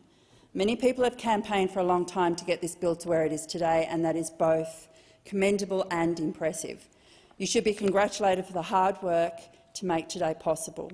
But there are problems with this bill, and there are problems that need fixing. They are fixable, but they are not being fixed. The biggest problem with this bill is the name of the entitlement it creates. It's called Paid Family and Domestic Violence Leave. And you might think, if that's what you're going through, call it as such. But there are plenty of people who are going through what you or I would recognise as family or domestic violence, and not all of them know it. Because if you love the person who's abusing you, you make excuses for it. You don't think of them as an abuser. Because how could they be? How could someone who loves you do that to you? It's why you don't self-identify as having experienced domestic violence, because your partner loves you, and nobody who loves you would do that to you. So you don't think of yourself as suffering from domestic violence. You had a blue. He lost his temper. You pushed him too hard. You make excuses. You minimise it, and all of that is understandable. I don't want to pass judgment on you for doing that. This bill would say that if that's where you're at, you don't get help, because the name of the leave is Paid Family and Domestic Violence Leave, and you haven't experienced domestic violence, so it's not for you. In fact, in order to get it, if you need it, you have to not only come forward and say what you experienced is domestic violence, but by extension, the person who did it to you is a perpetrator of domestic violence. That's why the name matters, because the only type of person who's eligible for paid family and domestic violence leave is the type of person who's experiencing domestic violence. And if you don't think that's you, you rule yourself out. This could be fixed. I've got amendments that would fix it. Calling this emergency leave would not require you to self-identify as experienced domestic violence. You'd only need it to be an emergency, an unforeseen emergency at home that would prevent you from coming to work that day. Nobody experiencing domestic violence would miss out. Nobody experiencing domestic violence would be worse off. This would be a change that would only serve to increase the chance that people who need help get help. That's the principle this bill is supported to advance. This makes it more universal, and that's a good thing. It should be supported, so I foreshadow that my amendment would do just that. But there are benefits beyond simply whether a person self-identifies as being a victim of domestic violence. If you're sick at work and you want to take sick leave, you've got to tell someone at work you're sick. If you're experiencing domestic violence at home and you want to take domestic violence leave, you've got to tell someone at work you're experiencing domestic violence. Some people aren't going to see that as a barrier. Often they're in big cities working in big companies with well-defined rules around confidentiality. They wouldn't know their HR manager from a bar of soap. Some people in small towns, in small businesses, aren't in the same boat. Not everybody wants their whole workplace to know what's happened to them. If your boss knows your partner, then telling your boss about what's going on at home is a particularly big deal, because you're not just saying what you're going through, but you're de facto naming who's putting you through it. That is a big step for someone to decide to take. You have no right to say to a person that they should have to meet a standard we impose on them before they're entitled to safety and protection. We have absolutely none. You should be entitled to privacy. You should be entitled to safety. No lawmaker should make you choose between them. That's us. We shouldn't be doing what we're doing. When you ask for domestic violence leave, even in asking the question, you're explaining why you need it, and it's absolutely none of your employer's business why you need safety in that moment. It's an emergency. Get out of the way. When you ask for emergency leave, on the other hand, you're saying you're experiencing an emergency, one that prevents you from attending your work for a period of time. Your boss might ask for evidence, but all you need is evidence you're experiencing an emergency. That would be an improvement, but it wouldn't take long for businesses to realise that anybody who's requesting emergency leave is requesting what used to be called domestic violence leave. It's a rose by any other name. So the second bit of what I'm proposing is to combine domestic leave with compassionate leave. That's the leave you take when there's been a death in the family. Combining the two would mean you'd be eligible so long as there's a family emergency. The grounds for eligibility would be the same. If you're eligible for what's currently called compassionate leave, you're eligible for emergency leave. If you're eligible for what's proposed to be called paid domestic violence leave, you're eligible for emergency leave. There's no change there. This is a change that makes a good thing available to more people. It does not cost $1 more to implement. It does not restrict access to a single person. It expands access. It makes it easier to access. It is a good thing. And yet I understand that this amendment will not be supported. For the life of me, I do not understand why. Don't get me wrong, I've heard the arguments. They make no sense. I have heard that this is complex. It's not exactly. Changing the name of an entitlement is about the easiest change you can make when you're dealing with workplace laws. You just change what you call something. We changed New Start to Job Seeker, and we all just moved on. We changed the names of public service departments and nobody blinks. Those changes don't do anything. This change does something. Isn't that worth doing? If it's worth the effort to rebadge a building, isn't it worth the effort to save more lives? Maybe the complexity is about the implementation rather than the name itself. Maybe it's about how it operates. But this simply combines two existing entitlements. If anything, it makes them simpler to administer. Employers have fewer entitlements to take care of. This doesn't change eligibility for those two entitlements. It just makes it simpler. That's the opposite of complexity. I've heard from the Greens how important it is to bring domestic violence out of the shadows and into the spotlight so we can reduce the stigma attached to it. I think we should too. I think we should reduce the stigma. I think we should make it as ordinary to claim as any other entitlement. But whose responsibility is it to do that? That's where I disagree with the Greens, because I do not believe that the responsibility for dealing with the stigma around domestic and family violence should fall on the people experiencing the violence in real time while they're trying to keep themselves alive. They should not be made to serve as examples for others. They should be protected. That is the overwhelming obligation we have to them. That is what we should be focused on. We should make it the job of survivors to survive, not to be ambassadors. A problem that's baked into the design of this bill is making this a workplace entitlement, made available through the employer and not through the government. If this was delivered through the government, it would help more people. Confidentiality would be guaranteed. Privacy would be protected. It would extend not just to people who are employed, but go to people who aren't in work as well. It would not push costs for administering this onto businesses, because by making this the responsibility of businesses, you're making support for domestic violence leave conditional on market forces. Think about this. In a recession, people lose jobs. Businesses go bankrupt. Families struggle financially. In recessions, domestic violence increases. That was the finding of the National Library of Medicine's 10-year review of the evidence coming out of the United States. It found that unemployment and economic hardship at the household level are positively related to abusive behaviour. So when people lose their jobs, when they're struggling to make ends meet and when domestic violence rates climb, that's when we cut them off from domestic violence leave. That is the situation we're about to create. If this was run by the government, you'd be protected even when you lose your job. In good times and bad, you'd be protected. I understand that I have support for one amendment which addresses an issue where survivors could be outed by their employer in situations where they work with their abuser. The amendment, which I'll foreshadow now, makes it clear that employers can't use the information provided by an employee in the course of seeking family and domestic violence leave to take action against another employee, not without consent. Your privacy should be yours, and it's not up to others to give it away on your behalf. It's a fix that goes a little bit of the way to protect privacy, but we could have gone much further. Ultimately, I'm disappointed that this bill will proceed the way it's currently written. That's not because I think it's a bad bill. It's just a missed opportunity to turn it into a great bill. Everything that's good about it makes it all the more painful to see it get through in a form that limits how valuable it can be, because paid family and domestic violence leave will save lives. But doing it in a way that asks people to choose between their privacy and their safety means we're going to save fewer lives. More people will suffer. People we could have helped. To you, I'm sorry, but we'll keep fighting. Thank you, Senator. The question is, Senator Waters. Thanks, Chair. I'll just make a brief contribution to explain the Greens' position on this amendment.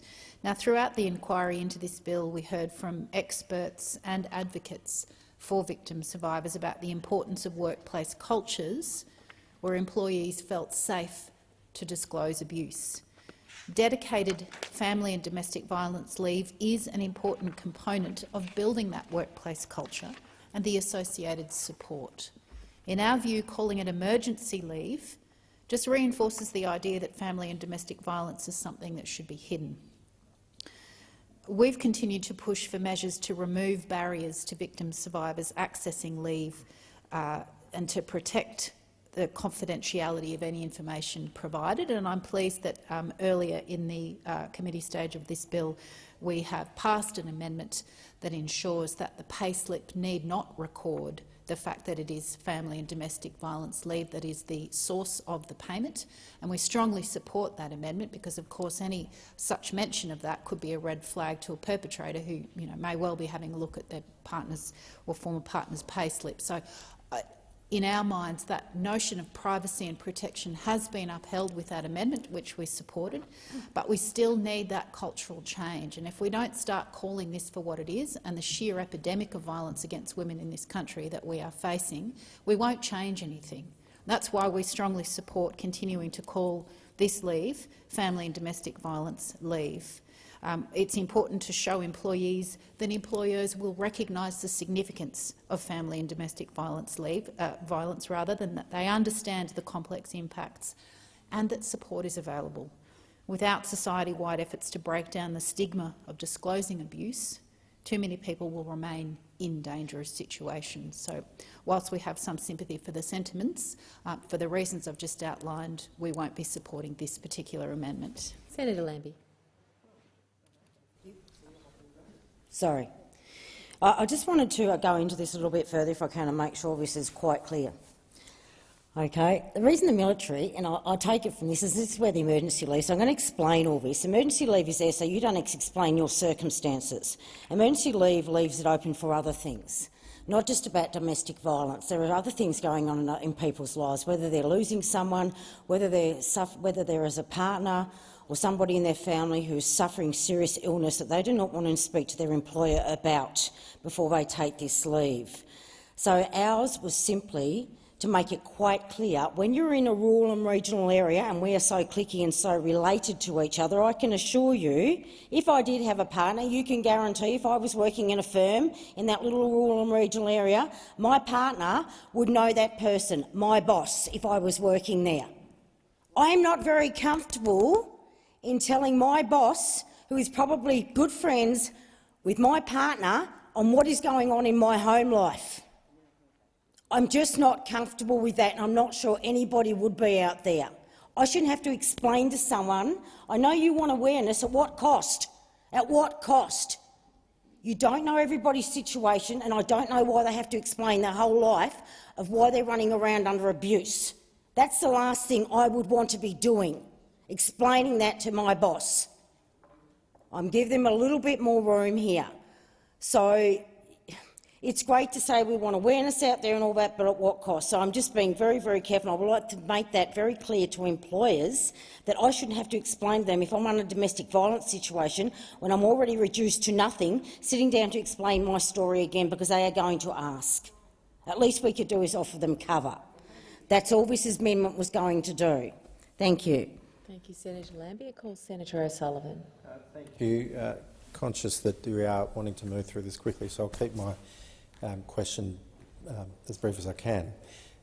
Minister, are you able to just explain to us something that some stakeholders and obviously victim survivors in particular have raised, and no doubt many of us here have received emails on this issue of privacy, confidentiality, and I guess this goes to this particular amendment.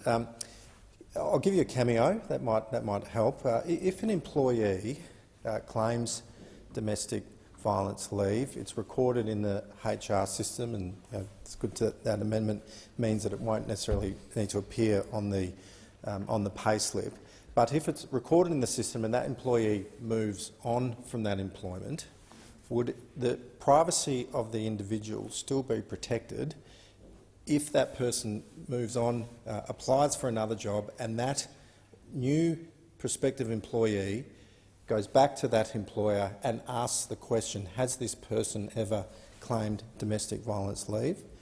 Would it be a breach of privacy? Would it be a breach of that person's situation to not provide, if that was provided to that new employee, that information that that person had at some point claimed domestic violence leave? So it'd be good to have that for Hansard just recorded. Thank you. Minister. Thanks, President, and thanks, Senator O'Sullivan.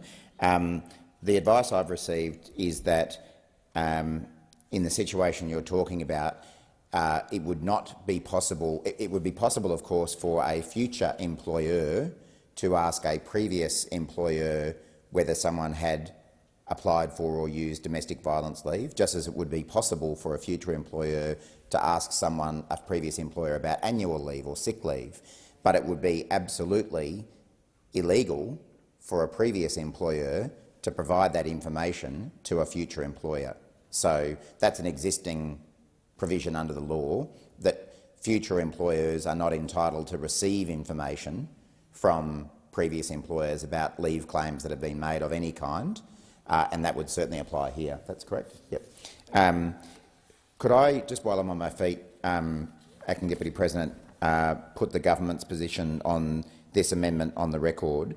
And just in case those following aren't entirely clear, this amendment, which has been moved by, I'm not sure if it's Senator Lambie or Senator Tyrrell, seeks to combine family and domestic violence leave with compassionate leave and rename the entitlement as emergency leave.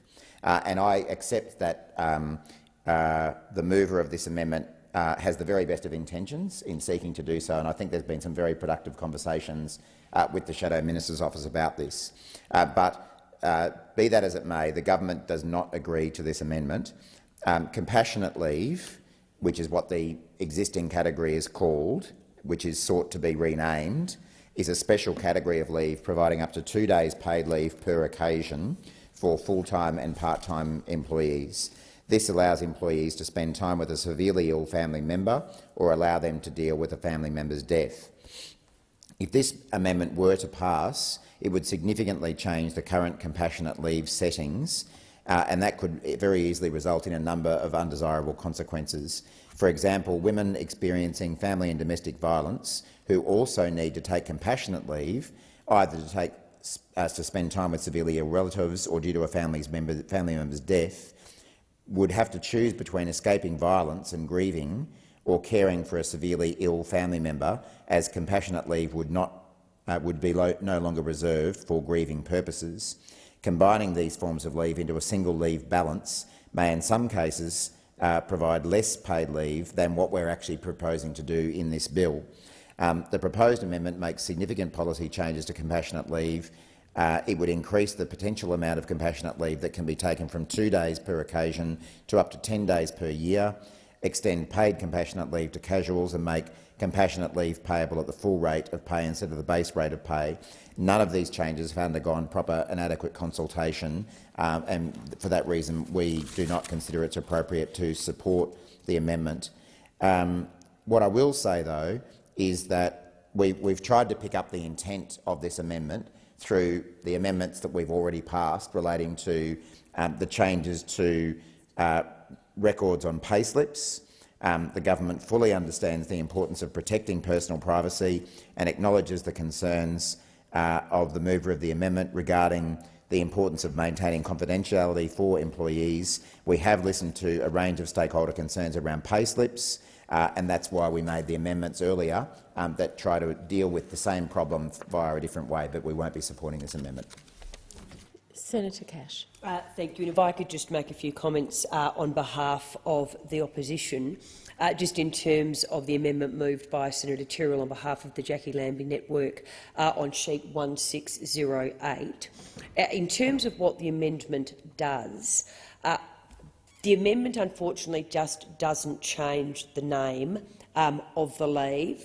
What it actually would do is wrap in a new form of leave called emergency leave, hence the change of the name to emergency leave.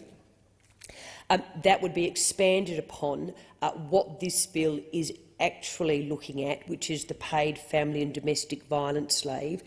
It would in fact extend the leave to a range of other circumstances, including caring for an immediate family member with severe illnesses that is a threat to their life and the employee is caring for them, caring for an immediate family member for severe personal injury that is a threat to their life and the employee is caring for them, or a child is stillborn where the child would have been a member of the employee's immediate family or a member of the employee's household if the child had been born alive, or the employee or the employee's spouse or de facto partner has a miscarriage.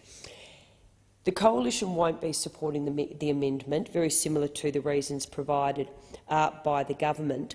Certainly appreciate the intent of the amendment, and I think you have stood up and you have articulated that well. As we all know, sometimes, though, when you are seeking to move an amendment to legislation, whilst the amendment itself does look very simple on the face of it, given we are dealing with the Fair Work Act, a very technical piece of legislation, it already has in place a framework for leave. We are looking at amending that framework in relation to leave to add in another entitlement to a different form of paid leave. But in particular, the Fair Work Commission itself, in its most recent review, the 4-yearly review of the awards system, they had undertaken an extensive consultation and inquiry into the question of whether or not the unpaid provision for family and domestic violence leave that is currently in the Fair Work Act should be extended to 10 days paid leave. They said that it should be. They made their decision, and the government obviously determined that it would then enshrine that in the National Employment Standard, going further than what the Fair Work Commission had said. But that is what this bill is dealing with. Your amendment actually takes it beyond that. To be fair to your amendment, if the government were to look at going down this path, I think it is something that does need to be looked at in detail, in particular in relation to are there any unintended consequences, and if so, what are there, and how does the Senate deal with them? But in particular, because of the nature of what is being looked at, it should be subject to consultation with the relevant stakeholders. In particular, how would this provision actually operate within the Fair Work Act, and particularly its potential impact on small and family business. So absolutely understand the intent, but it's the unintended consequences, and it does go further than the bill that we're actually debating here today. Senator Lambie. So I do have another question.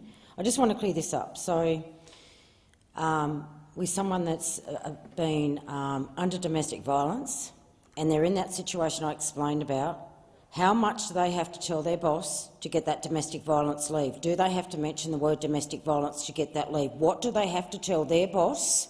How much information do they have to tell them or give them to get that far?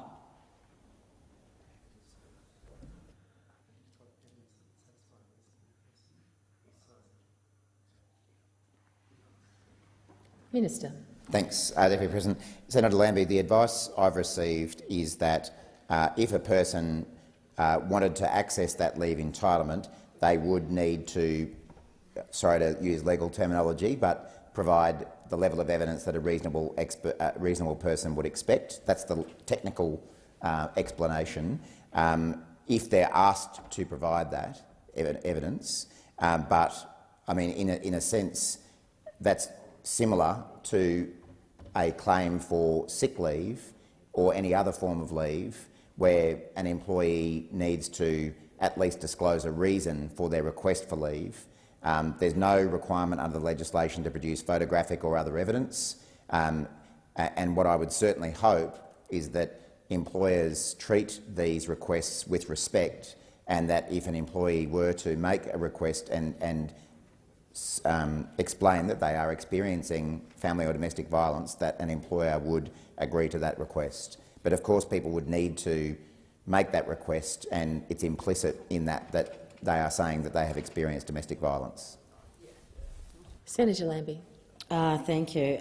If an employer breaches the confidentiality of an employee with respect to domestic violence leave by going to police because of a sincerely held view that it is necessary to protect that employee, but does so against the wishes of the employee, how will the employee recover their lost confidentiality? Is there anything in place for that? Or is there reprimanding from the Fair Work? What sort of area? Are we in grey area here? What? Minister.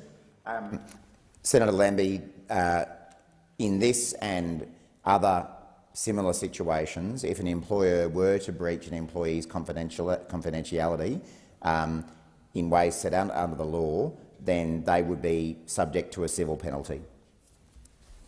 Senator Lambie. That also goes with police when you're reporting because you are sincerely concerned for the welfare. Wouldn't you? I would have thought if you were sincerely concerned and I was sitting here not saying anything and they were getting bashed, that I would be feeling quite responsible by sitting on my butt not doing anything more than offering that I can help you. Where's the rights of the employer that can see that their employee is getting hurt? What is their duty of care here?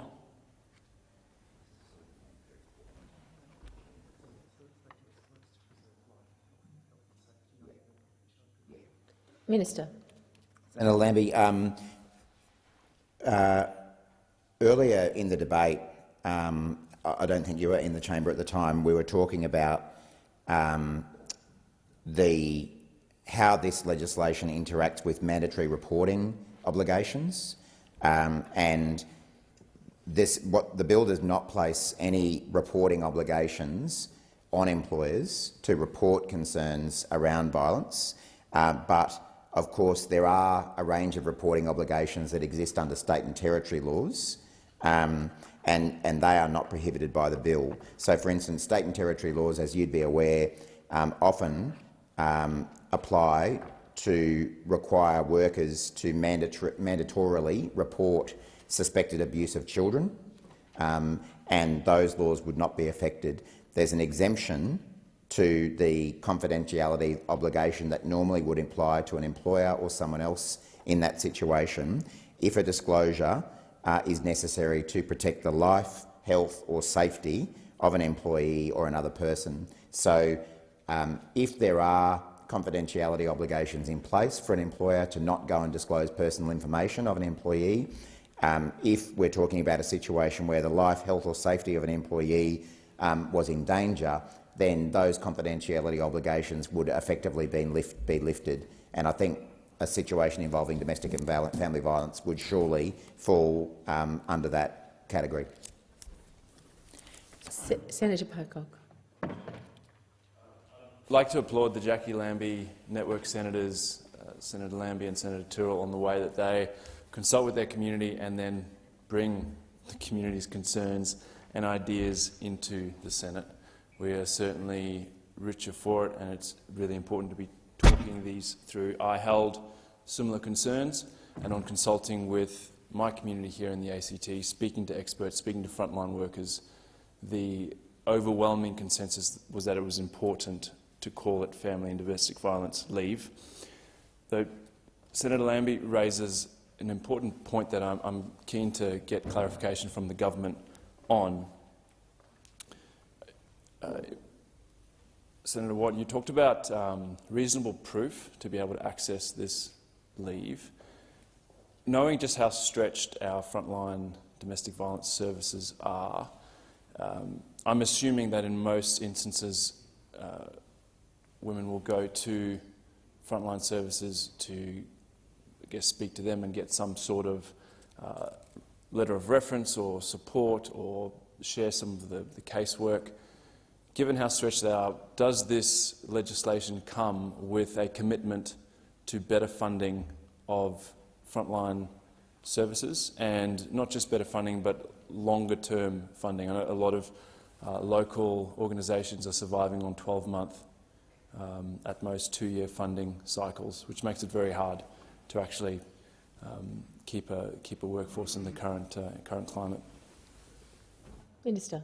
Thanks, Senator Pocock. I won't repeat the point about the evidentiary requirements, but because the issue you're more raising is about support for domestic violence services, and I think absolutely my own dealings with domestic violence services in Queensland convince me that they are very short of resources and very stretched to do extremely stressful work.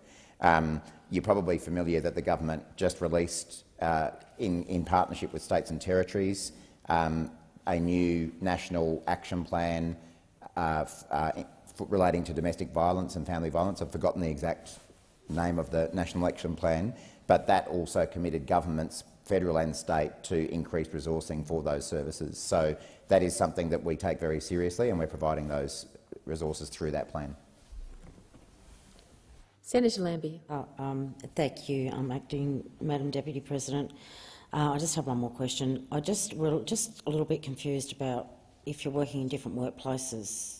Okay, so which always gets confusing in most things. But how many days leave will a person be entitled to if they're casually employed by more than one employer? I can't quite get that clear.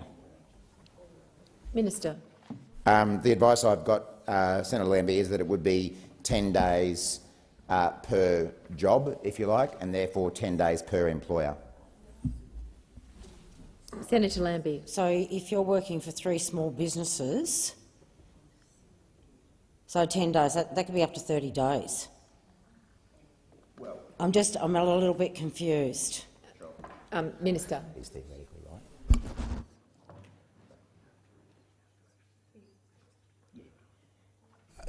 right. I guess that is theoretically right, Senator Lambie, but in the situation you're talking about, a casual employee, if they're working for 3 different employers, then I'm going to take a punt that they might be working, 1 day a week at one employer, 2 days a week at another, or part days, and the person would only qualify for the amount of leave that they actually work. So if they're working 3 half days at 3 different employers, they'd qualify for 10 days at part-time pay levels.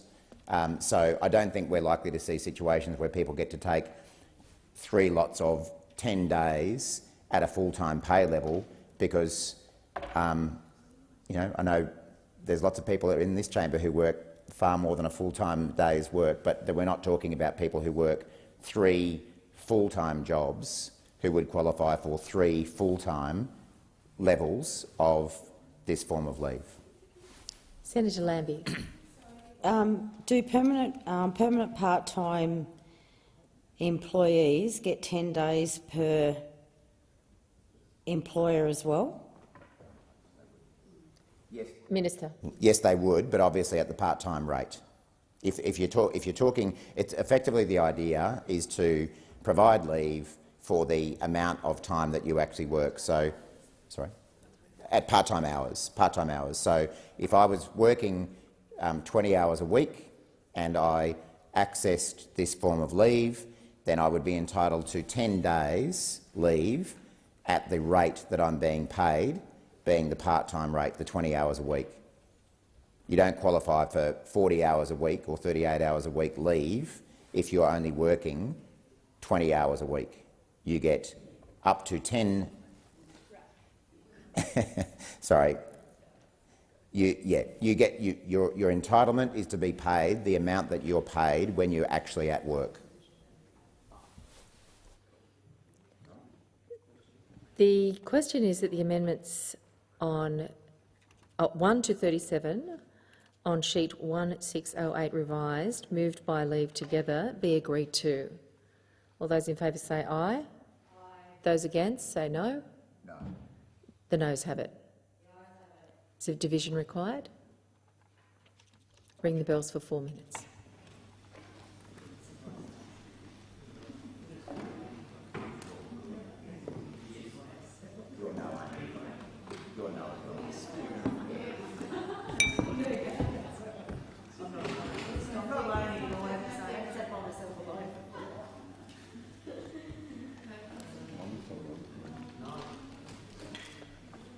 we do it?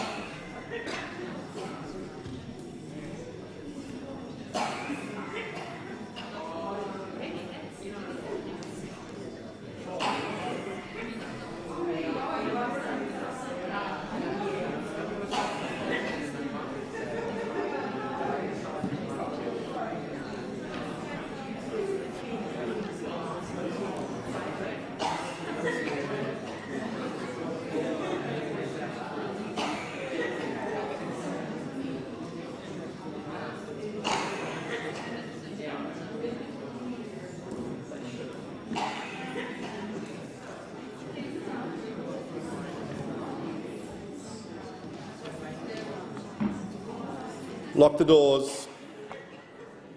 The question is that amendments 1 to 37 on sheet 1068 moved by Senator Lambie be agreed to. The ayes will move to the right of the chairs, the noes to the left. I appoint Senator Lambie teller for the ayes and Senator O'Sullivan teller for the noes.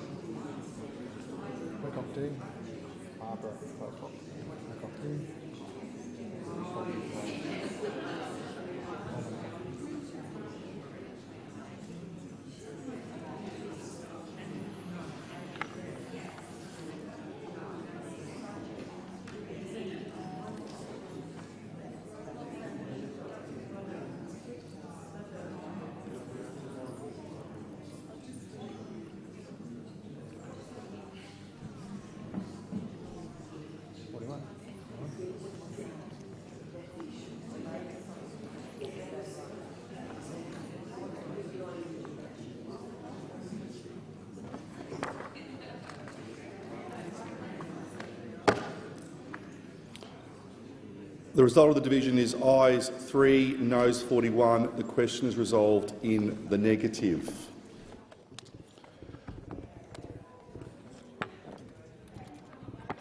Senator Walters. Yes, thanks very much, Chair. And I seek leave to move all of my amendments together. So that is amendments 1 to 41 on sheet 1652 by leave together, but also 1 and 2 on sheet 1641 by leave together and 1 and 2 sheet 1653 by leave together in the interests of passing this imperative bill. It's granted. Senator Walters. Thanks, Chair. So I'll just briefly speak to these amendments. The first one, 1641, are minor amendments to the definitions and to the notes to clarify the eligibility for family and domestic violence leave. We do welcome the bill's existing amendments to provide more examples of activities that would justify taking family and domestic violence leave. However, submitters like the Women's Legal Service and the Law Council and a few others told us that more clarity would help victims, survivors and employers. So the amendments that we've proposed to provide that clarity are that leave would be available to not just those who are currently experiencing, but to those who have experienced family and domestic violence. So this responds to concerns by the Law Council that victim survivors may need to access leave over a long period of time related to the same abuse. Even after an employee has escaped an abusive relationship and is no longer directly experiencing the violence, they might still need leave to attend court hearings or counselling or related medical appointments.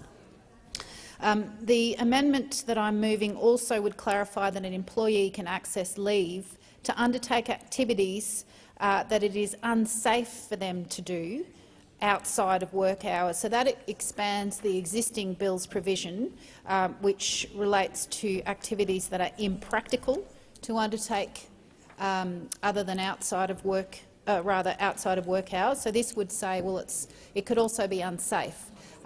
Obviously, safety is a key issue in matters of keeping women free from violence. So we think that's an important addition that would provide that reassurance. We also would like the note to be expanded so that the examples provided of the sorts of things that you can seek to access the leave for are nice and clear, and give employees the reassurance and employers the guidance on the sorts of activities that might be permissible. So that's our first amendment, 1641, which for some reason the government has said they won't support, although frankly they have absolutely no reason not to support because it's a technical clarification amendment. So I would urge them to rethink their opposition to that amendment. It's very simple and would be worthwhile doing. The second amendment, 1652, recognises the fact that 10 days paid leave won't always be enough to do all the things that are needed, and so this proposal would allow for additional unpaid leave days on top of the 10 days paid. And the reason for that would be, as I've said, to ensure that workers have enough time to do the things they need to do, but also that would reflect the best practice minimum standards in other jurisdictions. Now, I'm told that the government doesn't support that one either, although, again, we wish they would.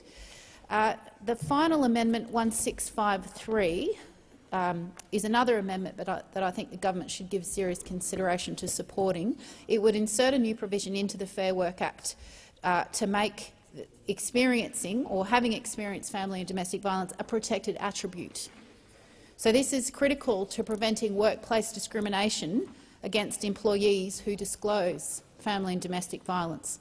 The whole objective of paid family and domestic violence leave is to drive cultural change and destigmatise disclosure. So this amendment naturally supports that by ensuring that employees who do disclose family and domestic violence aren't then sacked or discriminated against for disclosing that.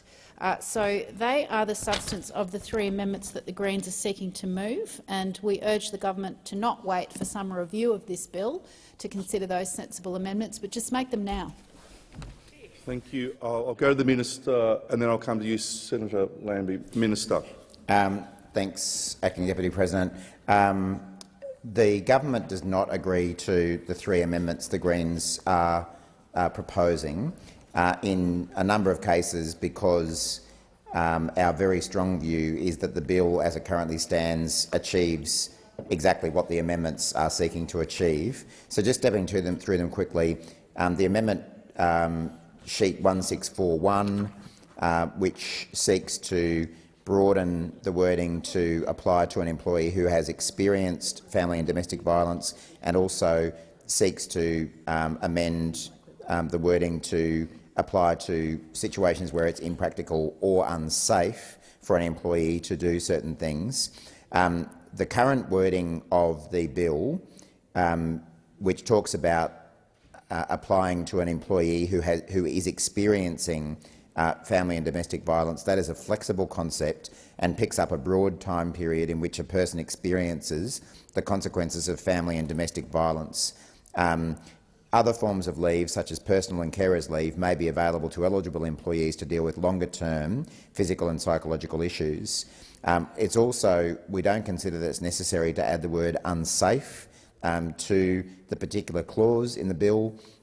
The existing clause refers to situations where it is impractical to do something, and I would find it very hard to believe that any court or tribunal would not consider something to be unsafe to also be impractical. So we think that that covers the field effectively. What Senator Waters described as the technical amendment here as well relates to a note to a clause. The note does not have operative effect, although it gives guidance to employers and courts as to the intended scope of a section. As Senator Waters would know, the Act's interpretation also makes clear that examples in notes are not exhaustive, and the note itself clearly states that the examples are non-exhaustive. So we don't believe that that part of the amendment is necessary. For sheet 1652, we are also not agreeing to this one. This seeks to provide an entitlement for a further 4 days unpaid family and domestic violence leave annually, where employees have exhausted their annual 10 days of paid leave. One of the underpinning policy objectives here is that employees can take leave to deal with the impact of family and domestic violence without the loss of income that they would have otherwise experienced. And of course, the National Employment Standards sets out minimum requirements. Employers are already free to provide additional leave at their discretion, either on an ad hoc basis, through workplace policies or as a result of bargaining. The bill also amends subsection 106 A subsection 5 to clarify that employers and employees can agree that the employee may take more paid or unpaid leave in addition to then a minimum entitlement. Sheet 1653, which seeks to add a new section to the Fair Work Act, providing that an employer must not take adverse action against a person who is an employee or prospective employee because the person has experienced or is experiencing family and domestic violence. Again, we don't agree to this amendment because the Act already does this. Exercising a workplace right, including taking or requesting to take paid family and domestic violence leave, is already protected by the general protections in the Fair Work Act.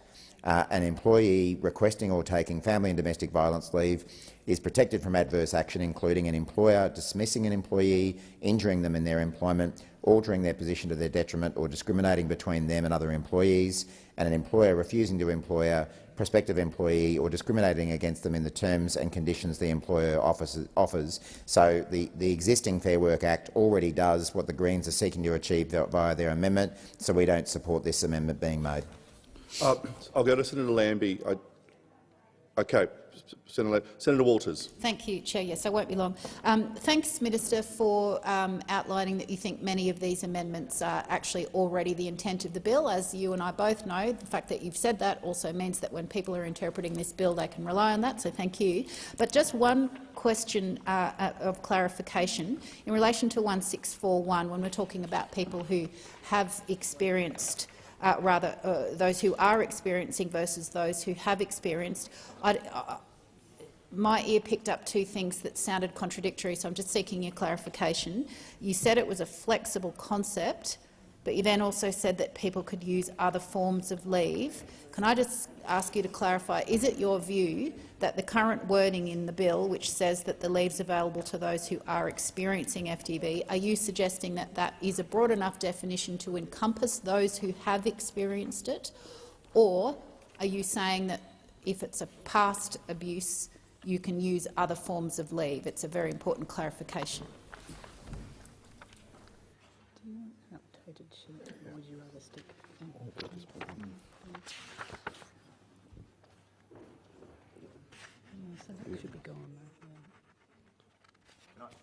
Oh, sorry, Minister. Well, can I suggest I just take a bit more advice on that, and perhaps we could hear from Senator Lambie or one of the other senators while I get that advice.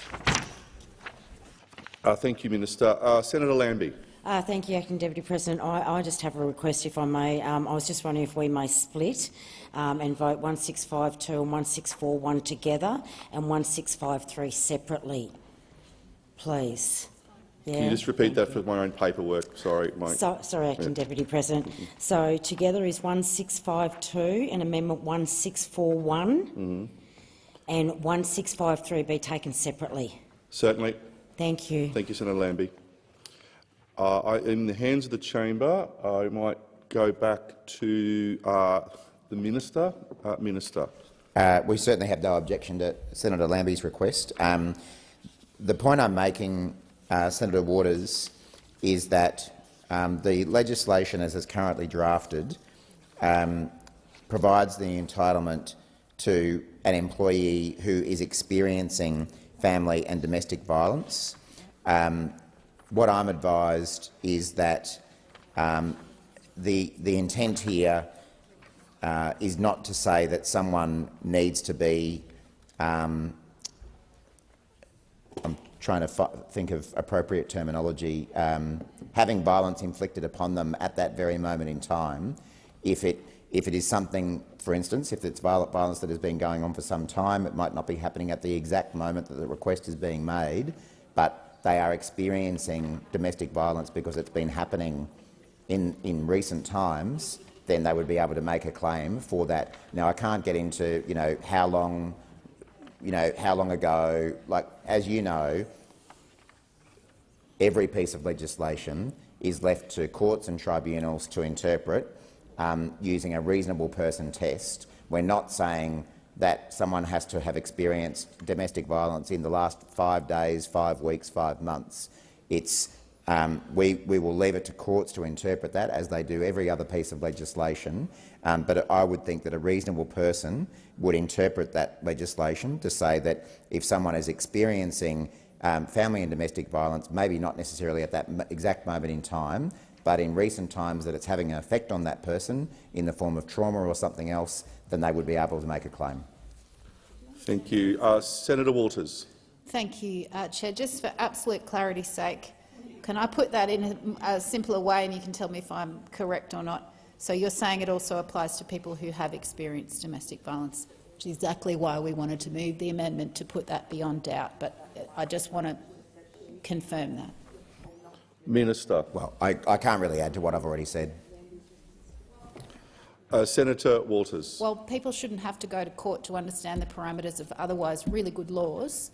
And it sounds to me like you want to support it, but maybe you don't want to because the Greens' name's on the top of the piece of paper, which has happened before. I'm sorry, I'm getting a bit cross here, but can you please just let us know now whether or not your definition of those experiencing violence includes those who have experienced family and domestic violence? Minister. It's disappointing that even in legislation dealing with a new form of leave for family and domestic violence leave, that the Greens would try to make a partisan point in suggesting that we're taking a position. No, you're in suggesting that we might be taking a position because it's got a political party's name on it is a ridiculous partisan comment in a really important piece of legislation, and I'm disappointed that that comment has been made. This debate has been conducted in a very civil manner without partisanship, and it's disappointing to hear a suggestion that we are taking a position because of the name of a party that's on an amendment. I am giving you the best advice I possibly can. You know, Senator Waters, you're a lawyer, as I am, and you know that every piece of legislation that is passed by this parliament leaves matters open to interpretation by courts and tribunals. What I am saying to you, as I have said 3 times now, is that that the words "is experiencing," that someone is experiencing family and domestic violence. I have said repeatedly that that does not require that violence to be occurring at the moment in time that someone makes that request. We all know that people experience domestic violence beyond the time that violence is actually being physically inflicted, the trauma that it causes. And so if someone has had violence inflicted upon them, for example, in the days leading up to them making a request and they are traumatised by that and they are fearful of their position, then I would suggest that a reasonable court would interpret these laws to say that that person could take that leave. And I'd appreciate it if we could keep the partisan comments out of a very important bill that I would like to think that we can all support just for once. Senator Waters. Thanks, Chair. Look, I'll thank the minister for the clarification, and I have reasons for making the statements that I made. I have no disgruntlement with the minister at the minute in the chamber, but we have sought for a very long time to get support for these amendments and have been stonewalled. It's not Minister Watt's fault. I just want the record to note. I don't cast those aspersions lightly. There's a reason for why I've said them, but I thank the minister representing for his clarification on the scope of what those experiencing family and domestic violence means in this context. If there are no further speakers, what we're going to do is, at the request of Senator Lambie, we will deal with sheets 1652 and 1641. So the first question before the committee will be that amendments 1 to 41 on sheet 1652 and amendments 1 and 2 on 1641 be agreed to. Those of that opinion say aye. Those against say no. I think the noes have it. The noes have it. Senator Waters. Thank you, Chair. Again, in the interest of saving time, could I please ask, rather than a division, that the Greens' support for our very sensible amendments be recorded? Thank you, Senator Waters. Leave is granted for that, so yes. Thank you, Senator Waters. Then we move on to amendments 1 and 2 on sheet 1653. Those of that opinion say aye. Those against say no. I think the noes have it. Senator Waters. Yes. Likewise, can we record the Australian Greens' support for our own amendment? And I believe Senator Lambie might wish to do the same. Okay, by leave, that is agreed to. So I now move on to. I think I'm going to call the opposition. Senator Cash. Thank you, Chair. And I seek to leave move opposition amendments on sheet 1645 revised 1 and 2. No objections. Leave is granted. Senator Cash. Thank you. This amendment is intended to ensure an independent review is conducted into the operation of paid family and domestic violence leave, especially in relation to the impact the bill will have on small business and sole traders. The bill as currently before us does not have a review mechanism in place, and it is important that with a change like this to the operation of the National Employment Standards, that we review those changes to ensure that they are appropriate in the way that they have been developed. The committee that inquired into this bill, and I do thank Senator Matt O'Sullivan for all the work that he did, recommended that the Australian Government commission an independent review of the provisions of the Fair Work Amendment Paid Family and Domestic Violence Leave Bill to be undertaken 18 months after the commencement of this schedule. I do appreciate the cooperation that the government has provided to us, the amendment that they have requested and that the opposition have agreed to is in relation to section 2C, adding the words people experiencing family and domestic violence, and of course in relation to the amendment that has been moved by the opposition at part 4, the review must start as soon as practicable after the end of the period of 12 months after the commencement of Schedule 1, and I do thank the government for its support. Thank you. So I might go to the Minister, and then I'll come to you, Senator Waters. Minister. Thanks, Deputy President. Now that this amendment has been amended by the opposition, we will be supporting the revised amendment. The government was already intending to conduct a review of this legislation. With this amendment that's now been made to the original amendment, our concerns that the statutory review would not take into account the views and voices of survivors is resolved, and that's why we will be supporting the revised amendment. Senator Waters.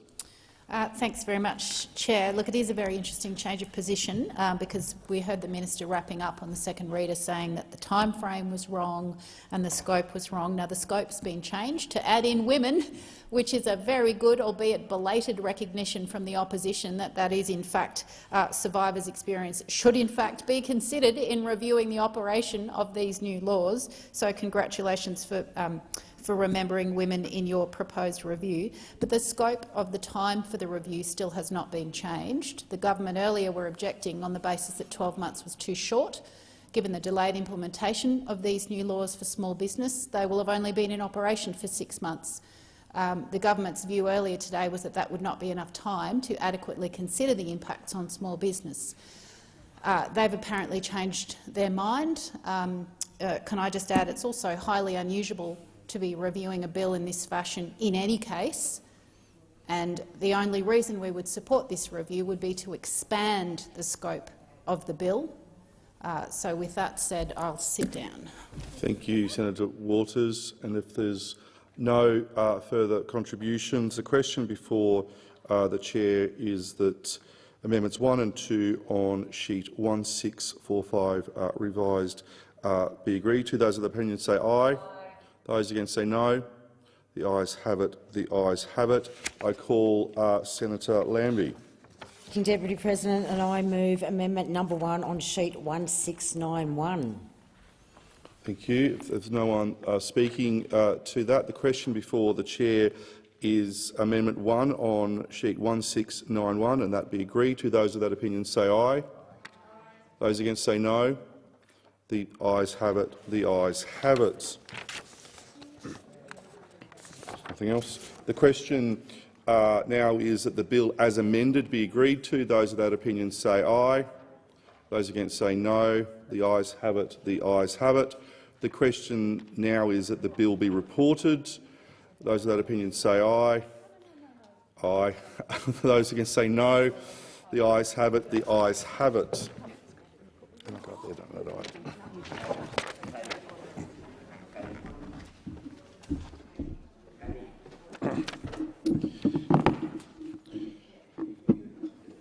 The committee has considered the Fair Work Amendment Paid Family and Domestic Violence Leave Bill 2022 and agreed to it with amendments. Clerk? Oh, sorry. Minister. I move the report be adopted. Those of those who agree with that say aye. Those against say no. The ayes have it. The ayes have it. Minister. I move that the bill be read a third time. Those of that opinion say aye. Those against say no.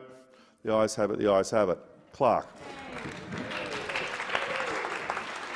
A bill for an act to amend the Fair Work Act 2009 to provide for paid family and domestic violence leave and for related purposes. Government Business Order for Day number 2, National Health Amendment General Co-Payment Bill 2022, resumption of second reading debate. And I'll just call order in the chamber before I call Senator Ruston. All right, Senator Ruston. Thank you, Mr Acting Deputy President. The opposition is very pleased to support this bill, the National Health Amendment General Co-Payment Bill 2022, because it enables the implementation of a key coalition election commitment, a commitment that the Labor Party was shamed into copying during the election campaign. The bill amends the National Health Act 1953 to reduce the Pharmaceutical Benefits Scheme general co-payment by $12.50 from $42.50 to $30, saving patients on out-of-pocket expenses. The opposition remains absolutely committed to ensuring Australians have access to affordable medicines when they need them. And we support this legislation to reduce the cost of medicines because the Coalition has always been committed to ensuring Australians can access the essential and life-saving medicines at an affordable price. The Coalition has a strong record of delivering affordable, life-saving medicines for all Australians, and we encourage this government to continue our policy to list all medicines on the PBS that are recommended by the Pharmaceutical Benefits Advisory Council. The bill amends the PBS general co-payment from the current amount of $42.50 to a new amount of $30, taking effect as of the 1st of January 2023. For certain medicines or treatments that have a Commonwealth price between $30 and $42.50, which are indexed annually, the bill gives pharmacists an option to discount that price to general patients by more than $1 while supplying as a PBS script. This ensures no patient is worse off after the reduction of the general patient charge, given the established practice of pharmacists to be able to discount medicines that have a Commonwealth price at or below the current general patient charge. The bill gives effect to an election commitment made by Labor in response to the Coalition's clear leadership on this issue. On the 30th of April 2022, the Coalition announced an election commitment to reduce the PBS general patients charge by $10 as part of an annual $150 million hip pocket saving for Australians. We plan to wind the clock back on the cost of medications, reducing the cost per script back to 2008 prices. Following this announcement, on the very next day, Labor announced that they would reduce the general copay by an additional $2.50. I also note in the budget last night that Labor continued their long-standing commitment of copying Coalition policies by listing medicines on the PBS that had already been announced were going to be listed. We had provision for skin cancer patients to get PBS access to Libtayo, which will benefit around 1,000 patients with metastatic or locally advanced cutaneous squamous cell carcinoma each year. Without this subsidy, patients face costs of more than $144,000 for a single course of treatment. We had also provision for the 1,450 patients with advanced and metastatic gastroesophageal cancers to benefit from the listing extension of Opdivo on the PBS, saving these patients over $92,000 per course of treatment. Another copycat initiative of this new government is also trying to claim credit for its funding of support for an additional 71,000 people who live with type 1 diabetes, enabling them to get access to subsidised continuous glucose monitoring, an initiative that was announced by the Coalition government earlier this year. I welcome the government's decision to support these measures and their recognition that the Coalition is a policy leader when it comes to affordable medicines and is supporting Australians who rely on them. We are pleased that we were able to lead the government into making commitments on this important policy area to support the hip pockets of Australians who rely on essential medicines and treatments. The Coalition has a strong track record of providing Australians with timely, affordable access to effective medicines, treatments and services. When we were in government, we listed more than 2,800 new or amended medicines on the PBS, representing an average of around 30 new listings per month. Most recently, from the 1st of April 2022, Our strong economic plan meant that we were able to ensure patients suffering from severe heart failure, high cholesterol and high blood pressure could afford cheaper medicines to treat their conditions. We were also able to list life-saving drugs to support Australians with asthma, prostate cancer, Castleman's disease, HIV and Crohn's disease. This includes the PBS listing of Trilega Ellipta 200, which was funded by our government to expand for Australians with severe asthma. Asthma is a common chronic condition and can become serious, especially if untreated. Without the PBS subsidy, over 1,000 Australians may have paid more than $1,000 per year for treatment. Another integral listing, supported by the former coalition government, was an oral treatment that has shown improved survival outcomes for patients with prostate cancer who have specific gene variants. Prostate cancer is the second most common cancer diagnosed in men in Australia and the third most common cause of cancer death, with 1 in 6 men estimated to be diagnosed with prostate cancer by the age of 85. And we did not plan to stop there. In the Coalition's 22-23 budget, we provisioned $2.4 billion for more new and amended PBS listings. These listings also included critical treatments for breast cancer, cystic fibrosis, severe eczema, asthma, spinal muscular atrophy, HIV infection and heart failure. By listing medications on the PBS, we ensured that Australians have access to affordable, life-saving medications that would otherwise cost thousands of dollars, or even hundreds of thousands of dollars without a subsidy. It's disappointing that, on the other hand, Labor had stopped listing medicines on the PBS when they were last in government in 2011 because they couldn't manage money. Australians requiring medicines to treat severe asthma, chronic pain, schizophrenia, blood clots, IVF, endometriosis and prostate conditions were all impacted by Labor's inability to afford important investments in the PBS. In announcing this legislation, the Albanese government highlighted the reduction in the co-payment as a cost-of-living relief measure to address the significant pressures facing Australians right now, right across the country. And although the opposition supports reducing the cost of medicines to provide relief directly to the hip pockets of Australians, it's important to note that this is one of the very few cost-saving relief measures the Albanese government has announced in its budget so far, and it also doesn't take effect until 2023. We support Labor's bill to reduce the maximum general co-payment for medicines on the PBS. However, we hope that they do not consider their job done on supporting Australian families with the rising cost of living by this one initiative. The opposition has significant concerns that the Albanese government could fall back into their old pattern of having to stop making critical investments into essential supports for Australians, and will hold the government to account to ensure that they do not repeat the disaster of their poor economic management in the last government that saw important medicines stop being listed. I commend this bill to the Senate. Thank you, Senator Ruston. Senator Steele-John. Thank you very much, President. Now, the Australian Greens will be supporting this bill to reduce the general co-payment of the PBS items from $42.50 down to $30. We know in doing this that this is in fact the bare minimum that this government could be doing to improve access to medical supports that members of our community need at the moment. I hear from many members of our community, and particularly from young people, that when they seek support, particularly mental health support, they are confronted with a system that either doesn't have the capacity to see them in a timely manner or simply costs too much.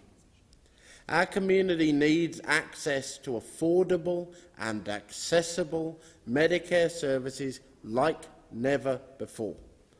They need their dental care to be covered under Medicare. They need their mental health supports to be covered. They need their GP to be affordable and to be well trained. Tax cuts for billionaires, like those which were provided in the budget last night during a time when people can't afford to see the dentist, to go to a doctor, to access mental health supports when they need them, is a completely unjustifiable move by this Labor government. Now, I will flag in this contribution that the Greens will be supporting the amendments offered by Senator Pocock. The amendments to this bill offered by the Senator relate to Section 100 to ensure that decisions made under the Section 100 powers are always created as legislative instruments, allowing them to be scrutinised and to be disallowed ultimately, should the Senate see fit. I have actively questioned the Health Department at Senate estimates about the Section 100 programmes under the National Health Act, particularly in relation to the opioid dependency treatment programme. Now, opioid dependency is a complex health condition that requires long-term support and long-term care. Such treatment programmes as opioid dependency make a real impact on people's lives. I'll say that again. Programmes like this, the opioid dependency treatment programme, make real impacts on people's lives. These are real programmes that shape people's lives every single day. And this particular programme, at the moment, as constituted and enabled under the Section 100 provisions, has come into being and been enforced through an instrument that is not subject to the scrutiny of this Parliament. Scrutiny in these issues is so vitally important because it acts as a counterbalance on government, particularly when government thinks that it can get away with mistreating people, when it thinks it can get away with placing burdens upon communities because those communities are subject to stigma. And that is very much the case with those who access this particular programme. The General Co-Payment Bill, and I'll say this again very clearly, is the bare minimum that the Australian community needs. Let's get the Australian community the health care that they actually deserve. Let's get dental care into Medicare. Let's get mental health into Medicare. Let this Senate proclaim the radical proposition that the teeth and the brain are part of the body. The Greens will continue to make this logical case for the expansion of Medicare and to work with our community to drive out stigma and barriers where they exist and to work to reshape the system in line with community need. Thank you, Senator Steele. John. Senator Pocock. Thank you, President. I rise to speak in support of the National Health Amendment General Co-Payment Bill. This bill provides welcome and needed cost of living relief to people who regularly use medicines. I would have liked to have seen the government extend the support to concessional payments, noting that prices of concessional medicines are about to increase in line with record inflation figures. I'll be moving a separate amendment on this bill during the Committee of the Whole stage, but would like to speak to it now to save time. Section 100 of the National Health Act allows the Minister to make special arrangements for the supply of medicines. One such special arrangement is the Opiate Dependence Treatment Program, sometimes referred as the ODTP. As it currently stands, this arrangement compels pharmacists to charge private dispensing fees for opiate dependence treatments. Studies have shown these fees vary markedly across the country. While some pharmacies may charge as little as $1.50 per dose, some may charge up to $10. Therefore, the average cost for a patient can exceed $1,800 per year. Some can be as high as $3,640 a year. It's worth remembering that for every other PBS medicine, the government will pay the dispensing fee. Dispensing fees are also charged on a per-prescription basis, whereas for opiate dependence treatments, they are charged on a per-dose basis because of this special arrangement. The effect of this has been truly disappointing. These fees provide a financial barrier for people looking to manage their addiction. It's no stretch to say that they are actually contributing to deaths that could be prevented. This was substantiated in a 2019 coronial inquest in New South Wales, which found that it was, to quote, alarmingly clear that many opioid deaths were genuinely preventable. The New South Wales coroner further recommended that urgent attention be given to improving the affordability of drug substitution programs for all drug-addicted persons wanting access to them. 3 years on, and not much has been done. 3 people likely died yesterday from an overdose, and by the end of the day today, another 3 people in Australia will likely die. And this is all preventable. In Australia, guaranteed access to safe and effective medicines is a much-loved, well-protected component of Medicare. Our pharmaceutical benefits scheme provides financial protections to all Australians accessing any PBS medicine. Whether you're managing diabetes, a heart condition or reflux, you're guaranteed access to affordable medicines.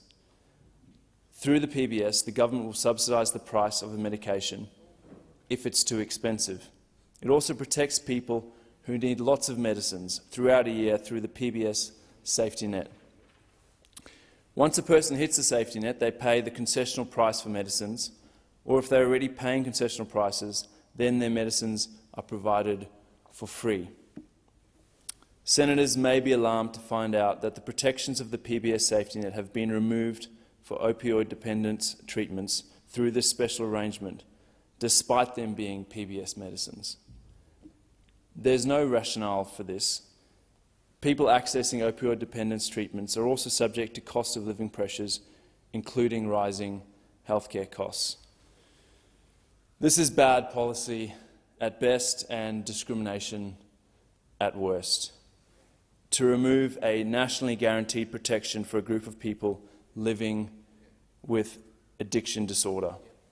The research is clear that these fees put people in a position where they have to choose between treatment and food. Some will skip meals to afford their treatment, others will have no choice but to relapse or seek treatment in the already stretched public system. It is important to remember that opioid deaths and hospitalisations are caused by prescription opioids. Some of these prescription opioids are on the PBS and do count towards a patient's annual safety net. In that regard, the cost of the poison can be cheaper than their treatment. This special arrangement has baked in a financial disincentive for people to start treatment. This arrangement also negatively impacts community pharmacies. These are small businesses who have to make decisions to accrue debt in the interest of providing good health care. And that's exactly what they're doing across the country. In a survey of pharmacies in New South Wales and Victoria, over 70% reported that they were providing credit, often bad credit, to patients who are unable to pay their dispensing fees. I applaud these pharmacies for making these compassionate decisions to help members of their communities. While it speaks to the integrity of our healthcare providers that they are willing to make these decisions, they shouldn't have to. The Parliament has not been given an opportunity to review the specific arrangement due to the way that it was constituted. The arrangement has been set up under a non-legislative instrument. It has therefore never been considered by our Scrutiny of Delegated Legislation Committee or the Joint Committee on Human Rights. It has been set up to specifically put it out of reach of the people in this chamber. I don't think that it's appropriate, and it may not even be lawful. My amendment would make clear that all arrangements under Section 100 must be legislative instruments by 1st of July 2023. This has the effect of giving the Senate back its oversight of these arrangements. It also puts a timeline on actually having a reform to this existing instrument. If the current arrangement is not made a legislative instrument by this date, I am advised that it will cease. I thank Minister Butler and his office for engaging with me on this important issue and for committing to reform. I understand there is a process to engage states and territories in this process, and this may take some time. Nonetheless, in the interest of those struggling every day, I urge the government to do all they can to ensure that this is dealt with as quickly as possible. I thank senators for their consideration of this amendment. Thank you, Senator Pocock. Senator Watt. Thank you, President. Over the last 2 days, the House of Representatives has debated legislation to introduce the biggest cut to the cost of medicines for Australian households in the 75-year history of the Pharmaceutical Benefits Scheme, a cut in prices for general patients of almost 30% to the maximum cost of their scripts, from $42.50 to just $30. It was a Labor government that first introduced the legislation to make life-saving drugs more affordable, and the Albanese government now remains committed to ensuring that the PBS continues to enable Australians access to affordable medicines. After almost a decade of Liberal and National Party neglect, the costs of living are soaring, with many Australians cutting back on essentials to make ends meet.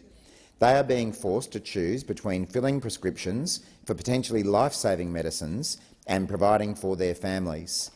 This bill amends the National Health Act 1953 to reduce the maximum general patient co-payment under the PBS from the current maximum of $42.50 to $30. From the 1st of January 2023, around 3.6 million Australians with current prescriptions over $30 will benefit through this initiative of the Albanese Labor government.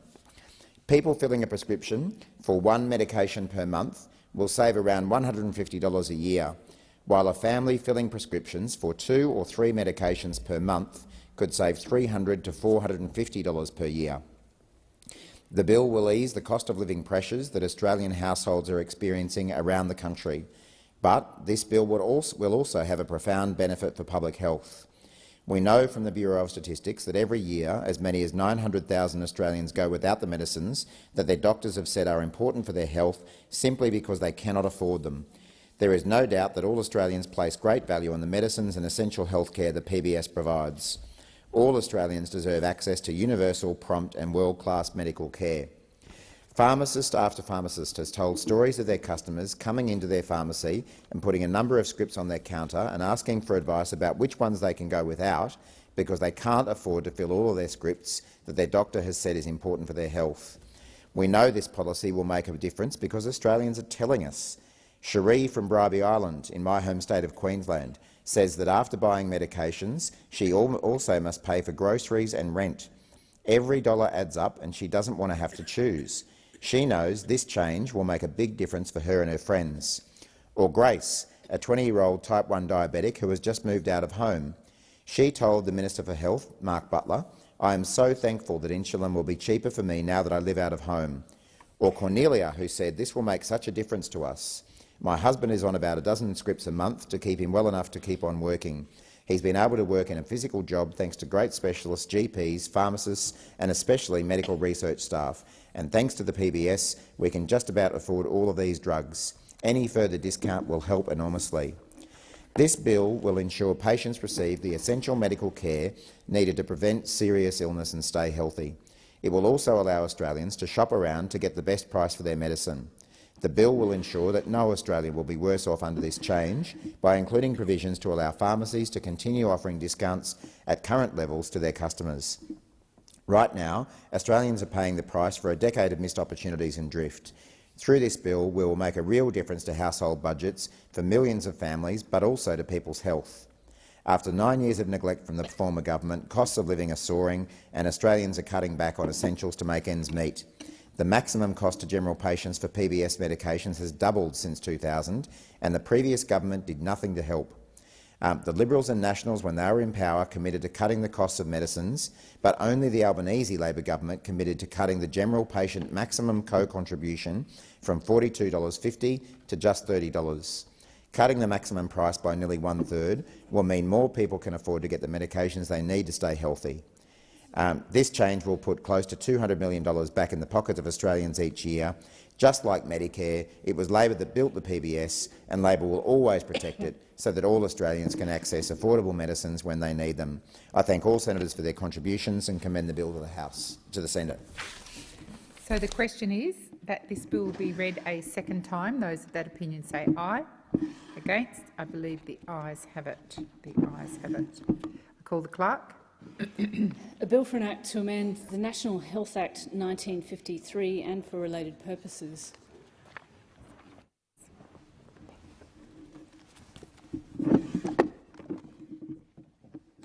Is it the wish of the committee that the bill be taken as a whole? There being no objection, it is so ordered. The question is that the bill stand as printed, and I believe we have an amendment moved by Senator Pocock.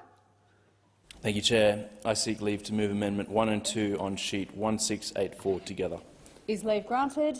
There being no objection, leave is granted. Thank you, Chair. I move the amendments. The question is that the amendments, as moved by Senator Pocock, be agreed to. All those of that opinion say aye. Those against say no. I think the ayes have it. The question now is that the bill as amended be agreed to. All those of that opinion say aye. Those against say no. I think the ayes have it. The question now is that the bill be reported. All those of that opinion say aye. Those against say no. I think the ayes have it.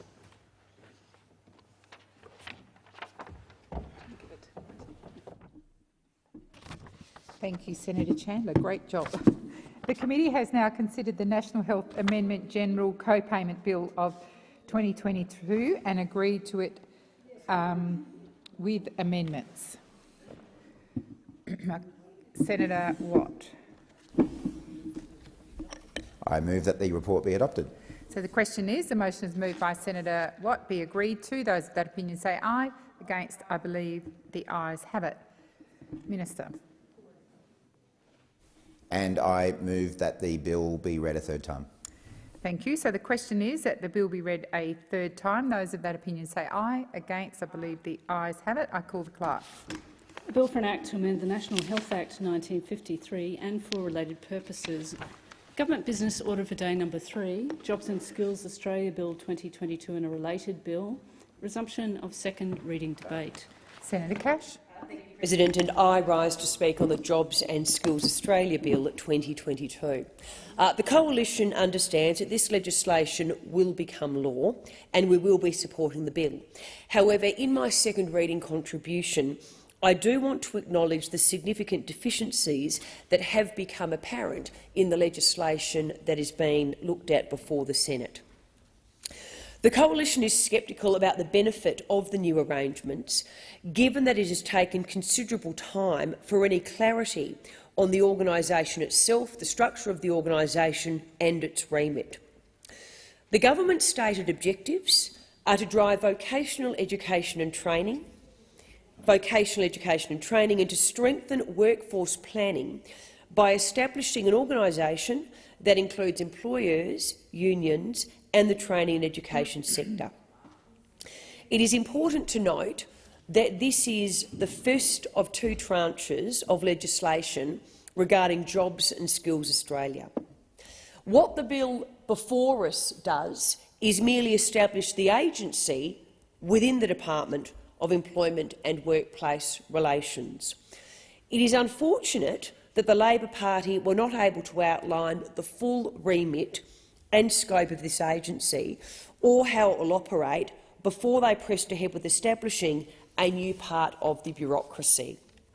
As a result, over 150 days into this new government, we only found out that the full remit of Jobs and Skills Australia just recently. It is, frankly, just a reconfigured National Skills Commission with some union paymasters appointed to the board. While developing better information, coordination and leadership of Australia's workforce and skills is a noble aspiration, this function is already being provided by the National Skills Commission, established by the former Coalition government in 2020. Over our 9 years in government, The Coalition strengthened and expanded Australia's vocational education and training system, after, of course, we cleaned up the mess that the former Labor government had wreaked on the vet sector in Australia, and I'm particularly referring to their disastrous vet fee help policy that decimated vocational education and training in this country. In terms of the Coalition's record, we achieved record investment in skilling Australians, including our $2 billion Job Trainer Fund, which was specifically training Australians in areas of labour market demand, our $1.9 billion for the Supporting Apprentices and Trainees program, and of course, this is without a doubt one of the most successful programs a government has ever put in place in relation to apprentices. The Coalition introduced this wage subsidy to shield apprentices and trainees from the economic fallout of the COVID-19 pandemic. Because, after all, we all know, when a pandemic hits, who are the first people to be let go? The apprentices. And the Coalition understood that we needed to take strong and decisive action to ensure that this did not occur, and we were successful. $1.91 billion in wage subsidies have been paid through the Supporting Apprentices and Trainees wage subsidy. We have assisted with that wage subsidy around 74,900 employers, and we supported over 152,700 apprentices and trainees. We also invested $1.5 billion in our boosting apprenticeship commencements. In terms of that, we invested $4.8 billion over 4 years, from 2020 to 2021, through the Boosting Apprenticeship Commencements Wage Subsidy to support businesses and group training organisations to take on new apprentices and trainees during the pandemic. This included $1.2 billion that we announced in the 2020-21 budget and a further $2.7 billion announced in the 2021-22 budget. We also invested $716 million to help second and third year boosting apprenticeship commencement apprentices complete.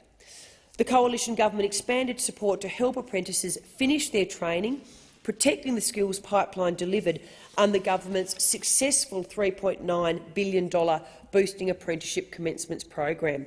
We actually had record trade apprentices in training, 220,000 of them.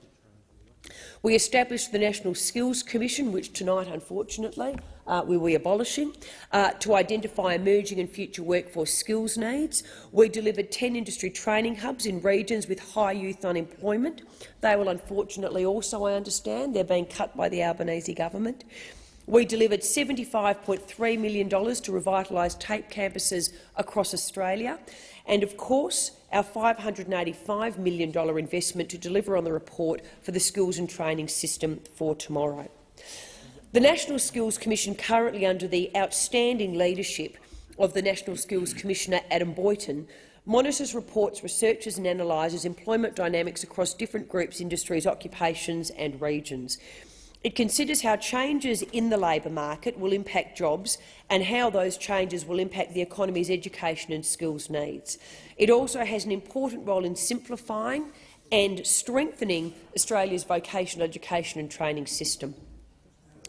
The Minister for Skills and Training actually stated that Jobs and Skills Australia will build on the National Skills Commission and has, given the resource profile, indicated that National Skills Commission staff will come across to Jobs and Skills Australia. In fact, we are told that Jobs and Skills Australia will be cost neutral because the existing funding for the National Skills Commission will cover the work for Jobs and Skills Australia.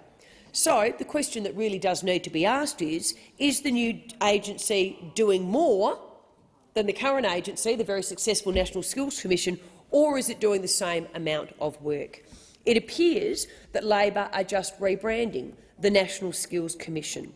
And of course this is something that the Coalition will be monitoring very, very carefully, because we know that the National Skills Commission has done, under Adam Boyton, absolutely outstanding work. The National Skills Commission was, of course, a key part of how the Coalition government got the vocational education and training sector in Australia back on track. And as I said in my opening comments, the Coalition, of course, when we came into government, we inherited an absolute mess, the absolute decimation of the vocational education and training sector in Australia had been caused by the former Labor government by certain policy decisions that they had made. And what worries me more than anything, in particular when we look at the bill that we have before us tonight, we're over 150 days into the Albanese government, and it is becoming increasingly clear that they have no plans for skills in Australia. The Labor Party, on any analysis, inherited a booming skills and training sector from the coalition government. There was, again, on any analysis, anyone will tell you, there was real momentum in skills and training thanks to the policy decisions that had been made by the former coalition government. The few announcements that we have seen the Albanese government make, they have been delayed in implementation, of course to align with the much-hyped Jobs and Skills Summit, where the Prime Minister announced an additional 180,000 fee-free TAFE places for 2023. It sounds good, but it also belies the truth. We've since learnt that the Prime Minister misled the Jobs and Skills Summit. His training blitz is nothing more, as we now know, and one quite frankly should have expected, nothing more than marketing spin, with the vast majority of funded positions not new or additional at all. In fact, reports in the Australian newspaper suggest of the 180,000 committed places, over 66% already exist and will only be further subsidised, hardly attracting real momentum in skills and training in Australia. And in fact, just 45,000 of them will be new, and all of them were already announced as part of Labor's fee-free TAFE pre-election commitment. Most incredibly, 15,000 of the aged care places were announced in the coalition government's March budget through its Job Trainer Fund. So the Labor Party, in doing that, have re-announced 15,000 new places that we announced when we were in government in March. I think, though, possibly from the Skills Summit, the announcement that has well and truly sent shivers down the spine of the industry-led training providers is the Prime Minister's reveal that, quite literally, the funding will go to public training providers only. This, as I said, has sent a shiver through the industry-led training providers, because we know that private registered training organisations do 70% to 80% of the training across our vet sector in Australia, and on top of that, they're estimated to train 79% of all women across the training system. The Coalition's perspective is very, very clear. Unlike the Albanese government's perspective, we need an even-handed approach to the entire skills sector that provides choice for our next generation. We would be extremely concerned if Jobs and Skills Australia embedded a bias for any part of the skills sector, so we need to safeguard and prevent unions from dominating this agency and turning it into an entity that only backs public providers in Australia.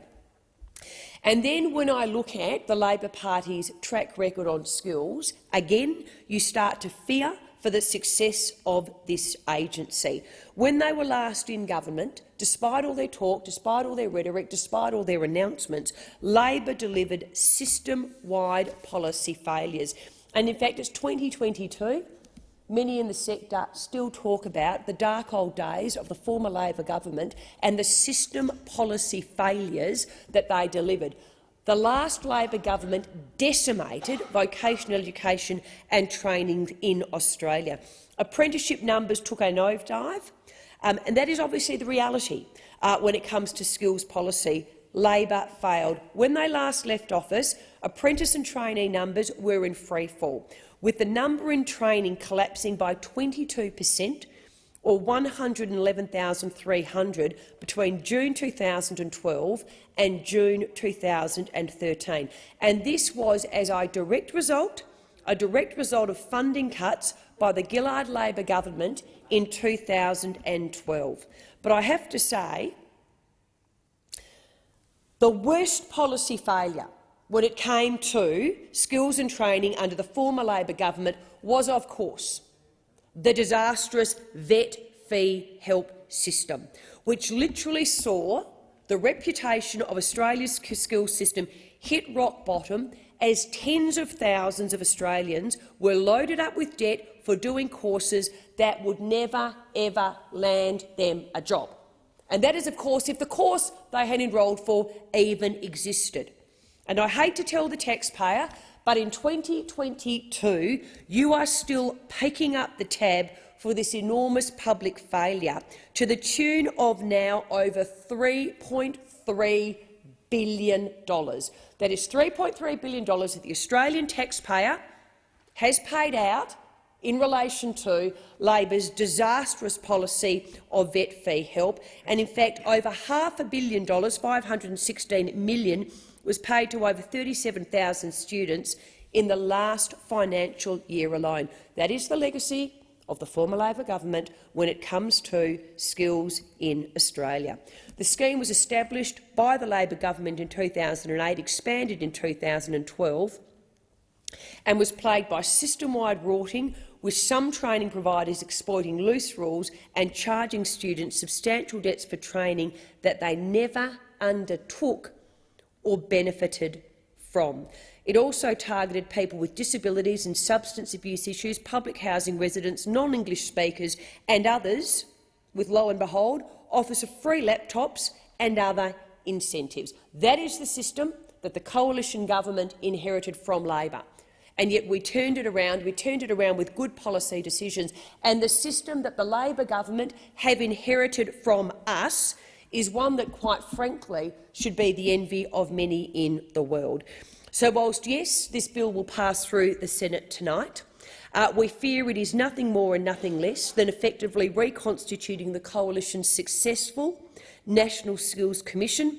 But the one fundamental change, and we will explore it in the committee stage, is with some union directors. I certainly hope that, unlike other poor Labor policy, it does not end up costing Australia and the Australian taxpayer billions and billions of dollars for minimal and adverse outcomes. Senator Faruqi. Thank you, Acting Deputy President. I rise to speak on the Job and Skills Australia Bill 2022 and Jobs and Skill Australia National Skills Commissioner Repeal Bill 2022. These bills establish a new statutory body within the Department of Employment and Workplace Relations called Jobs and Skills Australia, and establish an interim director to lead the body, and abolishes the National Skills Commissioner. The Greens support this bill and have worked hard with the government to improve it.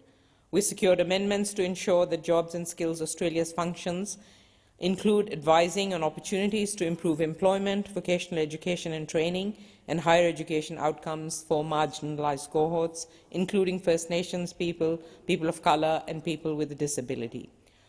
We've also secured amendments to ensure that Jobs and Skills Australia is required to advise on pathways into vocational education and training and pathways between vocational education and training and higher education.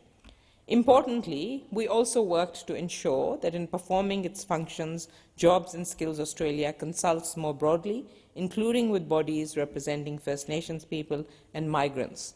These cohorts deserve a place at the table. The Greens are proud to be the party of public education. Our support for TAFE is unwavering. TAFE should be free, fully funded and properly resourced, with staff who are paid properly. They are valued and respected for the incredible work that they do.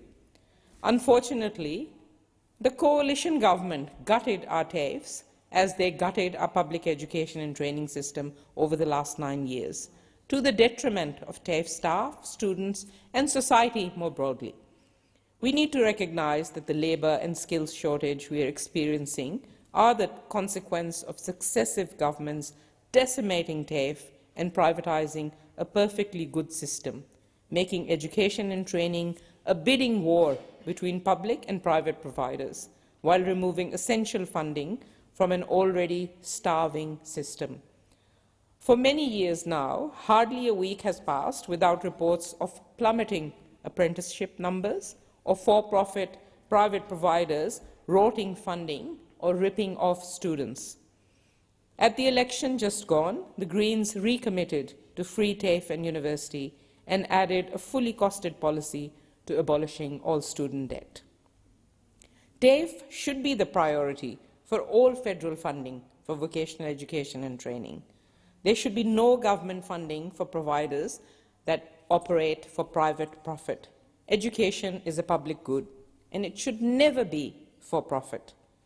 So now is the time not just to rebuild our TAFEs, but to unwind the crime of privatization, to restore the adult migrant English program, and to grow our education and training support for refugees and new migrants.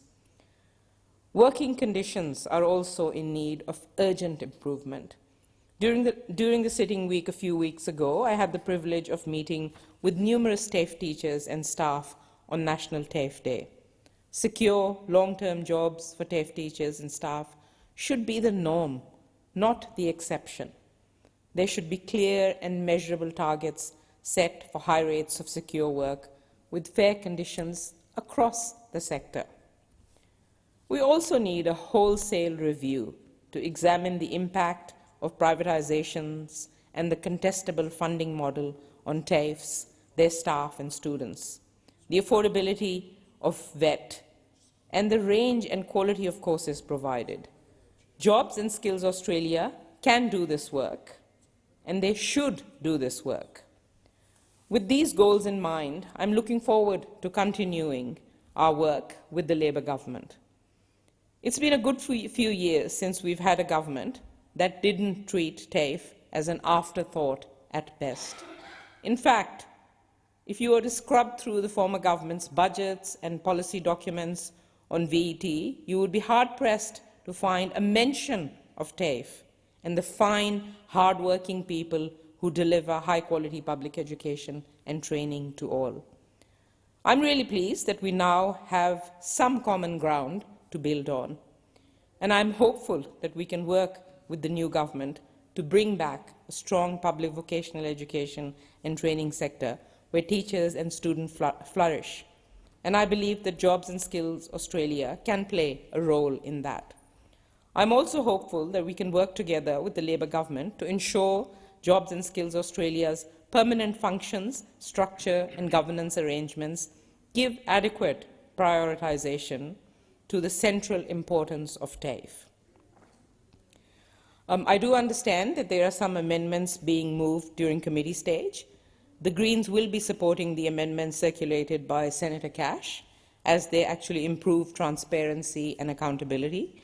We will also support Senator David Pocock's amendments, which are about expanding consultation to include universities, and his amendments on gender equality.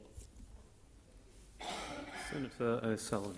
Thank you very much, Mr Acting Deputy President. I rise to speak tonight on the Jobs and Skills Australia Bill 2022 and consequential National Skills Commission Repeal Bill 2022 that proposes to establish Jobs and Skills Australia, the JSA, as the new statutory body to replace the existing National Skills Commission. The Coalition supports securing Australia's workforce today and indeed into the future.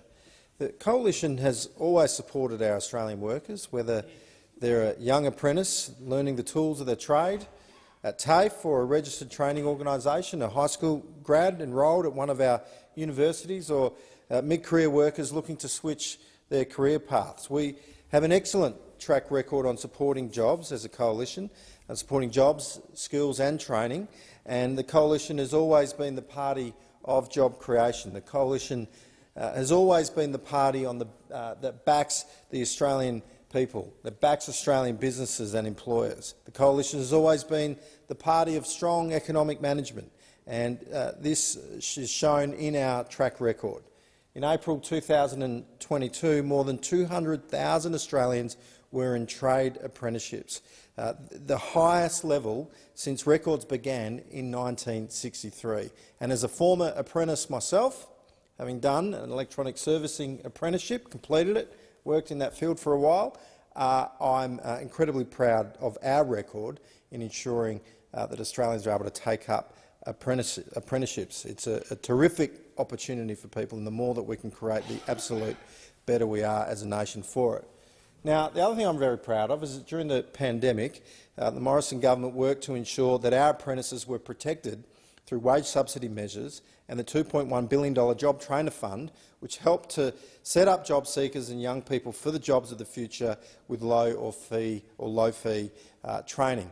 Now, we know that whenever there's a downturn, it's apprentices in particular, or those that are maybe have lower skills, are the first jobs to go when there's an economic downturn, when there's any sort of disruption to the labour market.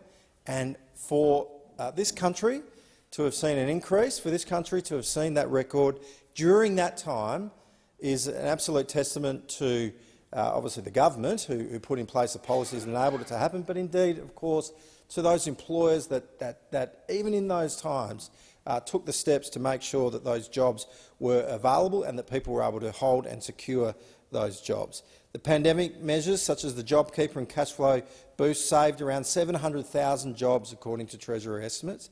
The Coalition has a proven track record of supporting our Australian workers, trainees, apprentices, businesses and employers. So it's interesting to note that the proposed functions and role of Jobs and Skills Australia bear a very strong resemblance to the existing framework of the National Skills Commission, which was set up in 2019 by the Morrison government at the recommendation of the Joyce Review. It's an interesting rebranding exercise by the Albanese Labor government, and unsurprisingly, it's not their first rebranding exercise that we've seen in this government. We've seen them with the cashless debit card, just rebranding it the so-called enhanced card. But I digress. It's refreshing to see that the Albanese Labor government that they've made a commitment to consult on the final model of Jobs and Skills Australia. After all, the National Skills Commission was set up in 2019 after broad consultation with businesses, employers, state and territory governments, unions, peak bodies and other key stakeholders from across every sector of every capital city in an additional 5 regional locations. The overwhelming view of these stakeholders was that the Commission had to be independent, it had to be enduring, transparent and, importantly, it had to be authoritative. And under the leadership of Mr Adam Boynton, the National Skills Commission, they've done excellent work in shaping Australia's skills and workforce needs. And I place on record thanks for Mr Boynton, who did a terrific job, who has done a terrific job as a National Skills Commissioner. I always enjoyed him in estimates and being able to quiz him. He was a wealth of knowledge and had a lot to offer, and I thank him very much indeed. I particularly commend the Skills Commission's focus on training quality, on efficient pricing for vocational education and training qualifications, and the rigorous analysis of the outcomes of the vet investment to ensure that Australia's vet sector is delivering the skills that employers need and setting students up for a valuable career.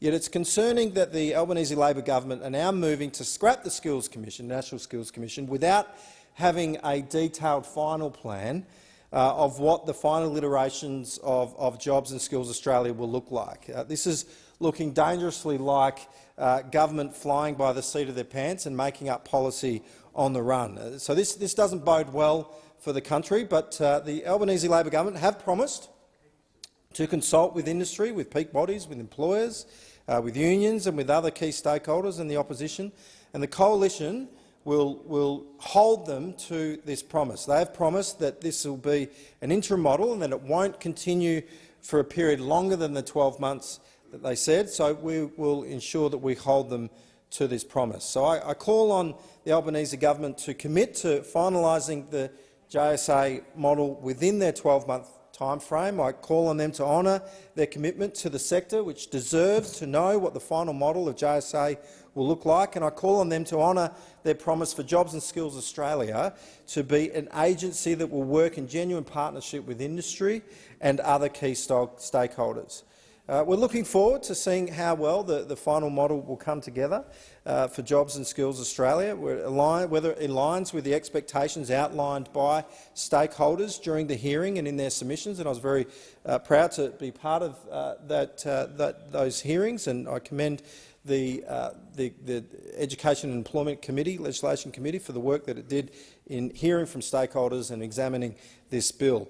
But we're looking forward to seeing the Albanese Labor government keep their promises to consult widely with industry and businesses, with workers, employers, training providers, peak bodies, state and territory governments, unions and other key stakeholders. And we're looking forward to a successful Jobs and Skills Australia model that will reflect on a strong industry voice and takes leadership in conversations nationally and locally. Now, our workforce depends on this.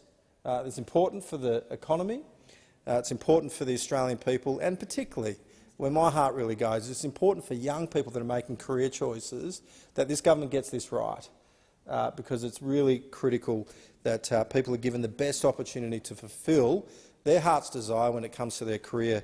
And of course, training needs to match the needs of industry so that they can be employable and add value and feel good about the work that they do.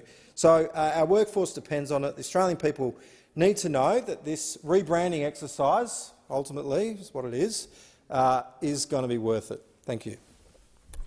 Senator David Pocock. Thank you, Acting Deputy President. I rise to speak on the establishment of Jobs and Skills Australia.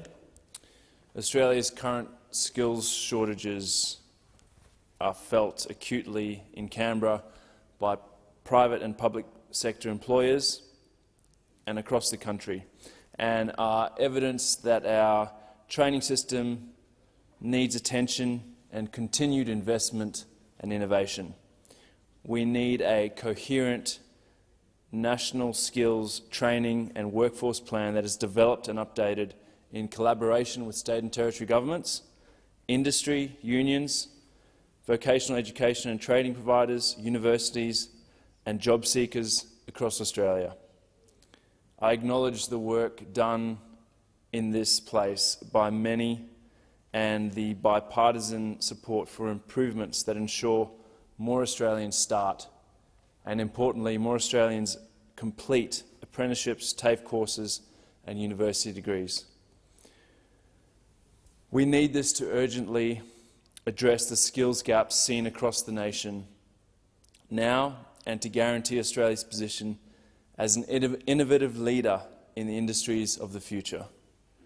A collaborative, nationwide, forward-thinking approach to skills, training and workforce planning is needed to grasp the opportunities presented to Australia by the energy transition. We also need to provide vulnerable and underutilised Australians with the resources and opportunities they need to create a better future for themselves and their families. We could be doing so much more to close the gender pay gap, ensure training and education is accessible for First Nations people, and create opportunities in the workforce and inclusiveness in the workforce for people with disability. I am moving two amendments to this bill, which I'll speak about now rather than later in the interest of time. The first amendment acknowledges that universities are vital to skilling our population. They warrant explicit inclusion in the consultation requirements of Jobs and Skills Australia. I also look forward to further discussions with the government on how future legislation can better reflect the role of universities in supporting Australia's workforce. The second amendment is intended to deal with the gender pay gap in Australia, which is currently 14.1% and widening. Gender inequality is not a social issue that can somehow be addressed in isolation from the day-to-day operations of government bodies. If we are serious about pursuing gender equality, doing so must be embedded within the remit of such agencies and Jobs and Skills Australia. I thank the Senate for consideration of these amendments, and I commend the government on this bill. Senator Barbara Pocock. Thank you, Acting Deputy President. I rise today to speak in favour of these bills. Senator Pocock, the other Senator Pocock's, referred to the skills crisis in the ACT. It's a skills crisis that's felt across my own state, South Australia. And like Senator O'Sullivan, my first post-school education was in a vet training enterprise, learning shorthand and typing in secretarial school. So I'm passionate about vocational education. I was a terrible failure at shorthand, but I consider touch typing to be the most significant and useful skill I've ever learned. I wrote my first book after undertaking a national study of the vocational training system in Australia and the many ways in which it needed to be strengthened. So for me, this bill is very important. It establishes Jobs and Skills Australia, a new statutory body, to advise government on Australia's current and future labour market and training needs. This will inform policy and create the workforce of the future. It will also change the lives of young people in our country. Labor have indicated this bill will be followed by a second tranche of legislation that further develops the role and functions of the JSA. At the Jobs Summit, I heard unions, business, community organisations unite in their call for urgent action to address workforce shortages and rebuild our public vocational education system. We had a very positive committee process, as Senator O'Sullivan has referred to, and many of the findings are reflected in the things I want to say and others are making, the contributions they are making. The Greens have engaged in productive discussions with Labor to push and strengthen the role of the JSA from the outset. We're pleased to see these discussions reflected in the bill and the changes that we've influenced. The JSA will now provide advice on pathways into vocational education and training, pathways between VET and higher education, as well as examining the resourcing and funding requirements for registered training organisations to deliver accessible, quality VET courses with an emphasis on public provision. This will include comparing the costs and outcomes of private training providers with publicly funded TAFEs. This is important because we know that a strong TAFE system is vital to improving the high-level skills and workforce development needs for our economic future. TAFE should be free, it should be fully funded, and it should be properly resourced with staff who are paid properly, valued and respected for the work they do. TAFE should be a priority for all federal funding for VET, and for private providers of VET should not receive government funding. Sadly, our public TAFE system has been run down over the past 20 years, and as my colleague Senator Faruqi has outlined, we've paid a high price for that decline. The bills have been strengthened to provide advice on opportunities to improve employment, vocational training and higher education outcomes for groups that have historically experienced labour market disadvantage and exclusion, as Senator Pocock has referred to them. This includes First Nations people, people with disability, people living in regional, rural or remote Australia and women. We need to ensure that the advice provided by the JSA focuses first and foremost on supporting women and other groups, migrants, refugees, First Nations people that have experienced and continue to experience disproportionate disadvantage and barriers to accessing quality education, training and employment. The Greens were also pleased to be able to strengthen the consultation requirement of the JSA to ensure that in undertaking its work, it must consult and work with other persons or bodies, which include First Nations people, rural and regional Australians, migrants and women. It's essential the JSA is required to consult with diverse voices so that the advice that it brings to government is well informed and has a tangible impact on improving outcomes. I acknowledge Senator David Pocock's amendments and that require the JSA to give advice on achieving gender equality in the provision of training and in the labour market and improving gender equality outcomes. What the JSA does can make a contribution to narrowing the intractable gender pay gap. We raised this concern in our negotiations with Labor, and we're pleased to support clear prescriptive treatment of particular groups that experience disproportionate labour disadvantage, such as women. We want to see gender equality as a focus of the JSA, and we therefore support his amendment. We will always support greater transparency and accountability and acknowledge Senator Cash's amendments also requiring the JSA to publish an annual report and to table the minister's directions to the JSA. And we thank the Independent Tertiary Education Council of Australia for consulting with their members on these amendments and contributing their support through those adjustments. While the Greens were pleased to see the JSA strengthened in these ways, then in the next tranche of legislation we give notice that we will continue to push for stronger social equity outcomes and to ensure women get a fair share of the jobs and the training as the JSA evolves. All Australians deserve equitable access to vocational training. We need to increase the accessibility of quality vocational training.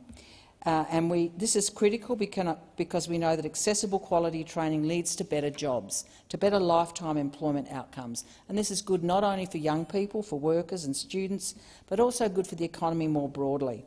We heard at the Jobs Summit about the need to urgently address workforce and skill shortages currently facing so many parts of our country.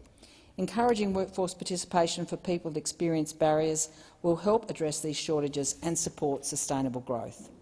We also need to make sure that women working in feminised industries, the care sector, retail, services and so on, experience training and employment outcomes on a par with male-dominated industries and male-dominated apprenticeship. For too long, feminised industries have been undervalued. This has resulted in lower wages and entitlements and second-class opportunities in too many places for training and progression. The JSA must also advise on how we can ensure that women get a fair share of the jobs of the future, including in new apprenticeships. As Australia and countries across the world transition to low-carbon economies, there is an opportunity for a huge range of new jobs in existing and expanding areas. Women are currently underrepresented in many of these trades and areas, and they make up only 2%, for example, of electricians, 1% of mechanics and carpenters. We see similar results across the range of more male-dominated apprenticeships. Women make up only 5% of electrical and mechanics apprentices and 2% of carpenter apprentices. This is way too low. We can ensure women's participation in the trades through quality, pre-vocational and vocational education, the active recruitment of women and girls, and good support in group training and employment environments. This takes planning and execution. It won't happen without targets and without tangible actions to achieve that target. I know this because I spent a few years of my life in the Newcastle region trying to increase the share of young women training in non-traditional occupations. It's hard work, but it pays off in pay packets for those young women, in lifetime careers in useful occupations like electrical apprenticeship, plumbing and so on. We heard in the process of our inquiries from the National Electrical and Communications Association, NECA, at our meetings here in Canberra. They train about 1 in 4 electrical apprentices in Australia through a group training programs. In their ACT branch, they've reached a record 15% of women apprentices.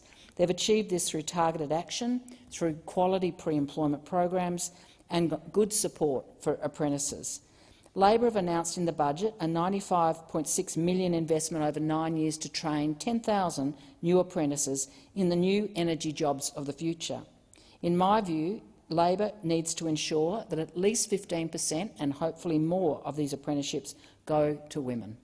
NECA have shown that with targeted actions it's possible to achieve it and it will change women's lives. This issue is particularly important in South Australia, where we've got really severe shortages at the moment, for example, around electricians. Employers are desperately fighting for workers, and we need to help them train the workforce of the future. It's critical we consider gender equity in our economic transition, or women will be left behind, and as an agency set up to provide advice on our future labour market, the JSA is well placed to perform this role. In sum and in conclusion, the Greens are supporting this bill as revised following our very productive discussions with Labor. At the Jobs Summit, stakeholders including unions, business, women and community organisations were very clear that more needs to be done. The Greens will continue to push to ensure that gender equality and social equity outcomes are at the centre of any further jobs, skills and workplace legislation. And with Senator Faruqi, I look forward to working with the Labor government on a strong, equitable public vocational training system advised by JSA. Thank you. Senator Roberts. Thank you, Mr Acting Deputy President. As a servant to the people of Queensland and Australia, I speak to the Jobs and Skills Australia Bill 2022.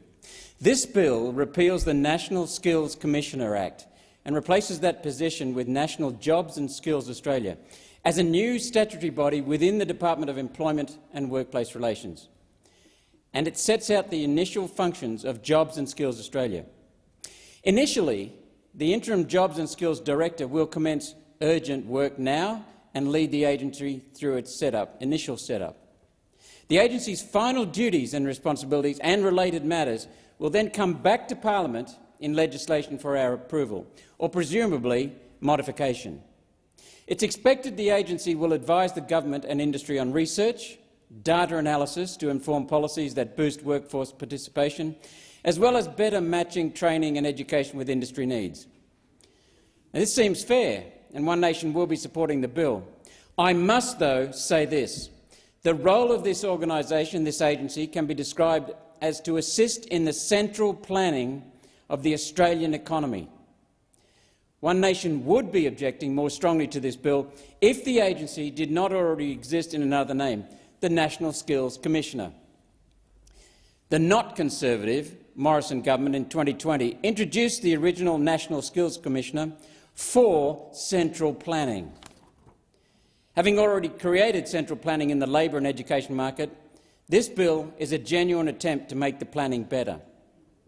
Now, history around the world proves that industry has the resources and a vested interest that gives it responsibility, a vested interest in planning its own needs in respect of the skill level, education, training and apprenticeship mix, and such like involved in running a business. History proves, beyond any doubt, repeatedly, that individual businesses are best placed to do this planning for themselves, at times possibly with assistance of industry professional associations and unions. Instead, with this bill, the taxpayer bears the cost of forward planning, apparently with no cost recovery. Although, as the final form of the agency is not yet determined, I hope a cost recovery aspect will be put in place. Otherwise, the concept of this and the previous iteration is a concept One Nation objects to, the socialisation of cost and the privatisation of profits. Now, we hope the Albanese Labor government is not getting up to that caper.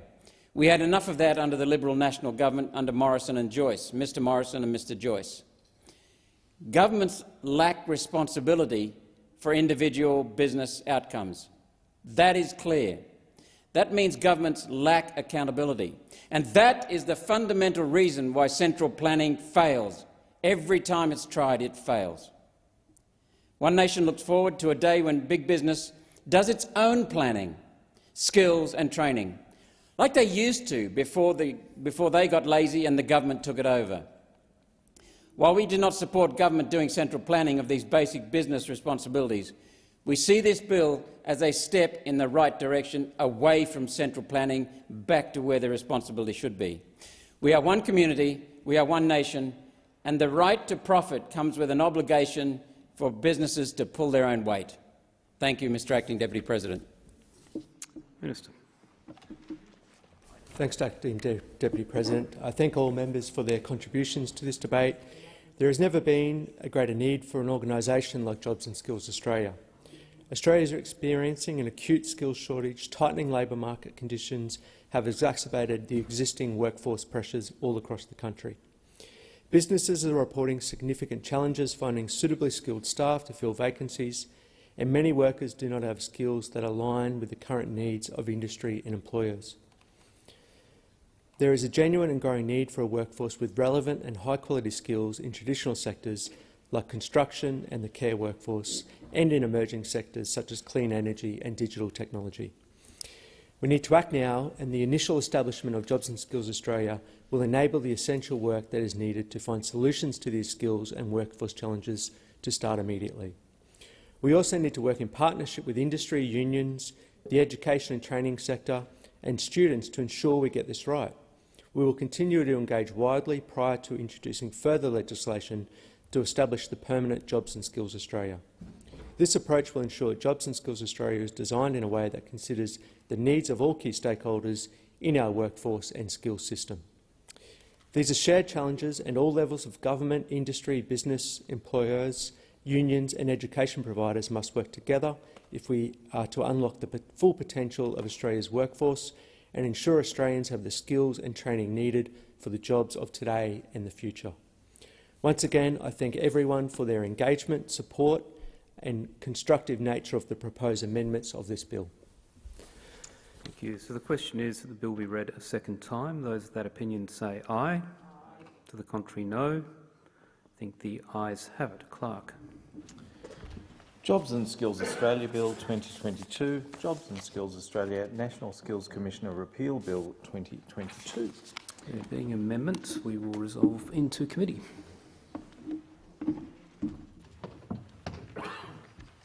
Thank you, Chair.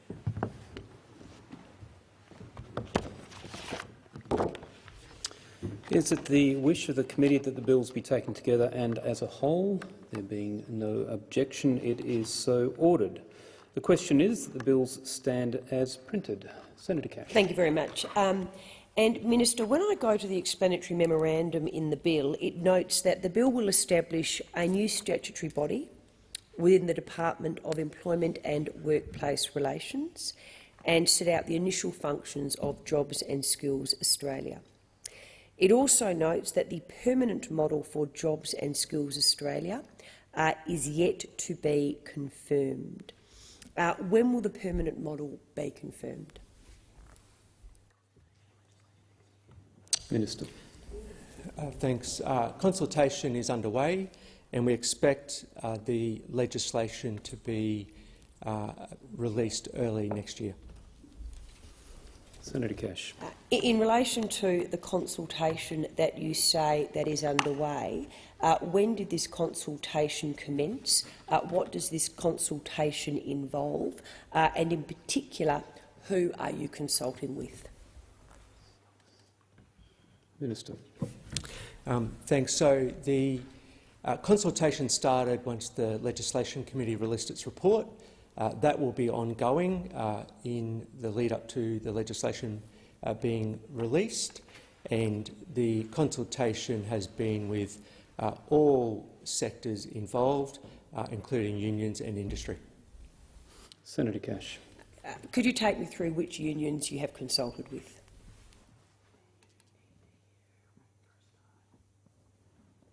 Minister. There's been consultation with the peak body, the ACTU, and also the ETU, Education Union. Senator Cash. Just in terms of the position of the National Skills Commissioner, when does this position formally come to an end? Minister. That will be a week after royal assent. Senator Cash. Royal assent of this particular bill that we are currently having before us. Minister. It would be the repeal bill that we're also debating. Senator Cash. In relation to the interim head or the Director of Jobs and Skills Australia, what is the process that the government is going to put in place in terms of the appointment? Minister. It would be appropriate remuneration tribunal arrangements. Senator Cash. Could you just take us through what the appropriate remuneration tribunal arrangements are, and in particular, obviously I assume, will you be going to market in relation to this appointment? Will it be an appointment that is appointed by the Cabinet, directly by the Prime Minister? What qualifications will you require this person to have?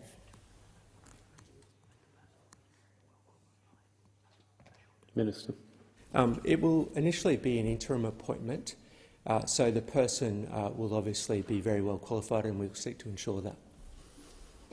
Senator Cash. With all due respect, when you say the person will be very well qualified, this is a role that I think in your summing up speech you said there has never been a greater need or time for Jobs and Skills Australia. So with all due respect, I would certainly hope that they are going to be appropriately qualified, given obviously, to quote yourself, or to summarise what you said, there has never been a greater time, a greater need for Jobs and Skills Australia. I assume some form of thought has been given by the government to the qualifications that will be required for the interim Jobs and Skills Australia Director. And again, I ask you, apart from being appropriately qualified, what is an appropriately qualified person? What are the qualifications they will have? Minister. Obviously, we would seek someone who has expertise in the training sector, experience in The education sector would be someone who we think would be appropriate for such a position. Senator Cash. Which unions have you discussed the appointment of the interim Jobs and Skills Australia Director with? Minister. We have not mentioned names to any unions that we've met with. Senator Cash. Which unions have you met with? What discussions have you had? And have the unions provided you with any names?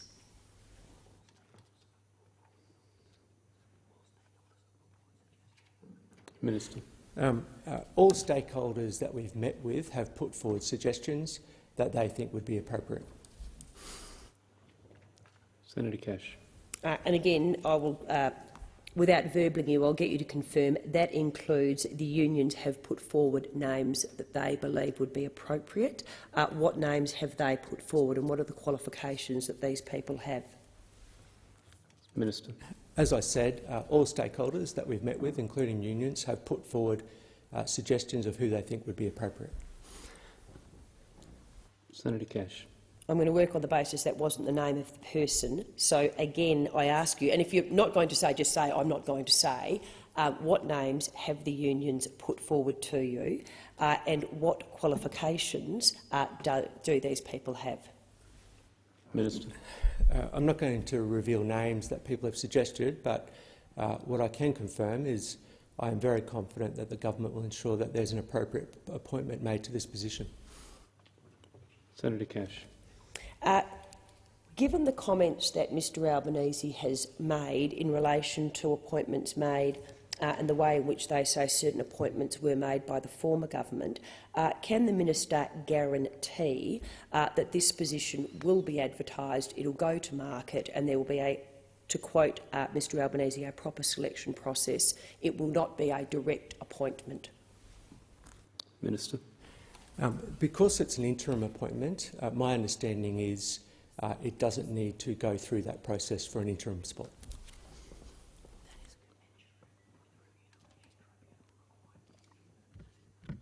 Senator Cash.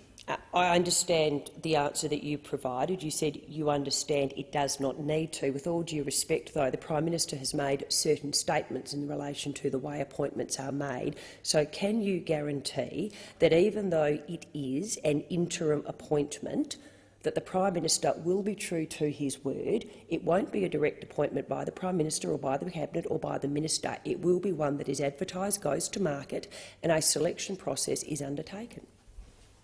Minister. What I can confirm is in the final form, so not for the interim position, but when this is finalised, it will go through that process. Senator Cash. Is the minister able to confirm if Mr Boyton will be the interim director? Minister.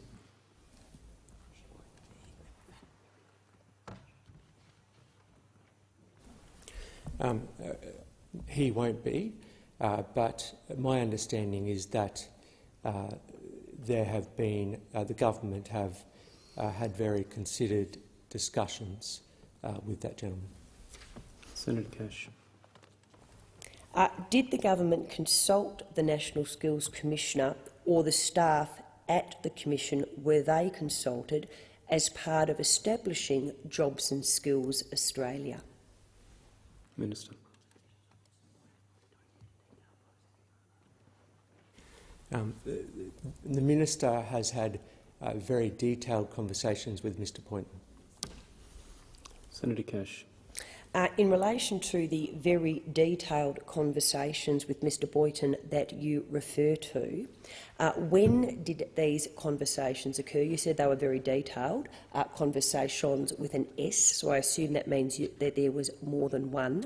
When did these conversations occur, and in particular, when did the first conversation occur, and in what format did this conversation or conversations take place? Minister. These conversations started directly after the election, and my understanding is they were in person. Senator Cash. Has the government made a decision in relation to who will be the interim Job Skills Australia Director? Minister. No formal decision has been made. Senator Cash. So no formal decision has been made. Put aside a formal decision. Has an informal decision been made in relation to who the interim director of Jobs and Skills Australia will be? Minister. Multiple candidates are being considered. Senator Cash. When you say multiple candidates, how many candidates? Minister. After initial look and the net being casted quite wide, they have whittled that down now to a number of potentials that due diligence is being done on. Senator Cash. And when you say a number of potentials, how many are we actually referring to? Minister.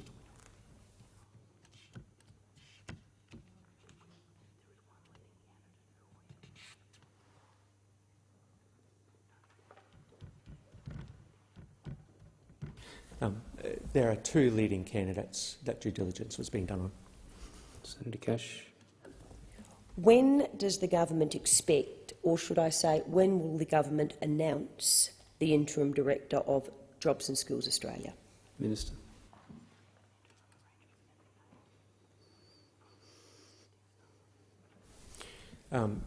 The intention would be to do it as soon as possible, but it is possible that an arrangement could be made with the existing staff. Senator Cash. As soon as possible. I might ask you if you could try and narrow that down to an actual time frame. When you say it is possible that existing arrangements could be made in relation to— sorry, I don't understand. What does that actually mean? Minister. I can't give a timeline on a formal process. In an attempt to be a bit more articulate,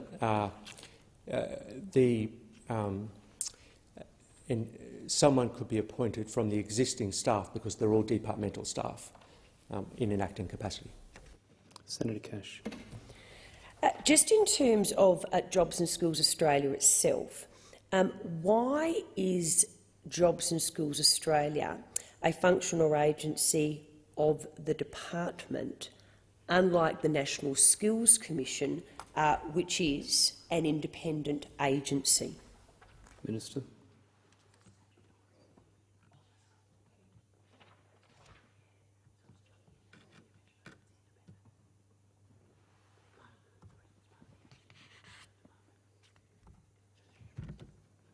The agency is part of the department, is my understanding. Senator Cash. Sorry. Again, I'll put the question again in case it was just misunderstood. Why is Jobs and Skills Australia, so you're establishing a new statutory body within the Department of Employment and Workplace Relations, why did you make this decision? When you look at the National Skills Commission, it is an independent agency. What was the rationale for this decision? Minister. I don't agree that it is an independent agency. Senator Cash. Could I just take you to the explanatory memorandum again, which notes that Jobs and Skills Australia will give effect to the government's commitments to tripartism. In relation to the words "give effect to the government's commitments to tripartism," what does that actually mean? Minister. That means that we engage with unions, employers and state governments. Senator Cash. So in terms of giving effect to the government's commitments to tripartism, so unions, employers and state governments, what role does the government envisage unions will therefore play or will have as part of the new organisation Jobs and Skills Australia? Minister. There's a legislative requirement that government consult with the stakeholders I mentioned previously, and obviously if you had or if you have been paying attention to the way the Albanese government is operating, we are always seeking to engage and talk with relevant stakeholders. I think the best evidence of that is the skills summit that we had, and having industry represented, having workers represented was a key part, I think, of the success of that, and that's obviously something that we think is important in this area as well. Senator Cash. Perhaps I need to be a little more explicit. Will there be a formal role for unions in relation to Jobs and Skills Australia? Minister. Yeah, it's in the legislation that they're required to consult with. Senator Cash. If I go to the National Skills Commissioner Act 2020, when you look at the functions of the National Skills Commissioner, they include providing advice to the Minister or the Secretary in relation to Australia's current, emerging and future workforce skills needs, the development of efficient prices for VET courses, the public and private return on government investment in VET qualifications, the performance of Australia's system for providing VET or vocational education and training, issues affecting the state of the Australian and international labour markets, opportunities to improve access, skills development and choices for regional, rural and remote Australia in relation to vocational education and training, and to inform the public about those matters and to collect, analyse, share and publish data and other information about the matters mentioned above, and to inform policy development and program delivery. So that's the National Skills Australia, the current act that's in place. When you then go to the explanatory memorandum in relation to this particular bill, it notes the functions of Jobs and Skills Australia are to include providing advice to the Minister or to the Secretary in relation to Australia's current, emerging and future skills and training needs and priorities, including in relation to apprenticeships and the adequacy of the Australian system for providing vocational education and training, including training outcomes, undertaking research and analysis on the resourcing and funding requirements for registered training organisations to deliver accessible quality VET courses, undertaking workforce forecasting, accessing workforce skills requirements and undertaking cross-industry workforce analysis, and collecting, analysing, sharing and publishing data and other information about these matters. So my question to you is, what is the substantial difference in terms of the current and the proposed in relation to these two functions? Minister. Thanks. I think there's two substantial areas that I would focus on. The first one is in workforce planning, and I think a few of the contributions touched on it at the risk of engaging in Senator Roberts' ire. I think that was something that he talked about, but maybe not in a good way. But Jobs and Skills Australia will undertake a workforce planning function that I don't think was represented in the previous model. And this will support a nationally consistent picture of Australia's workforce needs and the factors contributing to workforce demand and supply imbalances across the labour market. And if I had to probably give an example, I think, of where that could most apply and where it would be most useful in our current challenges is around that workforce we need for the renewable energy future that we want to build as a government. Obviously, that's an ambitious agenda. I know, for instance, the New South Wales, South Australia interconnector that is being built at the moment has had to import labour for that. And that's the first project of many that we need to do if we are to connect these renewables to the grid. So I think that's a really good example of where workforce planning can be effective. I think the other way where this new structure will be more effective is in it will also be different to the previous model, and I think it will therefore support better outcomes because it does have that strong collaboration with those tripartite partners, as we talked about before. Senator Cash. Thank you. Just in relation to the budget papers, it states in relation to the financial impact statement, Jobs and Skills Australia will be funded from savings realised by abolishing the role of the National Skills Commissioner. Can you just confirm if more funding will be appropriated to Jobs and Skills Australia after it is legislated?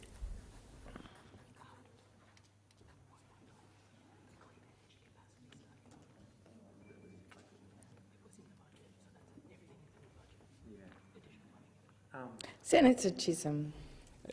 Everything was in the budget, but the additional was the 1.9 through the clean energy capacity study. So that will be in addition. Senator Cash. Thank you. And what I now propose to do is move opposition amendments 1 to 4 on sheet 1664 by leave together. Is leave granted? Leave's granted. Thank you very much. And I will just speak briefly to them because I know the hour is drawing to a close. And I do thank the Senate for the support that is given to the amendments. In relation to the functions and jobs of Skill Australia, currently the National Skills Commission is required to provide an annual report to the Minister that reflects Australia's current, emerging and future workforce skills needs during the calendar year. This is tabled to Parliament. This report provides important information about the state of the Australian economy and provides accountability for government priorities against that context. In terms of the bill we have before us, the government has removed the formal requirement for the Jobs and Skills Australia Director to report to Parliament at all. We say that this is a decrease in the transparency of Jobs and Skills Australia relative to the existing National Skills Commissioner, and we believe that parliamentary accountability should be a feature of Jobs and Skills Australia.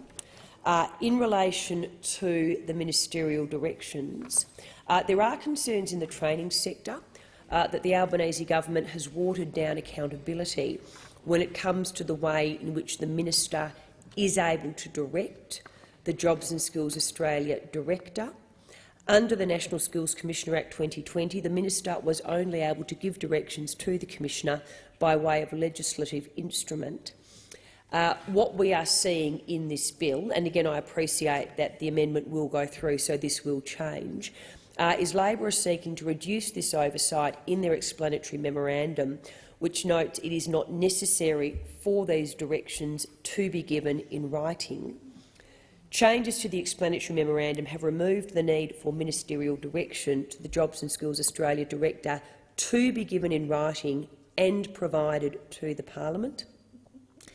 We say that this is problematic and needs to be addressed, and certainly stakeholders have recommended that any ministerial direction to the Jobs and Skills Australia Director given pursuant to the Act must be given in writing, and certainly we are of the opinion that it is vital that we introduce such accountability into this new agency.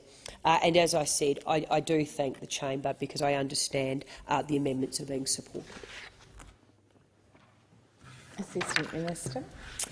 Thanks, and yes, we do intend to support the amendments. I would just make a couple of comments that it was the government's intention to always improve transparency of Jobs and Skills Australia and our ways of working, including through the publication of an annual skills report. I would point out that, unlike our predecessors, we don't need that to be legislated into transparency because we are committed in our actions. But having said that, we are comfortable with supporting this amendment and we understand the nature of the contributions from Senator Cash. That being the case, I'll put the question to Pocock. Thank you, Chair. I seek leave to move two amendments together. Amendment number 1 on sheet 1678 and amendment number 1 on sheet 1680. Senator Pocock, if you may, we will put the first amendment before the chair first, which is that is it the wish of the committee? No. The question is that amendments 1 to 4 on sheet 1664 by leave together be agreed to. Those of that opinion say aye. Against, no. The ayes have it. Senator Pocock. Thank you, Chair. Apologies. I seek leave to move two amendments together. Amendment number 1 on sheet 1678 and amendment number 1 on sheet 1680. Is leave granted? Leave's granted. I move the amendments. So the question is that the two amendments be agreed to. Those of that opinion say aye. Against say no. I think the ayes have it. The question now is that the Jobs and Skills Bill as amended be agreed to and the Jobs and Skills Australia National Skills Commissioner Repeal Bill stand as printed. Those of that opinion say aye. Against no. I think the ayes have it. The question now is that the bills be reported. Those of that opinion say aye. Against no. The ayes have it.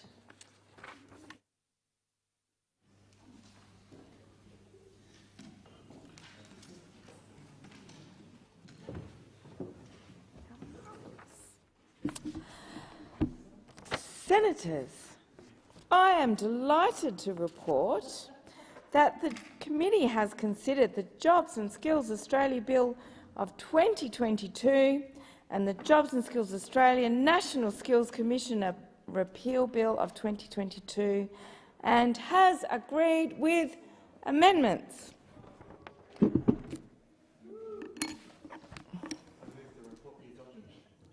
The question is that the report be adopted. Those of that opinion say aye. Those against say no. The ayes have it. The bills be read a third time. The question is that the bills be read a third time. Those of that opinion say aye. Against no. The ayes have it. Clerk.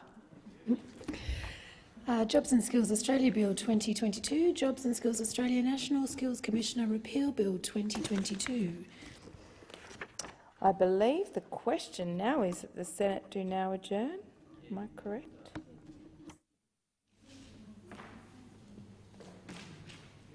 Pursuant to order, the question now is that the Senate stands adjourned until 9 a.m. tomorrow. See you then, folks.